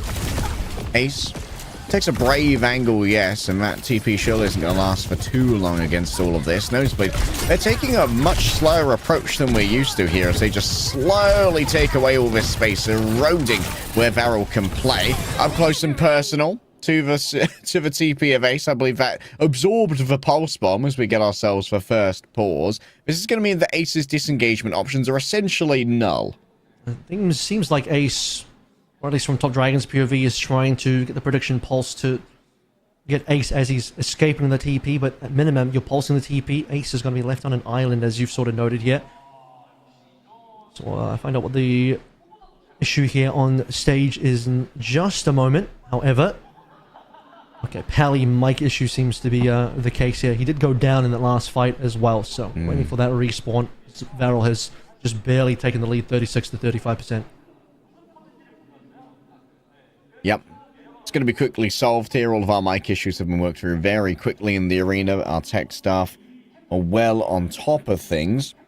And Nosebleed, they are finding out very inconveniently just what Slay can achieve on that Wu Yang, and it feels like that's a style that some teams are leaning very heavily into, and we can definitely count Varel amongst them, especially given that mostly if they're going to play like your standard Lucio main support, they have to bring in a mercenary for it. Disengagement for Ace not going to be easy, and it's Slay once again the closer.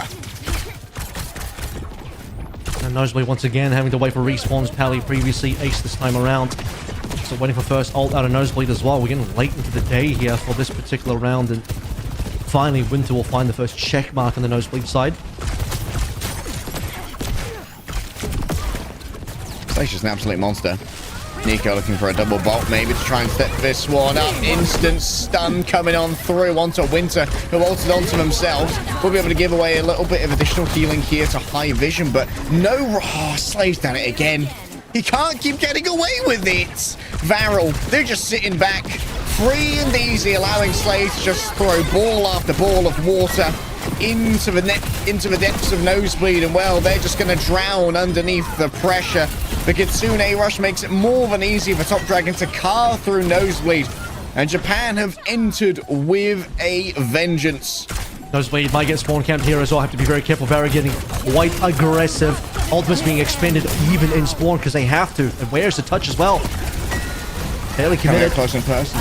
Oh, Cloud taken down. High Vision finally gets some value off of the overclock. Dodging away from the incoming self-destruct. Top Dragon is going to find themselves sorted from multiple different angles, but it's 4% away from a pulse bomb. So there's still the capacity to turn this up close with another member of Nosebleed who's going to find themselves thoroughly assaulted by the Tracer. However, with KSG losing their mech and the point already flipping, Nosebleed are in control. Very critical timing for Nosebleed Esports to turn it up.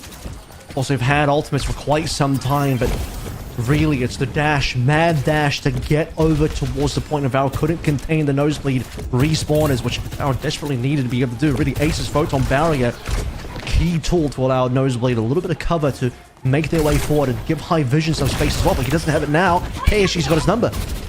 Yeah, KSG's been able to sit back and play lazily for most of this fight so far, but finally shows that when they need it, the initiative can be taken. Clear has a self-destruct here, which could prove deadly in these close quarters where most of Varel find themselves. We're likely just going to use it mostly for their own survival. In comes the stun, of course, from the big tide of Wu Yang. Clear's not going to be able to really remake off the back of this. An attempt at the double sticky bolt. KSG up close and personal. The healing's more than enough. And Varel, they find themselves stopped.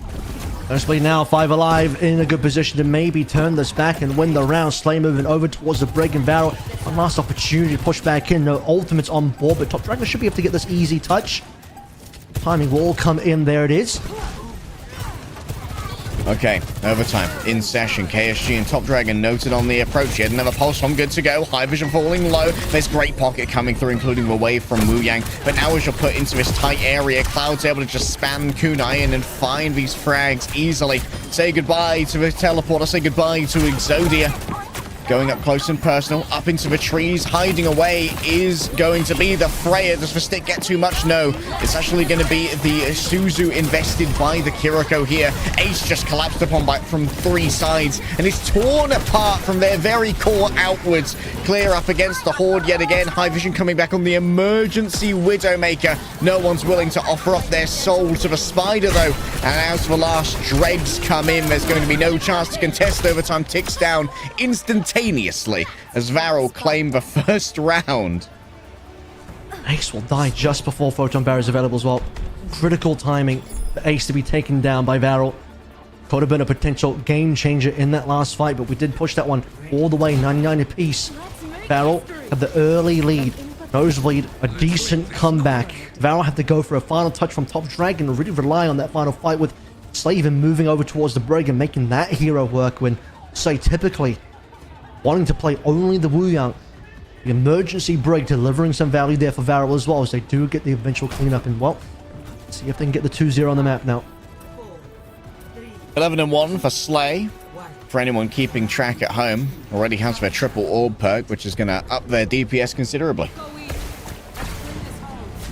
Dealing considerable damage as well, nearly as much damage as the 2 DPSs he has on his team, which, if anyone's keeping track of that one, is always unbelievably strong and impressive when a support is keeping up with the DPS. Top Dragon's pivoted over now onto the Venture, noting Ace's predilections towards the Symmetra. It's a great counter to be able to force that positioning away from the TP. Clear found themselves forced away from the TP as well, so no disengagement option was available. Once again, Nosebleed are playing their very weird composition with both the Moira and the Kiriko that we noted yesterday. And with Ace having their TP taken out from under them, they're forced into the 2 versus 1. Still the conversions there. Slay plinks away from up on top. High Vision just hiding away as best they can as those water orbs continue to curve on around. And they're hit by both water and rail in tandem. And the combined pressure's more than enough to carve through the body of Cassidy himself. Nico walks away to use the primary cover, but Clear still manages to wrap a mortar around. And now we can see the real value coming through from the Moira. He just is taking so much damage right now. There's an attempt to heal on through. Yet another pause is called as Clear is cleared away by Top Dragon. Yeah, well, Pally eventually goes down there, but Claire just stayed alive forever. Dude was not going down at all.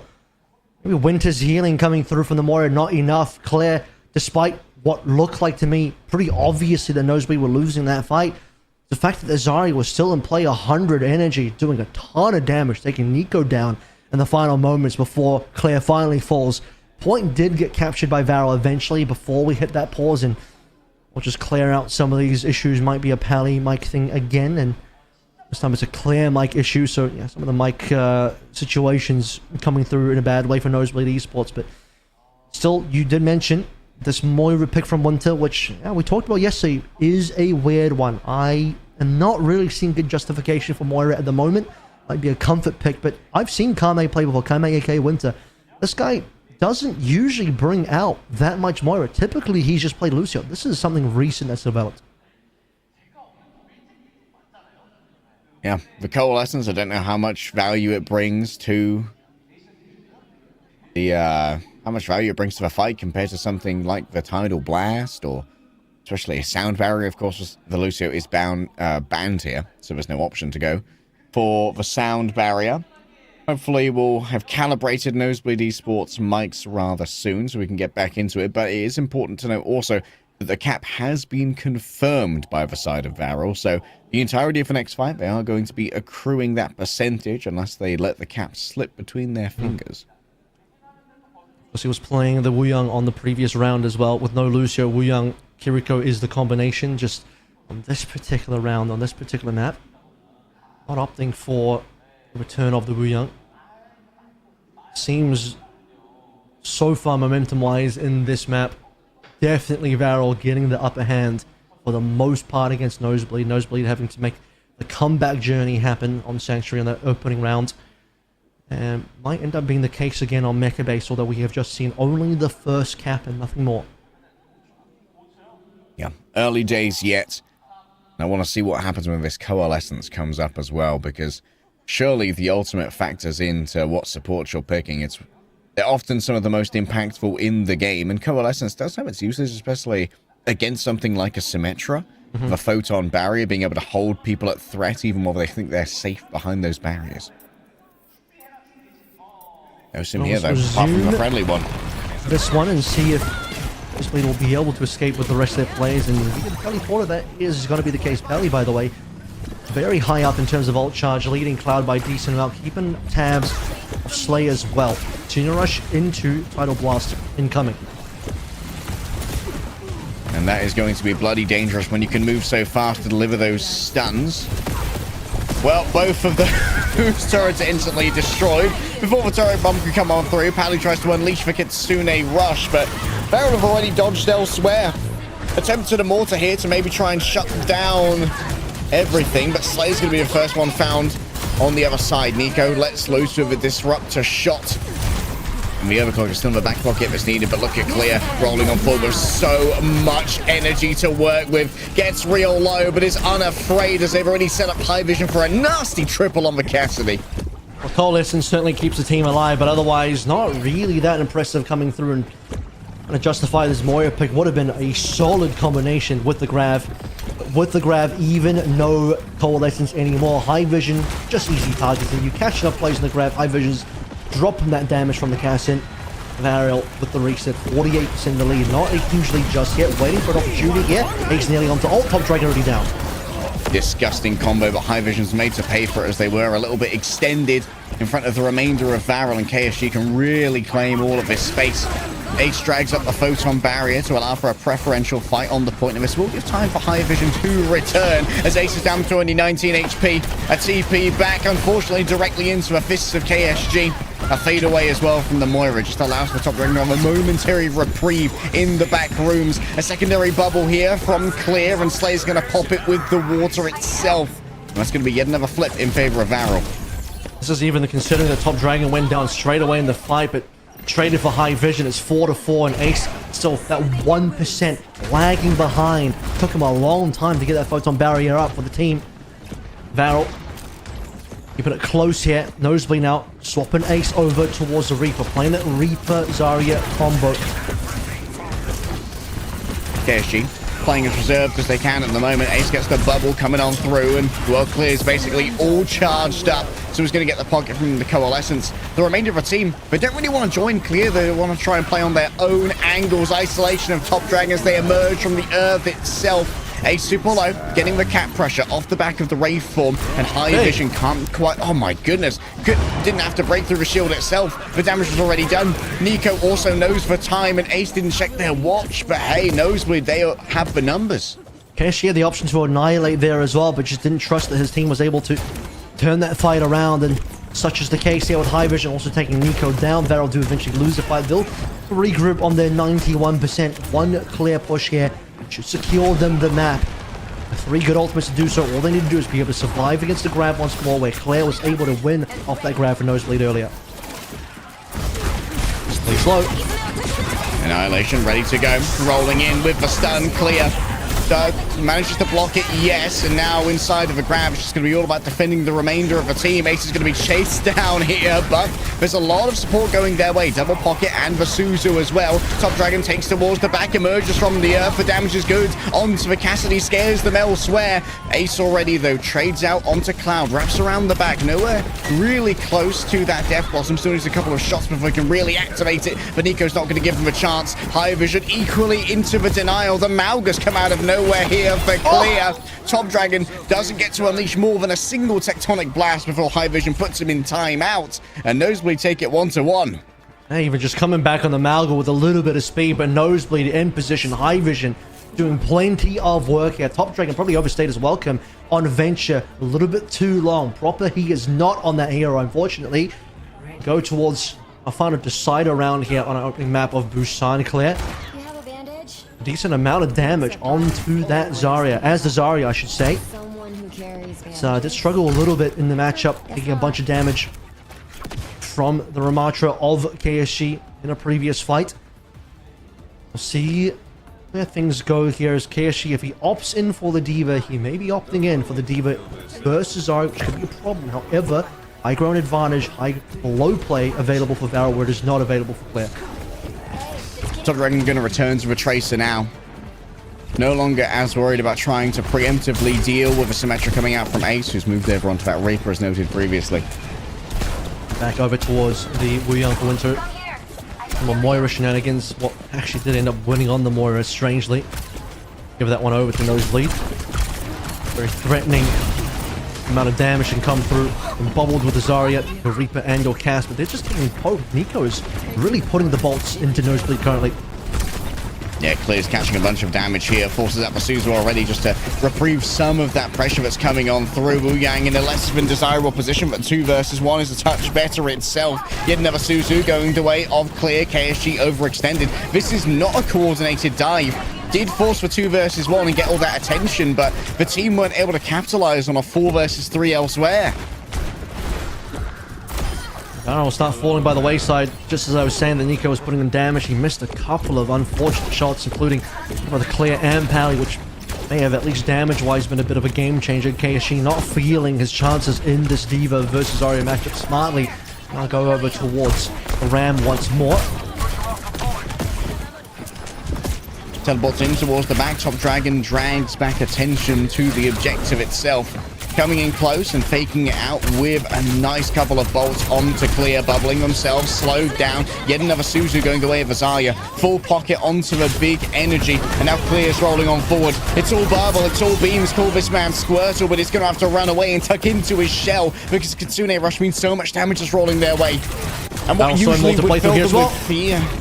High Vision has fallen down. Slave's responsible for that one. Clear going to be primary target. Top Dragon's there with the finish. Blink melee is good. And Varro turns it around. The final kill onto Winter. Indeed it is. Top Dragon will find it after a bolt from Nico lands. And then a change of fate here. It's Nosebleed that have a decent early lead. 52%. Varro have reasonably led both the rounds so far. Vision also now opting over towards the Freya with so much high ground and so much long range to play through here. High Vision needs to take advantage of that, and well, Nosebleed will just have to wait a little bit longer to get Pally back in line. All right, Top Dragon around the outside can really work these peripheries and make the incision. Of course, there's so much to stop the pulse bomb between a pair of Zarya bubbles and Vasuzu itself. Ace positioning as if they have their own ultimate here, yet still doesn't have it. Too much. Yeah, Nico more than happy to shut that one down before it can really happen. Wuyang sends out the Tidal Blast. The stun's going to be good onto the Ramatra, but the counter Tidal Blast and escape is easy when you can just stick him in place with the grab. Clear opts in for that one, but it means that there's less team-wide potential off the back of it. It's a little bit greedier for Zarya, and Top Dragon is happy to punish that greed. An avenging Archangel striking down with a heavenly blow. It's a defensive Graviton Surge. Rarely do you see those. Clear just trying to prevent KSG from moving forward with Tidal Blast, and obviously just too tanky is going to be KSG. Clear has no damage and no teammates around to really help him out. Just an ult for ult trade. Kind of expensive though. You really have Grav as a much more expensive and important ult. Here comes Ace round 2 trying to TP in with the bubble. This time with the Death Blossom. No TP away there for Cloud, even after using the Suzu onto themselves, and Nico fell low. It's Clear finding the final hit. Oh, High Vision. Nasty little headshot off a charged bolt. This is as quick as they come. Varro not going to be able to hold it. Dragon did get a little bit of tax on his way out. The Nosebleed Esports, here it is again. Despite having that early lead, once Varro camped, Varro pushed to 95. Could Top Dragon get this opening onto Winter? Not quite. Oscom held as well. 4 ultimates for Varro. Nico gives up the high ground here as Ace moves closer and closer. A pair of bowlers good to go as well. Top Dragon, if they could find somewhere to put this pulse bomb onto Zarya, it might be important. You can see the double bubbles already came out. The stun is good onto Pally. And Varro, they just click their cues, knowing they only need to win a singular fight to make this one cut and dry in their favor. Top Dragon still has themselves a pulse bomb to try and waylay the approach, but it's not going to be necessary as Nosebleed are caught in spawn, and Varro take map number 1. It's all smiles from Top Dragon there as Varro walk their way forward. Not an easy affair. All 3 rounds quite competitive, but still it is the Varro team winning in that opening map.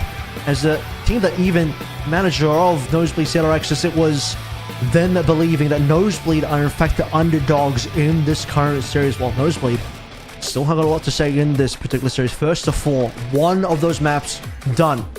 6 more potentially still on board here. Still time for Nosebleed. But look at what goes wrong. Look at what can still continue. It's all to play for now. Barrel looking to try and continue their streak and win one over a team that has slain them countless times and slain their region too. Can they make it work on Nosebleed Esports map pick? Find out after this break.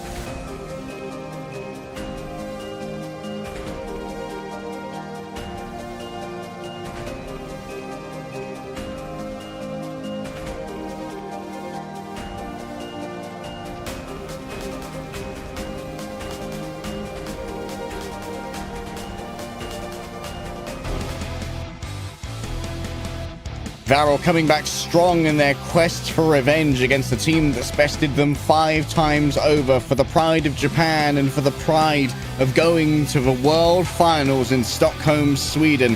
Map number 2 coming up in our first to 4 series between Varel and Nosebleed. Like a close one as well. Nosebleed certainly made Varel bleed a little bit on that opening map, and first to 4 here. Potential for plenty of maps to be played in. Kings Row, the response. Lucio can no longer be banned. Varel don't have first ban either. We didn't see a sub, and could still be one. We'll have to confirm whether a sub was in fact played in, because otherwise, Slay, he's not the Lucio player on the team. Mimosa is, and Mimosa is on the bench. So I wonder if that is exactly where the target banning will come through. From the side of Nosebleed, hit that backline. All right. Initial ban's going to be going the way of Nosebleed now. I would not be surprised to see a Wu Yang ban come out at some point in this series, given what Slay achieved previously. But first of all, it's going to be the Ramatra taken away. This is probably going to allow Clear to once again leverage for Zarya. Okay, so really wants to push this towards the Zarya battle. Of course, KSG has shown some prowess wanting to play on towards the Diva, but that's just not going to be the viable hero, given that Clear is clearly signaling the Zarya.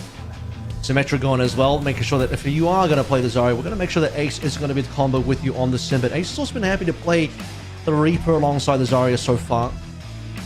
Ace previously had a decent amount of Tracer gameplay, but lately hasn't been willing to show it. So I wonder if Tracer is still within his wheelhouse or not. Maybe has lost a bit of confidence, and you'll certainly need that gun up against Top Dragon, who I do expect to be bringing out some Tracer today. Yeah, the Symmetra offering that burst mobility that Zarya lacks in her primary kit, but as you noted, Ace being able to move between Symmetra and the Reaper means that there's still a very viable partner here for the Zarya. The question is whether Varel are going to be keen to meet them with the Russian weightlifter of their own, or if KSG is going to pivot elsewhere. I think KSG can definitely still play towards the Winston. Might be a little bit tricky on the defense, but certainly attacking side, Winston to Zarya is a good matchup. If they are on the attacking side, they'll be able to scout the defense first and understand what they're going up against, but you may end up just walking into the Reaper as well. That is the problem. Let's have a look at how this is going to be navigated through on map number 2, Kings Row.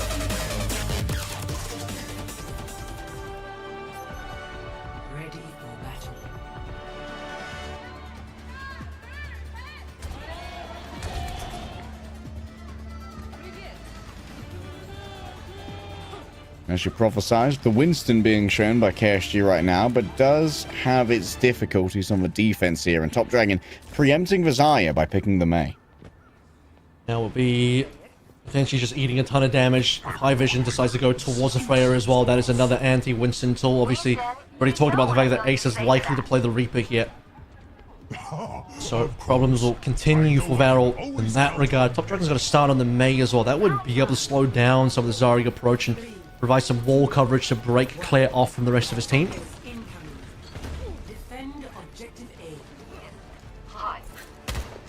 Alright, no one going to reveal themselves here. Revealing the true DPS line is, of course, going to be Sojourn Reaper.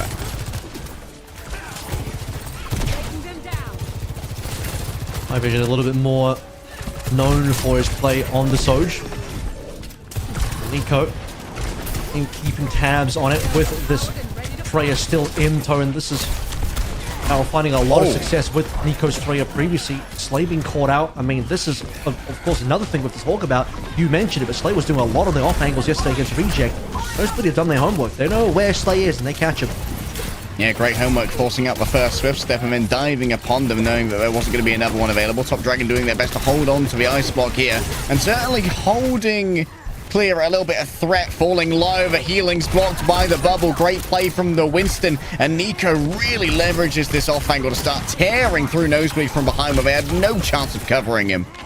High Vision off in no man's land, stuck in the bookshop alone, and it's closing hours. You have to leave. Back to spawn for you. Still alive on 1 HP somehow, but Nico will eventually kick him out.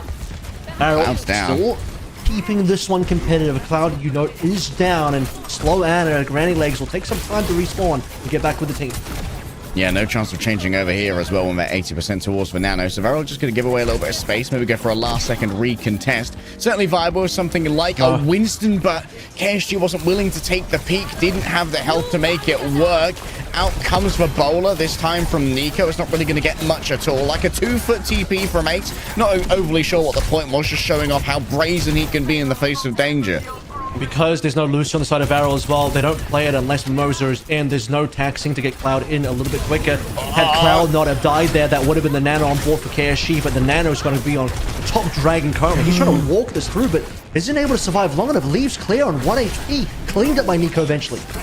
Kind of a nasty choke right there, I'm not going to lie to you. Was only able to connect for last Icicle that would have taken Clear down. So we are going to be able to reset the energy, which is going to give a significant advantage to holding this corner when you don't go up against Desire, who has all that momentum.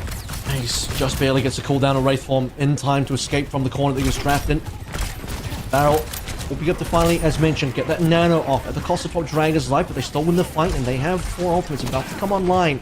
Nosebleed, very much the same. It's going to be a bloody fight. A lot spent here. And here's the Slay Show starting off once again. Winter grabs a bubble. That means Clear doesn't have it available for themselves. Nico lets loose with the bowler shot. They caught themselves a mighty beast in the form of Vazaya. Nice headshot. The Wraith Form isn't quite there in time, and Barley is just going to be taken down. And that did cause Ace to use their ultimate as well, even if it got Top Dragon. He instantly got slept. He gets Top Dragon still, as mentioned, but the sleep coming through from Cloud just to shut it down means Ace will get nothing further. Slay on these off angles this time, coming in from the high ground. So plenty in these fights. High Vision has speed in their heart, and speed is moving. Another sleep from Cloud. It's Cloud9 here for the side of Varel. They're very happy to shut that one down easily. Winter forced to use her own soundbar in response to a primal rage. KSG looking back towards the point. Dreams of keeping this one contested. There's a quick step away for Slay is going to be found on the other side by Clear. Still charged up. KSG alive, and he's not even necessarily getting out of this one. Picks up a little bit more HP. If he falls here, that would be terrible. It would impact their ability to recontest this one. For Varel, there will still be one recontest. No Top Dragon Firebound available on this map means he will pull it out a little late in the day, I might add. But he is going to bring it out right now. Nice boop. Very close to being taken down already. KSG is just evaporated because the Nano wasn't there in time. Clear just had so much to play with, and KSG had no support behind him, apparently, even with Ace being taken out on the other side. Yeah, Cloud was too far away. Cloud was still coming back from spawn, and again, Granny Leg's too slow to catch up with the rest of the team. And Varel can't afford to wait because the payload's about to cap. Cloud has to be in position, and he's not. KSG is forced to touch and go in. So where's the Nano going to go towards now? All right, Nano used to try and save Top Dragon from the solo grab. But guess what? Clear still has 100 charge. The momentum of Desire is not to be underestimated. KSG cops a Suzu, but cops much more damage as well. Stay on the other side. TP's away, but straight into the vision of the Hive. And well, the Hive Mind tears them apart. Spell Hive Mind with HYV for this one because Hive Vision. It's all about him right now, getting all of that damage done. Ace trying to just play a little bit of a doorkeeper at the moment, and well, High Vision. What's the OC? Final moments here, we're about to cap. Who dares contest in front of 150 charge. Suzu's well timed there to make sure High Vision doesn't suffer the damage of the bowler shot. Cloud's already down, KSG as well. Yeah, Winter's going to be traded on the other side, but now it's down to Slay to try and keep this one contested. Nico does their best to move around with the sticky bolts, but Nosebleed just move as a singular unit. 4 of them remain, and up close and personal, you cannot contest. Varel were not prepared to brawl. Zarya difference coming in big time as well. KSG, of course, playing his final life on that Zarya, but unable to match. Obviously not going to have the grab. Might not even have enough time to build up energy to compete. But it's a fast push from Nosebleed Esports. Despite all of the efforts, we had a lot of back and forth. A was quite slow going and hard to B as well. But well played by the side of Varel. But it all begins at the end of B and the beginning of C. Cloud not in position to put the Nano onto KSG. Bit of a swap of the heroes here. KSG moving over towards Zarya. Top Dragon dying on that Pharah, getting grabbed, and Nano went over towards him. And you could even question the timing of the swap from Top Dragon as well. He only goes Pharah at the end of B when really Pharah, You want to have the capability to play that hero on A and B, and not when it's about to be capped out. So Top Dragon swapping it maybe a little bit too late to make that fire work. Oh, 4 and 6. That's not infusing, if I had to choose. I like seeing Top Dragon. What is that crosshair, by the way, that Nico has? All right, get that off my screen. Absolute eyesore.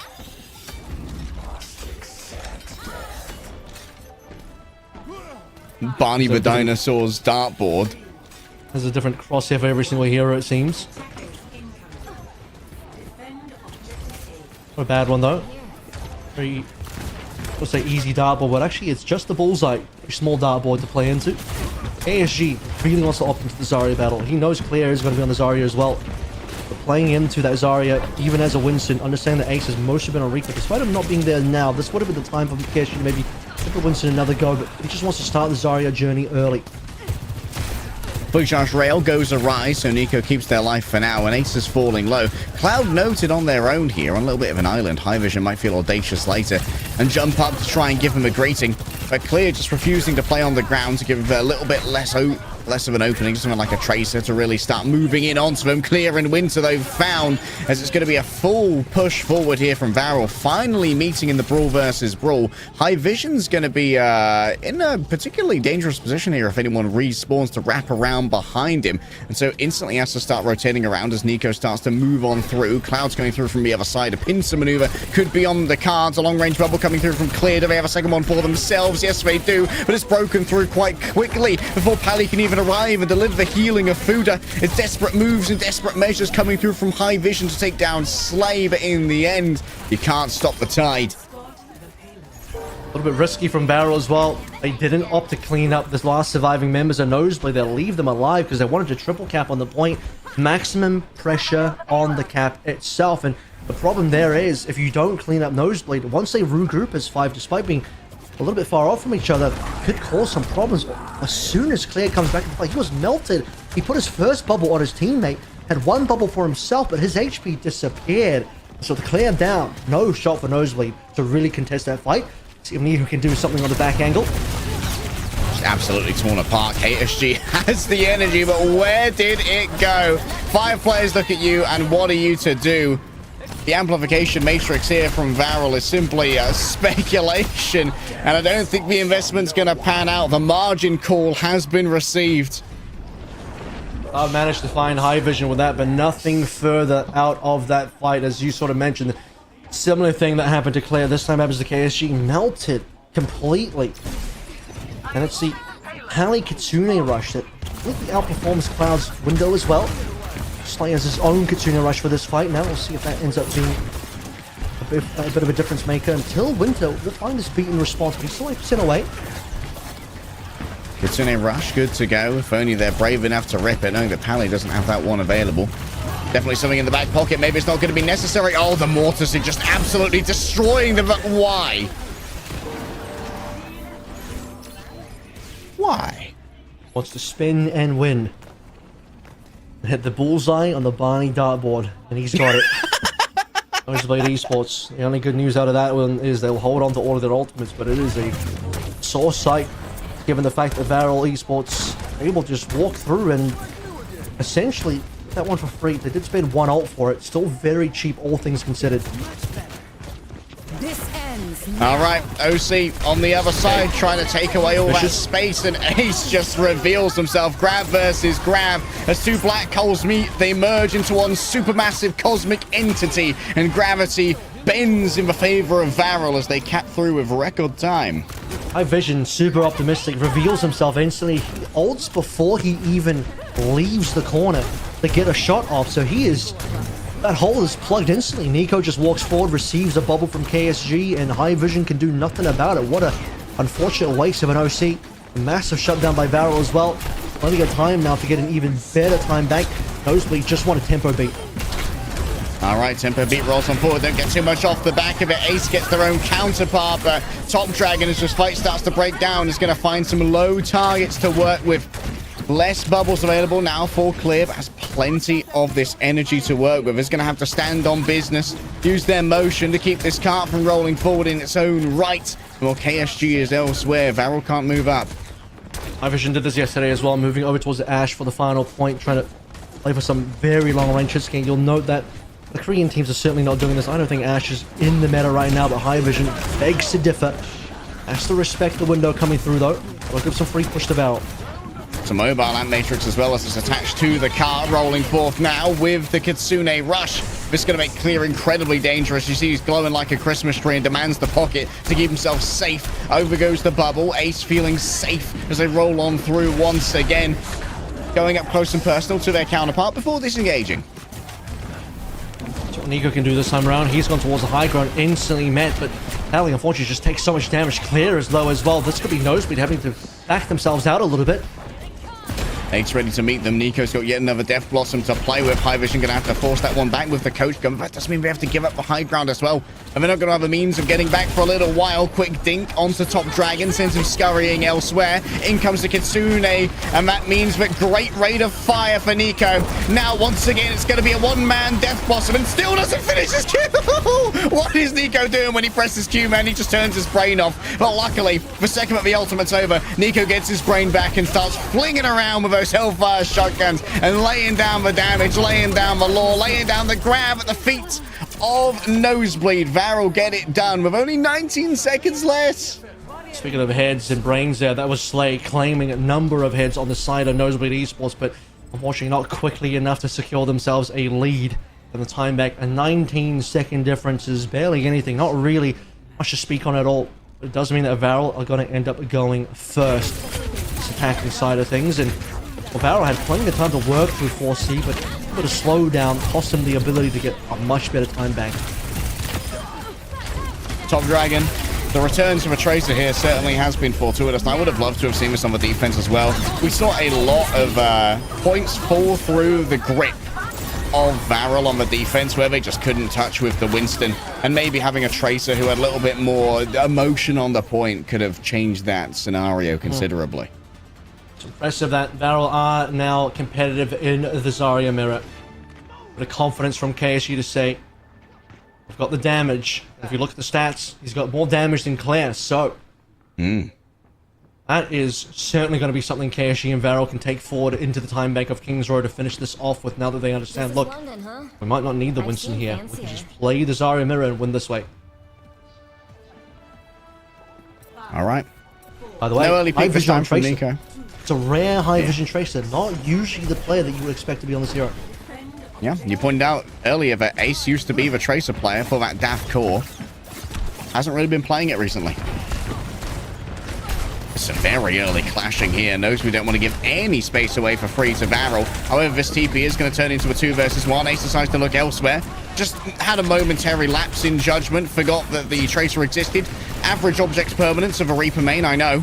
And that's going to be KSG with all of this energy, able to carve through Nosebleed rather easily. Their disengagement into Varel's spawn is possibly less than ideal if I had to guess. Ace is isolated. It's Lucio. Not going to be able to stand up to a 90 energy Zarya for long. 3 squishies in the back. KSG just starts to take away all of that space and all their hopes and dreams of survival. This should be a first point capture for Varel. And plenty of time remaining to push into B as well. A late kill onto High Vision might be a reset for a hero swap. We'll see a little bit later on. With 1 minute still to play through, I mean, this is Varel collecting extras. They want more. Very fast push. High Vision now on towards the cast. Again, not usually the Tracer player. He'll move towards something more comfortable. Yeah. Much more accurate on the Cassidy to try and shut this one down. Remember that swapping heroes in the overtime, you are instantly going to get all of your perks. So you don't have to worry too much about losing out on that XP, and you become instantly effective. Alright, there's the Ant Matrix.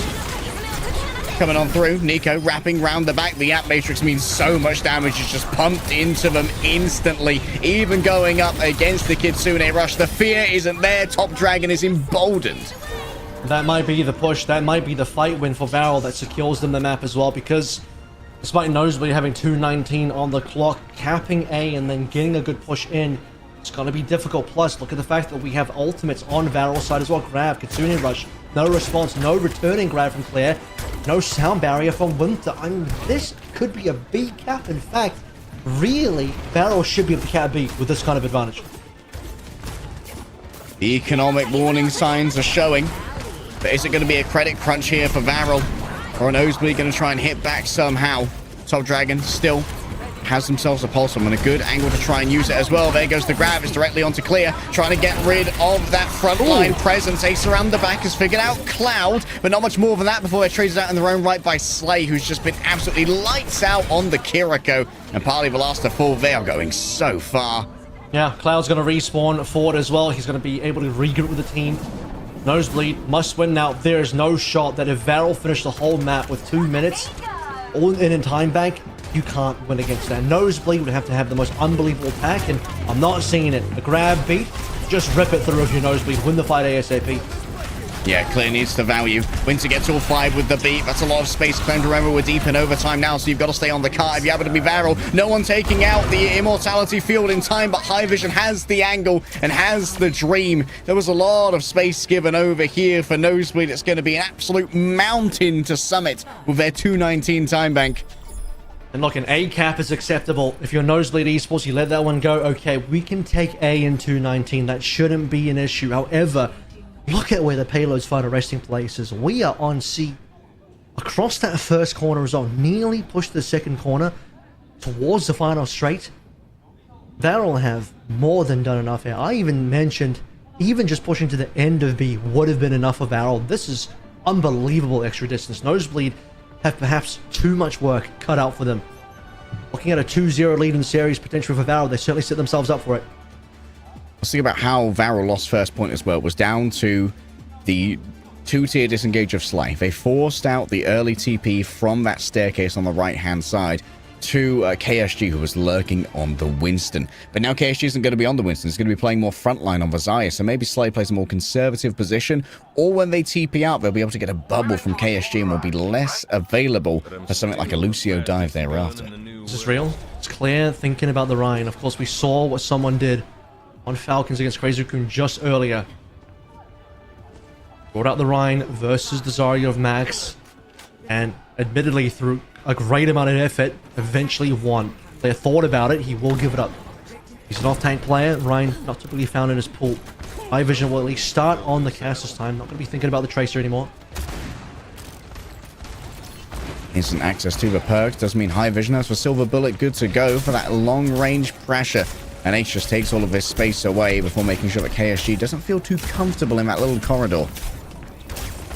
Having that extra mate could be the difference maker in the Zarya mirror as well. The capability to take down KSG, isolate him. Allow High Vision to put some mean damage into the head. Speaking of damage, High Vision needs to be a little bit considerate of the damage he's receiving in response. With a slow start for Nosebleed, but there it is. High Vision finds his mark. Utilizing that accuracy, we've seen some great Cassidy play today. Disengagement here for the side of Nico is going to be fraught with peril. And yes, it is going to be a long disengage. KSG just disappears and eventually is going to take their own life, as it is going to be the mortar bounce back that does slay them in the end. And you know what? They're quite happy for Varel to have these hostages back here if this point gets capped. It's going to be the last second contest coming through from Nico with a Shadow Step, and the pockets coming through from Slay as well. The Suzu is committed. Every single second counts right now if you happen to be Nosebleed. And it is going to be a rather fortuitous cap as a quick dodge off from the Tracer, even with the Immortality field, means that someone slips through the cracks. The problem is KSG is not there. You saw him just barely making his way in, very slowly towards the end, and Top Dragon can only stay contesting for so long. He's a Tracer up against a very high energy Claire, at least he was at the time. His energy has dissipated somewhat at this point. So what Nosebleed need, though, they need a nice convincing cap of A to now push their way into B, and well, they'll need a lot of convincing for B as well. All right, forcing out the early aggression here, utilizing the amplification matrix, but High Vision, the rate of fire is absolutely brutal to deal with. Nosebleed, they're going to flawlessly ace their way through this one, I imagine, as Slay doesn't have any magic tricks to pull out of their sleeve. And Nosebleed have to be careful in terms of not losing players here as well. The run back could be a bit of a problem, especially as we hit OT, which is happening now. Just about 5 seconds remaining. Varel still trying to get some more ults on it. They don't have anything defensive. Note, the Claire grab is coming.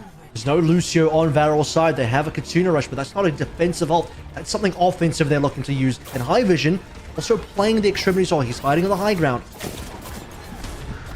Nosebleed have to win 2 fights here. So it has to be economically viable. Slay's already moved on in here, and Y-Vision's found up on the high ground by Nico, who's looking over the top, almost has a Death Blossom to work with, looking in towards the Blizzard. Freeze isn't delivered in this case, and Ace moves back over towards the car, which is still rolling on forward. Varel don't have the presence on the car that they need, and that's going to be a grab from long range. KSG is starting to feel it clear, isolated, and it's just shotgun blast after shotgun blast into the skull of the Russian weightlifter, exposed away from the car. Varel feel the light shine in upon their eyes as a new day dawns upon King's Row, and Varel escape as the winners. What a catch from Nico, opening kill to High Vision, denying the upside flank and also denying the Deadeye as well. And for the rest of Nosebleed Esports, not finding enough value on that opening sound barrier to play into the Kitsune Rush. Claire was very patient with the grab, and maybe a little too patient. You needed to see all of these ultimates find value from Nosebleed. The Blizzard also didn't really give them anything, so a bunch was spent there, but a 4v5 is not where you want to start as Nosebleed. I think Nosebleed had the capability to can't beat. Could they have finished the entire map and really reached that gold box of victory? Maybe not, but they probably should have capped beat. And now, 2-0 for Varel. Varel, a lot of big push on King's Row. How much further can they push in the series? First to 4, still another match to be played after this.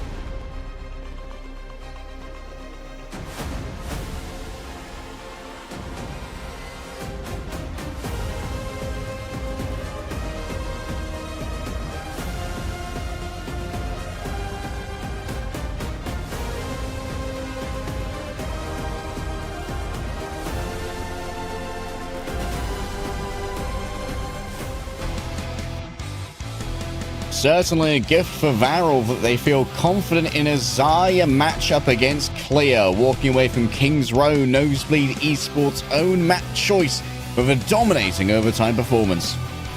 Only 19 seconds, as a reminder, was the difference between the two teams pre-time bank. But the time bank is where the money is made. Varel almost pushed to the end of the whole map with only the 2 minutes they had. Incredible stuff. That really is the difference maker, because we saw that Nosebleed still had a lot to play through in terms of getting their way through B. Just the final hurdle a little bit too much for them. So 2-0 now, Varel leading the series, but again, it is first to 4 here, BO7. 2 more maps required for Varel to get this final win and send themselves to Stockholm.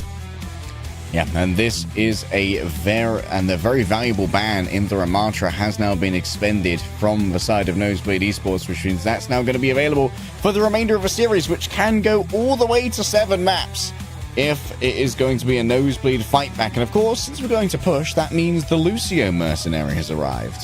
Yep, it would be really funny if the Lucio was actually banned here. Let me see if that's even available. I think that's actually not available banned. No, it is. I think it's been banned by Varel on map number 1. Not by Nosebleed. So Nosebleed could do the fighting a sting, and then we'll have to see what Moses does about this. But that is the strange thing about Varel, is their backline scenario is that Cloud and Slay, and well, they're both like support players, so there's no Lucio to be found there unless the Moser is in. She is now, and alongside Very Slay. telegraphed. Certainly, which means we're catching some bans. But I'm starting the Winston ban. They're feeling that they want this to continue to be within the realm of the off-tanks. However, I will say, I think given that Reaper is available, playing Zarya Reaper allows you to counter the Winston anyway. I don't think Nosebleed should be that concerned about the KSG Winston.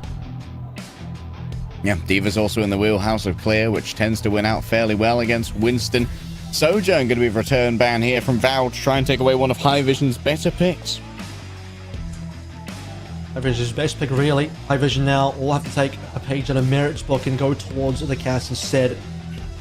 She did bring out the latter part of that King's Row map that we just saw. He'll need a Merit-like performance to give Nosebleed Esports a map win here, extend their series a little bit longer.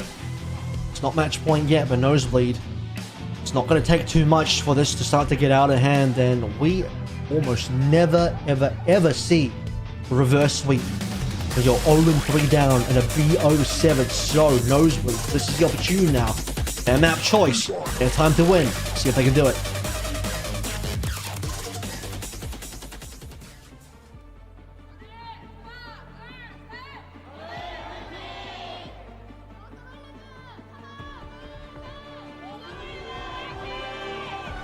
We truly are reaching the wee hours over there in Korea. It must be, what, about 11 p.m., quarter past 11? Just about. I mean, yeah, this is, we've been at this for almost 9 hours now, and we're right before the broadcast. If this started any later, we'd be bleeding into the beginning of EMEA, which will be starting several hours from now, but our Nosebleed still to finish their series with Winston banned out. We're actually going to not even consider the Zarya. This is just Ramatra both sides. No D.Va either, for what it's worth. Ace rolling through here on the Symmetra as well. This may force out something like the premature counter. We've seen Top Dragon. Oh my goodness. Well, yeah, High Vision seems unconcerned with the ban of Sojourn. I was like, you know what? Don't care. Didn't ask. Die. Like in the first 2 seconds of the fight occurring, Moser is just deleted. And High Vision doesn't stop there. He continues that one. So, yeah, making it known. Currently, look at the Hulk charge for High Vision compared to everybody else. Yeah, bro is absolutely slaying right now. Nico tries to wrap around the back. Good flip of the map here from Varel. So they're going to have a little bit of card control, stopping this one before it gets too out of hand. KSG really wants to get rid of High Vision, and Nico feels exactly the same way. A big slow one to clear. Can't put the shield up in the right place, and it wouldn't matter anyway against the pummeling fists of a Nemesis form. Winter will get a revenge kill onto the tank, but Varel back in control of the point. Not allowing Nosebleed to get too far forward here. High Vision even shut down. Finding his mark in Varel. Sort of taxing back KSG into the play. Nosebleed will still be able to contest nice and quickly. No one's threatening to cap just yet. But making sure that high vision is the first target, super important for Varel. Yeah, almost there with a Deadeye already, but Top Dragon's going to be more than happy to try and counter it out with something like a Pulse Bomb. The damage reduction can be a little bit gnarly, though, when it comes to these. A quick drop down to make sure that Nosebleed maintain their lead before Varel steal that one away. It looks like bot control is very thoroughly in the favor of Nosebleed. Bottom Dragon. I think he got flashbanged, I'm pretty sure. Yeah, he got flashbang, so Top Dragon couldn't recall or blink out of that one. That is very nicely played from High Vision, who will now continue the journey. Sad that he didn't get the credit for that kill, because I think he certainly deserves it. Let's see if he get a Deadeye. He doesn't quite land a Deadeye onto any targets, but Nosebleed will get the cleanup regardless. What a fight win.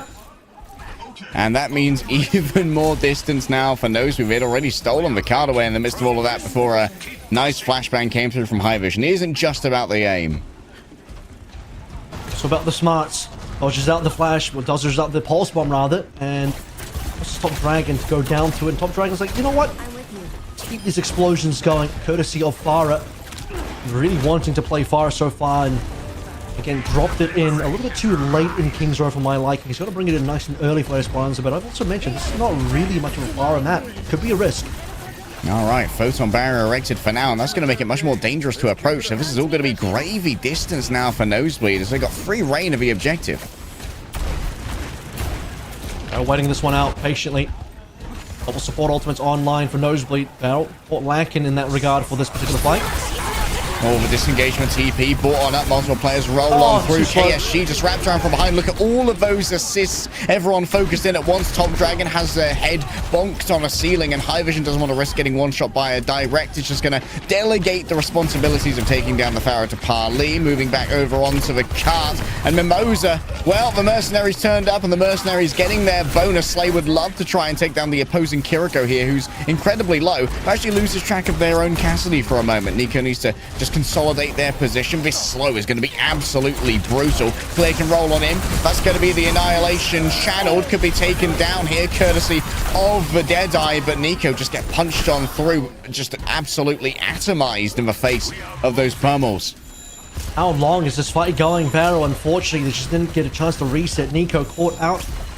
Claire completely pummels him down. Annihilation even spent, and they will collect themselves the 100-meter plus before they even consider backing on out. And that's if they do so. What you really want to see out of Nosebleed is to force a fight out of Varel right now. Force Varel to spend ultimates. 5 meters shy of Avril Theory. High Vision's looking to deliver it. Doesn't have access to the TP right now and can't turn around to have a look at it. Still Varel. Yet another swap here from Top Dragon. Onto Adventure, the classic counter for the Symmetra, as Ace has been a real thorn in the side of Varel, even though it's High Vision who's often showing up in the kill feed. KSG easily disengaged away from, even with the Kitsunia Rush, and now it's time for the clapback. The elastic defense just giving away a little bit of additional space to try and work with. Clear getting plenty of healing off the back of this one as well, as Top Dragon buys a touch of space with the burrow. Emerges from this, up comes the shielding. The Photon Barrier gives Ace all the safety they need to isolate Top Dragon, cut off the heals, and start moving the objective forward once again. Dragon 1% away from Tectonic Shock as well. A little bit disappointing there. And Varel having to back on out, giving away more meters. Theorem engaged here. Nosebleed about to hit 130. They might even be able to go for the full cap here. Top Dragon trying to make things shine, but not really finding the kills yet.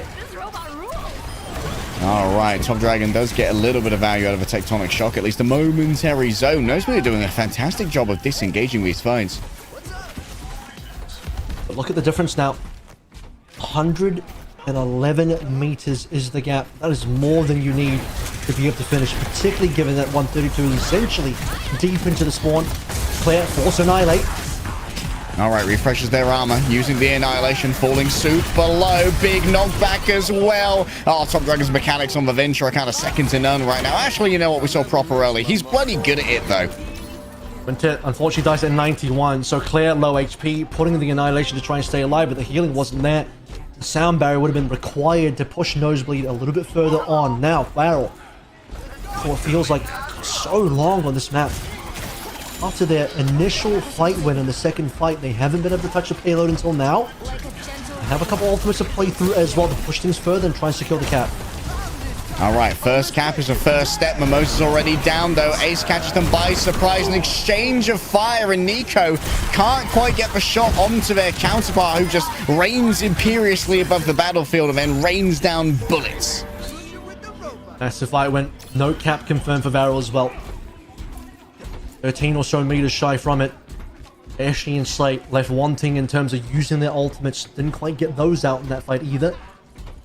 And even if Nosebleed do nothing else but prevent Varel from really securing a neutral fight win, Varel going to hit the OT with such a massive gap that will be insurmountable. Again, theorem has already been called here. The gap is, in my eyes, already too large. Varel, they need tons of fights in a row to be able to put themselves back in contention. Yeah, having to string together those victories, that's where push can really be brutal when you're this far behind. Nico getting a shift on over here. TPOA should be easy, and you can see they're already prepared for that one. Yet another map flip coming through from the side of Nosebleed. Ace is putting so much work through from these TPs. This point needs to remain contested for now, and still Nosebleed have access to those forward spawns. Ace on the off angle, plenty of health to work with, building up those right clicks, and the exchange of Kitsune rushes here means that any misstep could be absolutely deadly. And here comes the photon barrier. This is going to complicate matters when it comes to that annihilation. KSG can't cross their arms. Pally finds them from the back. It's just an absolutely difficult fight to take, and the difficulty only gets higher if you're Mimosa. Down goes the mercenary. We don't look for those here, and Nosebleed are getting even further.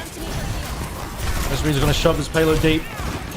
And again, even if they don't get extra meters, which they don't need to, or Claire going down here could cause some problems. It does mean that Nosebleed have to respect the respawn of Varel. A late death onto KSG could be bad. KSG does manage to find himself a little bit of support from Mimosa. Swapping out, Nico going over towards the fray, a bit more long range, but don't know if that's going to be enough. High Vision already has silver bullets, you'd imagine, so he can contest the range. Only 2 minutes in it as well. Even less, a minute and a half now. This is looking increasingly impossible from the side of Varel to turn around.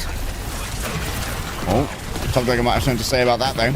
Already breaking out onto that TP, making sure that it's broken before it can come back up again. The Winter around the back has the emergency button, the sound barrier, the go button whenever they see an opening to try and work with. A TP forward here for High Vision. A brand new surprise. Slayer's got one of his own. A kunai to the back of the head, piercing the medulla oblongata and removing the higher brain functions of the Cassidy while he was busy thinking about what time it is. However, the remainder of Nosebleed have plenty of free thought left within their heads. The neurons are firing, and the brain pan is absolutely fried for Varel. No late kill to Top Dragon just yet. There still could be a potential catch depending on how the Vortex lands.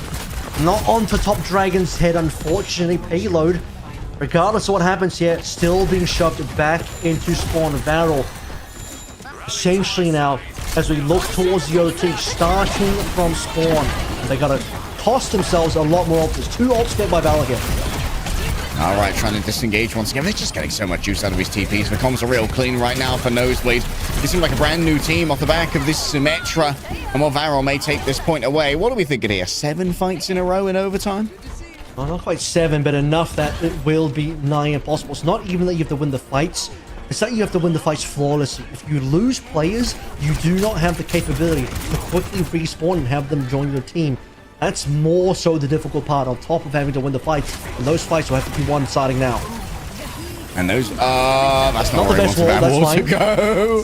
That's okay. Maybe they can clutch here. High Vision round the back has definitely made things a little bit more difficult. And now Nosebleed are actually chasing the cart. This is the worst case scenario. Actually, that's even worse. Mimosa going down. Now your movement to try and chase down these speedy points with the teleporter is going to be even more hamstrung. It's going to be the first point. That's actually going to unlock the forward spawn for Mimosa just in time to allow him to rejoin the team in short order. But in overtime here, you've got to stay on the cart at all points. You can see the locking off of the healing from Clear at the moment, making sure that their opposing Ramatra can't do too much. Annihilation used. Once you're close to this point, you are very much going to be subjected to the whims of the dueling Ramatras, surrounded and decapitated, destroyed from all angles. There's not a moment of reprieve that's available, and no one's on the point. And that's going to be Nosebleed Esports striking back very viciously here on Esperanza.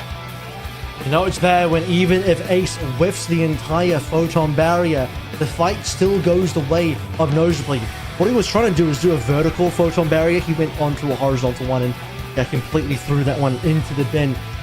We'll see some funny Symmetra mishaps today, but it does goes to show that that was still a nosebleed dominant win on Esperanza, despite all of that 130 plus meters.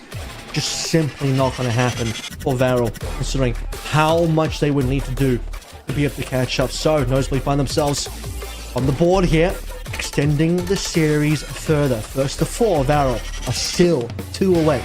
See what happens after this break.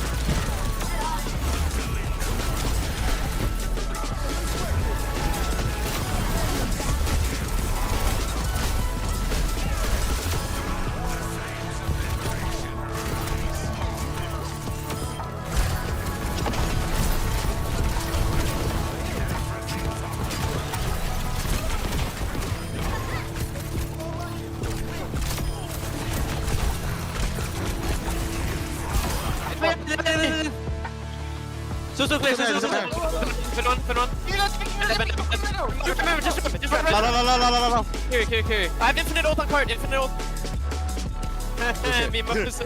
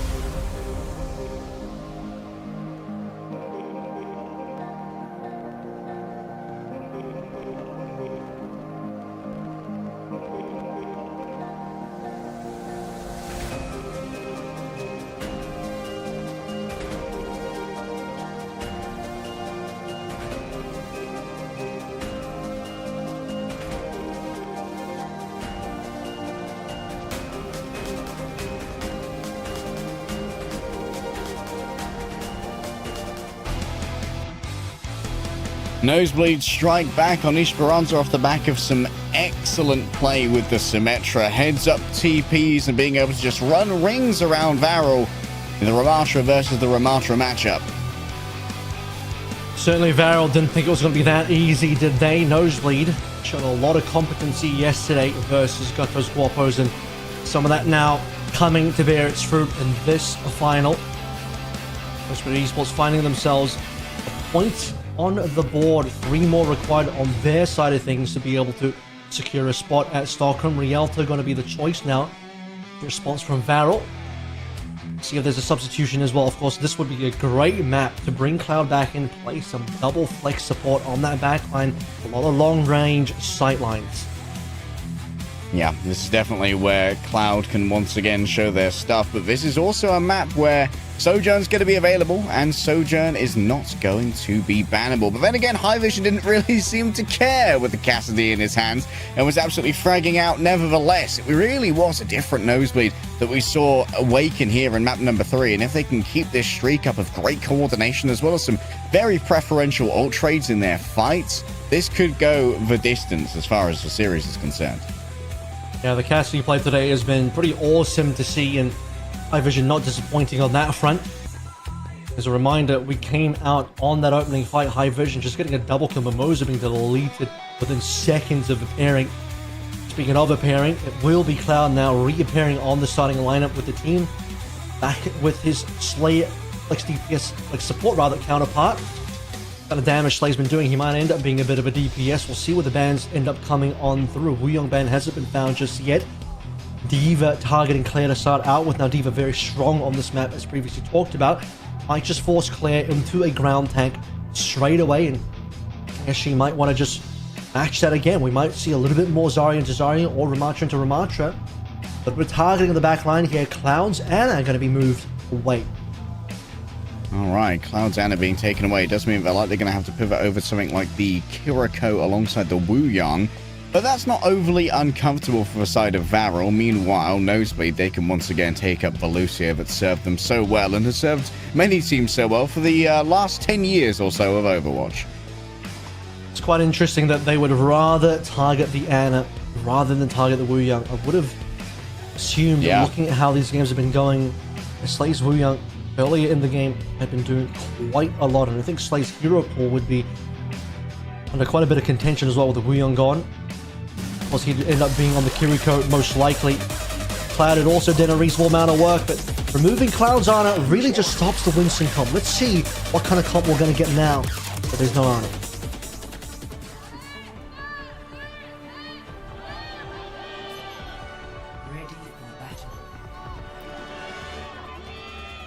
Bro truly is just over there looking busy. You know what? You get your bag, Random Omnic. He's looking for something. Eyes out there. Looking for some fresh fish, apparently. Nodding at the fishmongers. Yes, give me 7 trout, please. I'll change that. Fresh from the canals, of course. There's fish in the canals, right? Sure there would be. I imagine. Venice isn't that polluted yet. Again, I was going to say, depending on how much pollution is in said canal. Alrighty. So Kiriko Wuyong on board with no Ana available. Winter's going to stay on that Lucio. Some opening damage actually catches both the backliners a nosebleed. Going to see a Nico. Alright, Top Dragon going to make crossing this bridge rather precarious. Oh my goodness. Vision says, yeah. Don't peek that, bro. You ain't that guy. That's the problem, right? You're playing the Pharah into a Freya. Freya is going to make Pharah quite difficult to navigate through. Top Dragon has to have a lot of heads-up play. Really defending himself by using this geometry as cover, using all of these buildings, the rooftops, etc. But even then, you could still see Vision just updraft and find the angle. Alright, Ace. Looking to try and charge up this beam. And look at that, the quick flick over to the other side. Great high ground control coming through from Nosebleed. Once again, leveraging their unique teleporter playstyle to move around the map quickly, but they do not have any cart control. Just sliding backwards, actually. Speaking of the payload. Nico leaves on 1 HP, but he'll still live to tell the tale. So leading an ult charge barely is on. No players have really fallen just here, waiting for First Blood to come on through. Top Dragon just able to, well, not avoid that coming through from Vision. Primary fire comes out. Vision instantly gets the bowler, but Nico threw their own out here. It's a confusing fight, but in the end, when the dust clears, Varel able to grab this one. Is Pally going to be able to get out with it? Oh my goodness, the homing water ball is just terrifying to behold. Vision's even going to give up the bowler shot. To be fair, not a particularly impactful, but straight away back on the cast. Feeling more of Merit's energy flow through him, get these headshots, and he's going to need it. This is probably better for Top Dragon. Top Dragon's a lot more concerned about playing the player as the fire than he is playing for the cast. Yeah, can really play the distances here to make sure the damage drop-off is a suffering act for High Vision. And here we go, moving over onto Nico. Wants to try and threaten that. Great play from the Wu Yang, rolling on forward now. Ace just gets absolutely blasted to smithereens by the water power. Now for Clear, this is dangerous. Gets himself a little bit of additional HP as Winter only sound barriers 2 players. This could be ruinous. So the last 2 as well, it's himself and Clear. They really wanted that. I mean, ruinous is one way to put it. Perhaps to try to counter out the damage from the barrage, but I think the work was done there. That was Varro largely ahead in the fight, and Nosebleed trying their best to hold on. It's going to be expensive. Winter now moving over towards the back with a little bit more long-range damage. Checking up against Nico and Top Dragon after High Vision giving up Freya. Need something else to play through.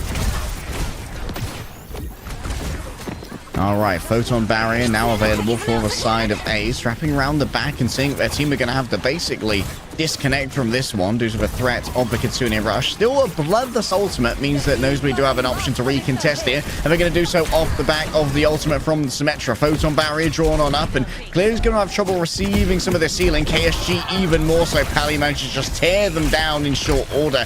But High Vision being traded means that closing this one out is going to be difficult.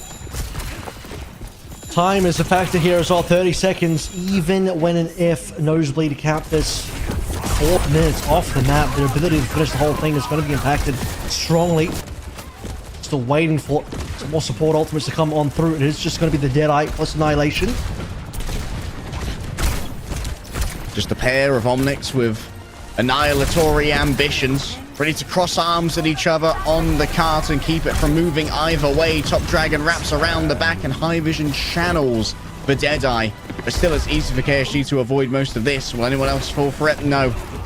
The Deadeye expires, and now it's time for Clear to move forward. Ravenous Vortex slows multiple people on the outside. Here comes the movement from the Wu Yang. The motion's good. The stun is better. Ace is booped straight back in, and, well, Ace gets taken down. This is going to be a big movement forward from the rest of Varro. Top Dragon puts it all on the line. Here comes the straight aim from High Vision. Higher rate of fire, courtesy of the Kiriko ultimate. And now it's Clear who moves forward as well. But look at Slay's damage right now. Needs to be taken out rather adeptly and quickly. And does fall into the canal as we see that KSG falls down in their own right. Yeah, what a clutch coming through from High Vision. And they'll get the cap off the back of that one as well. It was a 3v5. The 3v5 clutches today have been unbelievable, by the way.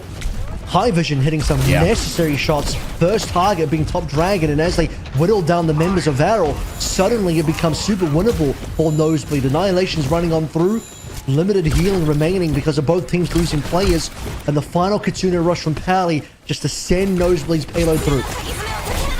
Why can't Wu Yang swim? You know what? We'll think about it later. Might not make sense, but in the end, it's just fair in the game. Slay's already taken down High Vision. All of the DPS of Nosebleed has been cast into the abyss. And Ace actually going to be coming back now on the Echo. A rare vision in the current meta. The Immortality Field barely lasts a second against all of those crossbow bolts coming on through. And Slay's damage not to be underestimated either. It's for Joe Carrera now. To live in a society like Venice truly is quite the defense from Varro.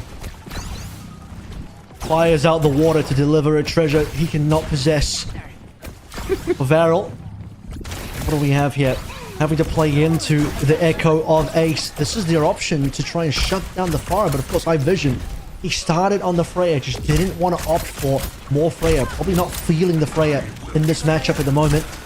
Not one of his key signature heroes the way that Nico's been playing it so far. Not too sure if Echo's really going to be enough here, but time will tell. Ace hiding the wings. A couple sticky bombs go awry. It wasn't close enough to get all 5 onto a singular target. So it's going to be waiting for that focusing beam. Force out for Suzu here to try and keep Clear up. And also the Immortality Field is used as well. There's no sustainability left. The slow is going to be strong. The barrage is even stronger. Top Dragon closer to the ground. And didn't get what they needed from Slay to try and stay alive in the midst of all of that. May well have been a Wu Jax if ever I've seen one. And now Ace just hides around behind the car. KSG, Cloud, and Slay have to decide how long they want to stay here. Slay managed to get the ultimate. Top Dragon, it just didn't last very long. Top Dragon Might have sent a lot of his damage onto himself as well because he disappeared despite all that green HP. Still though, Varel holding on for now as we reach the OT. Nosebleed Esports have more ultimates of their own coming alive, but this is just an unfortunate Ravenous Vortex that will slow them down. Might even get a couple of kills. Yeah, perfect pop there onto Winter, cancelling out the Exo boots, and no one's on the point. Cleartide tried to make a movement forward, but we saw the interceding of the Ramatra to stop the Baptiste getting in a position where they could support their own tank. What a heads-up play from KSG. Yeah. Rounding the corner, Vortex down, tons of damage, forcing the lamp and Nosebleed. Unfortunately, that is where the payload does stop. Top Dragon, a big question about what happened to his life there. Varel, they'll still be able to hold on. Realistically, could have even have seen a fight. Here it is. I mean, it's still a little unclear. He just took a bunch of damage. Might have been a headshot from Cali and high vision at the same time. Could have been the case. He had so much HP to see it all disappear in the blink of an eye is quite something. Yeah, I think they were even trying to reinforce him with the Tidal Blast, but I don't know if it was applied to him in time. No, he got it. When He you had the lose HP. He just he got the Tidal Blast, uses the barrage, but then just instantly melts like you wouldn't believe. So, and seeing it from his POV now, it wasn't even self-damage from the rockets, from what I can tell as well. Just great focus. I mean, does get dragged in place while he may have thought that he had the ability to strafe around. Being inside that Ravenous Vortex was just essentially glued to the ground.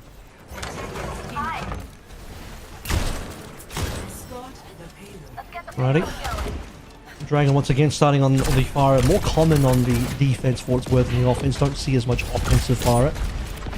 It has been the signature of Top Dragon. It is the ultimate test. It's one of those things that will be, you either handle this one or you lose. You can control the fire, or if you don't have the option to do so, you have to start doing stuff like the Echo, which I'm too sure ended up doing too much for Ace matchup. Yeah, when you're forced onto Echo in these matchups, does not feel great. Those charged bolts getting nowhere near, and Nico absolutely defeated off the back of that. Pally managed to pick up the Mega, so now Top Dragon's in trouble. Has to use the recall, calls in reinforcements, still Ace. We talked about how we hadn't seen much of their Tracer recently, despite it being their primary play on Daft to play this one out. A switch step available for Cloud has forced out the first little bit of utility. What a clip from Top Dragon. A one clip onto Freya. You couldn't ask for more of that. So much additional space for the remainder of Nosebleed. Claire's going to post up on the point with his Nemesis form and cross his arms, doing the classic esports pose. But still, the cart is going to be able to continue moving forward. Pally can't heal through all the damage, and Pally's got no one to TP to in their own right. It's going to be really disastrous for Nosebleed. They're just getting cleaned up. Yeah, sure, the payload still has enough distance to move that Nosebleed will have one more fight confirmed. Varel are already getting quite a bit of momentum pushing in. Pally close to the Katsuna Rush. That's going to be important. However, Slade, ever vigilant, ever consistent, delivering that Tidal Blast now. Oh, that's a beautiful AoE right there.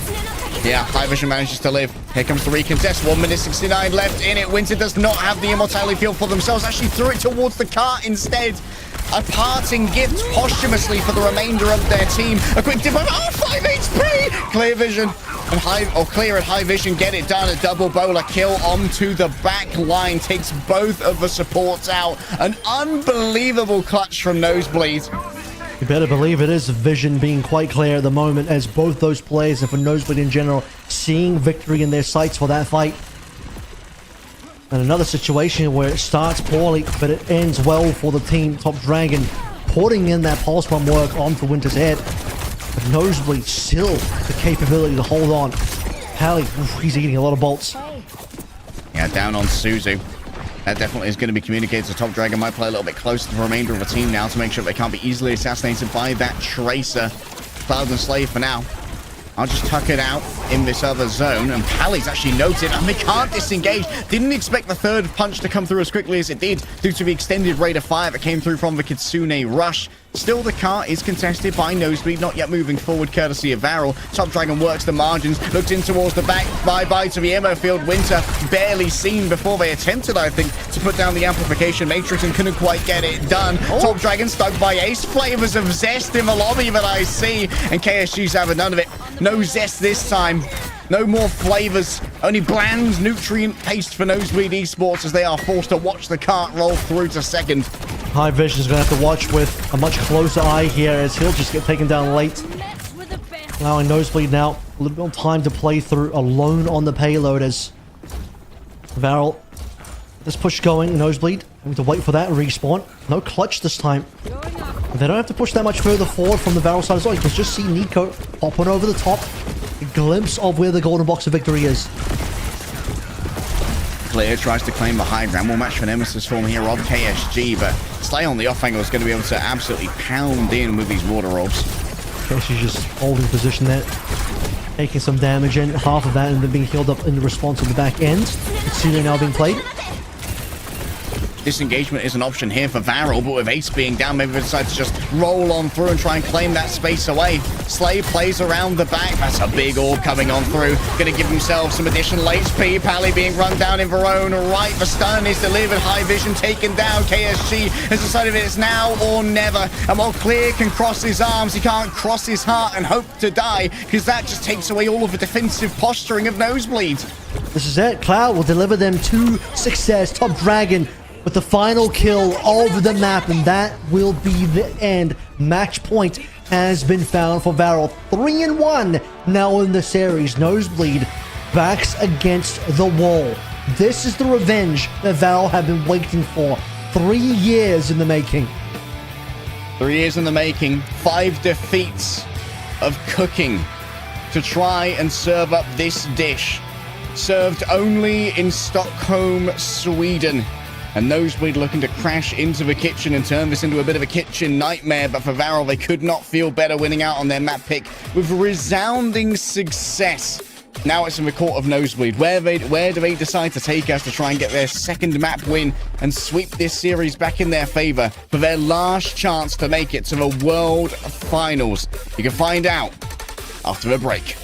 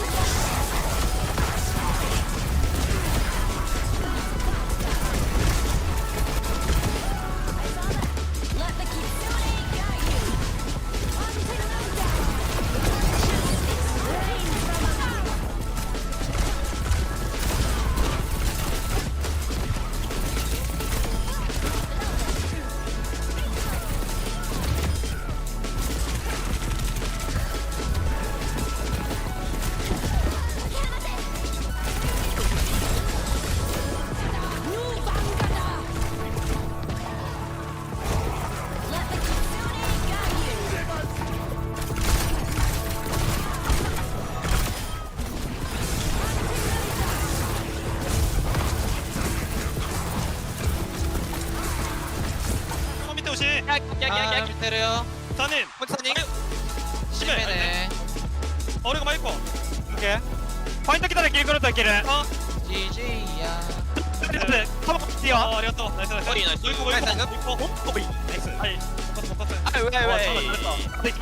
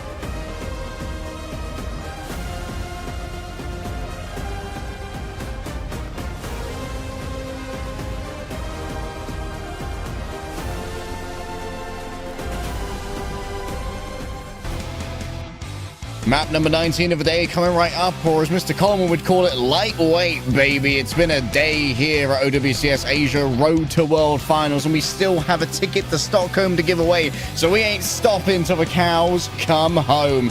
Varel versus Nosebleed Esports, with Varel on the edge of victory. Trophy highlighted there as well for the winning team, their prize to take home with them. And well, they'll only be home for a month because they'll be off to Stockholm for the World Final in late November. Suravasa for the potential final map of the series here, or will Nosebleed push us just a little bit further? Suravasa indeed. The choice made. But what kind of look will we be seeing? We've been seeing a lot of different versions of both Varel and Nosebleed over the course of today, but Suravasa at least is going to be a map where I don't think the Farah is going to see any usage. No, and this map was not played yesterday by either of these two teams. A 3-0 dismantling of their fellow region mates. But as sort of noted that last map, I thought the Wu Young band might have come in and Rialto. It will come in now. I don't actually think this is an incredible Wu Young map, but they'll ban it away just to target the backline of Varel. Oh, at some point you had to. Lots has been done by that Wu Young. I might have liked to have seen it be used later in the series, but at this point, Avril, you can't guarantee a later in the series. Yep. Varel, they take away the Reaper, removing one from Ace's hero pool, which means we might see even more of a Symmetra, or potentially the pivot over to the Tracer here, but I imagine that Varel are going to be pretty confident in taking their Tracer duel against Ace. I think this is Varel signaling that they want to play Winston, and you know what? With the Wu Young ban away, you've already seen Slay show that Brig. Could be a Brig and a look combined with that Winston to really send it home, knowing that there's not going to be a Reaper on the other end. They're not concerned about the Zarya when the Reaper is gone. I'd be surprised if they're that concerned about the Ram as well. It might be time to bring back the KSG Winston. If it's not going to be the Brig coming through, it could still end up being Kiriko look. Despite the fact that there is no Wu Young, Kiriko and Anna might still end up being the play here. Let's see what KSG and the rest of them lock in.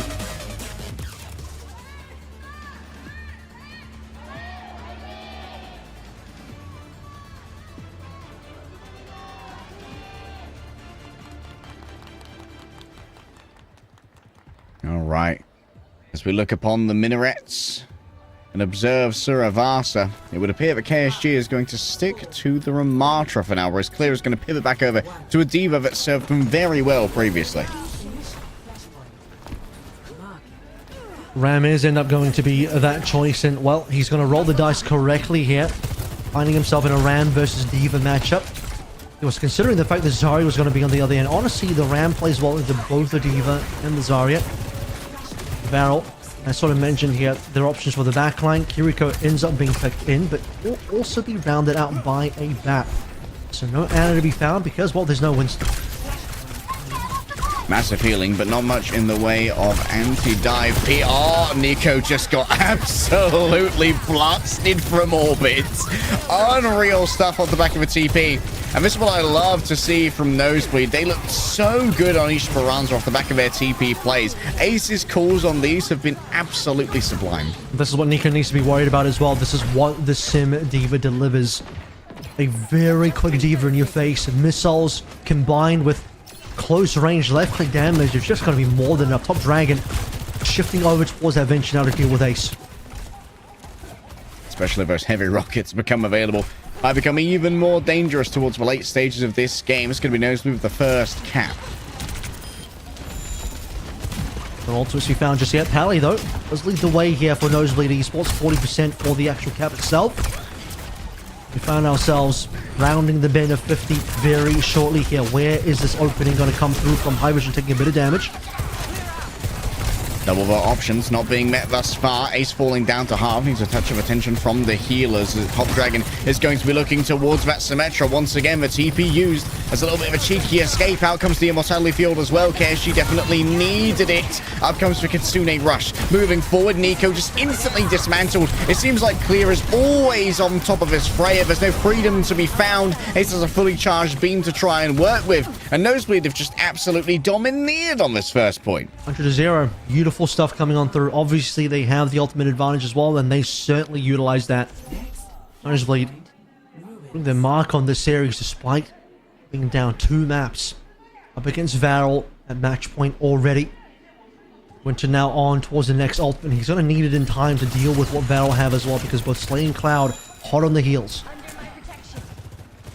Headed down to the wetlands. It's time to get down and dirty for Varel. They want to get up close and try and overwhelm Ace, but Ace is going to be able to rebuff a lot of that aggression utilizing the photon barrier. Shades of Shy and that Hangzhou Spark. Sojin skin being displayed by Nico. Let's see if he lands those shots as well. High Vision finds the first OC, but Cloud's already down. Yeah, Cloud had nowhere to go right there. Tried to Exo Boots jump away, but more of an easy enough tracking for Ace. And, well, Ace is showing that the disengagement routes that Slay was considering are not the most safe at the moment. Well, Varel at least going to be able to coalesce themselves around their spawn. A good opening here from Nosebleed. Going from strength to strength, momentum still strong for this team. Varel, you have ultimates to play through, they just don't have the initiation. Haven't had the opportunity to get the fight that they want to do so far, and while High Vision is going to try and prevent that from happening further. Just once again, Nico just can't exist. Actual cyberbullying in the lobby right now. While Clear is going to lose their mech, it's going to be instantly regurgitated in the 3v3. Still a little bit of extra Kitsune rush play to work off the back of this one, and Varel, they're going to have an opportunity to try and find the remainder of this. A quick burrow underground instantly into the emergence. Coming up close and personal. Slay needs to win this. Duel gets it done with the melee. If the accuracy isn't there, sometimes just a fist will do. The fist of a Beast King flies, but Slay, no time stranger to the danger that Ace brings to the table. Some time for Varel to find their mark in this particular map so far, but they've done it. Cap going their way. Slay now moving over towards the brig, and they've overtaken that 51% mark that Nosebleed has previously had, but a double support ultimate advantage here for Nosebleed might just be enough. Top Dragon already under pressure, barely burrows away. Oh, Nico definitely under siege right here. Requires the immortality field, but it's still too late, or Nico's nowhere else within it. Instant flip over from Nosebleed, and Top Dragon just says, okay, I guess I've got to give this one away. We'll have to grab Parley on the exit, but there's even more complications to deal with. Has to do the business admin of removing all of these Symmetra turrets as they continuously slow the remainder of Varel as they move in onto the point. Nosebleed looking for a surround, but Ace is taken down. Clears in the corner, getting meleeed into oblivion by the remainder of Varel, and it seems that attrition's on their side right here as Nico finally turns up with the damage that's needed. Might be enough time here as well. Nosebleed, see if they can respawn. Wasn't quite on the 80% mark, which means there's an opportunity for Nosebleed to continue this fight, but with no tracer, it's going to be hard to touch. Winter's the only one that can really go for it. They are going to TP in. Well, Pally getting caught early, that certainly is going to be ruinous, and Nico catches Ace as well. The TP back is not going to be quick, and it's not going to be available. Varel strike back quickly. Well played fight there. Small chance for Nosebleed to get more done, but unfortunately on the cross, trying to get their way onto the point itself, players are going to fall victim to the overclock of Nico. As Varel find themselves now 1-1. Valley to play through in this fight.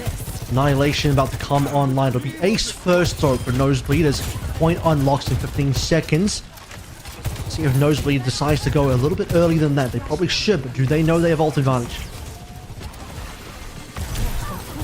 Ace looking forward. Oh, almost gets stunned out of their ultimate there. Just gets overwhelmed by a massive melee damage. And Nico easily tracks through Winter as they try to skate along the walls of the shrine. Defacing ancient property, certainly not something that's approved of here as Nosebleed are wiped off the board. Wow. Ace instantly gone. Slay wasting no time. Rally being one of the only big ultimates that Varel did have. And in melee range, caring about the photon barrier, Slay does not. Ace falling, giving the advantage of Varel to get the residual cleanup there. Find themselves first cap. Player now moving over towards the Ramatra as well. It's another Ram v Ram battle to end things out in Surabasa. Oh, a big slow here as well, taking them to the brink, forcing out even more. And now the tectonic shocks will go through so many. The damage is overwhelming.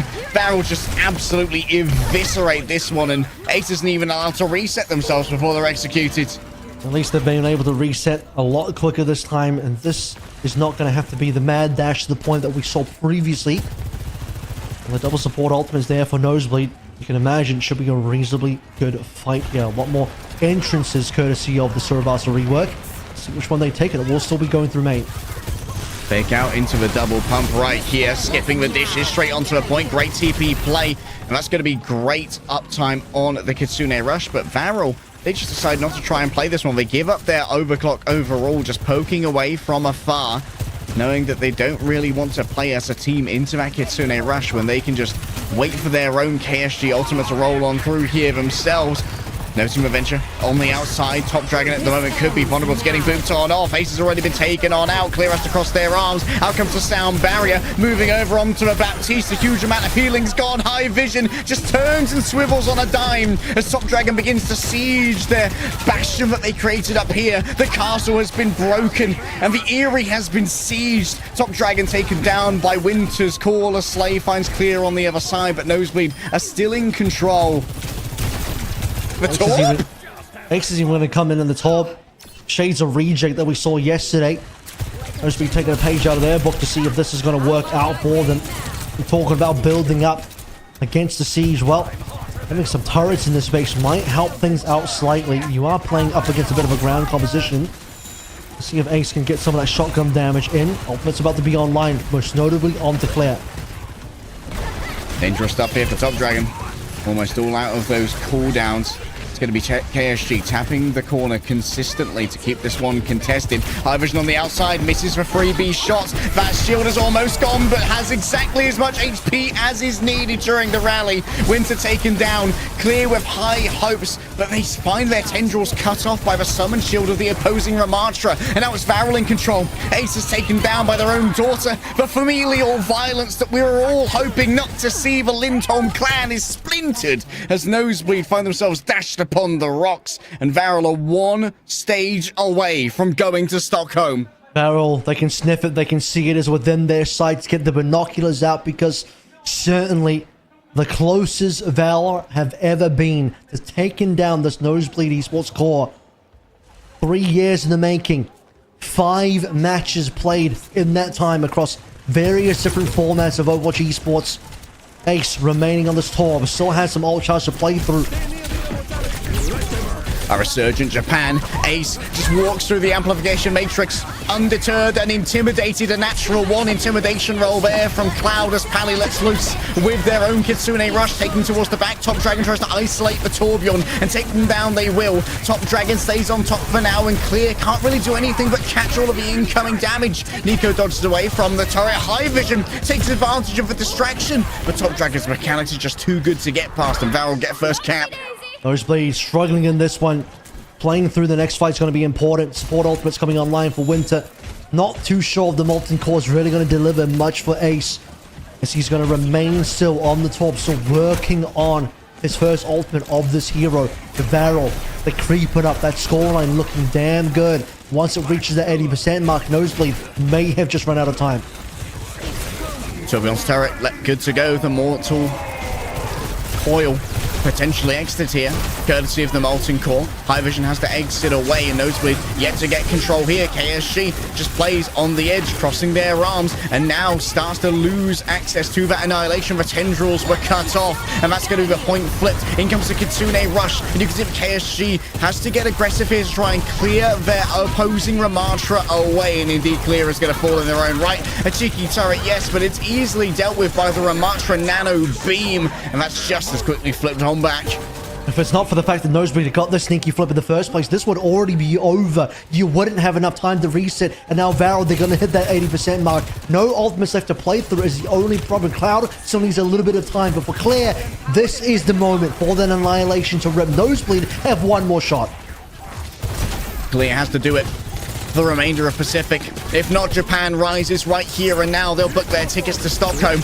Out comes the amplification matrix. Auto heal for all. Annihilation towards the back. Cloud's already down. They need to stay on the point no matter what at the moment, because Varela at 99%. They've lost their tank. They don't have the beef. But what they do have is control. And they do have themselves a dream. A Kitsune Rush, yes, as 2 Ventures just pile around near each other, excavating the rocks. It's too difficult right now to peek into Nico. They're so close to an overclock. It needs to be a concern. concerted effort. The Kitsune is good. Amasuzu's even better. Winter's punished for the audacity, and Nico's looking for a victim. An excavation charge gets so close. High Vision's fallen low. High Vision taken down by tectonic charges towards the back. Pelly can't stand up to the drill, and here they come.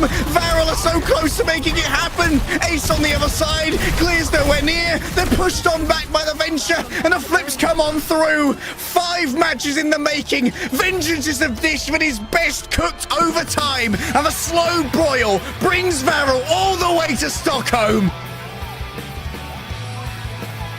Cooked in overtime, served cold, and it will be plenty cold in November in Stockholm, fellas. Trust me on that one. Varel have won the game, the most important one, perhaps, of their entire team, of their entire careers.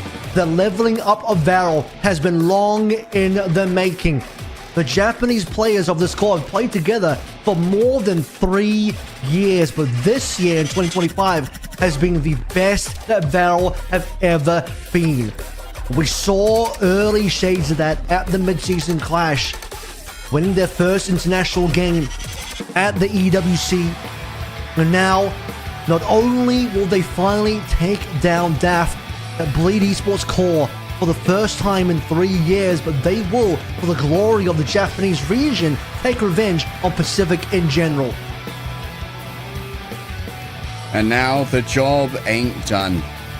In a month, they will travel across continents. They will fly through the sky, and they will face the best that Overwatch has to offer for the furthered glory of the Japanese region. Still smiles here for Orexis. They knew that they were the underdogs heading into this after all of their changes around, and it was quite the match here from Nosely, but in the end there could only be one winner, and they are ready to lift a trophy. Slay talked about how good he was yesterday, and that is now delivered. And a lot of impact today. Kiriko, Wu Yang, even on that brig. That's of course Varel looking towards a lot of these new players on the squad. Top Dragon yesterday, Slay today. Even Mimosa showing his face on that Esperanza. Varel only losing that one map.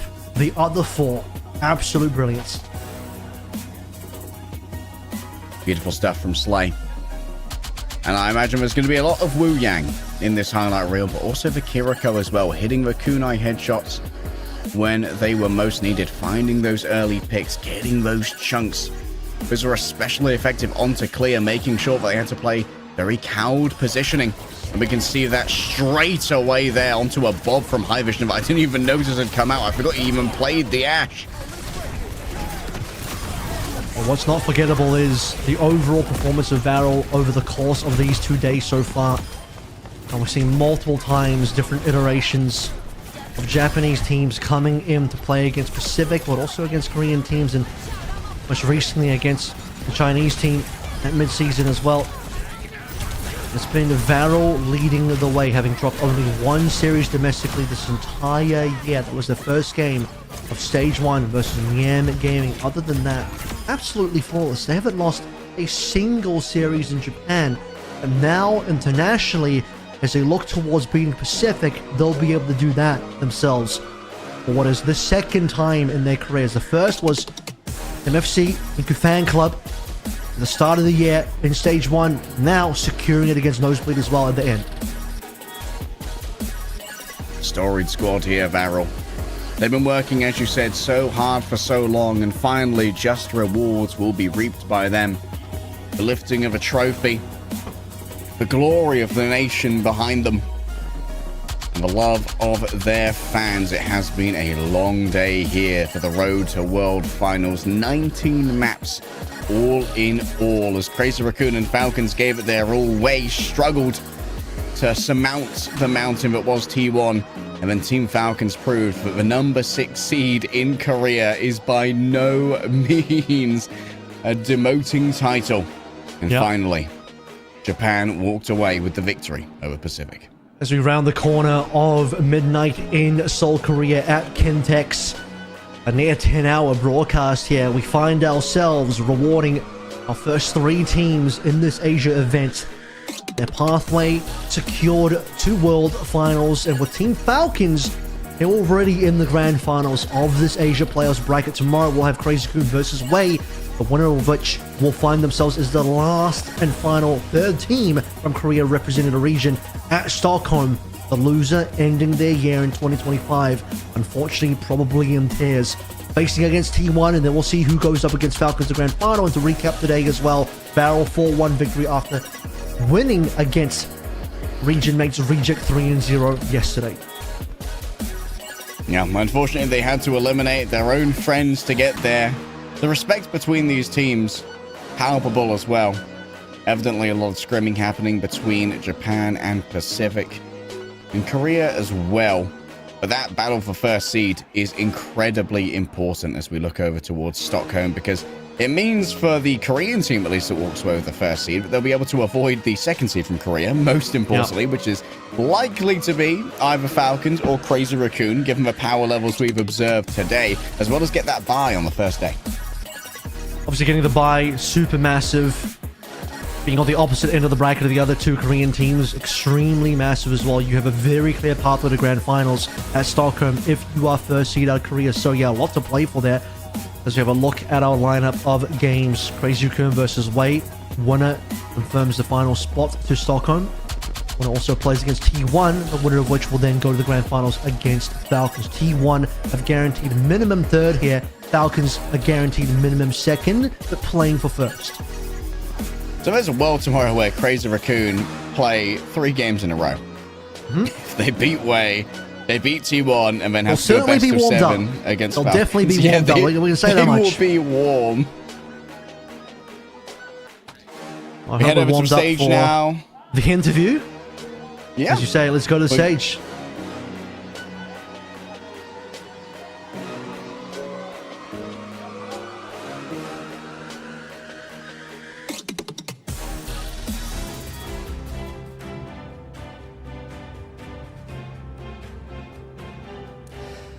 OWCS 아시아 로드 투 월드 파이널 재팬 퍼시픽 그랜드 파이널이 모두 마무리가 됐습니다. 그 경쟁에서 살아남은 팀은 바렐로 결정이 되면서 모두 마무리가 됐는데요. 이제 시상식을 좀 진행해 보도록 하겠습니다. 시상에 도움 주실 아시아 오버워치 e스포츠 프로덕트 총괄 천성찬님을 So this is where the award ceremony will be held, of course, for Barrel. Invite the players on stage.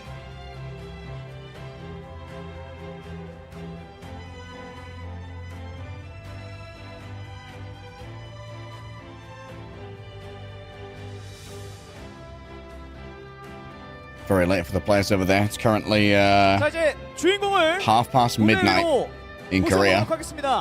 이번 재팬 퍼시픽 그랜드 파이널에서 승리를 거두고 스톡홀름 티켓을 따낸 월드 파이널로 향하는 팀, 큰 박수로 맞이해 주시길 바라겠습니다. 바렐입니다.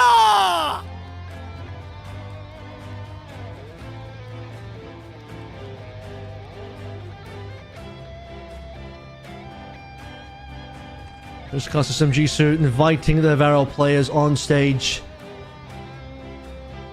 The post-match interview with the team. OWCS 아시아 로드 투 월드 파이널 재팬 퍼시픽에서 우승을 차지한 바렐.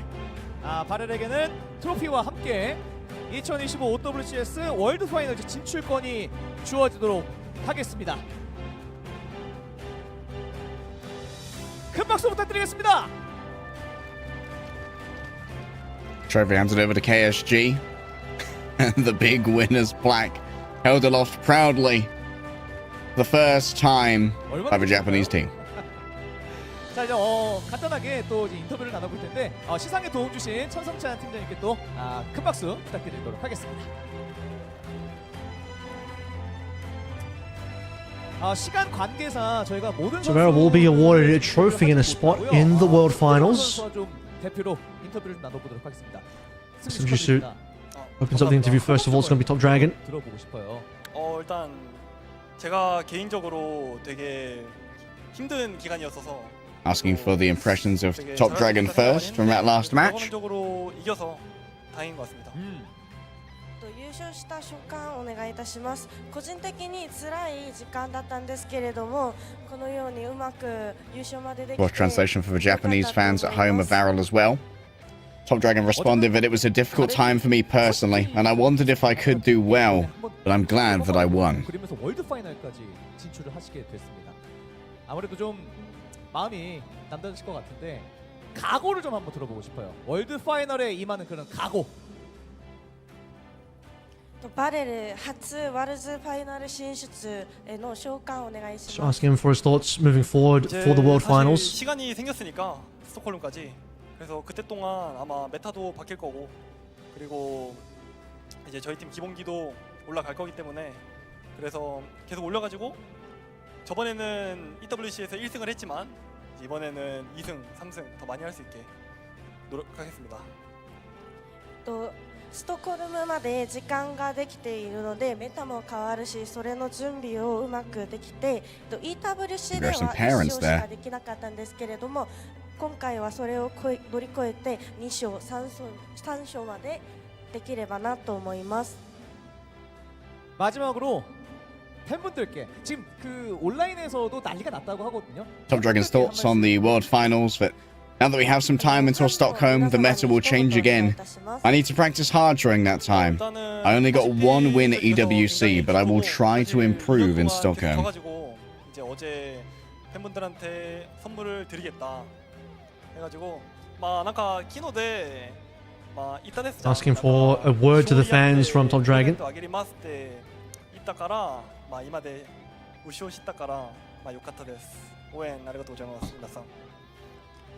First of all, I'm happy that we beat Pacific, and I thought that since we've been losing for 2 years, I'd like to give this gift to the fans. 대결에서 승리를 거두고 스톡홀름으로 향하게 됐습니다. 다시 한번 바르르게 큰 박수 부탁드리겠습니다.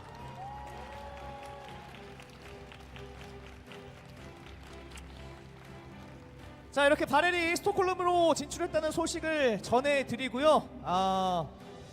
우승팀의 세레머니와 함께 저희는 일단 물러가 보도록 하겠습니다. 내일은 코리아 지역의 경기가 또 예정이 되어 있습니다.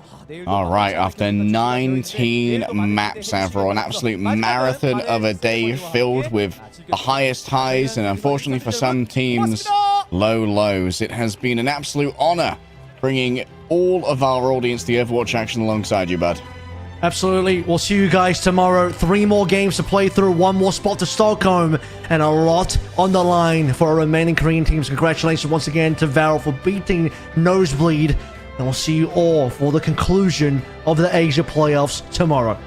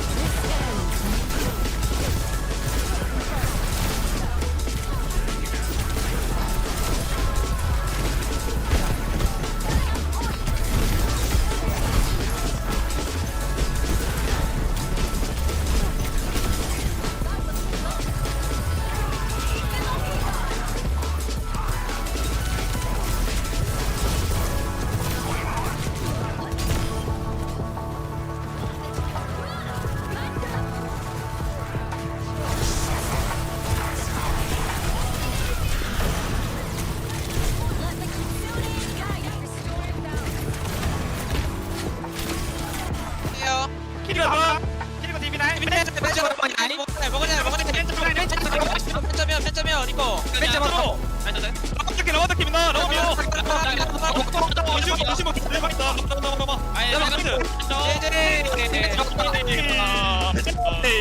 제제야 나이스 트로피